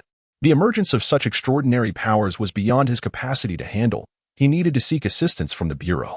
The call was swiftly connected, and after a brief explanation, the voice on the other end responded with urgency. I will contact the nearest bureau member immediately. Director Chen. What shall we do now? An officer approached, speaking in hushed tones as the old officer hung up. He merely shook his head in response. We wait. Although the safety of the incapacitated security personnel warranted immediate action, Chen Dong, having encountered supernatural events before, understood that any attempt to intervene now would likely result in more casualties. Look, the elevator is ascending. At that moment, someone observed an elevator moving upward. This is bad. The enigmatic being may be attempting to escape. Quickly, cut the power to the elevator. Chen Dong urged the front desk staff, but they could only exchange bewildered looks. Isn't that the electrician's responsibility? Where is he? Chen Dong barked, growing increasingly frustrated. The key to the elevator's power box is with Captain Wang from security. A staff member replied, picking up the intercom to call for the electrician. However, the electrician and Oppo's response only deepened their despair. If the being descended, how could they possibly stop it? Quickly, all staff below the 20th floor, intercept the elevator. Qingyang was the first to react, seizing the intercom to issue the command. As the elevator paused at the 5th floor before continuing its ascent, everyone held their breath, awaiting its fate. Finally, when it halted at the 15th floor, a collective sigh of relief swept through the crowd. They had successfully intercepted it. Damn, can even a 5-star hotel's elevator malfunction? Meanwhile, on the 20th floor, Zhang Qingyang stood before the elevator, gazing at the motionless doors at the 15th floor, feeling somewhat speechless. The Longhu Hotel boasted multiple elevators, but their smart system ensured that only the nearest and most convenient elevator would respond to a call. Thus, if one elevator was blocked on the 15th floor, no other would come to assist unless another happened to pass by at that moment. Having just witnessed a mysterious incident, he felt compelled to investigate further. Yet, the fleeing girl seemed vaguely familiar. Zhang Qingyang pondered, recalling the beautiful woman at the adjacent table during breakfast. I was too busy admiring her legs to take note of her face, he realized, the memory of the girl he had just seen resurfacing. But that doesn't make sense. I had even kindly warned her not to look out the window. Although it proved futile, she still witnessed the accident. Surely she wouldn't retaliate by leading a battalion of security after me? I remember there should be a staff elevator, he thought suddenly. After waiting for 2 more minutes with no sign of movement from the 15th floor elevator, Zhang Qingyang recalled the hotel's staff elevator, which was discreetly positioned to prevent any collisions with guests. With purpose, he made his way toward a concealed door. Upon pushing it open and pressing the button, the elevator indeed began its ascent. Moments later, the doors opened, and Zhang Qingyang stepped inside. Meanwhile, in the lobby of the Longhu Hotel, most ordinary patrons had been evacuated, leaving only the police and Qingyang behind. Where are the bureau members? Chen Dong's anxious gaze frequently darted toward the hotel entrance as he paced nervously. They were up against a being with insidious powers capable of incapacitating dozens of security personnel in an instant. Uncle Chen, how did that being manage such feats? Qingyang remained perplexed by Zhang Qingyang and Oppo's capabilities, questioning how he could foresee the future and anticipate the accident, as well as how he subdued so many security personnel with ease. I do not know, Chen Dong replied, shaking his head in uncertainty. Creak. Just then, the sharp screech of brakes echoed as a police car skidded to a stop in front of the Longhu Hotel. Chen Dong and Oppo's spirits lifted as he stepped toward the entrance, exclaiming, "The bureau members have arrived." As the car doors swung open, a middle-aged man clad in a robe emerged from the back seat. Spotting Chen Dong, he nodded in acknowledgement. I am Chiu Mingchen, the director of the Exorcism Division at the Yuzhang Supernatural Investigation Bureau. Chapter 70, The Duel of Magic. Hello, Director Chiu. Upon hearing this, Chen Dong hurriedly stepped forward to grasp Chiu Mingchen and Oppo's hand. In terms of rank, Chiu Mingchen was far superior to him. I am already aware of the situation. The two briefly touched palms before proceeding toward the hotel lobby. Where's the demon now? As Qingyang followed closely behind Qiu Mingchen. He was about to speak when a sudden scream interrupted him. Qingyang, standing nearby, pointed ahead with a look of sheer terror, her teeth chattering. The demon. The demon is coming down. At her words, the crowd erupted in alarm. Almost instinctively, all the police officers drew their handguns. The icy touch of the firearms provided a slight comfort as they looked up to see a hidden door in the wall swing open, revealing Zhang Qingyang stepping out with a light and sprightly gait. As Zhang Qingyang emerged, his brow furrowed, and he formed a spell with his hands. What is happening? Why are all the police here? And why are they pointing their guns at me? What is going on? Zhang Qingyang dared not gamble on whether their guns were loaded. So he decided to subdue everyone first. With clarity in the heavens and earth, I summon the spirits, dim the soul light, quiet the heart, calm the rage, suppress the evil, and restore the true self. A dark light erupted from his fingertips as the soul-lost curse was unleashed, enveloping the police officers. Watch out for the dark light, Qingyang shouted, recalling how she had witnessed security guards lose their ability to move upon contact with it. The officers, aware of the danger from her previous warnings, quickly sought to evade the encroaching darkness. Meanwhile, they aimed their guns at Zhang Qingyang and pulled the triggers. Wait, they're really shooting? The sound of gunfire startled Zhang Qingyang, as it was the first time he had faced a gun in both his past and present lives. Fortunately, the moment the soul-lost curse was cast, a protective golden light enveloped him. The bullets approached but halted mid-air, eventually falling harmlessly to the ground. The sight left the police officers in shock. Simultaneously, several officers in the front row were struck by the dark light, their eyes glazing over with vacant stares. Director Qiu?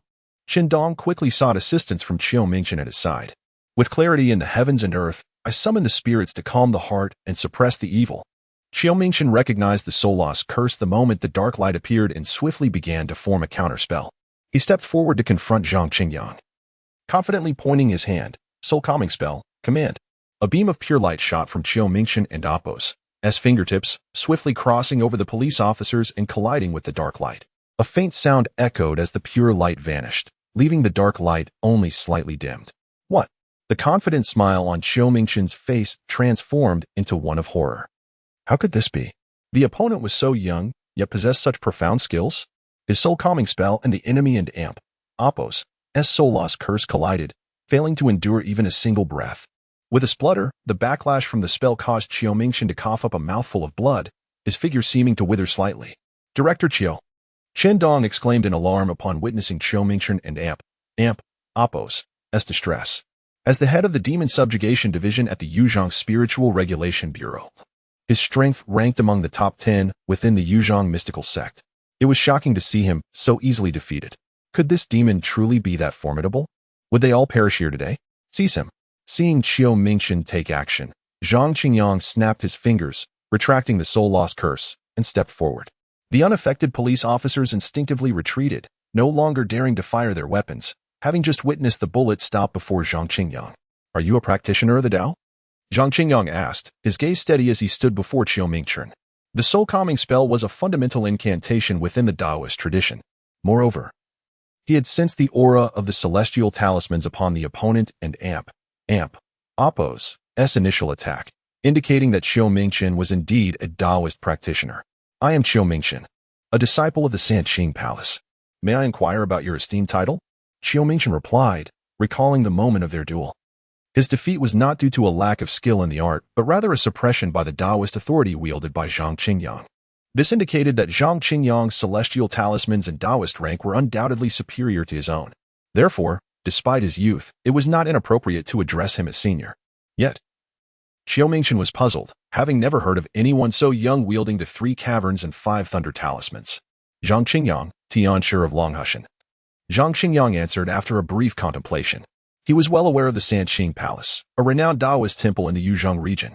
The temple and Appo's abbot, Taoist Laoqing, had once been one of the 6 masters in charge of the talisman ceremony Zhang Qingyang had undergone.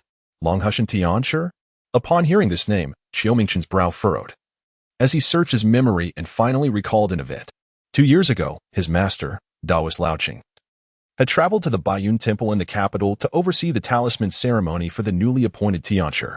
Qiu Mingchen understood well what the title of Tianshi represented within the Taoist community. As the supreme Taoist authority, the leader of the mystical sect, the Tianshi of Longhushan was a significant figure within the entire realm of Taoism in the Great Xia. Regrettably, Longhushan had declined, and the title of Tianshi had faded from prominence, leading to a general ignorance regarding its significance. Most people could only recall the first Tianshi, Zhang Daoling, when the name Tianshi was mentioned. As for Zhang Qingyang, excuse me, which one are you referring to? I am Xiao Mingchen, a disciple of the Sanqing Palace. I humbly pay my respects to the Tianshi. Realizing Zhang Qingyang's esteemed status, Xiao Mingchen did not hesitate to perform a deep bow in reverence.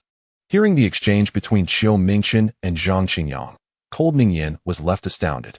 If she recalled correctly, her father had recently been speaking of encountering a truly unparalleled individual in the world. This individual was none other than the legendary Taoist Supreme, the leader of the mystical sect, the Tianshi of Longhushan. To win over this Tianshi, her father, the chairman of Longhu Real Estate, had tirelessly stationed himself at Longhushan to oversee the reconstruction and repair of the temple. Additionally, she remembered her father mentioning that if possible, he wished for her to become a disciple of this esteemed figure. Chapter 71. The innocent and naive young girl having entered the mystical realm of Taoism, and being under the tutelage of the esteemed Tianshi of Longhushan, Cold Ningyan held no objections. After all, as the daughter of Cold Ronghua, she was privy to certain celestial transformations. However, if Zhang Qingyang truly was the Tianshi of Longhushan, Cold Ningyan recalled the footage she had seen, where Zhang Qingyang embraced Chen Xian, entering the room with an ambiguous expression. Moreover, Chen Xian had not returned for the entire night. Based on her understanding of Chen Xian, she was not a frivolous woman. Thus, the only conclusion was that some form of sorcery had been employed to ensnare Chen Xian. Although Zhang Qingyang held the prestigious title of Tianshi, the leader of the Taoist realm, Cold Ningyan could not endorse his character. Therefore, despite knowing his identity, she had no intention of bestowing him with any semblance of respect. It was as if a deluge had inundated the Dragon King's temple. Simultaneously, Qin Dong also reacted, displaying his high emotional intelligence with a smile. We were unaware we were in the presence of the Tianshi of Longhushan, or we would not have acted thus. While Chen Dong did not fully grasp the significance of the Tianshi of Longhushan, he recognized the gravity of the situation based on Xiao Mingchen and Appo's demeanor. Understanding that this matter would likely be swept under the rug. Can the Tianshi of Longhushan act with impunity? At that moment, Cold Ningyan's voice suddenly pierced through the tension. Everyone was momentarily taken aback. Chen Dong quickly shot a glare at Cold Ningyan, urgently imploring, "Ningyan, be quiet." He then turned to Zhang Qingyang. Bowing his head with a forced smile, "The child is ignorant and speaks without restraint. Please do not take offense. Act with impunity?" Upon hearing this, Zhang Qingyang ignored Chen Dong and turned his gaze to Cold Ningyan, inquiring, "Pray tell, who exactly is acting with impunity? This morning, I kindly warned you. Yet you repaid kindness with malice, blocking my door with a throng of people. Who is truly acting with impunity here?" Upon sensing the underlying resentment in Zhang Qingyang and Appo's tone, Chen Dong and Xiao Mingchen became instantly tense. They were acutely aware of the Tianshi's formidable strength, realizing that combined, they were no match for him. Ningyan apologized to the Tianshi at once. Chen Dong, having some connection with Cold Ronghua, was eager to prevent Cold Ningyan from provoking Zhang Qingyang further, casting frantic glances her way. Yet, Cold Ningyan seemed oblivious to their concern, retorting coolly, "Then tell me, where has Chen Xian gone?" Chen Xian? Zhang Qingyang and Appo's brow furrowed in confusion as he pondered. Did I not instruct her to call the HR department to resign? What a surprise. There was no attempt at denial, was there? Cold Ningyan's conviction solidified upon Zhang Qingyang's words. Indeed, he had coerced Chen Xian into contacting HR to resign, using sorcery to deceive, ensnare, and threaten an innocent, naive girl. Was this the conduct of the Tianshi of Longhushan? Consequently, Cold Ningyan and Appo's ire intensified. How could the esteemed Tianshi, the leader of Taoism, be such a person? It seemed the foundations of the Daxia Taoist realm were rotten to the core. Deception? Bewitchment? Threats? An innocent, naive girl? Hearing Cold Ningyan's words, Zhang Qingyang was taken aback. What on earth is going on here? He could accept many things, but the notion of an innocent and naive girl? He acknowledged that Chen Xian was indeed quite simple, but she was certainly not ignorant or naive. After all, she had been the one to entice him initially. Having witnessed the entire scene on the surveillance footage, did the Tianshi truly wish for this information to be made public? At this juncture, Cold Ningyan was gambling on the premise that, as the esteemed leader of Taoism, Zhang Qingyang would care about his reputation. Thus, she believed she could leverage the footage to reclaim Chen Xin. Ningyan, what are you doing? Before Zhang Qingyang could respond, Chen Dong was startled by cold Ningyan and Appo's words. Did this child realize whom she was threatening? The surveillance footage? Zhang Qingyang raised his hand, silencing Chen Dong, deep in thought. Eventually, he recalled the scene from the previous night when he had entered the room with Chen Xin. No wonder cold Ningyan had led a group of security personnel to confront him. It was all because of this. Hand over Chen Xin, or else, Tianshi. Your scandal will be known to the world. Observing Zhang Qingyang lost in contemplation, cold Ningyan assumed he was weighing the consequences, thus adding fuel to the fire. However, whether she is willing to leave with you is another matter altogether. Zhang Qingyang finally chuckled in response. Cold Ningyan, convinced that Chen Xin was under Zhang Qingyang and Appo's control, merely scoffed. Now that she had unveiled his true nature, he would undoubtedly seek a way out. To reclaim Chen Xin, there was no need to provoke him further. Come with me upstairs.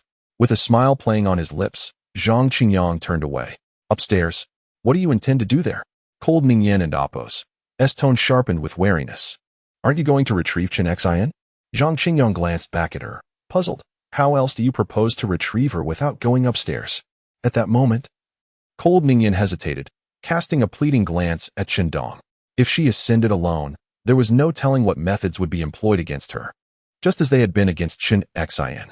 Sighing softly, Chen Dong observed, this child is quite clever, but at times, her cleverness can lead her astray. Given Zhang Qingyang and Appo's capabilities, even Xiao Mingchen was defeated. Who among us could possibly intervene if he turned his attention to cold Ningyan? Whether anyone follows or not seems inconsequential. Very well, let us all go together.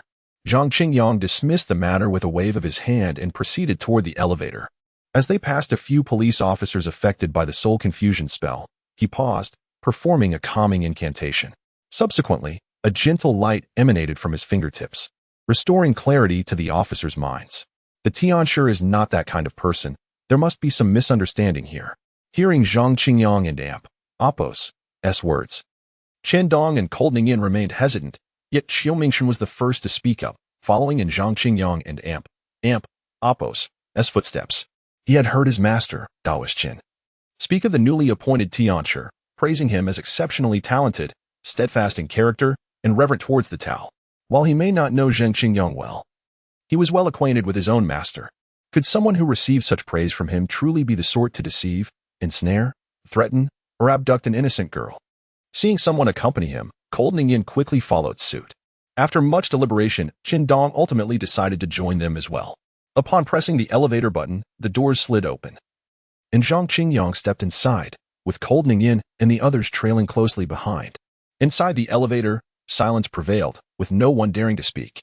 Thankfully, the 20th floor was not far, and the elevator soon arrived. With a soft chime, the doors opened, revealing the scene that awaited them on the 20th floor. Chapter 72. Misunderstanding unraveled at this moment. In the corridor of the 20th floor, dozens of security guards wandered aimlessly, their eyes vacant, resembling lifeless shells, an eerie sight indeed.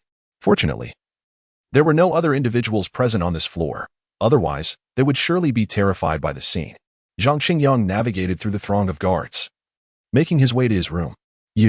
Upon seeing the guards and Appo's disconcerting state, Lang Ningyan furrowed her brows and questioned, why Haven and Appo's? Do you release them yet? We and Appo's. I'll discuss it later. Without turning back, Zhang Qingyang halted at the door of his room and entered the password. With a chime, the doors swung open, and he stepped inside.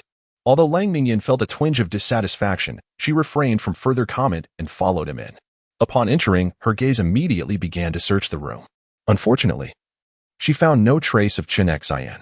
The room was impeccably clean, contrary to her expectations of a filthy mess.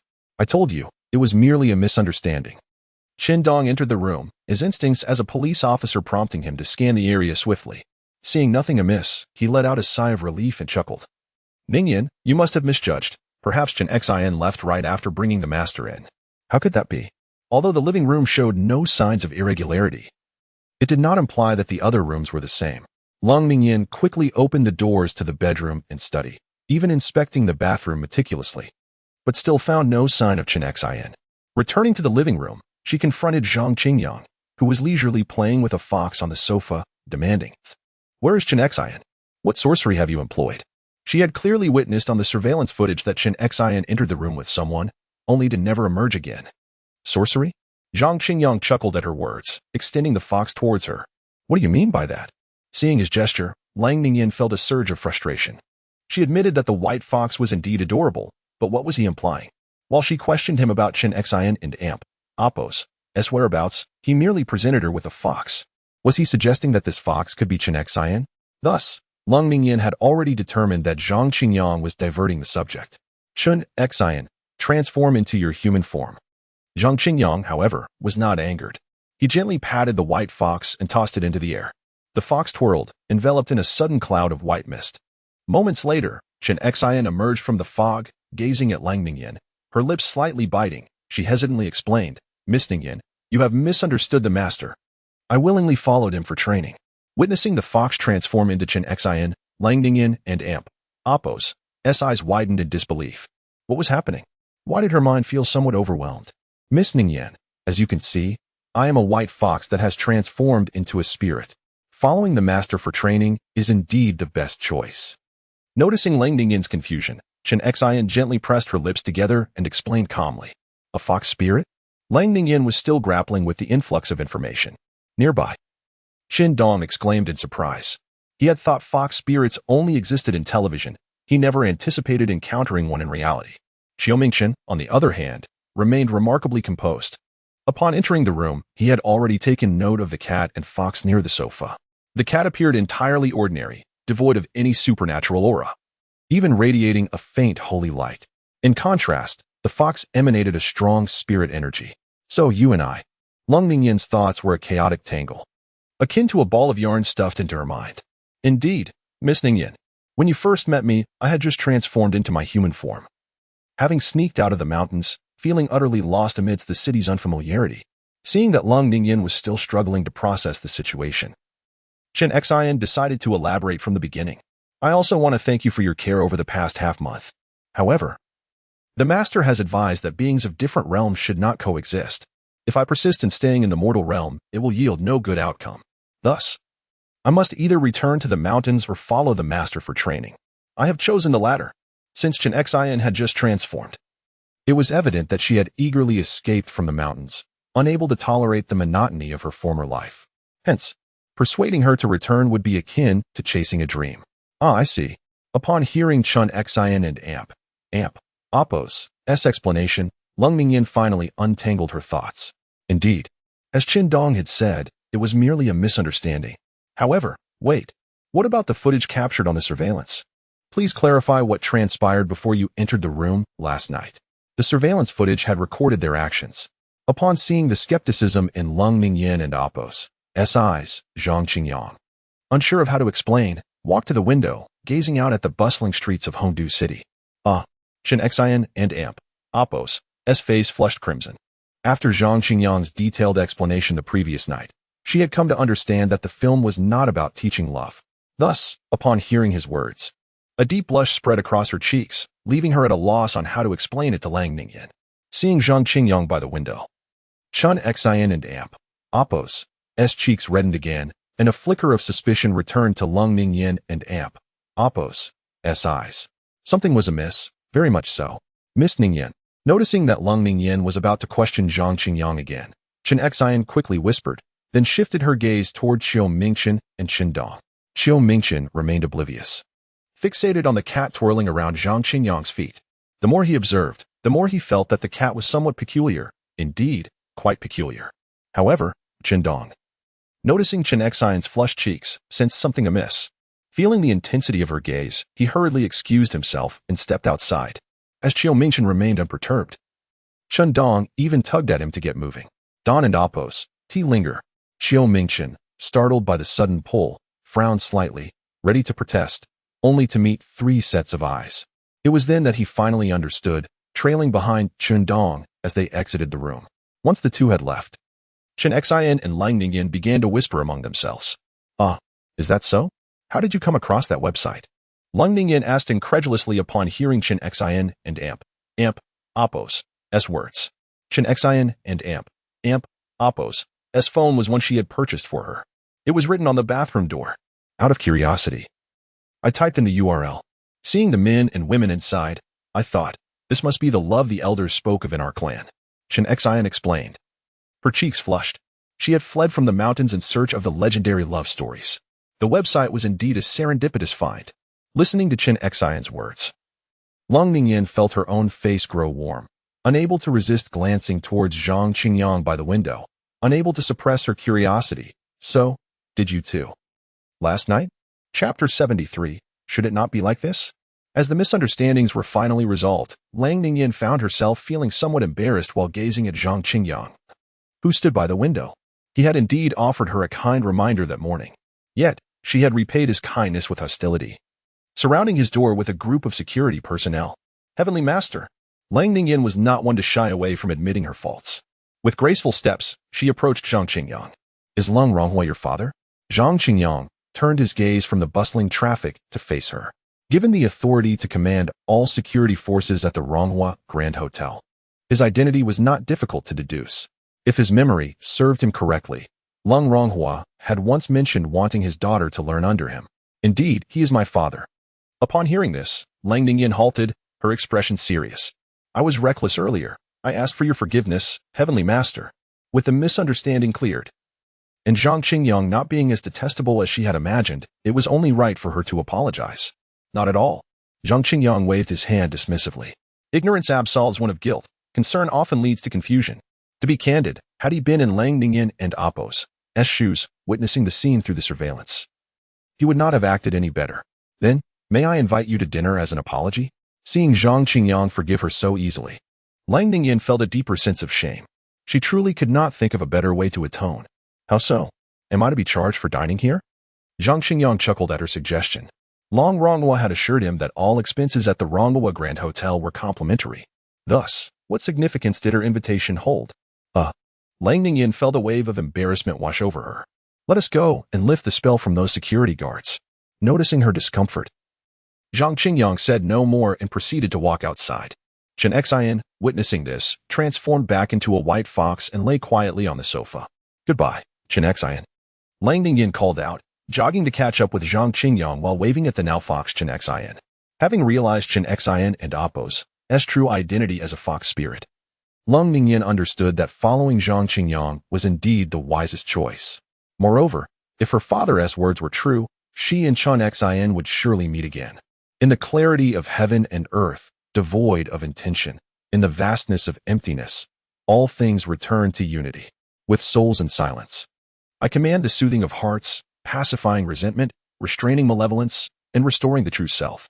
As Zhang Qingyang stepped out of the room and surveyed the security personnel in the corridor, he nodded at Xiao Mingchen and then formed a gesture with his fingers, soul's soothing spell, command. A beam of pure light emanated from his fingertips, swiftly enveloping all the guards in the corridor. In mere moments, the guards felt a sudden clarity in their minds, and the vacant expressions in their eyes were replaced with vitality once more. Why you, demon? The captain of the security team jolted awake, startled to see Zhang Qingyang before him, and instinctively raised his baton. However, he soon noticed Lang Ningyin behind Zhang Qingyang, pausing in confusion before exclaiming, Miss? At this moment, the security personnel regained their senses. Yet they were bewildered by the situation, exchanging blank stares. This is a misunderstanding. Stepping out from behind Zhang Qingyang, Lang Ningyin addressed the guards. Everyone, return to your posts. Though puzzled, the guards dared not question the command of the young lady. They promptly took the employee elevator back to their original positions. Director Chiu, Uncle Chen, please stay and join us for dinner. After the guards departed, Lang Ningyin turned her attention to Chen Dong and Xiao Mingchen. Certainly. No, thank you. Two distinctly different voices responded. Lang Ningyin regarded them both. I have matters to attend to, so I shall not impose, Chen Dong replied, feeling that staying for dinner would not provide him with the opportunity to speak.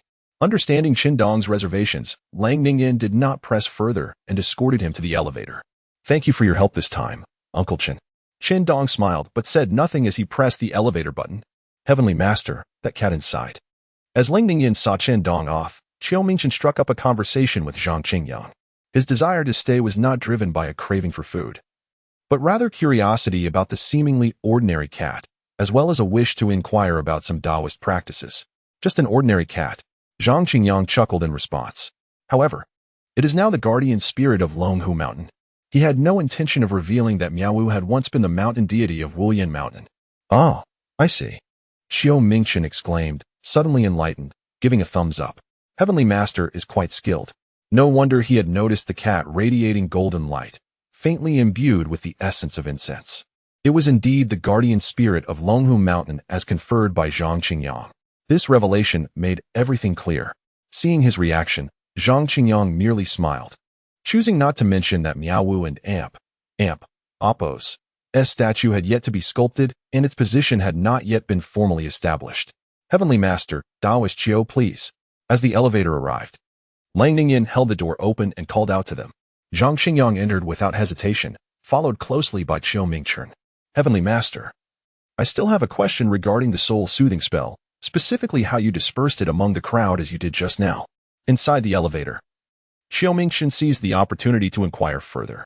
Though Zhang Qingyang was considerably younger than him, his status, skills, and position exceeded Qiu Mingchen and Appo's own. Moreover, Zhang Qingyang's recent demonstration of the soul-soothing spell had thoroughly captivated him. Had he been tasked with healing the security personnel, he would have recited incantations and formed hand gestures, maintaining the final pose while continually chanting the spell, then proceeding to touch each guard on the forehead. However, Zhang Qingyang had merely performed a subtle gesture at the door, reciting the spell once, and the beam of light seemed to have a will of its own, seamlessly entering the foreheads of the guards. Such a technique was unprecedented in his experience. Of course, the resurgence of spiritual energy had only just begun a few days prior. Should it not be like this? Zhang Qingyang raised an eyebrow in confusion at Qiu Mingchen's question. In his previous life, he had practiced diligently, perfecting his spells without the aid of spiritual energy. Thus, he was unaware of the precise method for casting spells. He simply felt it should be performed in this manner. And so it was, everything falling into place effortlessly. What? Qiu Mingchen was left bewildered by his response. Should it not be like this? What does that mean? There was undoubtedly profound meaning behind the Heavenly Master's words. As Qiu Mingchen pondered this, he unknowingly arrived at the dining area. They settled into a quiet, secluded corner, and Zhang Qingyang perused the menu. Outside the window, the city of Hongdu was aglow with lights, the night scene resplendent. Yet, it seemed that Lang Ningyan had forgotten something. Chapter 74. Surprise and Unexpectedness. I understand now. As the dishes were served, Qiu Mingchen, who had been lost in thought, suddenly lifted his head, his eyes sparkling with insight. Master, do you mean that there are no fixed limitations to the application of techniques, and it is I who have shackled myself? Qiu Mingchen recalled something crucial. Neither the general principles of thunder techniques nor the incantations of the soul-calming spell stated that it could only be cast on a single target. Thus, he had been ensnared in a misconception all along. Was it the case that the soul-calming spell he released was different from Zhang Qingyang and Appo's? Zhang Qingyang, upon hearing this, was momentarily perplexed. What did he just say? However, seeing Qiu Mingchen's ecstatic expression, he refrained from dousing his enthusiasm, nodding in agreement. Indeed. But the specifics still require your own contemplation. With that, Zhang Qingyang picked up his chopsticks and began to savor the dishes. He feared that if Qiu Mingchen probed further, he would be at a loss for words. After all, only a few days had passed since the revival of spiritual energy. Who could claim to possess their own insights on the arts?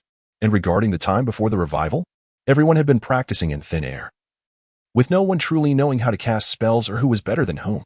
As expected, Qiu Mingchen's face lit up with even greater joy, and he slightly bowed to Zhang Qingyang. Thank you, Master. Please enjoy your meal before it cools. Zhang Qingyang gestured towards the dishes on the table, relishing the food. He had originally set out just to dine, but an unexpected commotion had delayed him for so long. At that moment, Zhang Qingyang felt as if he had been a starving ghost in his previous life.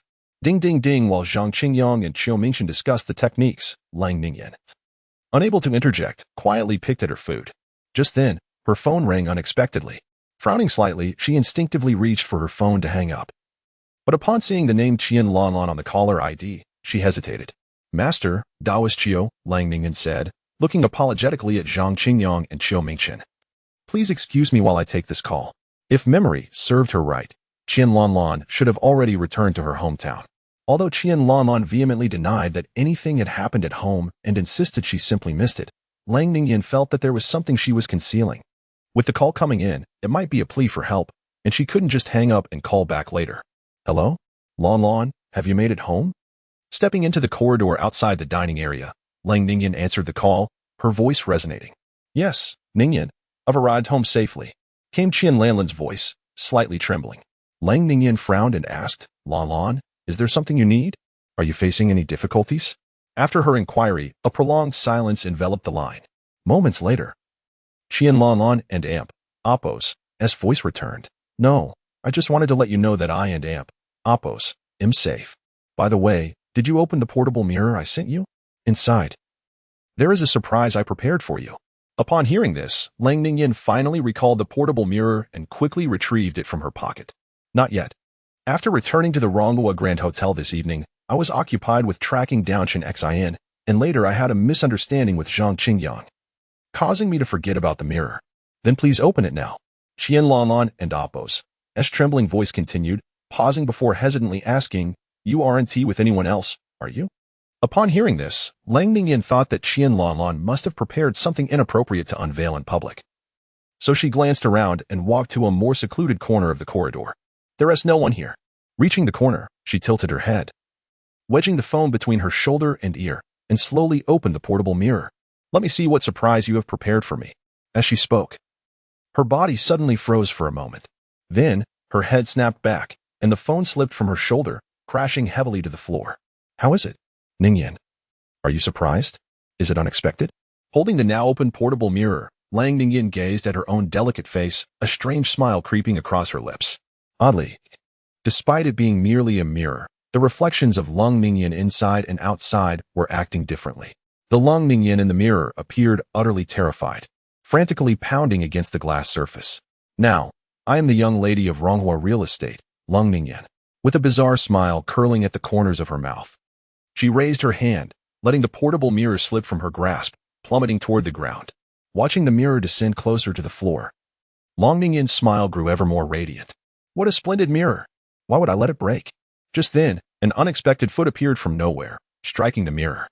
The mirror soared through the air, eventually landing in a pair of pale yet slightly rough hands. Who are you? Seeing this, Lang Ningyan felt a surge of urgency, raising her head to glare at the young man across from her, gritting her teeth in anger. What business is it of yours if I want to break my own belongings? Miss Lang, it seems you have forgotten your manners. Zhang Qingyang scrutinized the exquisite portable mirror in his hand, glancing at the struggling reflection of Lang Ningyan within it, then looking back at her with a smile. Just a moment ago, we were sharing a meal at the same table, yet Miss Lang has so quickly turned against me. Sharing a meal at the same table? A familiar figure? Why had she never heard Lang Ningyan mention him? At that moment, Lang Ningyan's eyes darted wildly, contemplating her next move. Master, Miss Lang. Just then, Xiao Mingchen rushed out, witnessing the tense standoff between Lang Ningyan and Zhang Qingyang, his brow furrowing in confusion. Moments ago, he and Zhang Qingyang had been enjoying their meal when suddenly Zhang Qingyang and Appo's expression shifted, and he bolted from the dining area. He hurriedly followed, only to find this scene before him. Xiao Mingchen approached, casting a suspicious glance at Zhang Qingyang, then at Lang Ningyan. Wait, didn't you resolve your misunderstanding? You were just eating together. What's going on now? I would never fail to recognize the master. Hearing Xiao Mingchen's address, Lang Ningyan quickly regained her composure, forcing a stiff smile. I was just so anxious earlier that I didn't notice it was you, master. Xiao Mingchen was left utterly bewildered. What? I was only half a minute late. What on earth transpired? It feels as if I and Appo's missed a century. Do you really wish to shatter that mirror? Zhang Qingyang wore a teasing smile as he extended the portable mirror towards her. Seeing this, Lang Ningyan quickly reached out to grasp it, but Zhang Qingyang pulled it back. But such a beautifully crafted mirror would be a pity to break. Chapter 75. What? Calling security again? This mirror is, to me, a profoundly sorrowful object. Upon seeing Zhang Qingyang reclaim the mirror, Lang Ningyan felt a surge of resentment rising within her. Yet, recalling her reflection in the mirror, she hesitated to reveal her true feelings and quickly adopted an expression of utter despair. This was a gift from my ex-boyfriend. Now that we have parted ways, I no longer wish to see this mirror. I implore the master to return it to me. If I do not wish to see it, then let it be given to someone else. Zhang Qingyang, fiddling with the mirror, replied without lifting his gaze. After all, it was a gift from your ex-boyfriend, and it does hold some sentimental value for you. Opposite him, Lang Ningyan's eyes betrayed a flicker of resentment. Though she swiftly masked it, transferring it to another is something I cannot abide. She nearly revealed her original name, but quickly corrected herself. Lan Ningyan? Since when did Miss Lang adopt the surname Lan? Zhang Qingyang caught her slip, and his curiosity was piqued. Is this something that General Lung is aware of? What do you mean by that? At this moment, Lang Ningyan could no longer contain her fury and erupted at Zhang Qingyang. Spotting a passing waiter, she waved her hand. Commanding, call all the security here at once. There is a disturbance. Upon hearing her command, the waiter, recognizing her status, hurriedly relayed through his earpiece. There is a disturbance in the 8th floor restaurant. The young lady has ordered all security to come immediately. Meanwhile, Qiao Mingchen, having overheard Lang Ningyan, was left bewildered. What? Calling security again? If memory serves, those security guards just regained their freedom half an hour ago, and Lang Ningyan has witnessed Zhang Qingyang and Appo's capabilities before. Why would she summon security to deal with him again? Isn't that tantamount to delivering oneself into certain doom? What transpired in the mere half-minute since my arrival? Why does it feel as if Lang Ningyan has become an entirely different person? Security? Very well. Hearing Lang Ningyan's intention to summon security, Zhang Qingyang's agitation dissipated. He leaned against the wall, engrossed in examining the mirror in his hand. If he was not mistaken, this mirror appeared to be an ordinary handheld mirror, devoid of antiquity or any sentience. Thus, the question arose, how could this mirror facilitate the exchange of souls between two individuals? Indeed, the soul residing within Lang Ningyan was no longer her own. As for whose soul occupied her body now, Zhang Qingyang was uncertain. He only knew that the true Lang Ningyan was currently striking the mirror from within. As the command from the young lady echoed, the security team, not daring to delay, promptly arrived at the 8th floor corner. Miss, where is the troublemaker? The security captain approached, saluting Lang Ningyan, and began scanning the surroundings. I don't see anyone else here. It's him causing the ruckus. Seize him at once. Upon seeing the security team arrive, Lang Ningyan's lips curled into a smile as she pointed towards Zhang Qingyang, who leaned against the wall. Who? Where? The security captain, following her finger, looked towards Zhang Qingyang, but saw no one else causing a disturbance. He furrowed his brow in confusion. Miss, aside from the master, there is no one else causing trouble. The captain recalled Zhang Qingyang's peculiar dark aura. Moreover, after Zhang Qingyang had dispelled the spell and descended from the 20th floor, he had reviewed the surveillance footage, which showed them meandering like zombies in the corridor for over half an hour. After thorough inquiries, he had finally discerned Zhang Qingyang's identity, a figure to whom even the chairman must show reverence. Thus, he could not fathom the notion of Zhang Qingyang being a troublemaker. It is this master, Lang Ningyan exclaimed, glaring at the security captain and scolding. Why aren't you apprehending him immediately? Miss? Capture him? Surely there is some mistake? The captain instinctively took a step back, casting a nervous glance at Zhang Qingyang, fearful that the latter might preemptively strike if he heard the order to seize him. At that moment, he seriously doubted the young lady's mental clarity, suspecting she had lost her senses and was speaking nonsensically. If they could have captured Zhang Qingyang, they would have done so long before, rather than wandering aimlessly in the corridor for half an hour. What? Are my words no longer of consequence? Seeing the captain and Appo's hesitation, Lang Ningyan's brows furrowed as she turned her gaze to the other security personnel. You all, go and capture him. Anyone who refuses shall consider themselves unemployed. Lang Ningyan expected the security team to respond without hesitation and bind this inexplicable individual, allowing her to reclaim the mirror and shatter it. However, to her surprise, the security personnel exchanged glances and instinctively retreated, mirroring the captain and Appo's apprehension. What is happening? Observing the security and Appo's reaction, Lang Ningyan was utterly bewildered. The last time she visited the Ronghua Hotel with her, the security guards had promptly obeyed her commands. Why was the situation different now? You are not their young lady.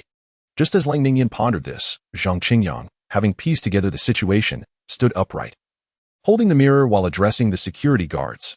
Your young lady and Appo's body has been possessed by another and Appo's soul. Upon hearing Zhang Qingyang and Appo's assertion, Lang Ningyan trembled, her face reflecting panic and confusion. What? How does he know? The individual who gifted her the mirror had assured her that no one would discover the truth. Although she could not comprehend how Zhang Qingyang had acquired this knowledge, she understood the necessity of denial. With gritted teeth, she retorted loudly, See? This person is insane. Spouting nonsense. If I am not Lang Ningyan, then who could I possibly be? The security guards trembled at Zhang Qingyang's words, their eyes widening in disbelief, feeling as if their minds were failing them.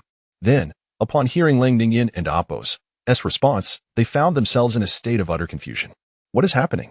One claims that their young lady is not their young lady, but rather her body is occupied by another and Apos' soul, while the other insists that the former is merely a madman spewing gibberish. Undoubtedly, had this occurred prior to today, they would have unreservedly sided with the latter's claim. After all, Zhang Qingyang and Apos' assertion sounded utterly preposterous.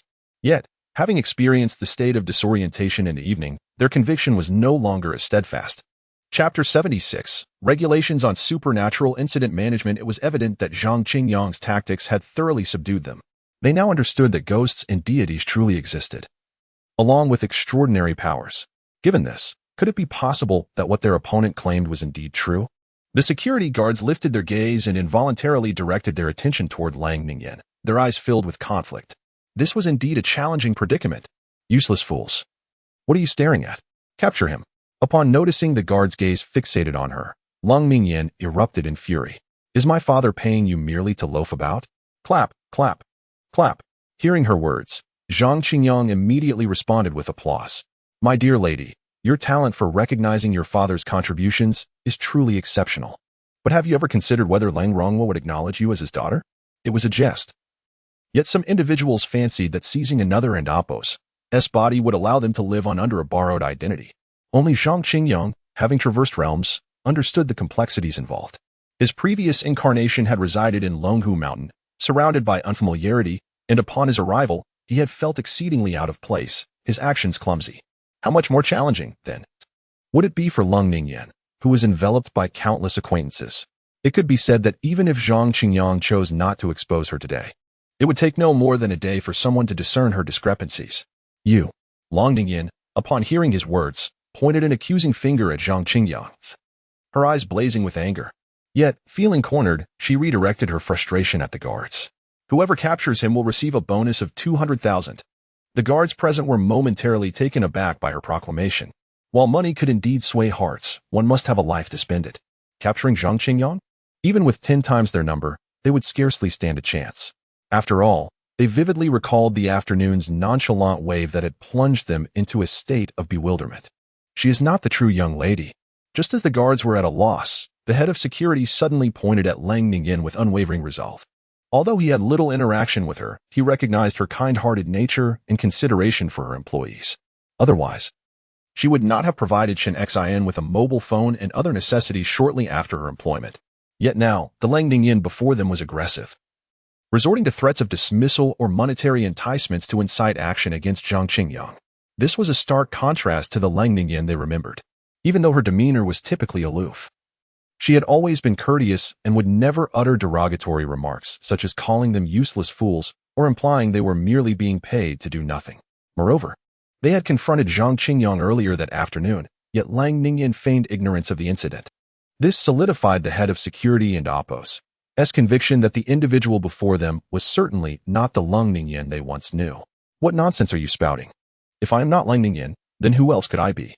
Lang Ningyan, hearing the head of security and Apos' remarks, exhibited a look of terror as she stepped back against the wall. Do you not even recognize me? Very well, young lady, please tell me, what is my name? The head of security stepped forward, his determination unwavering. Surely, you must remember my name, he urged. Indeed, he was not a mere passerby. Lang Ningyan had always addressed him by name, never merely as that guard. Your name is. Lang Ningyan pointed at him, yet struggled to articulate her thoughts. Suddenly, her frustration boiled over. You are merely a dog raised by my family. Why should I remember your name? At her words, the guards erupted in anger. The true young lady had never spoken to them in such a manner. What right did this impostor have to do so? Realizing her blunder, Lang Ningyan decided to abandon her pretense. Facing Zhang Qingyang, a confident smile graced her lips. Call the police and see if they will believe you. She was well aware that the police would not recognize such superstitions. This was her final card. As long as her body was that of Lang Ningyan, she would indeed be Lang Ningyan. Police? Zhang Qingyang chuckled at her response, turning his attention to Qiu Mingchen. Did she still believe this was a world before the resurgence of spiritual energy? This was understandable, at this stage. Few among the ordinary populace were aware of the awakening of such powers. Yuzhang Supernatural Incident Investigation Bureau. Qiu Mingchen, noticing the situation, fumbled in his pocket, and produced a document that bore a striking resemblance to a police badge, presenting it to Lung Ningyan. "This is my identification." At this moment, Qiao Mingchen finally grasped the entirety of the situation. Lang Ningyan's body had been occupied by another soul, commonly referred to as body snatching. What investigation bureau? Lang Ningyan was momentarily stunned, unable to comprehend. Why had she never heard of this department? The Supernatural Incident Investigation Bureau was established specifically to handle all supernatural, extraordinary, and metaphysical occurrences within the realm of Daxia. Zhang Qingyang smiled at her. "You have resorted to dark sorcery to seize another and amp Apos' body. Surely you must be aware of this?" Lung Ningyan found herself at a loss for words. "Tell me, who are you?" Zhang Qingyang stepped closer. Lung Ningyan wished to retreat, only to find the cold wall behind her. "Qiao Mingchen, according to the regulations on supernatural incident management, how should one address the use of dark sorcery to seize another and Apos' body?" Zhang Qingyang advanced another step. Qiao Mingchen was taken aback. Was there even such a thing as the regulations on supernatural incident management? The Bureau dealt with supernatural occurrences by directly subduing any malevolent entities. There was no room for legal formalities. However, he quickly comprehended Zhang Qingyang and Apos' intent and spoke up. According to Chapter 3, Article 7, Clause 2 of the Regulations on Supernatural Incident Management, those who utilize dark sorcery to seize another's body shall face penalties based on the severity of the situation. Sealing, immediate execution, obliteration of the soul, among other punishments. Uncertain of what Zhang Qingyang sought to hear, Qiao Mingchen glanced at him for guidance. "It seems your understanding of the regulations is somewhat lacking. I suggest you rewrite the regulations on supernatural incident management 10 times. Upon hearing Qiao Mingchen's remarks, Zhang Qingyang's expression turned cold. Chapter 3, Article 7, Clause 3 also stipulates that for less severe cases, verbal admonishment may be applied. Afterward, Zhang Qingyang donned a more congenial demeanor, gazing at Lung Ningyan. "Your situation is not particularly grave, and there remains a chance for redemption. Are you certain you wish to persist?" Chapter 77, Your daughter is well. Upon hearing this, Lang Ningyan raised her head, opened her mouth, and initially intended to confess everything. However, seemingly recalling something, she resolutely shook her head. "I don't know what you're talking about." Zhang Qingyang pinched his forehead, realizing that he had not intimidated her. He had recently examined the portable mirror and discovered it to be an ordinary mirror. But for some inexplicable reason, it possessed the ability to exchange souls. Furthermore, this portable mirror appeared to exist in pairs. When two individuals simultaneously opened their respective mirrors, their souls would be exchanged through the mirror. As for why Lang Ningyan and Apos' soul was trapped within the mirror and did not appear in the other person and Apos' body, Zhang Qingyang surmised that the other party had taken preemptive measures on their own body. Thus, when both individuals opened the mirrors at the same time, their souls would enter the mirrors simultaneously, allowing the other party to occupy Lung Ningyan's body. However, Lung Ningyan's soul could not enter the other person's body through the opposite mirror, leaving her spirit ensnared in the mirrored realm. Consequently, Zhang Qingyang concluded that to resolve the situation, he must locate the other person's body, undo their manipulations, and allow Lang Ningyan's soul to successfully enter that body. Then, both parties would need to open their mirrors simultaneously, exchanging their souls once more. This was the reason he engaged in idle chatter with the other party. He sought to extract information. Yet, to his dismay, the other party was impervious to such tactics. "Let's detain her for now." Zhang Qingyang, at a loss for better options, spoke calmly to the security captain. He then retreated to a corner and dialed Lang Ronghua's number. "What do you want from me?" Lung Ningyan trembled as she watched the approaching security personnel, pressing her back against the wall in fear and exclaiming, "You scoundrels! My father will not spare you." Despite her defiance, the security team was not swayed. Lung Ningyan and Apos' recent insults had ignited their fury. No genuine heiress had ever spoken to them in such a manner. And what was she, a mere impostor, to do so? As a result, Lang Ningyan was swiftly bound and taken away. "Take her to my room." After concluding the call, Zhang Qingyang observed the tightly bound Lang Ningyan and loosened her restraint slightly. After all, this was her body, delicate and unable to withstand harsh binding. As for why she was to be taken to his room, it was undoubtedly to prevent her from employing any dark arts to escape. The security personnel, upon hearing his command, did not dare voice any objections and proceeded to escort Lang Ningyan to the 20th floor, with Zhang Qingyang closely following. Upon entering the room, Qin Xinxin looked up from the sofa, her expression brightening. but her joy turned to shock when she beheld the bound Lang Ningyan. What is going on here?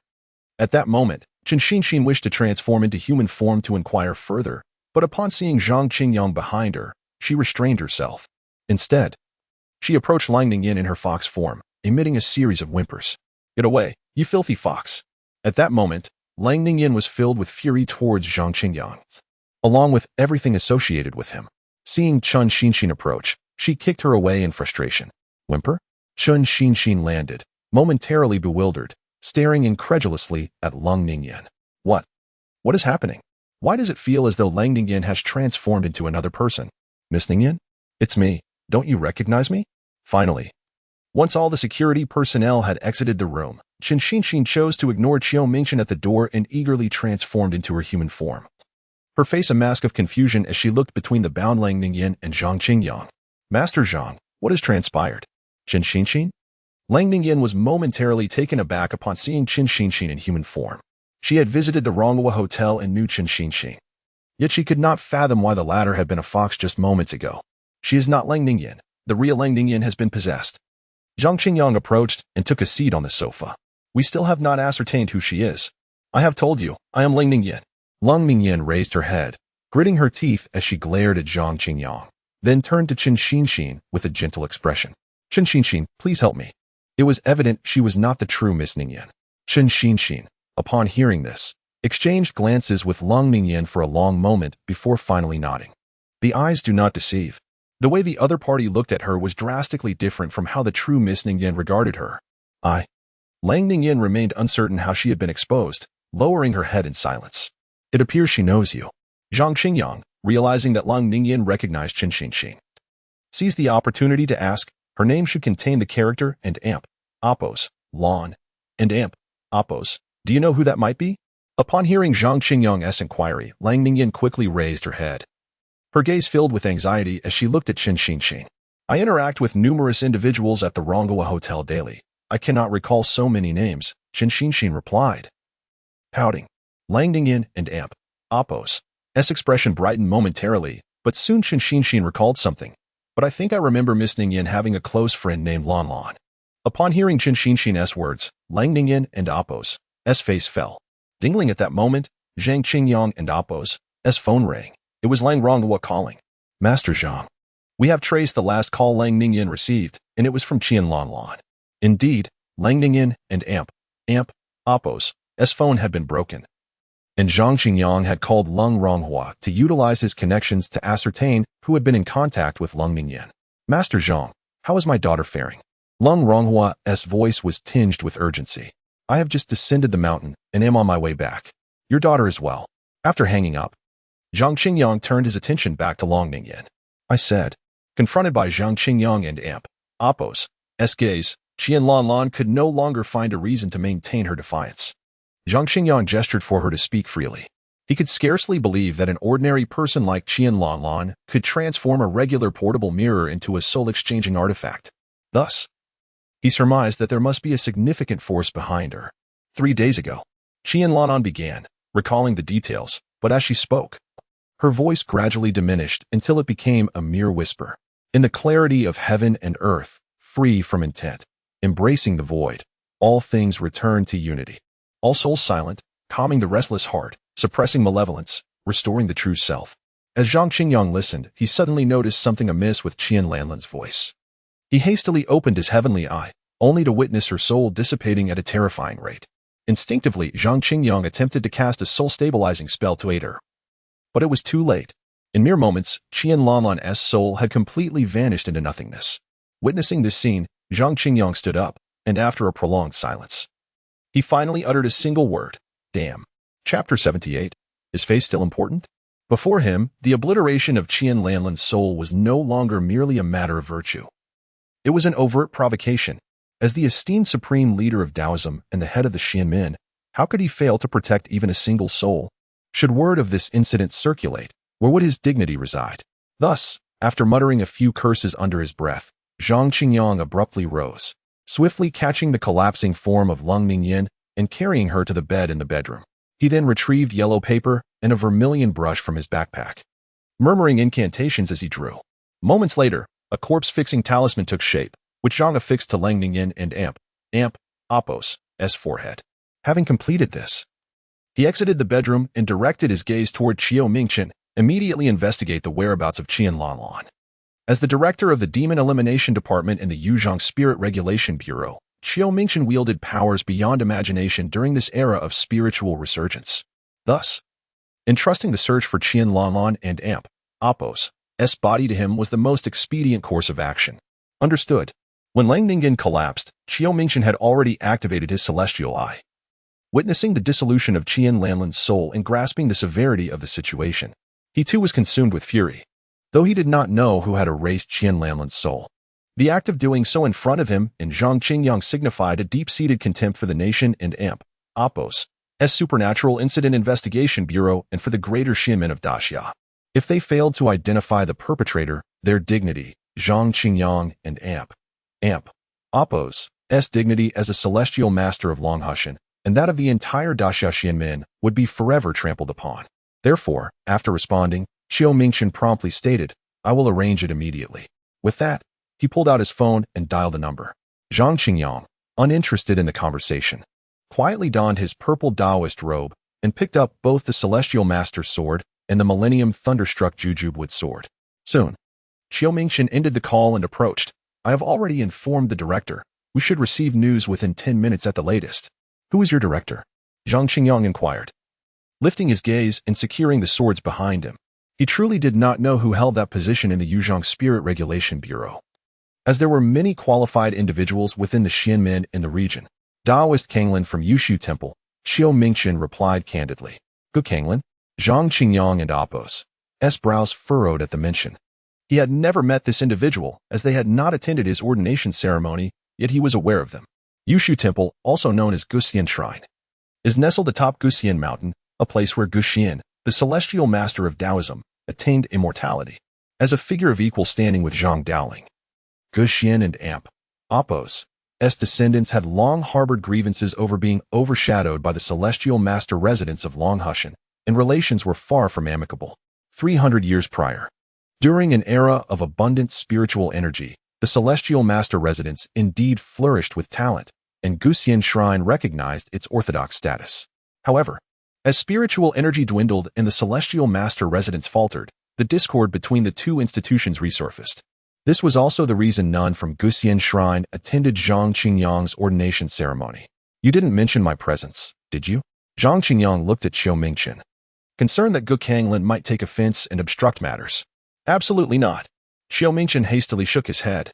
The discord between Guxian Shrine and the celestial master residents was common knowledge throughout the Taoist community. Each side wished to expel the other. Yet both were descended from celestial deities, one of the 4 great celestial masters. Consequently, neither could act decisively. As for the Sanqing Palace, it naturally chose to remain uninvolved. "Indeed, you all make valid points. After all, it is not our place to become a sacred site of Taoism." "Indeed, you all make valid points. I dare not offend anyone." Thus, most Taoist temples chose to remain neutral regarding the conflict, proceeding with their own affairs without overt bias. "Celestial Master." Just as Zhang Qingyang and Qiao Mingchen conversed, a voice gasping for breath interrupted. Zhang Qingyang looked up to see Lung Ronghua hastily descending from Longhushan, leaning against the doorframe. His face was anxious, breathless as he addressed Zhang Qingyang. "How's Ningyan?" "Your daughter is well," Zhang Qingyang replied, his eyes flickering as he glanced at Lang Ningyan in the bedroom. "With me here, she is safe." After all, he was at Ronghua Grand Hotel. Yet malevolent forces had manipulated Qian Lanlan to seize control of Lang Ningyan's body in such a manner. Regardless of how this incident was framed, it felt far from dignified. What he needed to do now was to locate Qian Lanlan and Amp, Apos, S body as swiftly as possible and use the portable mirror to restore Lang Ningyan and Amp, Apos, S soul to her own form. Long Ronghua froze momentarily. Upon hearing of his daughter and Apos, S predicament, he had rushed down the mountain, even receiving a multitude of speeding tickets along the way. Now, Zhang Qingyang reassured him. His daughter was well and safe? Yet, if she was indeed well, then where was she? Lung Ronghua's gaze lifted, his eyes wide with disbelief. Poised to challenge Zhang Qingyang and Apos' words, yet suddenly recalling something, he fell silent. Celestial Master. After a long while, Lung Ronghua finally raised his head. fixing his gaze once more upon Zhang Qingyang. Just tell me, my daughter, is she all right? Please, whatever you say, I can accept it. He understood that if Zhang Qingyang could not assist him, he would have no hope of finding anyone else to help. Therefore, even if he harbored doubts, he could not genuinely voice them, nor should he. There was a minor issue at present. Zhang Qingyang pondered briefly, realizing he should not conceal the truth from Longhu. After all, as a father, it was only natural for him to be concerned for his daughter. Stepping forward, he opened the portable mirror. Your daughter's soul is currently trapped within this mirror. Longhu looked up, gazing into the mirror. Within, he saw Lang Ningyan weakly pounding against the surface, her eyes filled with fear, anxiety, fatigue, and despair. She had been ensnared in this dark environment for quite some time, during which she had attempted countless means to escape, all in vain. Ningyan. Observing the exhaustion and hopelessness in Lang Ningyan's eyes, Longhua's face filled with compassion, his mouth opening as he called her name. Unfortunately, the reflection of Lang Ningyan seemed to hear nothing. After numerous attempts at calling out, until his voice was hoarse, Longhu finally ceased and turned his gaze back to Zhang Qingyang. Please, Celestial Master, I beg of you, save Ningyan. With trembling hands, he cradled the mirror carefully, fearful of dropping it. Then, bending his knees, he knelt on the ground, his voice hoarse as he earnestly pleaded, Celestial Master, I know you must have a way to save Ningyan. Chapter 79. Gu Kanglin, I have assured you, with my presence, all shall be well. Zhang Qingyang took the handheld mirror from Longhua's grasp and tucked it into his robe. Upon hearing this, Longhu looked up and met Zhang Qingyang's steadfast gaze. Nodding hesitantly, Master, what do you require of me? Before Zhang Qingyang could respond, the ringing of Qiu Mingchen and Appo's phone interrupted the moment. Have you located Qianlonglan? At Jia Yuan Community on Longgang Road, number 33? Very well, I shall head there immediately. Qiu Mingchen ended the call and turned to Zhang Qingyang. Let's go. Upon hearing the location, Zhang Qingyang had already stepped towards the door. Pausing briefly at the entrance, he turned to Longhu. Arrange for a vehicle at once. Longhu sprang to his feet, nodding vigorously. Without further ado, Zhang Qingyang pressed the elevator button, followed closely by Qiu Mingchen and Longhu. Moments later, the elevator doors opened to the lobby, where two sports cars awaited outside the Ronghua Grand Hotel. Longhu understood the urgency of rescuing his daughter. Speed was of the essence. A business vehicle would not suffice. A sports car was ideal for a high-speed chase. Without hesitation, Zhang Qingyang opened the passenger door and took a seat. Qiu Mingchen entered the other car, arriving at Jia Yuan Community on Longgang Road. Zhang Qingyang addressed the driver upon entering the vehicle. Although the driver was unaware of the unfolding events, he understood the necessity for speed. With a pressing of the accelerator, the engine roared and the sports car swiftly merged into the traffic. The driver, a carefully selected individual by Longhu, maneuvered expertly through the rapid flow of vehicles, maximizing their velocity. After approximately 30 minutes, the car veered onto a side road and halted at the entrance of Jia Yuan Community. Sir, we have arrived at Jia Yuan Community, the driver informed Zhang Qingyang, who remained still in his seat. The driver nudged him again, but Zhang Qingyang did not stir. His gaze fixated on the entrance of the community. There, several police vehicles stood, their lights flashing. Yet, the individuals surrounding the cars were not clad in uniforms but in cassocks and robes. Zhang Qingyang was no stranger to such a scene. It appeared that the personnel from the Yuzhang Spiritual Regulation Bureau had arrived early. Gu Kanglin? Zhang Qingyang's eyes shifted to the foremost figure. A middle-aged man in a purple robe, his expression darkening. This individual was undoubtedly Gu Kanglin, the head of the Yuzhang Spiritual Regulation Bureau and the master of Yushu Temple. Master? At that moment, the following sports car pulled up to the entrance of Jia Yuan Community. Qiu Mingchen exited and jogged over to open the car door. I am uncertain how the director arrived here. As Qiu Mingchen stepped out, Gu Kanglin and Appo's gaze turned towards him. Realizing he could not evade the confrontation, Zhang Qingyang inhaled deeply, exited the vehicle, and directed his attention to Gu Kanglin. Their eyes briefly met in the air. Although they had never encountered face-to-face, the tension was palpable, thickening the atmosphere. Tianchi Mansion of Longhu Mountain, Zhang Qingyang. Zhang Qingyang, expressionless, approached Gu Kanglin to introduce himself. Yushu Temple of Guxianshan, Gu Kanglin. Gu Kanglin replied with equal stoicism. Subsequently, an eerie silence enveloped the entrance of Jia Yuan Community. So quiet one could hear a pin drop. Director? Master? Qiu Mingchen, having followed, felt the palpable tension and was at a loss.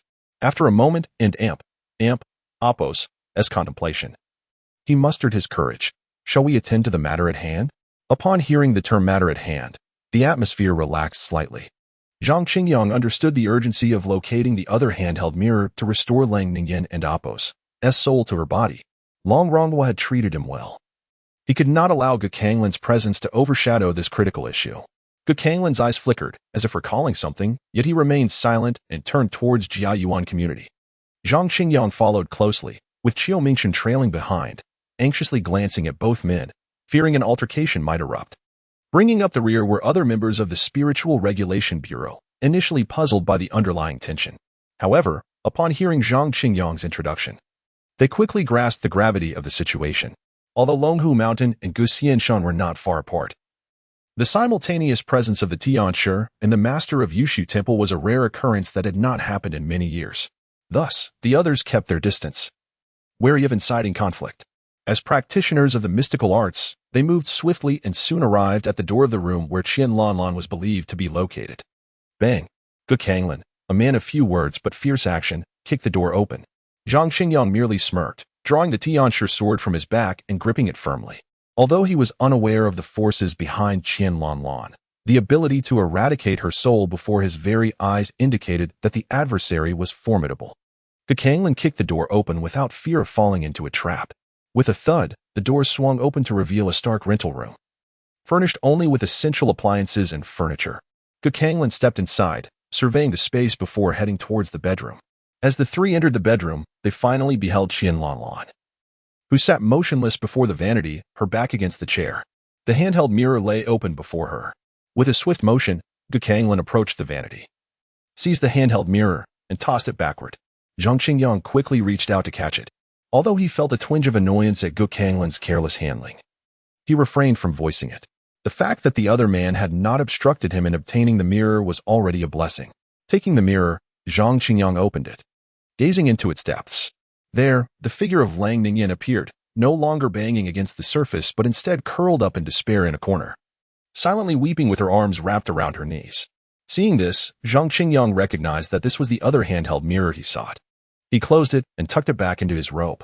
Indeed, it was the handiwork of the Mirror Immortal Hall. He had not anticipated it would manifest within their jurisdiction.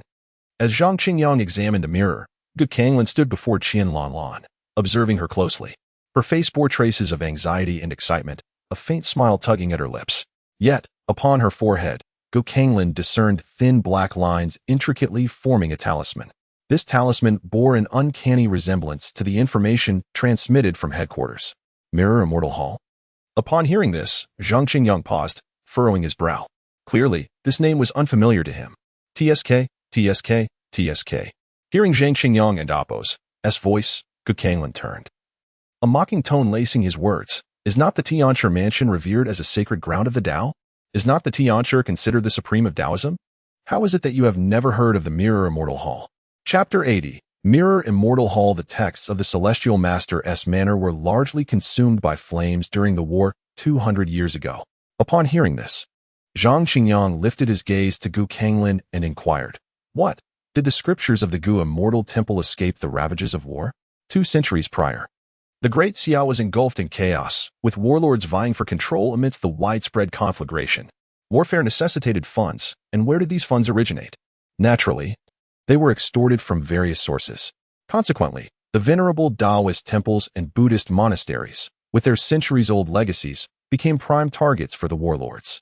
After all, the very stones of these sanctuaries could be regarded as antiques, having endured the passage of time. Coincidentally, this era also marked a depletion of spiritual energy, rendering practitioners of the mystical arts unable to put their skills to use. Thus, numerous temples and monasteries, besieged by advancing armies, found themselves powerless to resist and fell victim to pillaging. Humph, Gukanglin retorted with a scoff. If you failed to safeguard your scriptures, who can you blame? As Zhang Qingyang had pointed out, the Gu Immortal Temple had indeed escaped plunder. It seemed the historical foundation of your Gu Immortal Temple was not sufficiently deep. Zhang Qingyang, however, responded with a smile. Who would have thought even the crude warlords looked down upon you? You.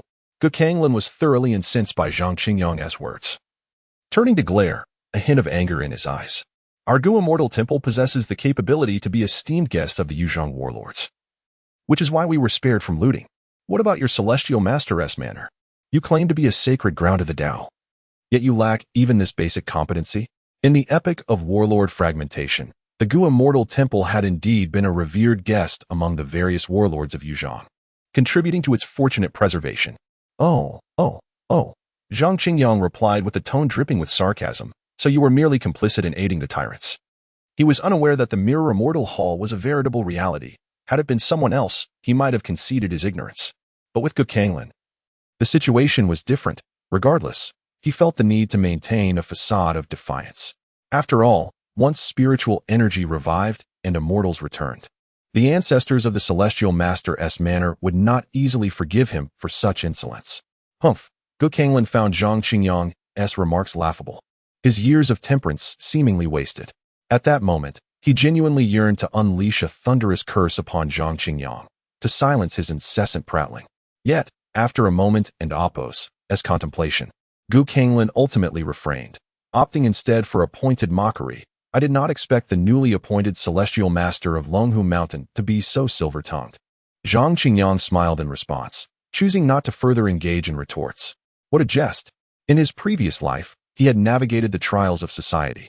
Having worked as a real estate salesman, sold insurance, and even triumphed in school debate competitions, he could strike up a conversation with anyone, even a passing dog. Gu Kanglin, who had spent his youth in seclusion on the mountain, stood no chance in a battle of wits. As for the barbs of mockery, Zhang Qingyang was entirely unfazed. Personal attacks were acceptable, as long as they did not tarnish the reputation of the Celestial Master's manor. After all, his aspirations of ascension depended on the support of the ancestors of the Celestial Master's manor. The Mirror Immortal Hall was born from the remnants of the Black Lotus sect, a malevolent cult that thrived a millennium ago. Initially, the Mirror Immortal Hall was merely a branch of the Black Lotus sect.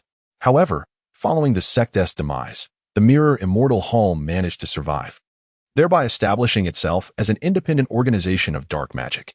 Noticing Zhang Qingyang's silence, Gu Kanglin lost interest in further provoking him. The historical grievances between the Celestial Master's manor and the Gu Immortal Temple could not be resolved through mere words. Thus, he proceeded to elucidate the origins of the Mirror Immortal Hall. Yet, as he spoke, he involuntarily directed his gaze towards Zhang Qingyang, pondering.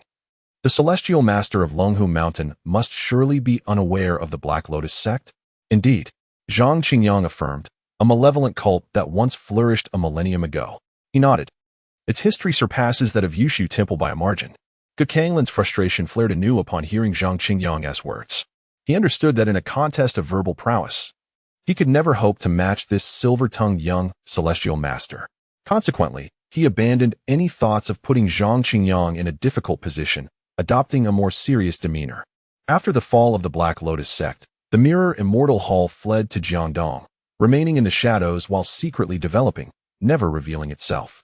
For a millennium, the Mirror Immortal Hall has existed, yet remained largely forgotten, leaving few in the world with any memory of this dark organization. Unexpectedly, with the resurgence of spiritual energy, they have emerged prominently. Zhang Qingyang furrowed his brow at this revelation. Had the dark organizations of Jiangdong infiltrated Yuzhong? What, precisely, were the Jiangdong practitioners doing that they could not keep this in check? The Mirror Immortal Hall, having stealthily developed for a millennium, possessed profound reserves. Seemingly discerning Zhang Qingyang's thoughts, Gu Kanglin continued, their emergence is aggressive, and the practitioners of Jiangdong are left powerless. To my knowledge, the Jiangdong Spiritual Regulation Bureau has repeatedly requested assistance from the headquarters. Unfortunately, the headquarters is currently unable to lend a hand. Zhang Qingyang was uncertain of the true capabilities of the Mirror Immortal Hall. Yet, simply by possessing the two small mirrors in his possession, he could surmise that their methods were exceedingly sinister. The headquarters was not merely unable to assist, rather, the situation had not escalated to the point that warranted their intervention. Upon hearing Gu Kanglin and Appos' words, Zhang Qingyang chuckled softly and shook his head. In the current landscape of Great Xia, as long as the dark cult does not brazenly engage in mass killings or citywide slaughter, the policies of the Spiritual Regulation Bureau are likely to turn a blind eye. Though labeled as evil, these cults are, at their core, still human. Moreover, having dwelled in the shadows for so long, they have become akin to street rats, with nowhere to hide from official scrutiny. This has resulted in many dark cults having effectively become mere vestiges of their former selves. Even those who still identify with these cults, having undergone moral education in contemporary society, would find it nearly impossible to fully cast off their restraints. Any extremists among them would swiftly be quelled by the thunderous might of justice. In contrast, the true threats remain those who manipulate torrential rains, slaughter hundreds of students, or devour the unwary. These are the entities that the Spiritual Regulation Bureau is most eager to confront. I have received word that the headquarters intends to take action against the Mirror Immortal Hall. Gu Kanglin shook his head in response, a hint of melancholy in his tone. Zhang Qingyang grasped the situation. How could Gu Kanglin, as the director of the Jiangdong Spiritual Regulation Bureau, not comprehend such matters? In addressing supernatural incidents within Yuzhong, his protocol was clear. Incidents causing harm ranked highest in urgency and required immediate resolution. Those that had already caused harm and posed a risk of further injury ranked second and demanded swift action. Incidents yet to inflict harm, but with potential risks, were third and could be addressed when time permitted. As for incidents that had neither caused harm nor posed any risk, they could be outright ignored. Just like the singing ghost at Yuzhong Information Vocational College, which had been reported to the Spiritual Regulation Bureau numerous times, yet never elicited any desire for remediation. What? They have indeed resolved to take action? Zhang Qingyang was momentarily taken aback, astonishment flickering across his face. Does this imply that the Mirror Immortal Hall incident has ascended to the forefront of issues at the Spiritual Regulation Bureau headquarters? Chapter 81. The Mirror Demon from 1,000 years ago. Upon hearing this, Gu Kanglin nodded and inquired, "Do you know why the Mirror Immortal Hall is called the Mirror Immortal Hall?" There was no mockery or sarcasm in his tone, nor any disparagement towards the Heavenly Master's residence. Zhang Qingyang naturally shook his head in response. A millennium ago, when the Mirror Immortal Hall served as the entrance to the Black Lotus sect, it was overseen by a mirror demon of 1,000 years of cultivation. Thus, the hall derived its name. Observing Zhang Qingyang's reaction, Gu Kanglin continued, with the downfall of the Black Lotus sect, the mirror demon suffered significant injuries and retreated into the mirror to slumber, causing the Mirror Immortal Hall to lie dormant as well. So, does this mean that with the resurgence of spiritual energy, the mirror demon has awakened? Zhang Qingyang raised his gaze to Gu Kanglin, a hint of astonishment flickering in his eyes. The demons of the flourishing spiritual energy era from a millennium ago are of an entirely different nature compared to those of the present age. He was aware of the Black Lotus sect's formidable past, which once dominated the realm of the mysterious arts, leaving the world as sects helpless. It was only with the return of the 8 Immortals that it was finally eradicated. Nevertheless, the remnants of the dark cult continued to trouble the sects for a long time. As one of the Black Lotus sect's many entrances, the Mirror Immortal Hall housed the Mirror Demon, a pivotal figure within the sect. One could only imagine the terror of such a being and Oppo's powers. In this newly awakened era of spiritual energy, its existence would pose a catastrophic threat to the various sections. News had arrived from the headquarters that Yuquanzi had traveled to Jiangdong and had sensed the signs of the Mirror Demon's awakening. Gu Kanglin nodded in acknowledgement, stating, therefore, the headquarters has issued a decree summoning practitioners from sects across the land to Jiangdong to vanquish the demon. Upon hearing this, Zhang Qingyang fell into a moment of contemplation. How was he to be aware of the widespread decree? The supernatural occurrences in Yuzhong were numerous, and he needed to remain behind to oversee the situation. Gu Kanglin continued.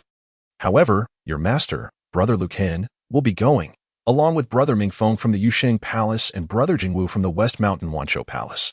The Abbot Juyuan of the Donglin Temple and the Abbot Chanshin of the Yonglin Temple will also be present. The individuals Gu Kanglin mentioned were all esteemed figures within the Yuzhong sect. Most of them, even if Zhang Qingyang hadn't and Oppo's met, he had certainly heard of. But what relevance did this hold for him? With so many practitioners heading to Jiangdong, his absence would not tip the scales. The living Buddha Kongwen from Huaqing Temple would also be attending. Noticing Zhang Qingyang and Oppo's expression, Gu Kanglin understood his thoughts and spoke with a somber tone. The dignity of the Taoist sect cannot be disregarded by Yuquanzi, but we cannot afford to lose face. Even if I do not see you today, I must personally visit Longhushan. Zhang Qingyang fell silent at Gu Kanglin and Oppo's words. The title of living Buddha is not one to be taken lightly. Only those of true compassion, benevolence, and virtue may hold such a title. Once chosen, a living Buddha commands the respect of the entire Buddhist community, with all monks obliged to follow. In this era of the decline of Longhushan's Heavenly Master residence, the living Buddha's stature might even surpass that of the Heavenly Master, representing the pinnacle of Buddhism and a leader among the sections. After all, the disputes within Buddhism regarding the title of living Buddha are not as severe as those within the Taoist sect, where many sects aspire to usurp the heavenly master's position and dominate the Taoist world. Qingyang continued, "Therefore, you must attend the journey to Jiangdong." Zhang Qingyang, upon hearing this, raised his head and acquiesced to Qingyang's request. "I shall go. How could I not? My past aspirations were to revive the long-hushed heavenly master residence. Since the opportunity has presented itself, I shall let the practitioners of the world witness that the long-hushed heavenly master residence is not without successors." "Very well. Then depart at your earliest convenience." Qingyang acknowledged this, then reached into his robe and produced a porcelain vial sealed with talisman paper, handing it to Zhang Qingyang. "This is a wandering soul I suppressed." After speaking, Qingyang turned and exited the room, followed by the others from the Spiritual Regulation Bureau. Xiaomingchen stood awkwardly in place, unsure whether to leave or stay. "You should go."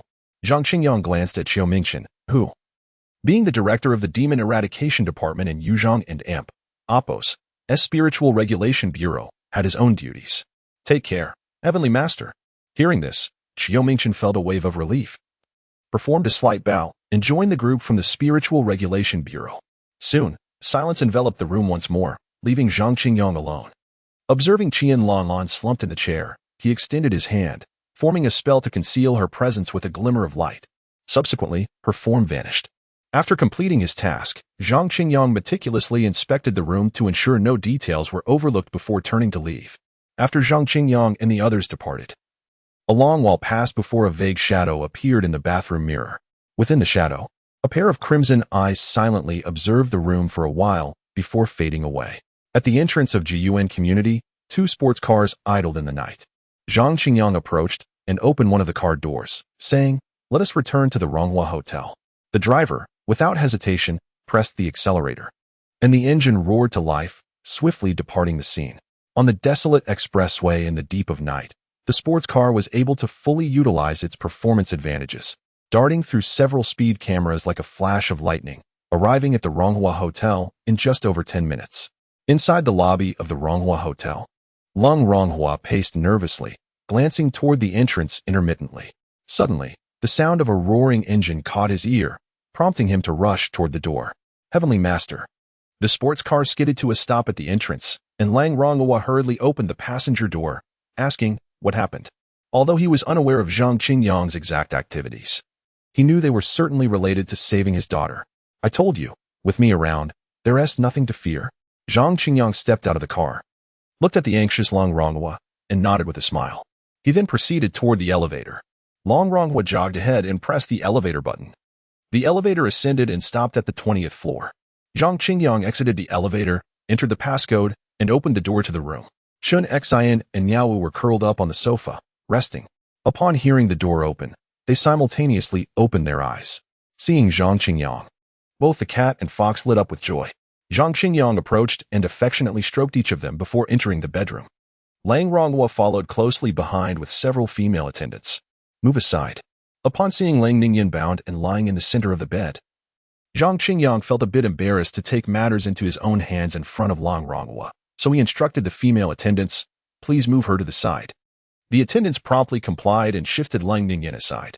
Zhang Qingyang then executed a spell, causing Qian Lanlan's body to appear on the other side of the bed. "What is this?" Seeing this scene, Long Ronghua was momentarily bewildered. Where did the Heavenly Master bring this person from? "This is the culprit responsible for harming your daughter." Zhang Qingyang offered a brief explanation before beginning to chant the golden light spell. "Heaven and earth, the profound sect, the root of all energies, cultivate for countless eons. To prove my divine abilities. Enlightenment and clarity, 5 energies soaring. Golden light swiftly manifests, shielding my form, urgent as the law commands." Chapter 82. I can grant you another life. As the incantation of the golden light concluded, a radiant beam of golden light blossomed between Zhang Qingyang's fingers, which he gently pressed onto Qian Lanlan's forehead. The golden light penetrated her skin, assailing the dark line that had previously marred her brow. Wisps of black smoke began to rise, the dark line fading gradually until it vanished entirely. After conducting a thorough examination to ensure that no other malevolent forces remained within her, Zhang Qingyang retrieved a handheld mirror from the folds of his Taoist robe. He positioned the mirror before Qian Lanlan's face and opened it, unleashing a barely perceptible wave that swept through the air like a gentle breeze. Suddenly, Qian Lanlan blinked awake, emitting a soft, bewildered sound. What is happening? Is that you, master? She shook her head, her gaze settling upon Zhang Qingyang's face, which caused her to pause momentarily before she sat up abruptly. Her eyes then fell upon her father, Lang Ronghua, who stood anxiously by the bedside. Dad, she exclaimed. Is this my daughter? Lang Ronghua's expression was tinged with confusion as he regarded Qian Lanlan, struggling to comprehend how his daughter's soul had manifested within another's body. Indeed, Zhang Qingyang affirmed with a nod. Upon hearing this, Lang Ronghua's face lit up with joy as he moved forward, ready to embrace his daughter in tears. Do not rush to celebrate, Zhang Qingyang interjected, raising a hand to halt their reunion. Do you wish for her to live forever under another's identity? At his words, Lang Ronghua finally regained his composure. Meanwhile, Lang Ningyan, witnessing her own body nearby, gasped in shock and hastily grabbed a mirror from the bedroom to examine herself. In the reflection, she saw a youthful and beautiful face that, while striking, was entirely different from her own. Master, what is happening? Lang Ningyan exclaimed, her eyes wide with confusion. Why do I look like Qian Lanlan? Having comprehended the situation while trapped in the mirror realm, she realized the hand of Qian Lanlan was at play. But if the master had rescued her, why had she not returned to her own body? Wait. Zhang Qingyang furrowed his brow and waved his hand, producing a porcelain vial gifted to him by Gu Kanglin. He hesitated briefly as he examined the talisman affixed to the vial but ultimately decided to remove it. A wisp of azure smoke wafted from the vial, invisible to others but clearly visible to Zhang Qingyang, who had opened his heavenly eye. Within it was the wandering soul of a young maiden, appearing to be in her 20s, drenched in blood. Who are you? Zhang Qingyang asked, his expression stoic. The room and Appo's occupants exchanged perplexed glances, suddenly recalling something as they nervously scanned their surroundings. The young maiden looked around, not spotting any other spirits, uncertain of her interlocutor and Appo's identity. Yet aware of his extraordinary nature, she refrained from deceit and spoke truthfully. I died while waiting for the traffic light at an intersection, attempting to save an infant from being struck by a car. Upon hearing her account, Zhang Qingyang understood why Gu Kanglin had entrusted him with her soul. She had wished to perform a noble deed but lacked the courage to do so. I can grant you another life, he declared after a moment of contemplation. However, you must accept the condition that you will live solely under her identity, erasing all previous memories. Do you agree? With Qian Lanlan's soul erased from existence, it meant she no longer existed in the realm. The young maiden could seamlessly take her place. Nonetheless, this was a practice generally deemed unacceptable, which was why Zhang Qingyang insisted on her amnesia. Only then could she genuinely become Qian Lanlan without leaving a trace for heavenly laws to pursue. Will I truly live again? The young maiden and Appo's eyes widened with excitement. I am willing. Who would choose death when they have witnessed the splendor of life?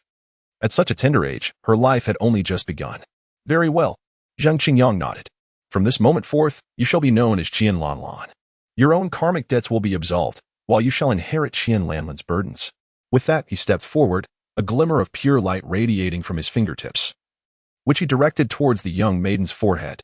Moments later, her eyes filled with bewilderment, as he recited the incantation for the return of the 3 souls and 7 spirits.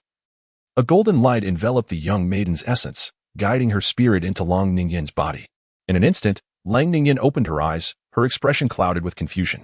Before she could voice her thoughts, Zhang Qingyang produced 2 handheld mirrors, aiming them at both Lang Ningyan and Qian Lanlan. A wave of energy surged forth, washing over them like a gentle breeze, causing them to momentarily lose themselves in a daze.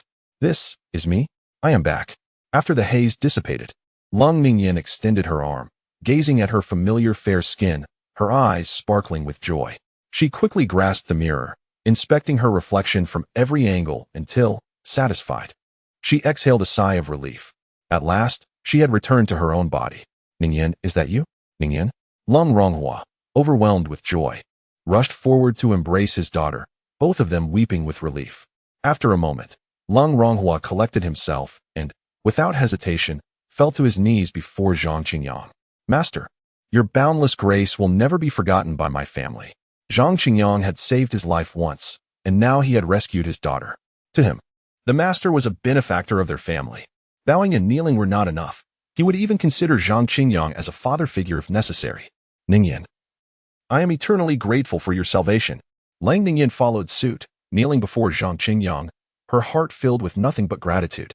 Having endured the despair of the mirror realm, she understood the true value of freedom. Zhang Qingyang had granted her that freedom. Such kindness deserved a lifetime of gratitude. It was but a simple act for him. Who was he? He was a revered Taoist master, the leader of the Xianmin, a celestial being of Longhu Mountain. If he had allowed Lang Ningyin to perish in his presence, it would have been a disgrace to his reputation. Thus, it was not an exaggeration to say his actions were merely to salvage his dignity. Of course, he did not reject the heartfelt gratitude from Lang Ningyin and her father, for it was indeed true that he had saved her life. Once he helped them to their feet, Zhang Qingyang turned his attention to Qian Lanlan, who remained on the bed, her expression one of confusion and bewilderment. Chapter 83. Is the intention not a bit too obvious? Who am I? Where am I? What am I to do? Qian Lanlan sat on the bed in a daze, her hands cradling her head, a look of utter confusion etched across her face. Why did she have no memories at all? Beyond the instinct for survival, why could she recall nothing? You are Qian Lanlan. Zhang Qingyang stepped forward, speaking softly. You had an accident and lost your memory. I am Qian Lanlan. The name sounded foreign to her, but she nodded in bewilderment. Indeed, you are Qian Lanlan. And this is your dearest friend, Lang Ningyin. Zhang Qingyang pointed towards Lang Ningyin, who wore an expression of frost on her face. She was unaware that the real Qian Lanlan had perished, her soul dissipated. All she remembered was that upon opening the hand mirror gifted by Qian Lanlan, her own spirit became ensnared within the mirror world. Thus, she harbored great resentment towards Qian Lanlan. You come with me. As Lang Ningyin was about to say something, Zhang Qingyang quickly covered her mouth and pulled her outside. Once they were out of the room, he released his grip. Tianshi. Lang Ningyin gasped for breath. Qian Lanlan has wronged me. This cannot simply be overlooked. Qian Lanlan is dead, her soul scattered, Zhang Qingyang replied, shaking his head. The soul inhabiting her body now is another. It is because of this soul that you can reclaim your own body. This entity is not your enemy, but rather has done you a favor. He deemed it prudent to share the full story with Lang Ningyin. As long as Qian Lanlan had no recollection of her past, calling her Qian Lanlan would make it so. If the underworld were to investigate, he could simply deny the truth, leaving them with no evidence to prove otherwise. What? Lang Ningyin was taken aback. Qian Lanlan is dead? How did she die? Though she felt aggrieved by Qian Lanlan and Appo's past actions, the news of her demise left her unable to rejoice. The tale is long, Zhang Qingyang said, shaking his head. Just remember, the soul within Qian Lanlan's body bears no grudge against you and has actually benefited you. I have erased all her previous memories. She is now alone in this city and will need your support. This was the reason Zhang Qingyang felt it necessary to disclose the whole situation to Lang Ningyin. He could not simply place a young girl and Appo's soul into Qian Lanlan and Appo's body and leave it at that, unaware of the challenges that might arise. If he were to assist, he would see it through to the end. I understand. With the complete picture in mind, Lang Ningyin nodded resolutely. Tianshi, rest assured. She was clear on right and wrong, and understood the debts of gratitude. Since the true Qian Lanlan had died, their grievances were now resolved. The soul within Qian Lanlan's body was now deserving of her gratitude, and she would repay that kindness. Seeing her response, Zhang Qingyang said nothing more and turned to re-enter the room. At that moment, Lang Rongwo was quietly conversing with Qian Lanlan.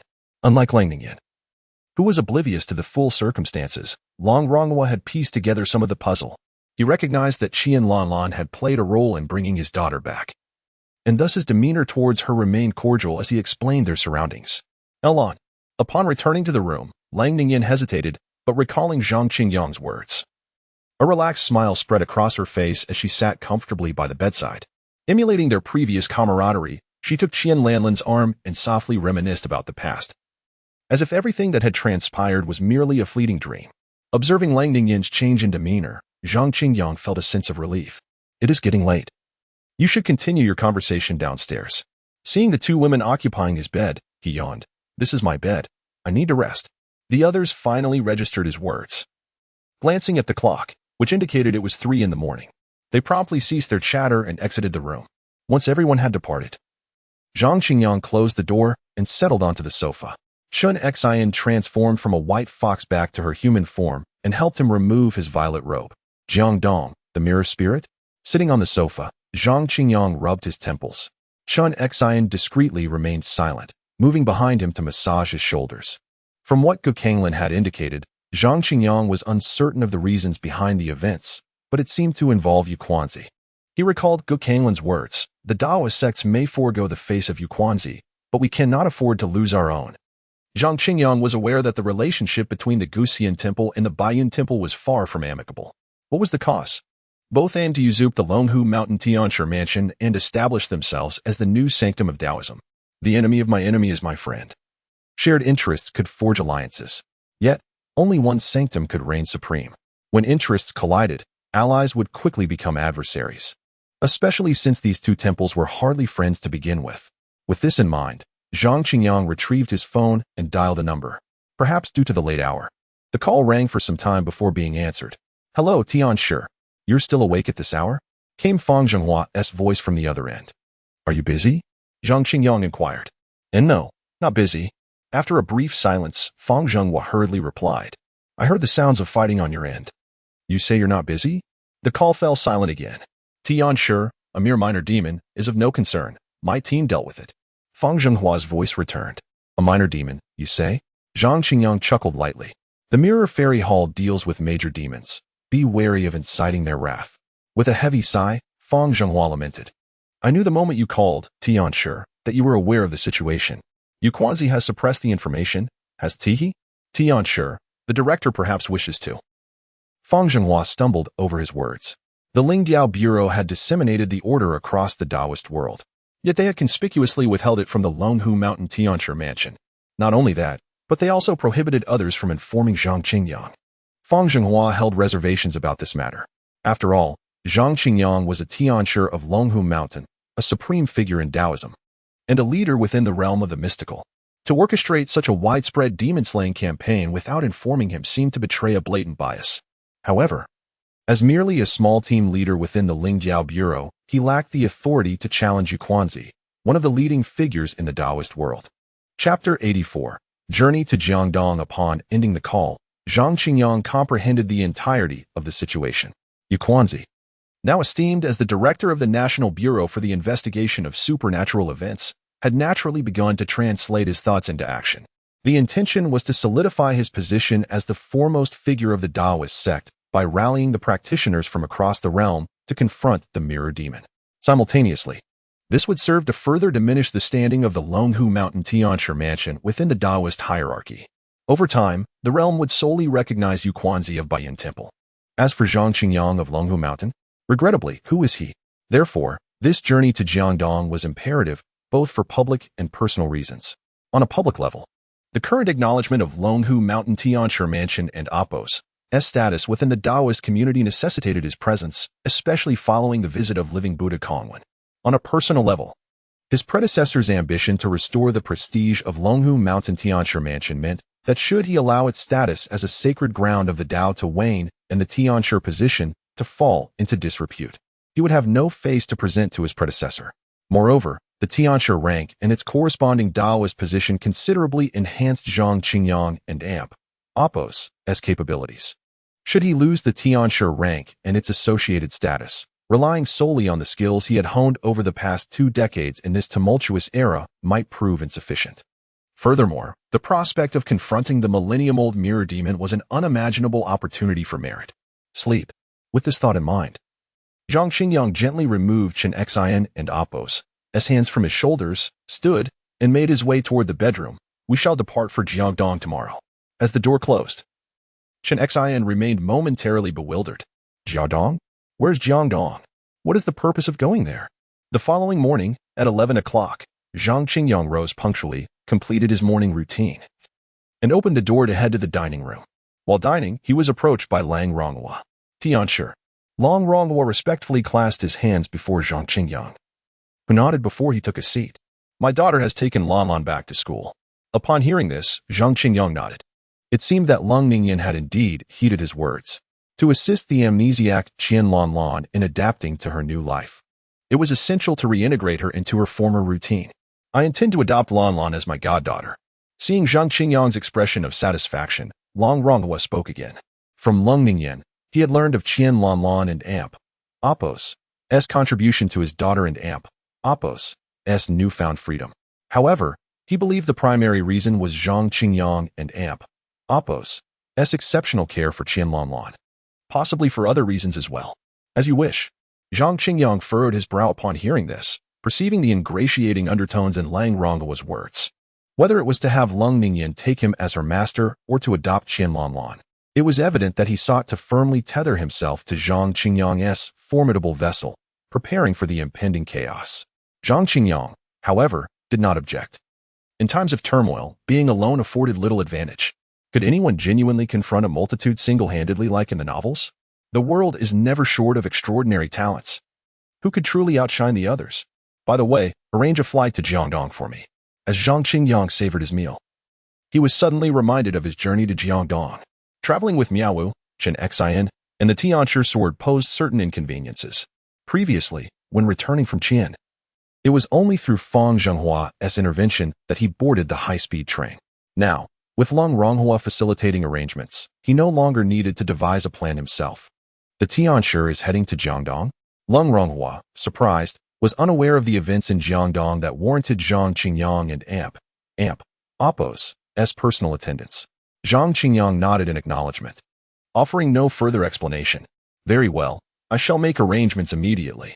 Seeing this, Long Ronghua dared not inquire further, rising to leave. However, it seemed he suddenly remembered something and hesitated. Do not rush.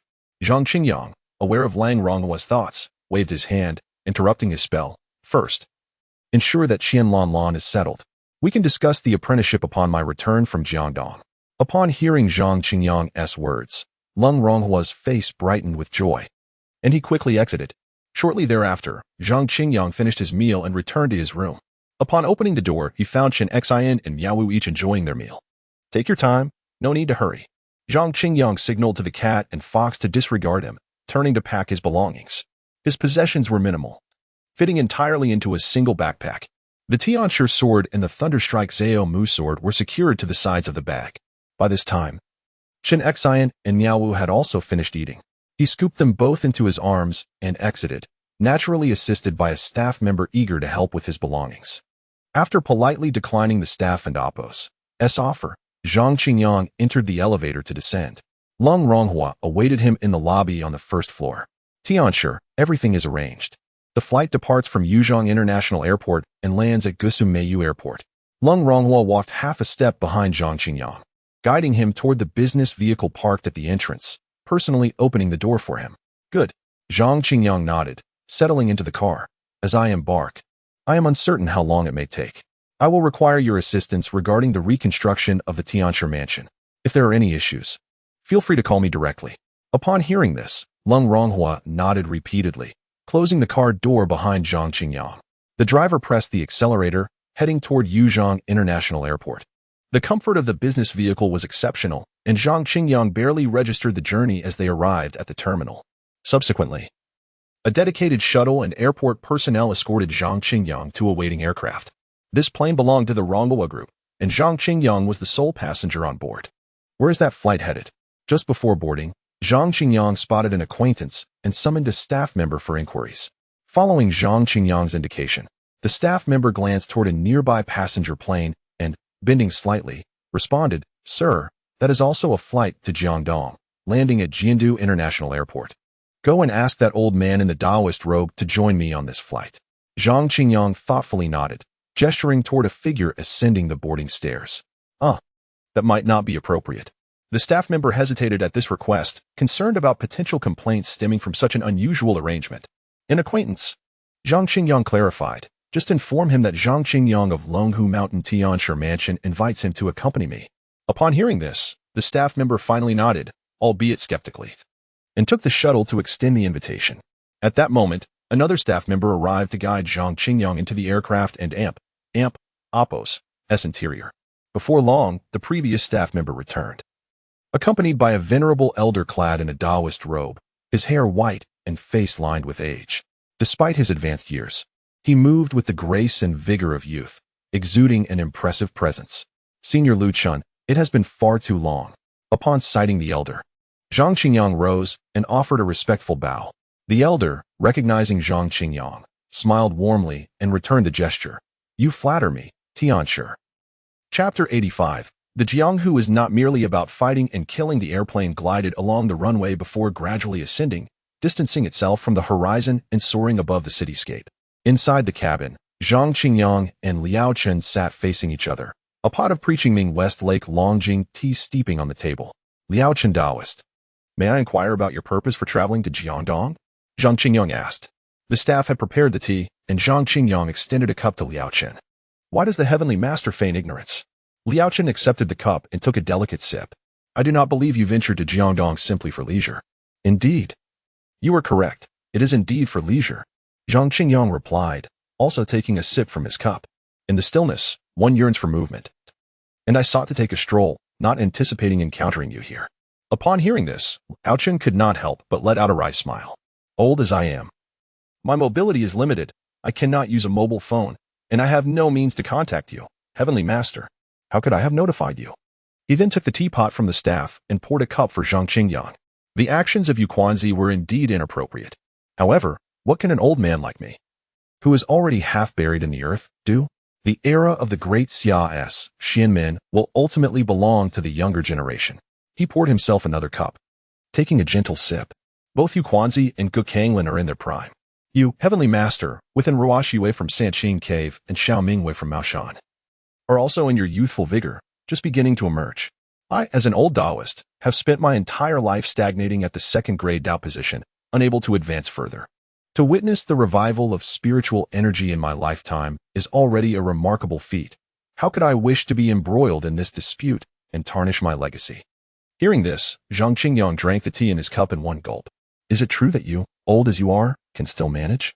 He took the teapot and poured a cup for Liao Chen, then one for himself.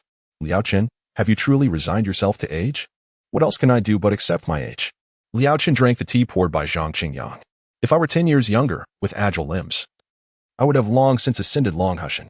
How could I dare to wait for the Heavenly Master to personally invite me? Zhang Qingyang fell into silence. The other's attitude was clear. He would not lean towards either side in this sacred ground dispute. Yet my disappointing disciple speaks of the Heavenly Master's grace, claiming it rivals that of the Taoist forebears. Before Zhang Qingyang could express disappointment, Liao Chen raised his cup again, taking a small sip. As an old man, I fear I shall soon ascend to the heavens. I do not wish to contest, nor do I want to fight. However, matters concerning the younger generation are theirs to decide. If they wish to strive and contend, I shall not interfere. Upon hearing this, Zhang Qingyang paused with the teacup in hand, looking at Liao Chen. The disciple he referred to was undoubtedly Qiu Mingchen. Furthermore, Liao Chen's meaning was evident. Sanqing Palace would ultimately be entrusted to Qiu Mingchen, as for whom Sanqing Palace would support in this holy ground conflict. That was a decision for Qiu Mingchen to make, not him. Of course, until his death, Sanqing Palace would not openly align with either side. Liao Chen Taoist remains as clear-headed as ever. Zhang Qingyang understood the other's thoughts. After all, Liao Chen had indeed one foot in the grave. And one could only imagine that no one would wish to be caught up in such a conflict. Interestingly, the other had stated that Sanqing Palace's future allegiance would be determined by Qiu Mingchen. His acquaintance with Qiu Mingchen had come about by coincidence. However, Qiu Mingchen and Oppos joining the Yuzhong Spiritual Regulation Bureau was no mere coincidence. When in the Shu region, Zhang Qingyang had already learned of the Bureau and Oppos' formation model. At the inception of the National Spiritual Regulation Bureau, officials first appointed the director and deputy director of the Spiritual Regulation General Bureau. Subsequently, these leaders would nominate representatives from various Xianmin sects based on their reputation, character, and mastery of techniques. And then the officials would hire them as heads of local spiritual regulation branches. Thus, Gu Kanglin had been initially appointed as the head of the Yuzhong Spiritual Regulation Bureau. Following this, Gu Kanglin made an appeal to the Yuzhong Xianmin, summoning various Buddhist temples and Taoist shrines within the region to send their disciples to join the Bureau. With this realization, even someone as naive as Zhang Qingyang could understand that initially, Sanqing Palace had chosen to align itself with the Guxian Temple. Heavenly Master. Noticing Zhang Qingyang lost in contemplation, Liao Chen understood that the previous arrangements could not be concealed from him. Therefore, he raised his cup slightly in salute. Since 300 years ago, when spiritual energy dwindled, the Tianshi mansion of Longhushan began its decline. Its numbers have dwindled, and with bloodlines thinning, the Tianshi mansion has long been in a state of disrepair. During the ordination ceremony, I observed the Heavenly Master's demeanor and aspirations for revival, yet lacked the talent for such a resurgence. Zhang Qingyang came back to his senses, holding his teacup but hesitating to drink. However, as for now, observing the heavenly master, you indeed possess the talent for revival. Liao Chen finished his tea. I toast with tea in lieu of wine. Wishing the heavenly master all your aspirations come to fruition. Zhang Qingyang still did not drink but pondered the implications of Liao Chen's words.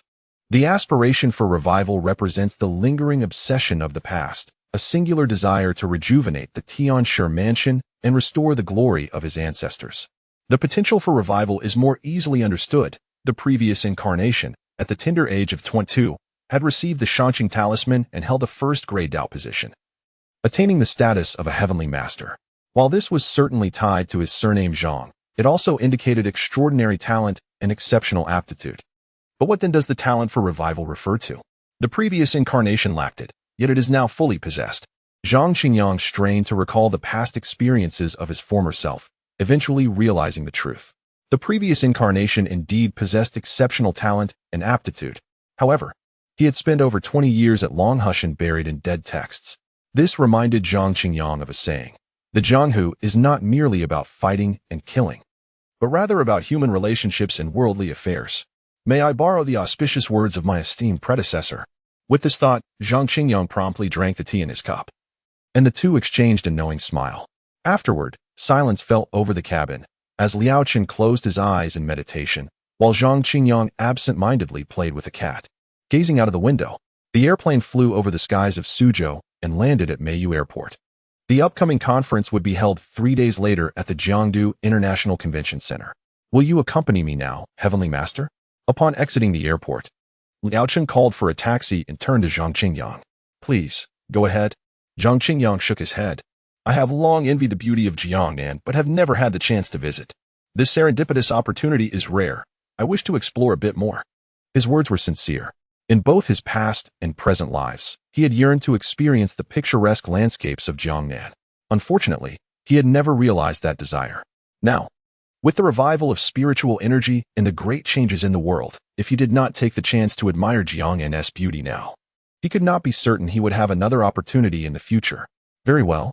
Liao Chen smiled upon hearing this and entered the taxi. Watching as the taxi grew distant, Zhang Qingyang withdrew his gaze. At that moment, someone approached him. Heavenly Master, it has been a long time. Zhang Qingyang turned to look at the speaker. It was a vibrant young woman, around 28 years old, radiating youthfulness, a gentle smile gracing her lips, and dimples adorning her cheeks like crescent moons. Chapter 86. Captain, safe travels. How did you end up here? Zhang Qingyang turned his head to glance at the girl, tilting it slightly in confusion. The person before him was none other than Bai Shuyu.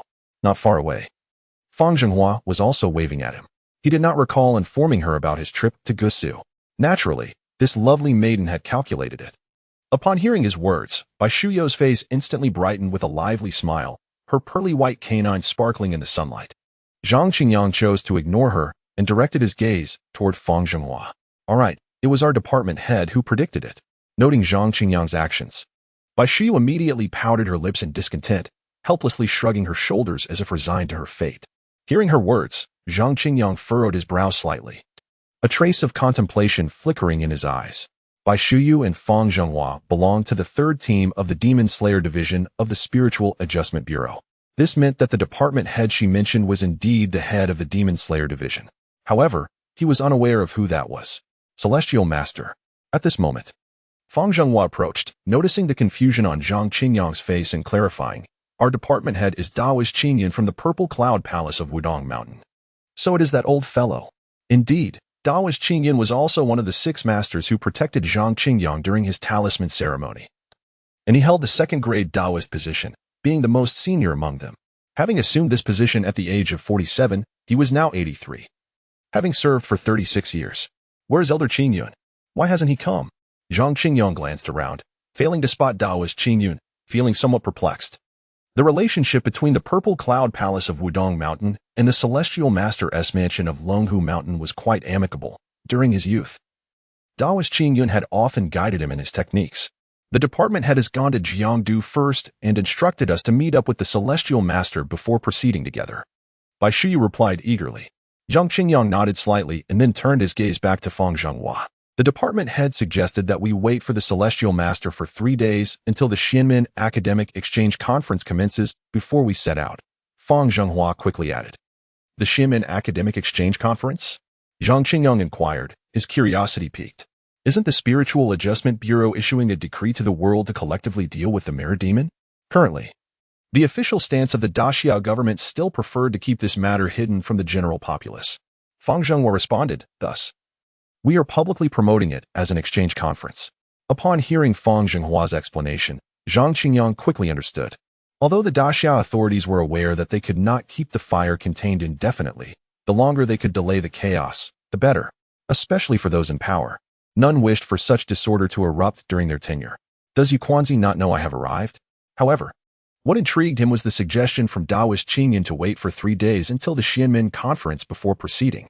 Zhang Qingyang understood the implication. It was to prevent him from arriving early and igniting the conflict over the sacred land. He probably doesn't know. Fang Zhenghua shook his head. How could he possibly know about the director's affairs? It's just that since the department had arranged it this way, it must mean the director is still unaware that you have arrived in Jiangdong. How could he not know? Just as Fang Zhenghua finished speaking, Bai Shuyu, with her mouth slightly agape, questioned, Grandpa has widely disseminated the decree to the world. The Celestial Master, as the supreme of the Taoist sect, surely must come. Hearing Bai Shuyu and Appo's words, Zhang Qingyang turned his head again to look at Fang Zhenghua. Fang Zhenghua merely shook his head slightly. All right, Bai Shuyu is indeed the naive girl, untouched by the world and blissfully idealistic. It seemed that no one at Baiyun Temple had enlightened her on such matters. What is with your expressions? Bai Shuyu noticed the silence in the air and raised her gaze toward the two. Fang Zhenghua's face was filled with helplessness, while Zhang Qingyang's eyes seemed to regard her as if she were a fool. This made Bai Shuyu pout once more in defiance. Am I wrong in what I said? You are not wrong. Zhang Qingyang, seeing her demeanor, slightly shook his head, retracting his gaze from her and instead looking out at the blue skies and white clouds beyond the airport. I plan to wander around Gusu. What about you? Care to join me? Sure. I'll be your tour guide. Upon hearing the word wander, excitement radiated from Bai Shuyu's face. Let me tell you, Gusu has so many wonderful places and delicious food. Celestial Master, just let Shuyu accompany you. Fang Zhenghua interjected, but he shook his head. As for Gusu, it is also a primary activity area for the Mirror Fairy Hall, and I fear I won't have the time. The reason he could not spare the time, yet allowed Bai Shuyu to accompany Zhang Qingyang, was that Bai Shuyu would hardly contribute anything to the team. All right. Without waiting for Fang Zhenghua to speak, Bai Shuyu raised her hands in agreement. Then, Captain, safe travels. Fang Zhenghua was too gloomy, and she found him rather dull. As for Zhang Qingyang, although he too was somewhat serious, he was certainly more engaging than Fang Zhenghua. Sounds good. Zhang Qingyang nodded, since it was merely a casual outing. He had no objections to the absence of a guide.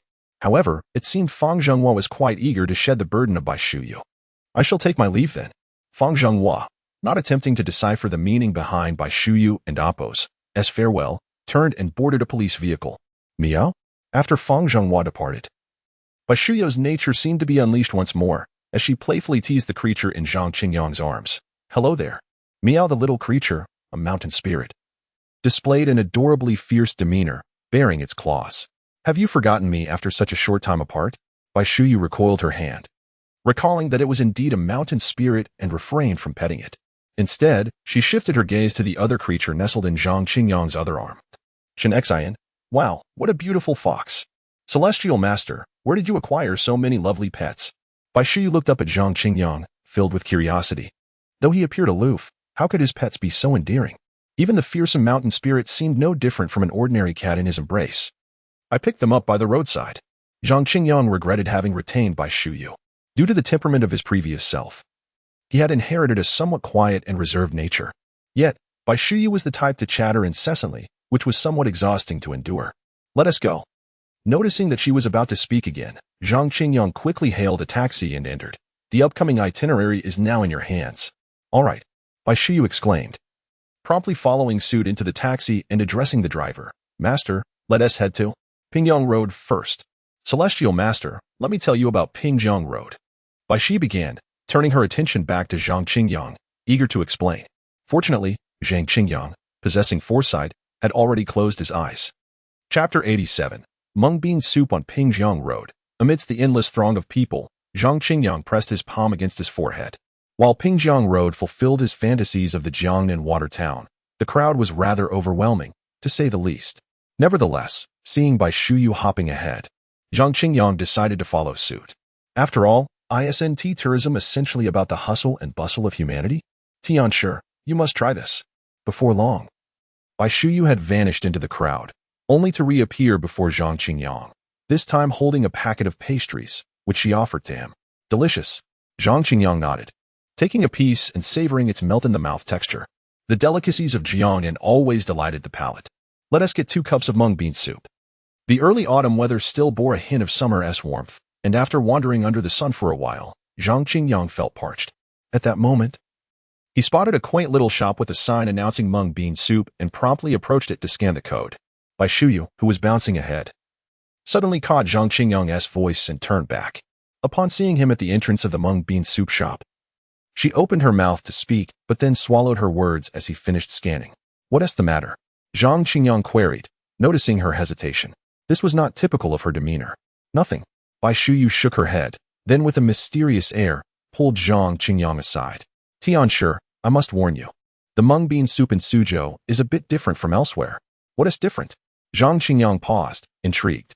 Is it difficult to drink? Bai Shuyu's delicate face took on a serious expression as she nodded vigorously. How bad could mung bean soup possibly be? Zhang Qingyang scoffed, unconvinced.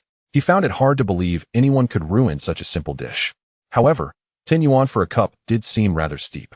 Yet, considering it was a tourist spot, he accepted the price. Fine. Bai Shuyu pouted. But I want tea, drink it. If you want tea, I shall. Zhang Qingyang declared dismissively. In this heat, he could easily down 10 cups, let alone 2. Hearing his words, Bai Shuyu finally cracked a smile. At that moment, the shopkeeper handed Zhang Qingyang 2 cups of mung bean soup, which looked quite refreshing. Looks delightful, Zhang Qingyang remarked as he picked up a cup, giving it a gentle shake before skillfully inserting a straw. Bai Shuyu's smile widened, anticipating the spectacle. Unfazed, Zhang Qingyang brought the cup to his lips and took a hearty sip. His eyes widened in shock as he immediately recoiled, clutching the cup and rushing to the corner to heave. Why does this mung bean soup smell like feet? Ha! Bai Shuyu erupted into laughter, her body shaking with mirth. After a few dry heaves, Zhang Qingyang finally straightened up, eyeing the cup of mung bean soup with a furrowed brow, searching for a trash can. Tianshi. Bai Shuyu's voice rang out. Wasting food is not right. Besides, didn't someone just say that mung bean soup couldn't be that bad? She recalled her own first encounter with mung bean soup, when she had, like Zhang Qingyang, dismissed warnings, believing it couldn't possibly be that terrible. The outcome had been predictable. Why didn't you tell me it was this awful sooner? Zhang Qingyang said, looking at Bai Shuyu, his mood soured. I did. But you didn't listen. Bai Shuyu shrugged, unable to hide her glee. A mischievous smile danced on her lips. As the esteemed Tianshi of Taoism, surely you wouldn't waste food? Indeed, I should not waste food. Zhang Qingyang replied solemnly, nodding. He then thrust one of the cups into Bai Shuyu's arms. But this one's yours. I said I wouldn't drink it.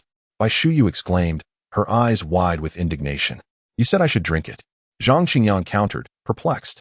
I don't recall that. Had you mentioned you wouldn't drink it, we wouldn't be in this predicament. Bai Shuyu's eyes widened in disbelief. She couldn't fathom how someone could be so shameless, especially Zhang Qingyang, whose aloof persona seemed to have crumbled. Remember, don't waste food. Zhang Qingyang teased, shaking his cup of mung bean soup and inserting the straw into Chen Xin's mouth. Chen Xin, initially engrossed in the unfolding drama, was taken by surprise as the thick straw was suddenly thrust into her mouth, her eyes widening in shock. Delicious. Zhang Qingyang patted her fluffy head. Chen Xin, however, looked utterly speechless. Really? If it's so good, why are you gagging?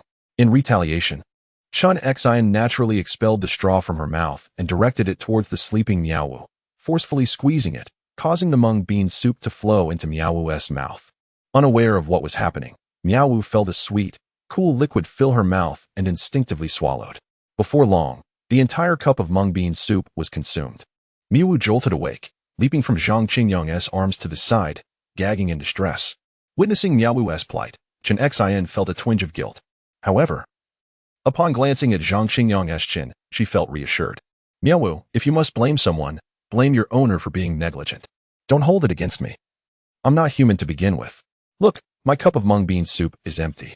What about yours? Zhang Qingyang asked, shaking his empty cup and grinning at Bai Shuyu, who still clutched her unopened drink. Bai Shuyu's eyes widened in disbelief. Unable to comprehend the lengths Zhang Qingyang would go to just to make her drink the soup.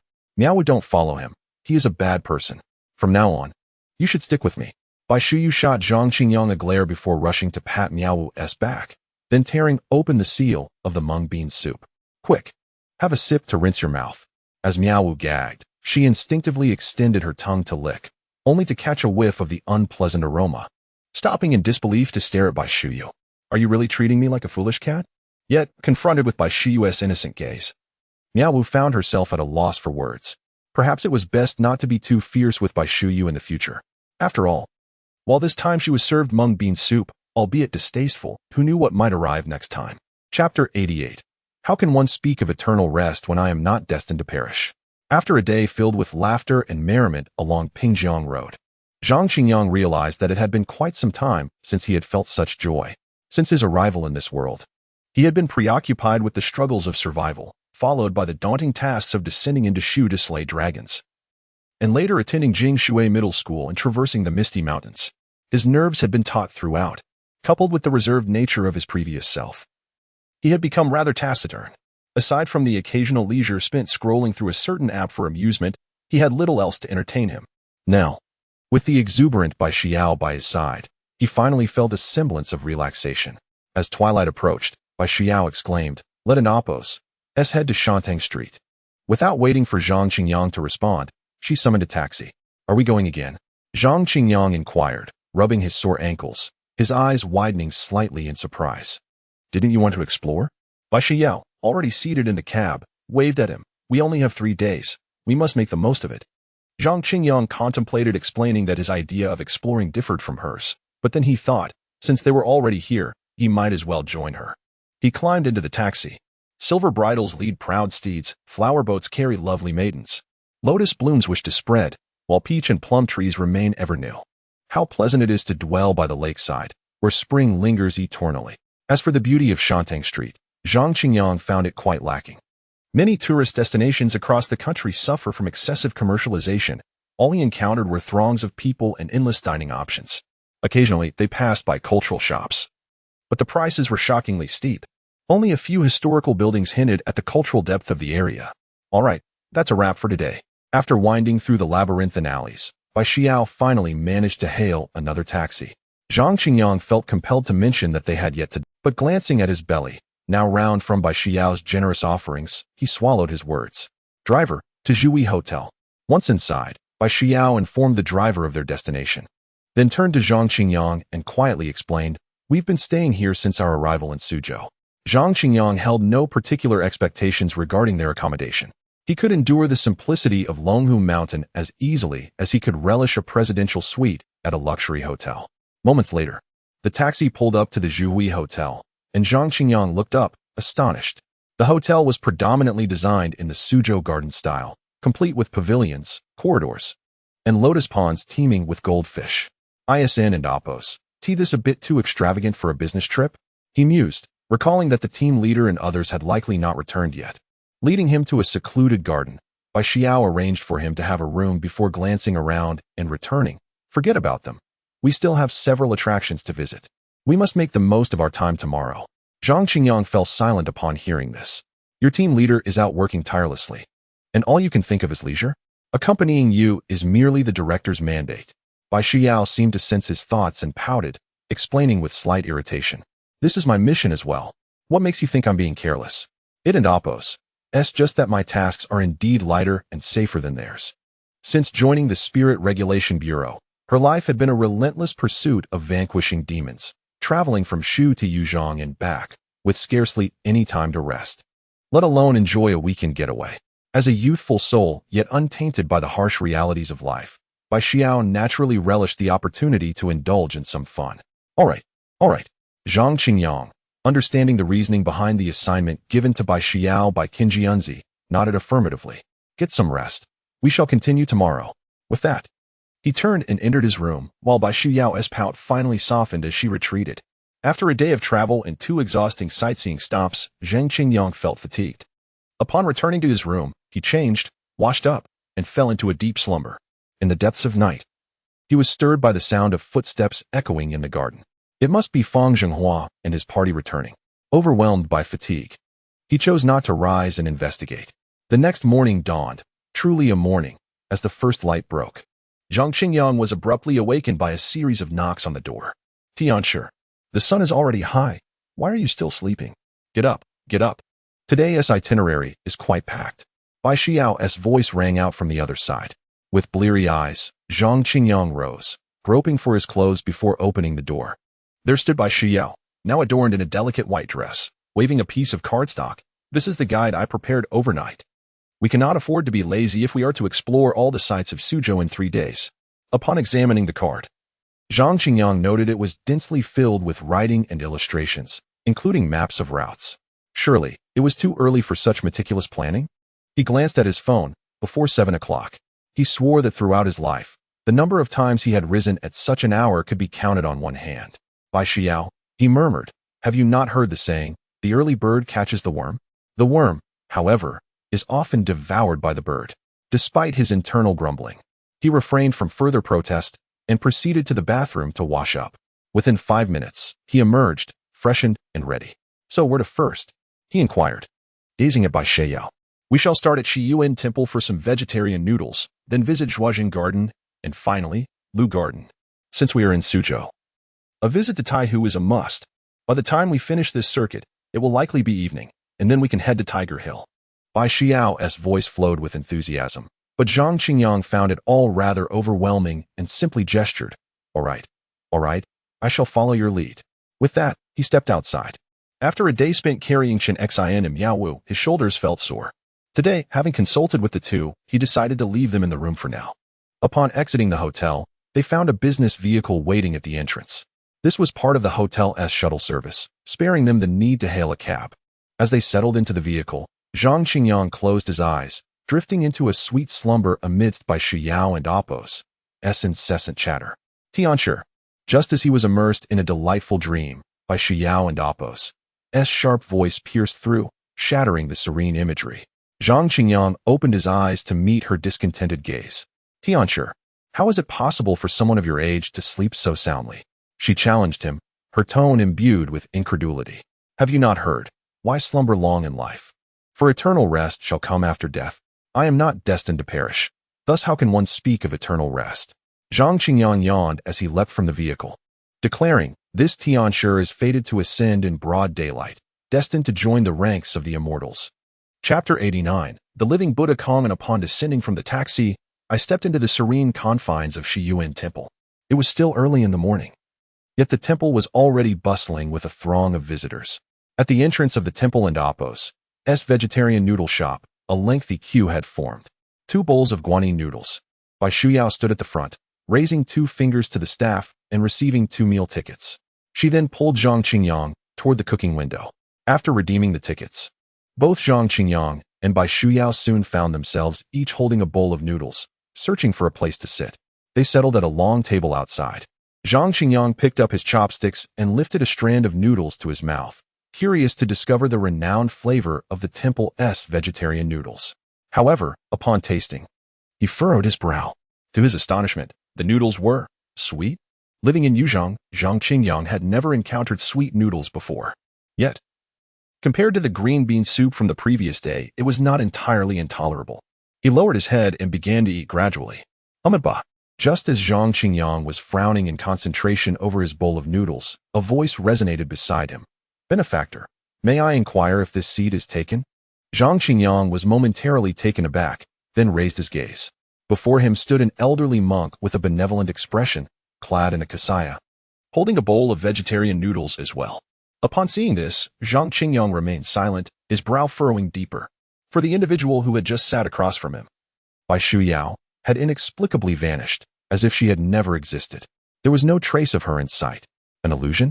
Zhang Qingyang subtly relaxed his grip on the chopsticks and began to form a hand seal, softly reciting, Supreme Tai Xing, change without ceasing.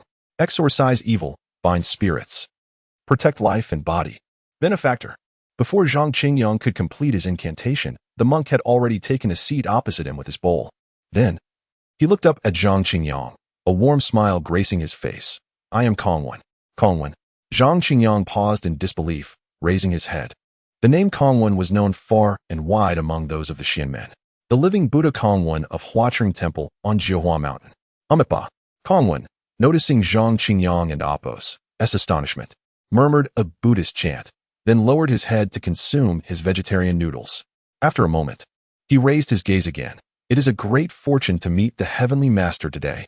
Zhang Qingyang completely released his hand from the seal, picking up his chopsticks once more. To meet a living Buddha was indeed a fortuitous event for him as well. Mutual flattery was commonplace. Zhang Qingyang, while enjoying his noodles, reciprocated the sentiment. After their exchange, the two fell into a prolonged silence, each savoring the contents of their bowls. Soon, as their bowls neared emptiness, Kongwen finished the broth in his bowl in one gulp. Zhang Qingyang took a sip but found the sweetness intolerable, handing it to a nearby staff member for collection. Amipa. Rising, Kongwen performed a slight Buddhist salute to Zhang Qingyang. Heavenly Master, shall we take a stroll? Let us. Zhang Qingyang stood and returned the gesture. Although he had only heard of the illustrious living Buddha Kongwen, he had never met him in person. The two, having reached a mutual understanding, proceeded inward into Shiyuan Temple. As they walked, the surrounding crowd inexplicably began to dissipate. In a moment, the entirety of Shiyuan Temple fell into serene silence. Save for the melodious tolling of bells and the drifting incense smoke, they turned toward the turtle pond and settled in a pavilion.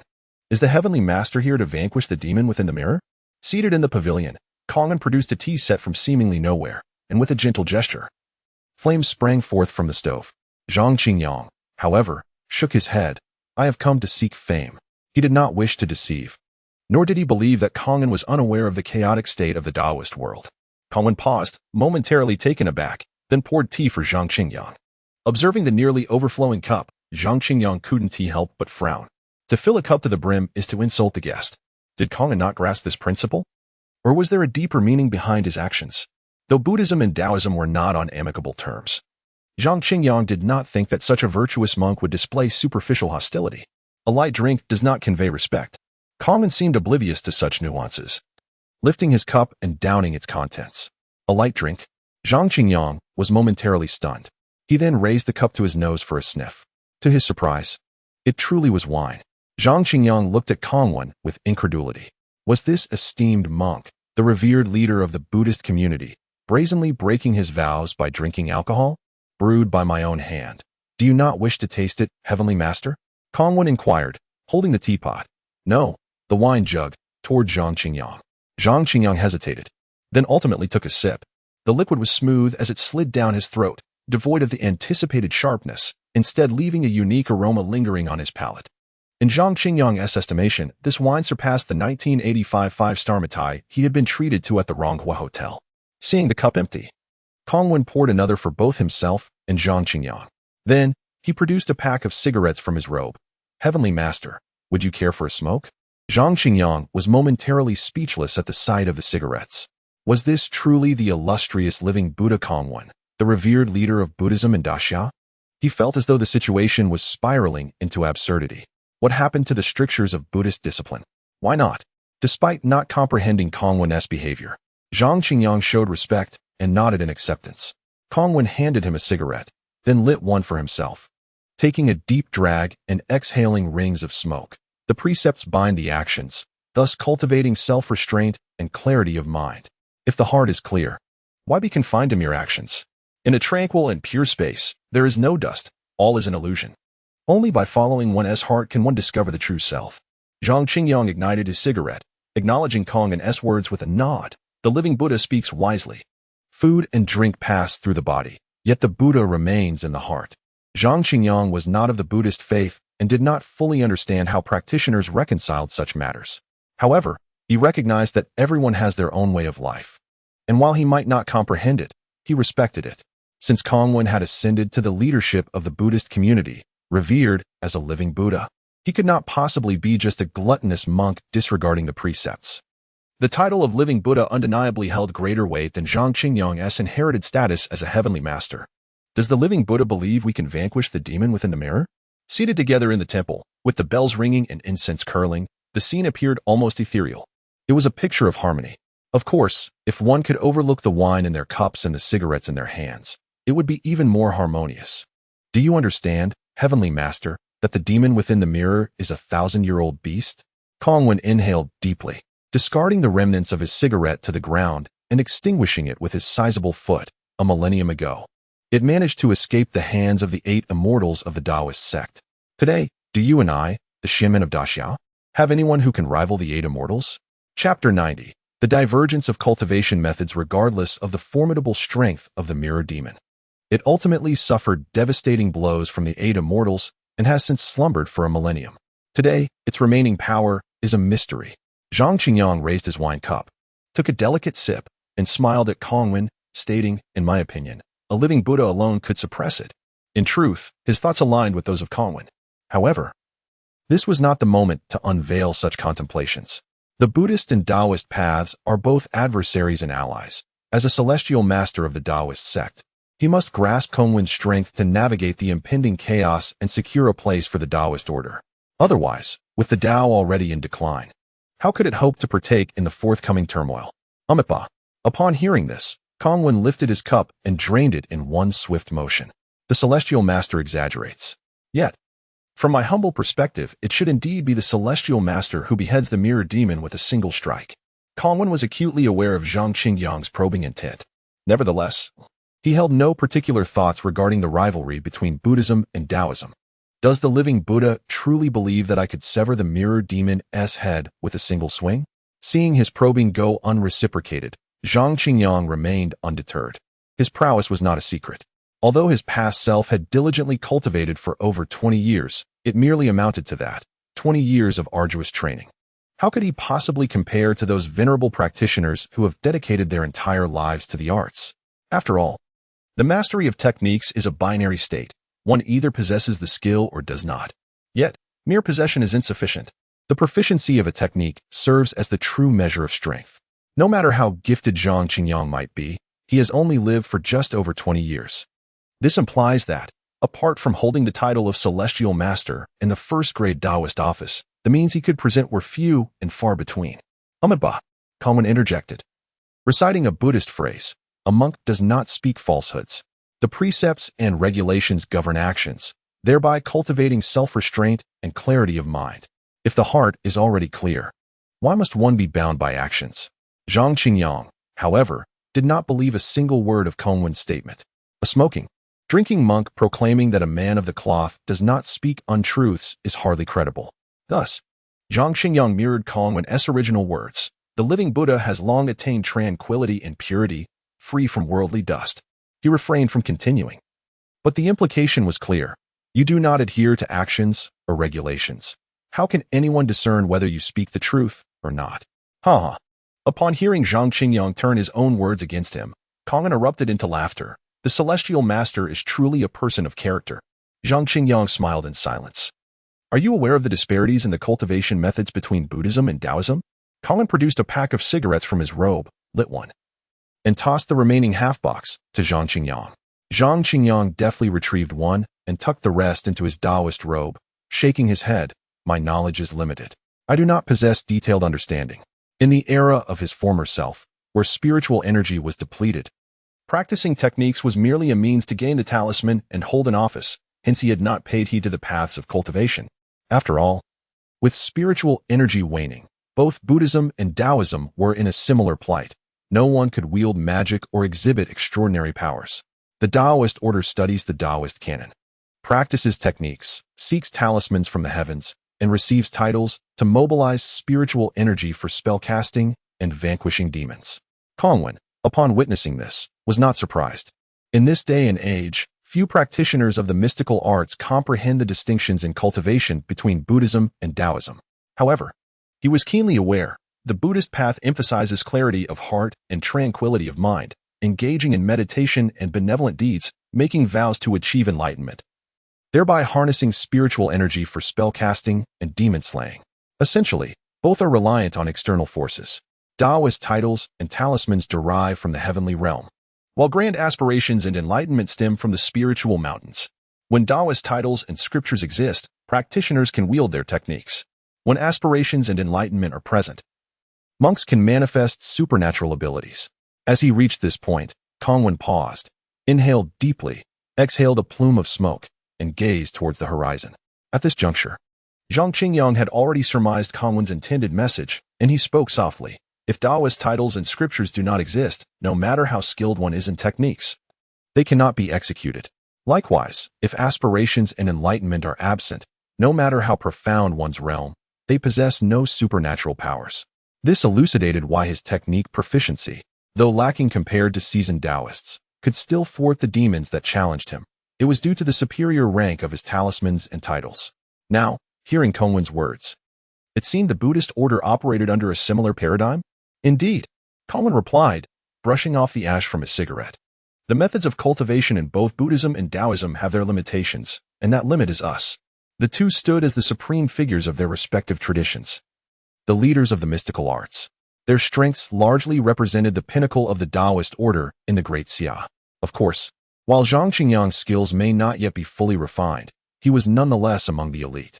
Future enhancement of his abilities could only await a resurgence of spiritual energy within the cosmos or the return of celestial beings, enabling the invocation of divine laws. Alternatively, he might attain a state of perfection, allowing his mortal form to ascend to the celestial realm. However, the limits of demons and malevolent entities, as well as those of unorthodox paths, extend beyond these parameters. Noticing Zhang Qingyang and Appo's silence, Kongwen continued. Why do the limits of demons, malevolent spirits, and unorthodox paths exceed those of our two teachings? Because we rely on external forces. Whatever the universe grants, we possess. Kongwen extinguished his cigarette, and continued. Conversely, demons and malevolent spirits draw from the universe and cultivate their inner selves. The vastness of the cosmos equates to the boundlessness of the self. Thus, their potential is immense. Zhang Qingyang fell into contemplation. He understood that Kongwen had yet to express a crucial point. The strength cultivated by demons and malevolent entities, as well as unorthodox paths, belongs intrinsically to them and cannot be stripped by external forces. In contrast, the powers cultivated by the Buddhist and Taoist teachings are contingent upon the heavenly realm and the spiritual mountains. This implies that the heavenly realm and spiritual mountains possess the authority to sever the powers they bestow. Indeed, as previously stated, if Taoist titles and scriptures are absent, no matter how adept one is in techniques, they cannot be executed. Similarly, if aspirations and enlightenment do not exist, no matter how profound one's realm is, they remain bereft of supernatural abilities. Naturally, each path holds its advantages and disadvantages. The cultivation of the Buddhist and Taoist teachings is relatively straightforward. The Taoist order need only study the Taoist canon and practice techniques to receive talismans and titles for spellcasting. The Buddhist path merely requires meditation and inner clarity to fulfill vows and manifest supernatural abilities. However, demons and malevolent spirits, alongside unorthodox paths, must absorb the essence of the sun and moon, cultivate spiritual energy, and steadily advance their realms step by step, within the same span of time. At the same level of cultivation, the progress of practitioners from Buddhism and Taoism may far exceed that of demons and malevolent spirits by tenfold or more. This is precisely why Buddhism and Taoism dominate the Great Xia's mystical arts. In just over 20 years, Zhang Qingyang has attained the title of Celestial Master and holds a first-grade Taoist office. Yet, had he pursued the path of demons and malevolent spirits, his current strength would likely equate to that of a Taoist in the Great Xia holding a fifth-grade office. The disparity is indeed vast. Thus, do you still believe that, as individuals of our caliber, we can suppress and slay a millennia-old great demon? Kongwen finished his drink, reached into his pocket for a cigarette, only to find none. Unfazed, he stood up, gathered the tea tray, and walked towards the temple's exit. Celestial Master, until we meet again. Chapter 91. The Cultivation Method of Demons. Until we meet again. Zhang Qingyang retrieved a cigarette from his Taoist robe, igniting it alone as he watched the distant figure of Kongwen fade away. With Kongwen's departure, the cacophony of voices around him resumed. It turned out that the earlier scene was no mere illusion. Kongwen had utilized his divine powers to conceal both himself and everyone within the Shiyuan temple. Master, Zhang Qingyang settled into a pavilion, finishing his cigarette before rising to leave. Inside the temple, Bai Shuyu was frantically searching for Zhang Qingyang. Moments before, she had merely been enjoying her vegetarian noodles, only to raise her head and find him suddenly vanished. This left her in a state of panic. The director had instructed her to keep Zhang Qingyang company, ensuring they spent 3 days exploring Suzhou together. Now that he had inexplicably disappeared, how would she report back to the director? While Bai Shuyu was in a flustered search, she suddenly spotted a familiar figure and hurried over. "Master, where have you gone?" Standing before Zhang Qingyang, Bai Shuyu pouted, her small feet stamping in frustration, clearly dissatisfied. Why had he left without a word?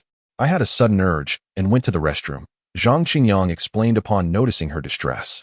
"I didn't end Appos. Do you want to interrupt you while you were enjoying your meal?" "All right then." Hearing his explanation, Bai Shuyu and Appos' anger subsided somewhat. It was indeed inappropriate to discuss such matters at mealtime. However, why had Zhang Qingyang approached from this direction when the restroom was over there? "Let us proceed to your next planned destination," Zhang Qingyang suggested, noticing her furrowed brow, swiftly shifting the topic. Upon hearing his words, Bai Shuyu relaxed her expression, pulling out the itinerary and pointing to it with her finger. Next stop, the humble administrator's garden. After accompanying Bai Shuyu for an afternoon of exploration, they returned to the hotel after nightfall, having visited Tiger Hill. Unlike the previous night when Fang Zhenghua and the others returned late, they found the group gathered in the garden this evening. "Master." Upon their arrival, Fang Zhenghua rose to greet Zhang Qingyang, offering a slight bow. "What's the matter? Not busy today?" Zhang Qingyang returned the gesture and sat on a stone bench in the garden. "The Mirror Immortal Hall must be aware of the Spirit Regulation Bureau's widespread issuance of the Heavenly Sect Order," Fang Zhenghua replied. "They have been dormant in recent days, hiding away. Once they retreat, it becomes challenging to investigate further." Zhang Qingyang nodded. The Mirror Immortal Hall had persisted for a millennium, surviving countless purges. Their skills in concealment were undoubtedly masterful. In the near future, it would be nearly impossible for the Spirit Regulation Bureau to track them down again. Of course, with the widespread issuance of the Heavenly Sect Order calling upon practitioners to exterminate demons, the Spirit Regulation Bureau might have gathered additional intelligence on the Mirror Immortal Hall. Having concluded this discussion, Zhang Qingyang stretched and returned to his room. As the door swung open, Miao Wu immediately leapt toward him. "Where is Chen Xian?" Zhang Qingyang wondered aloud, glancing into the room, only to find the television had been switched on, with Chen Xian sprawled on the sofa, engrossed in a show. Zhang Qingyang was taken aback.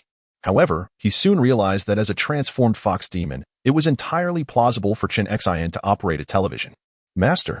Chen Xian was so absorbed in the television that she didn't notice Zhang Qingyang until he sat beside her, rubbing her red eyes and wiping away her tears. She broke into a smile, exclaiming, "You're back. Give me a hug." She then leapt into his embrace. At that moment, Zhang Qingyang noticed that the television was airing a melodramatic romance. "You should watch less of these soap operas." He took the remote and switched the channel to a children's program. Chen Xian looked up, her expression one of discontent, transforming into her human form. She puffed out her chest defiantly. "Do you think I still need to watch cartoons? I need to ask you something important." Zhang Qingyang redirected his gaze from her chest and paused the television. Hearing this, Chen Xian settled beside him, massaging his legs. "What is the cultivation method of your kind?" Zhang Qingyang inquired. His conversation with Kong earlier had sparked considerable inspiration within him. Having reached the limits of the Great Xia's heavenly sect, he understood that any further advancement would require exploring alternative paths. With the profound transformations in the world and the resurgence of spiritual energy, demons and monsters were emerging in droves. Previously, he had managed to contend with the demons he encountered, but with the Mirror Immortal Hall, as Kongwen had asserted, was there anyone in the heavenly sect who could rival the 8 immortals of the Taoist tradition? Moreover, Zhang Qingyang believed that as the resurgence of spiritual energy intensified, the demons he would encounter in the future would only grow more formidable. While it was true that the power of the Taoist sect would also increase with the revival of spiritual energy, Zhang Qingyang felt that it might not suffice. To attain greater merits, ascend during the day, and join the ranks of the immortals, he could not solely rely on the natural growth of his abilities. Our cultivation method? Chen Xian lifted her head, looking at Zhang Qingyang with curiosity, a contemplative expression crossing her face. After a lengthy pause, she finally relaxed her brow and shook her head, saying, "Initially, we rely on instinct to absorb the essence of the sun and moon. Once we end Appos, absorbed enough, we gradually develop intelligence. After gaining intelligence, our elders within the clan teach us how to absorb spiritual energy and circulate it through our bodies. In truth, we don't necessarily need guidance from our elders. The moment we gain intelligence, the methods to absorb spiritual energy and circulate it appear in our minds. However, having our elders guide us allows us to become familiar with these methods more swiftly. Upon hearing Chen Xian's words, Zhang Qingyang's expression momentarily faltered. Did animals naturally acquire cultivation techniques upon developing intelligence? He then turned his gaze to Miao Wu, who was playfully circling his feet. Unlike Chen Xian, who had a lineage of heritage, Miao Wu was a purely wild entity. Though Miao Wu had regained some intelligence during their time together, it still possessed the mentality of a child and did not comprehend why Zhang Qingyang was suddenly looking at it. Never mind. Observing Miao Wu and Appo's innocent and simple gaze, Zhang Qingyang shook his head and continued to ponder. If Chen Xian's claims were accurate, was this phenomenon unique to foxes, or did it apply to all animals? Or perhaps it was exclusive to the particular clan to which Chen Xian belonged. Those familiar with statistics know that a sample size that is too small is insufficient for reference. It seemed that he would need to capture a few more demons to uncover the underlying reasons. For now, he could have Chen Xian illustrate the methods of absorbing spiritual energy and circulating it, allowing him to study them and hopefully find some inspiration. Chapter 92. The Demon-Slaying Conference in Jiangdu. A luxurious co-star vehicle came to a halt at the entrance of the Jiangdu International Conference Center. The door swung open, and Zhang Qingyang, clad in a purple robe, with the Tianshi sword and the Millennium Thunderstruck Juju wood sword slung across his back and a cat cradled in his arms, stepped down from the vehicle. Following him were members from the Demon-Slaying Division of the Spiritual Regulation Bureau, including Fang Zhenghua and Bai Shuyao. While Chen Xian rested in Bai Shuao and Appo's embrace, the Great Xia Shemen Exchange Conference? As soon as he alighted, Zhang Qingyang and Appo's gaze fell upon a banner outside the conference center. Meanwhile, armed police were on duty at the entrance, and traffic control measures surrounded the area. However, it was surprisingly calm at the entrance, with no one entering or exiting. The conference has commenced. Please present your credentials. Upon their arrival, armed police approached to inquire. Fang Zhenghua skillfully produced his credentials for inspection. They had not intended to be late. Who could have predicted that the usually smooth highway was unexpectedly congested today? All right, you may enter. The police, having verified their documents, waved them through, and Zhang Qingyang and his group proceeded into the conference center. Inside the conference center, in the largest meeting room, the host's voice resonated. Now, let us welcome the director of the Spiritual Regulation Bureau, the master of Baiyun Temple, Yuchuan Zizi. As the host announced, a Taoist clad in a purple robe, exuding an air of authority with a touch of silver at his temples, and adorned with a Taoist crown, took the stage. The audience erupted in thunderous applause. Now, let us welcome the living Buddha Kongwen from Huacheng Temple on Jihua Mountain. As Yuchuan Zizi took his seat, the host's voice sounded again. Kongwen, draped in a brocade robe and holding an 8-treasure staff, ascended the stage and raised a hand in greeting. Amit Ba. After reciting the mantra, Kongwen did not take his seat but instead gazed at Yuchuan Zizi's position, wearing a cryptic smile. Sensing the scrutiny, Yuchuan Zizi returned a slight smile and nodded. Observing this, Kongwen said nothing further and took his place. Now, we invite Yuchuan Zizi to address the Demon-Slaying Conference. With Kongwen seated, the host's voice rang out. Yuchuan Zizi stood up, organizing his speaking notes. Wait. At that moment, a voice unexpectedly interrupted. The crowd, curious, turned their gazes to the source. It was an elderly man in a blue robe. Rising from the front row, Director Qingjun, do you have a question? Yuchuan Zizi furrowed his brow upon recognizing the individual. The assembly began to murmur. It was evident that they all knew him. The Taoist leader and one of the foremost figures of the Xiamen, the Tianshi from Longhu Mountain, had yet to arrive. Qin Yunzi looked up at Yuchuan Zizi and then turned to face the audience, his voice steady and commanding. How can the conference commence at this time? Upon hearing Qin Yunzi's words, the murmurs of the audience grew louder. Yuchuan Zizi's frown deepened, a hint of anger surfacing. He had anticipated this troublesome old man would stir up conflict. Initially, he had not intended to include him in the Spiritual Regulation Bureau, but due to his qualifications, he had no choice but to appoint him as the director of the Demon-Slaying Division. Time is of the essence. The conference should commence. Yuchuan Zizi refrained from speaking further. As another elder in a Taoist robe rose, are we to wait for a mere boy like Zhang Qingyang while so many of us are present? A mere boy. Hearing this, Qin Yunzi glared at the speaker, his irritation palpable. Xiantong, do you realize who you are referring to? The esteemed leader of the Taoist community, a figure of great stature, is not to be dismissed as just a boy. Such disrespect, in my view, warrants the revocation of his Taoist credentials and the withdrawal of his scriptures. As soon as Qin Yunzi's words fell, another elder rose in agreement. I concur. Xintongzi, enraged, retorted, revoking my credentials, confiscating my scriptures, dismissing my position. Do you think you two are qualified? Qualified?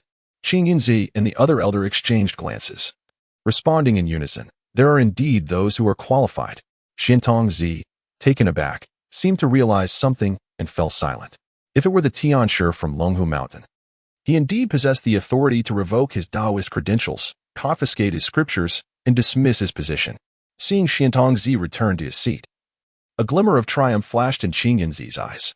He was unperturbed by the potential accusations against Zhang Qingyang. What he feared was a lack of dissent. After all, since the depletion of spiritual energy, the Tianshi mansion in Longhu Mountain had fallen into decline. This had caused many to forget that the Tianshi still held the power to revoke Taoist credentials, confiscate scriptures below the 3 caverns and 5 thunders, and dismiss positions beneath the 2nd rank. His maneuver was to quell any opposition before Zhang Qingyang's arrival. Should anyone else dare to voice dissent, they would first need to consider whether they wished to retain their credentials, scriptures, and positions. Director Qin Yun. At this moment, Yuchuan finally spoke. While I find your words somewhat inappropriate, I believe there is merit in your argument. We cannot delay our demon-slaying conference simply because Zhang Qingyang has yet to arrive. Xintongzi, an ally of Yuchuan, would not remain indifferent to this. Furthermore, he was well aware of Qin Denzi and Apos' intentions. Indeed, while we respect the Tianshi of Longhu Mountain, this conference is convened for the purpose of demon-slaying. We cannot simply postpone our assembly due to his absence. The audience, upon hearing Yuchuan words, resonated in agreement, a chorus of elder Taoists voicing their support. Meanwhile, the monks present remained detached, observing quietly, as this was an internal dispute of the Taoist sect, and they were reluctant to intervene. As for whether the demon-slaying conference would proceed and when it would begin, that was contingent upon the resolution of their quarrel. Thus, the demon-slaying conference would continue. Observing the commotion, a smile crept onto Yuchuan and Apos' face. He had not arranged for anyone to notify Zhang Qingyang. How could he possibly arrive? Of course, while everyone understood this, it was not something to be openly acknowledged. He waved his hand, and a gentle breeze swept through the venue, restoring silence. As for the Tianshi of Longhu Mountain, we shall discuss his arrival when he arrives. Discuss differently? What could Yuchuan possibly mean by that? Just as Yuchuan words concluded, a clear voice rang out in response. Moments later, at the entrance of the meeting room, Zhang Qingyang, adorned in a purple robe, with dual swords at his back and a cat cradled in his arms, stepped into the conference room. Let us welcome the Tianshi from the Tianshi mansion of Longhu Mountain. Zhang Qingyang. Upon Zhang Qingyang's appearance, Qin Yunzi in the front row immediately reacted, raising his voice in exclamation. Following suit, numerous Taoists in the assembly sprang to their feet. Chapter 93. The headquarters of the Mirror Immortal Hall. As Qin Yunzi's words fell, the venue was momentarily enveloped in silence. Shortly thereafter, applause erupted like thunder. Even the Buddhist monks joined in the clapping. Zhang Qingyang cast a brief glance over the audience.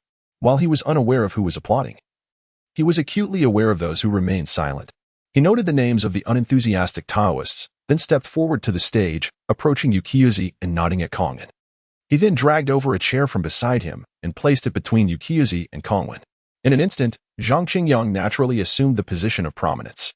Witnessing this scene, the monks below felt a tinge of discontent. After all, the status of a living Buddha in the Buddhist realm was equivalent to that of a heavenly master in the Taoist tradition. Zhang Qingyang's effortless ascendancy to the main seat cast their own standing into question. Nevertheless, Kongwen remained silent, his benevolent demeanor unwavering, as he gazed at Yukiuzi with a serene smile. Although Kongwen uttered no words, his attitude seemed to convey a message. The discontent among the monks gradually dissipated as their attention shifted to Yukiuzi. Standing on the stage, Yukiuzi furrowed his brow, although the audience and Apos' gaze was fixed upon him. His expression remained impassive, while his heart surged with tumult. Why was he inexplicably shouldering the blame for Zhang Qingyang and Apos' assumption of the main position? Yet, before the eyes of the entire Taoist community, he could not voice his grievances and merely shifted his chair slightly to the right. Noticing this, Zhang Qingyang smiled and adjusted his chair to align with Kong 1 and Appo's seat. Thus, the two main positions were restored. Apologies for keeping everyone waiting, Zhang Qingyang said as he settled Miao onto his seat, tidied his robe, and performed a respectful bow to the audience. I hastily rushed here upon receiving news of the demon-slaying conference, only to find myself delayed. Director Yukiizi, the journey from Longhu Mountain to Jiangdong is indeed long. I kindly request you notify us earlier next time. Otherwise, it burdens me that my fellow Taoists must wait for me alone. Upon finishing, Zhang Qingyang took his seat while casting a knowing smile at the adjacent Yukiizi. All right, Director Yukiizi, please continue. Where were we? Yukiizi's eyes narrowed at Zhang Qingyang's words. He could easily detect the underlying sarcasm, yet he could not retaliate in front of the entire Taoist community.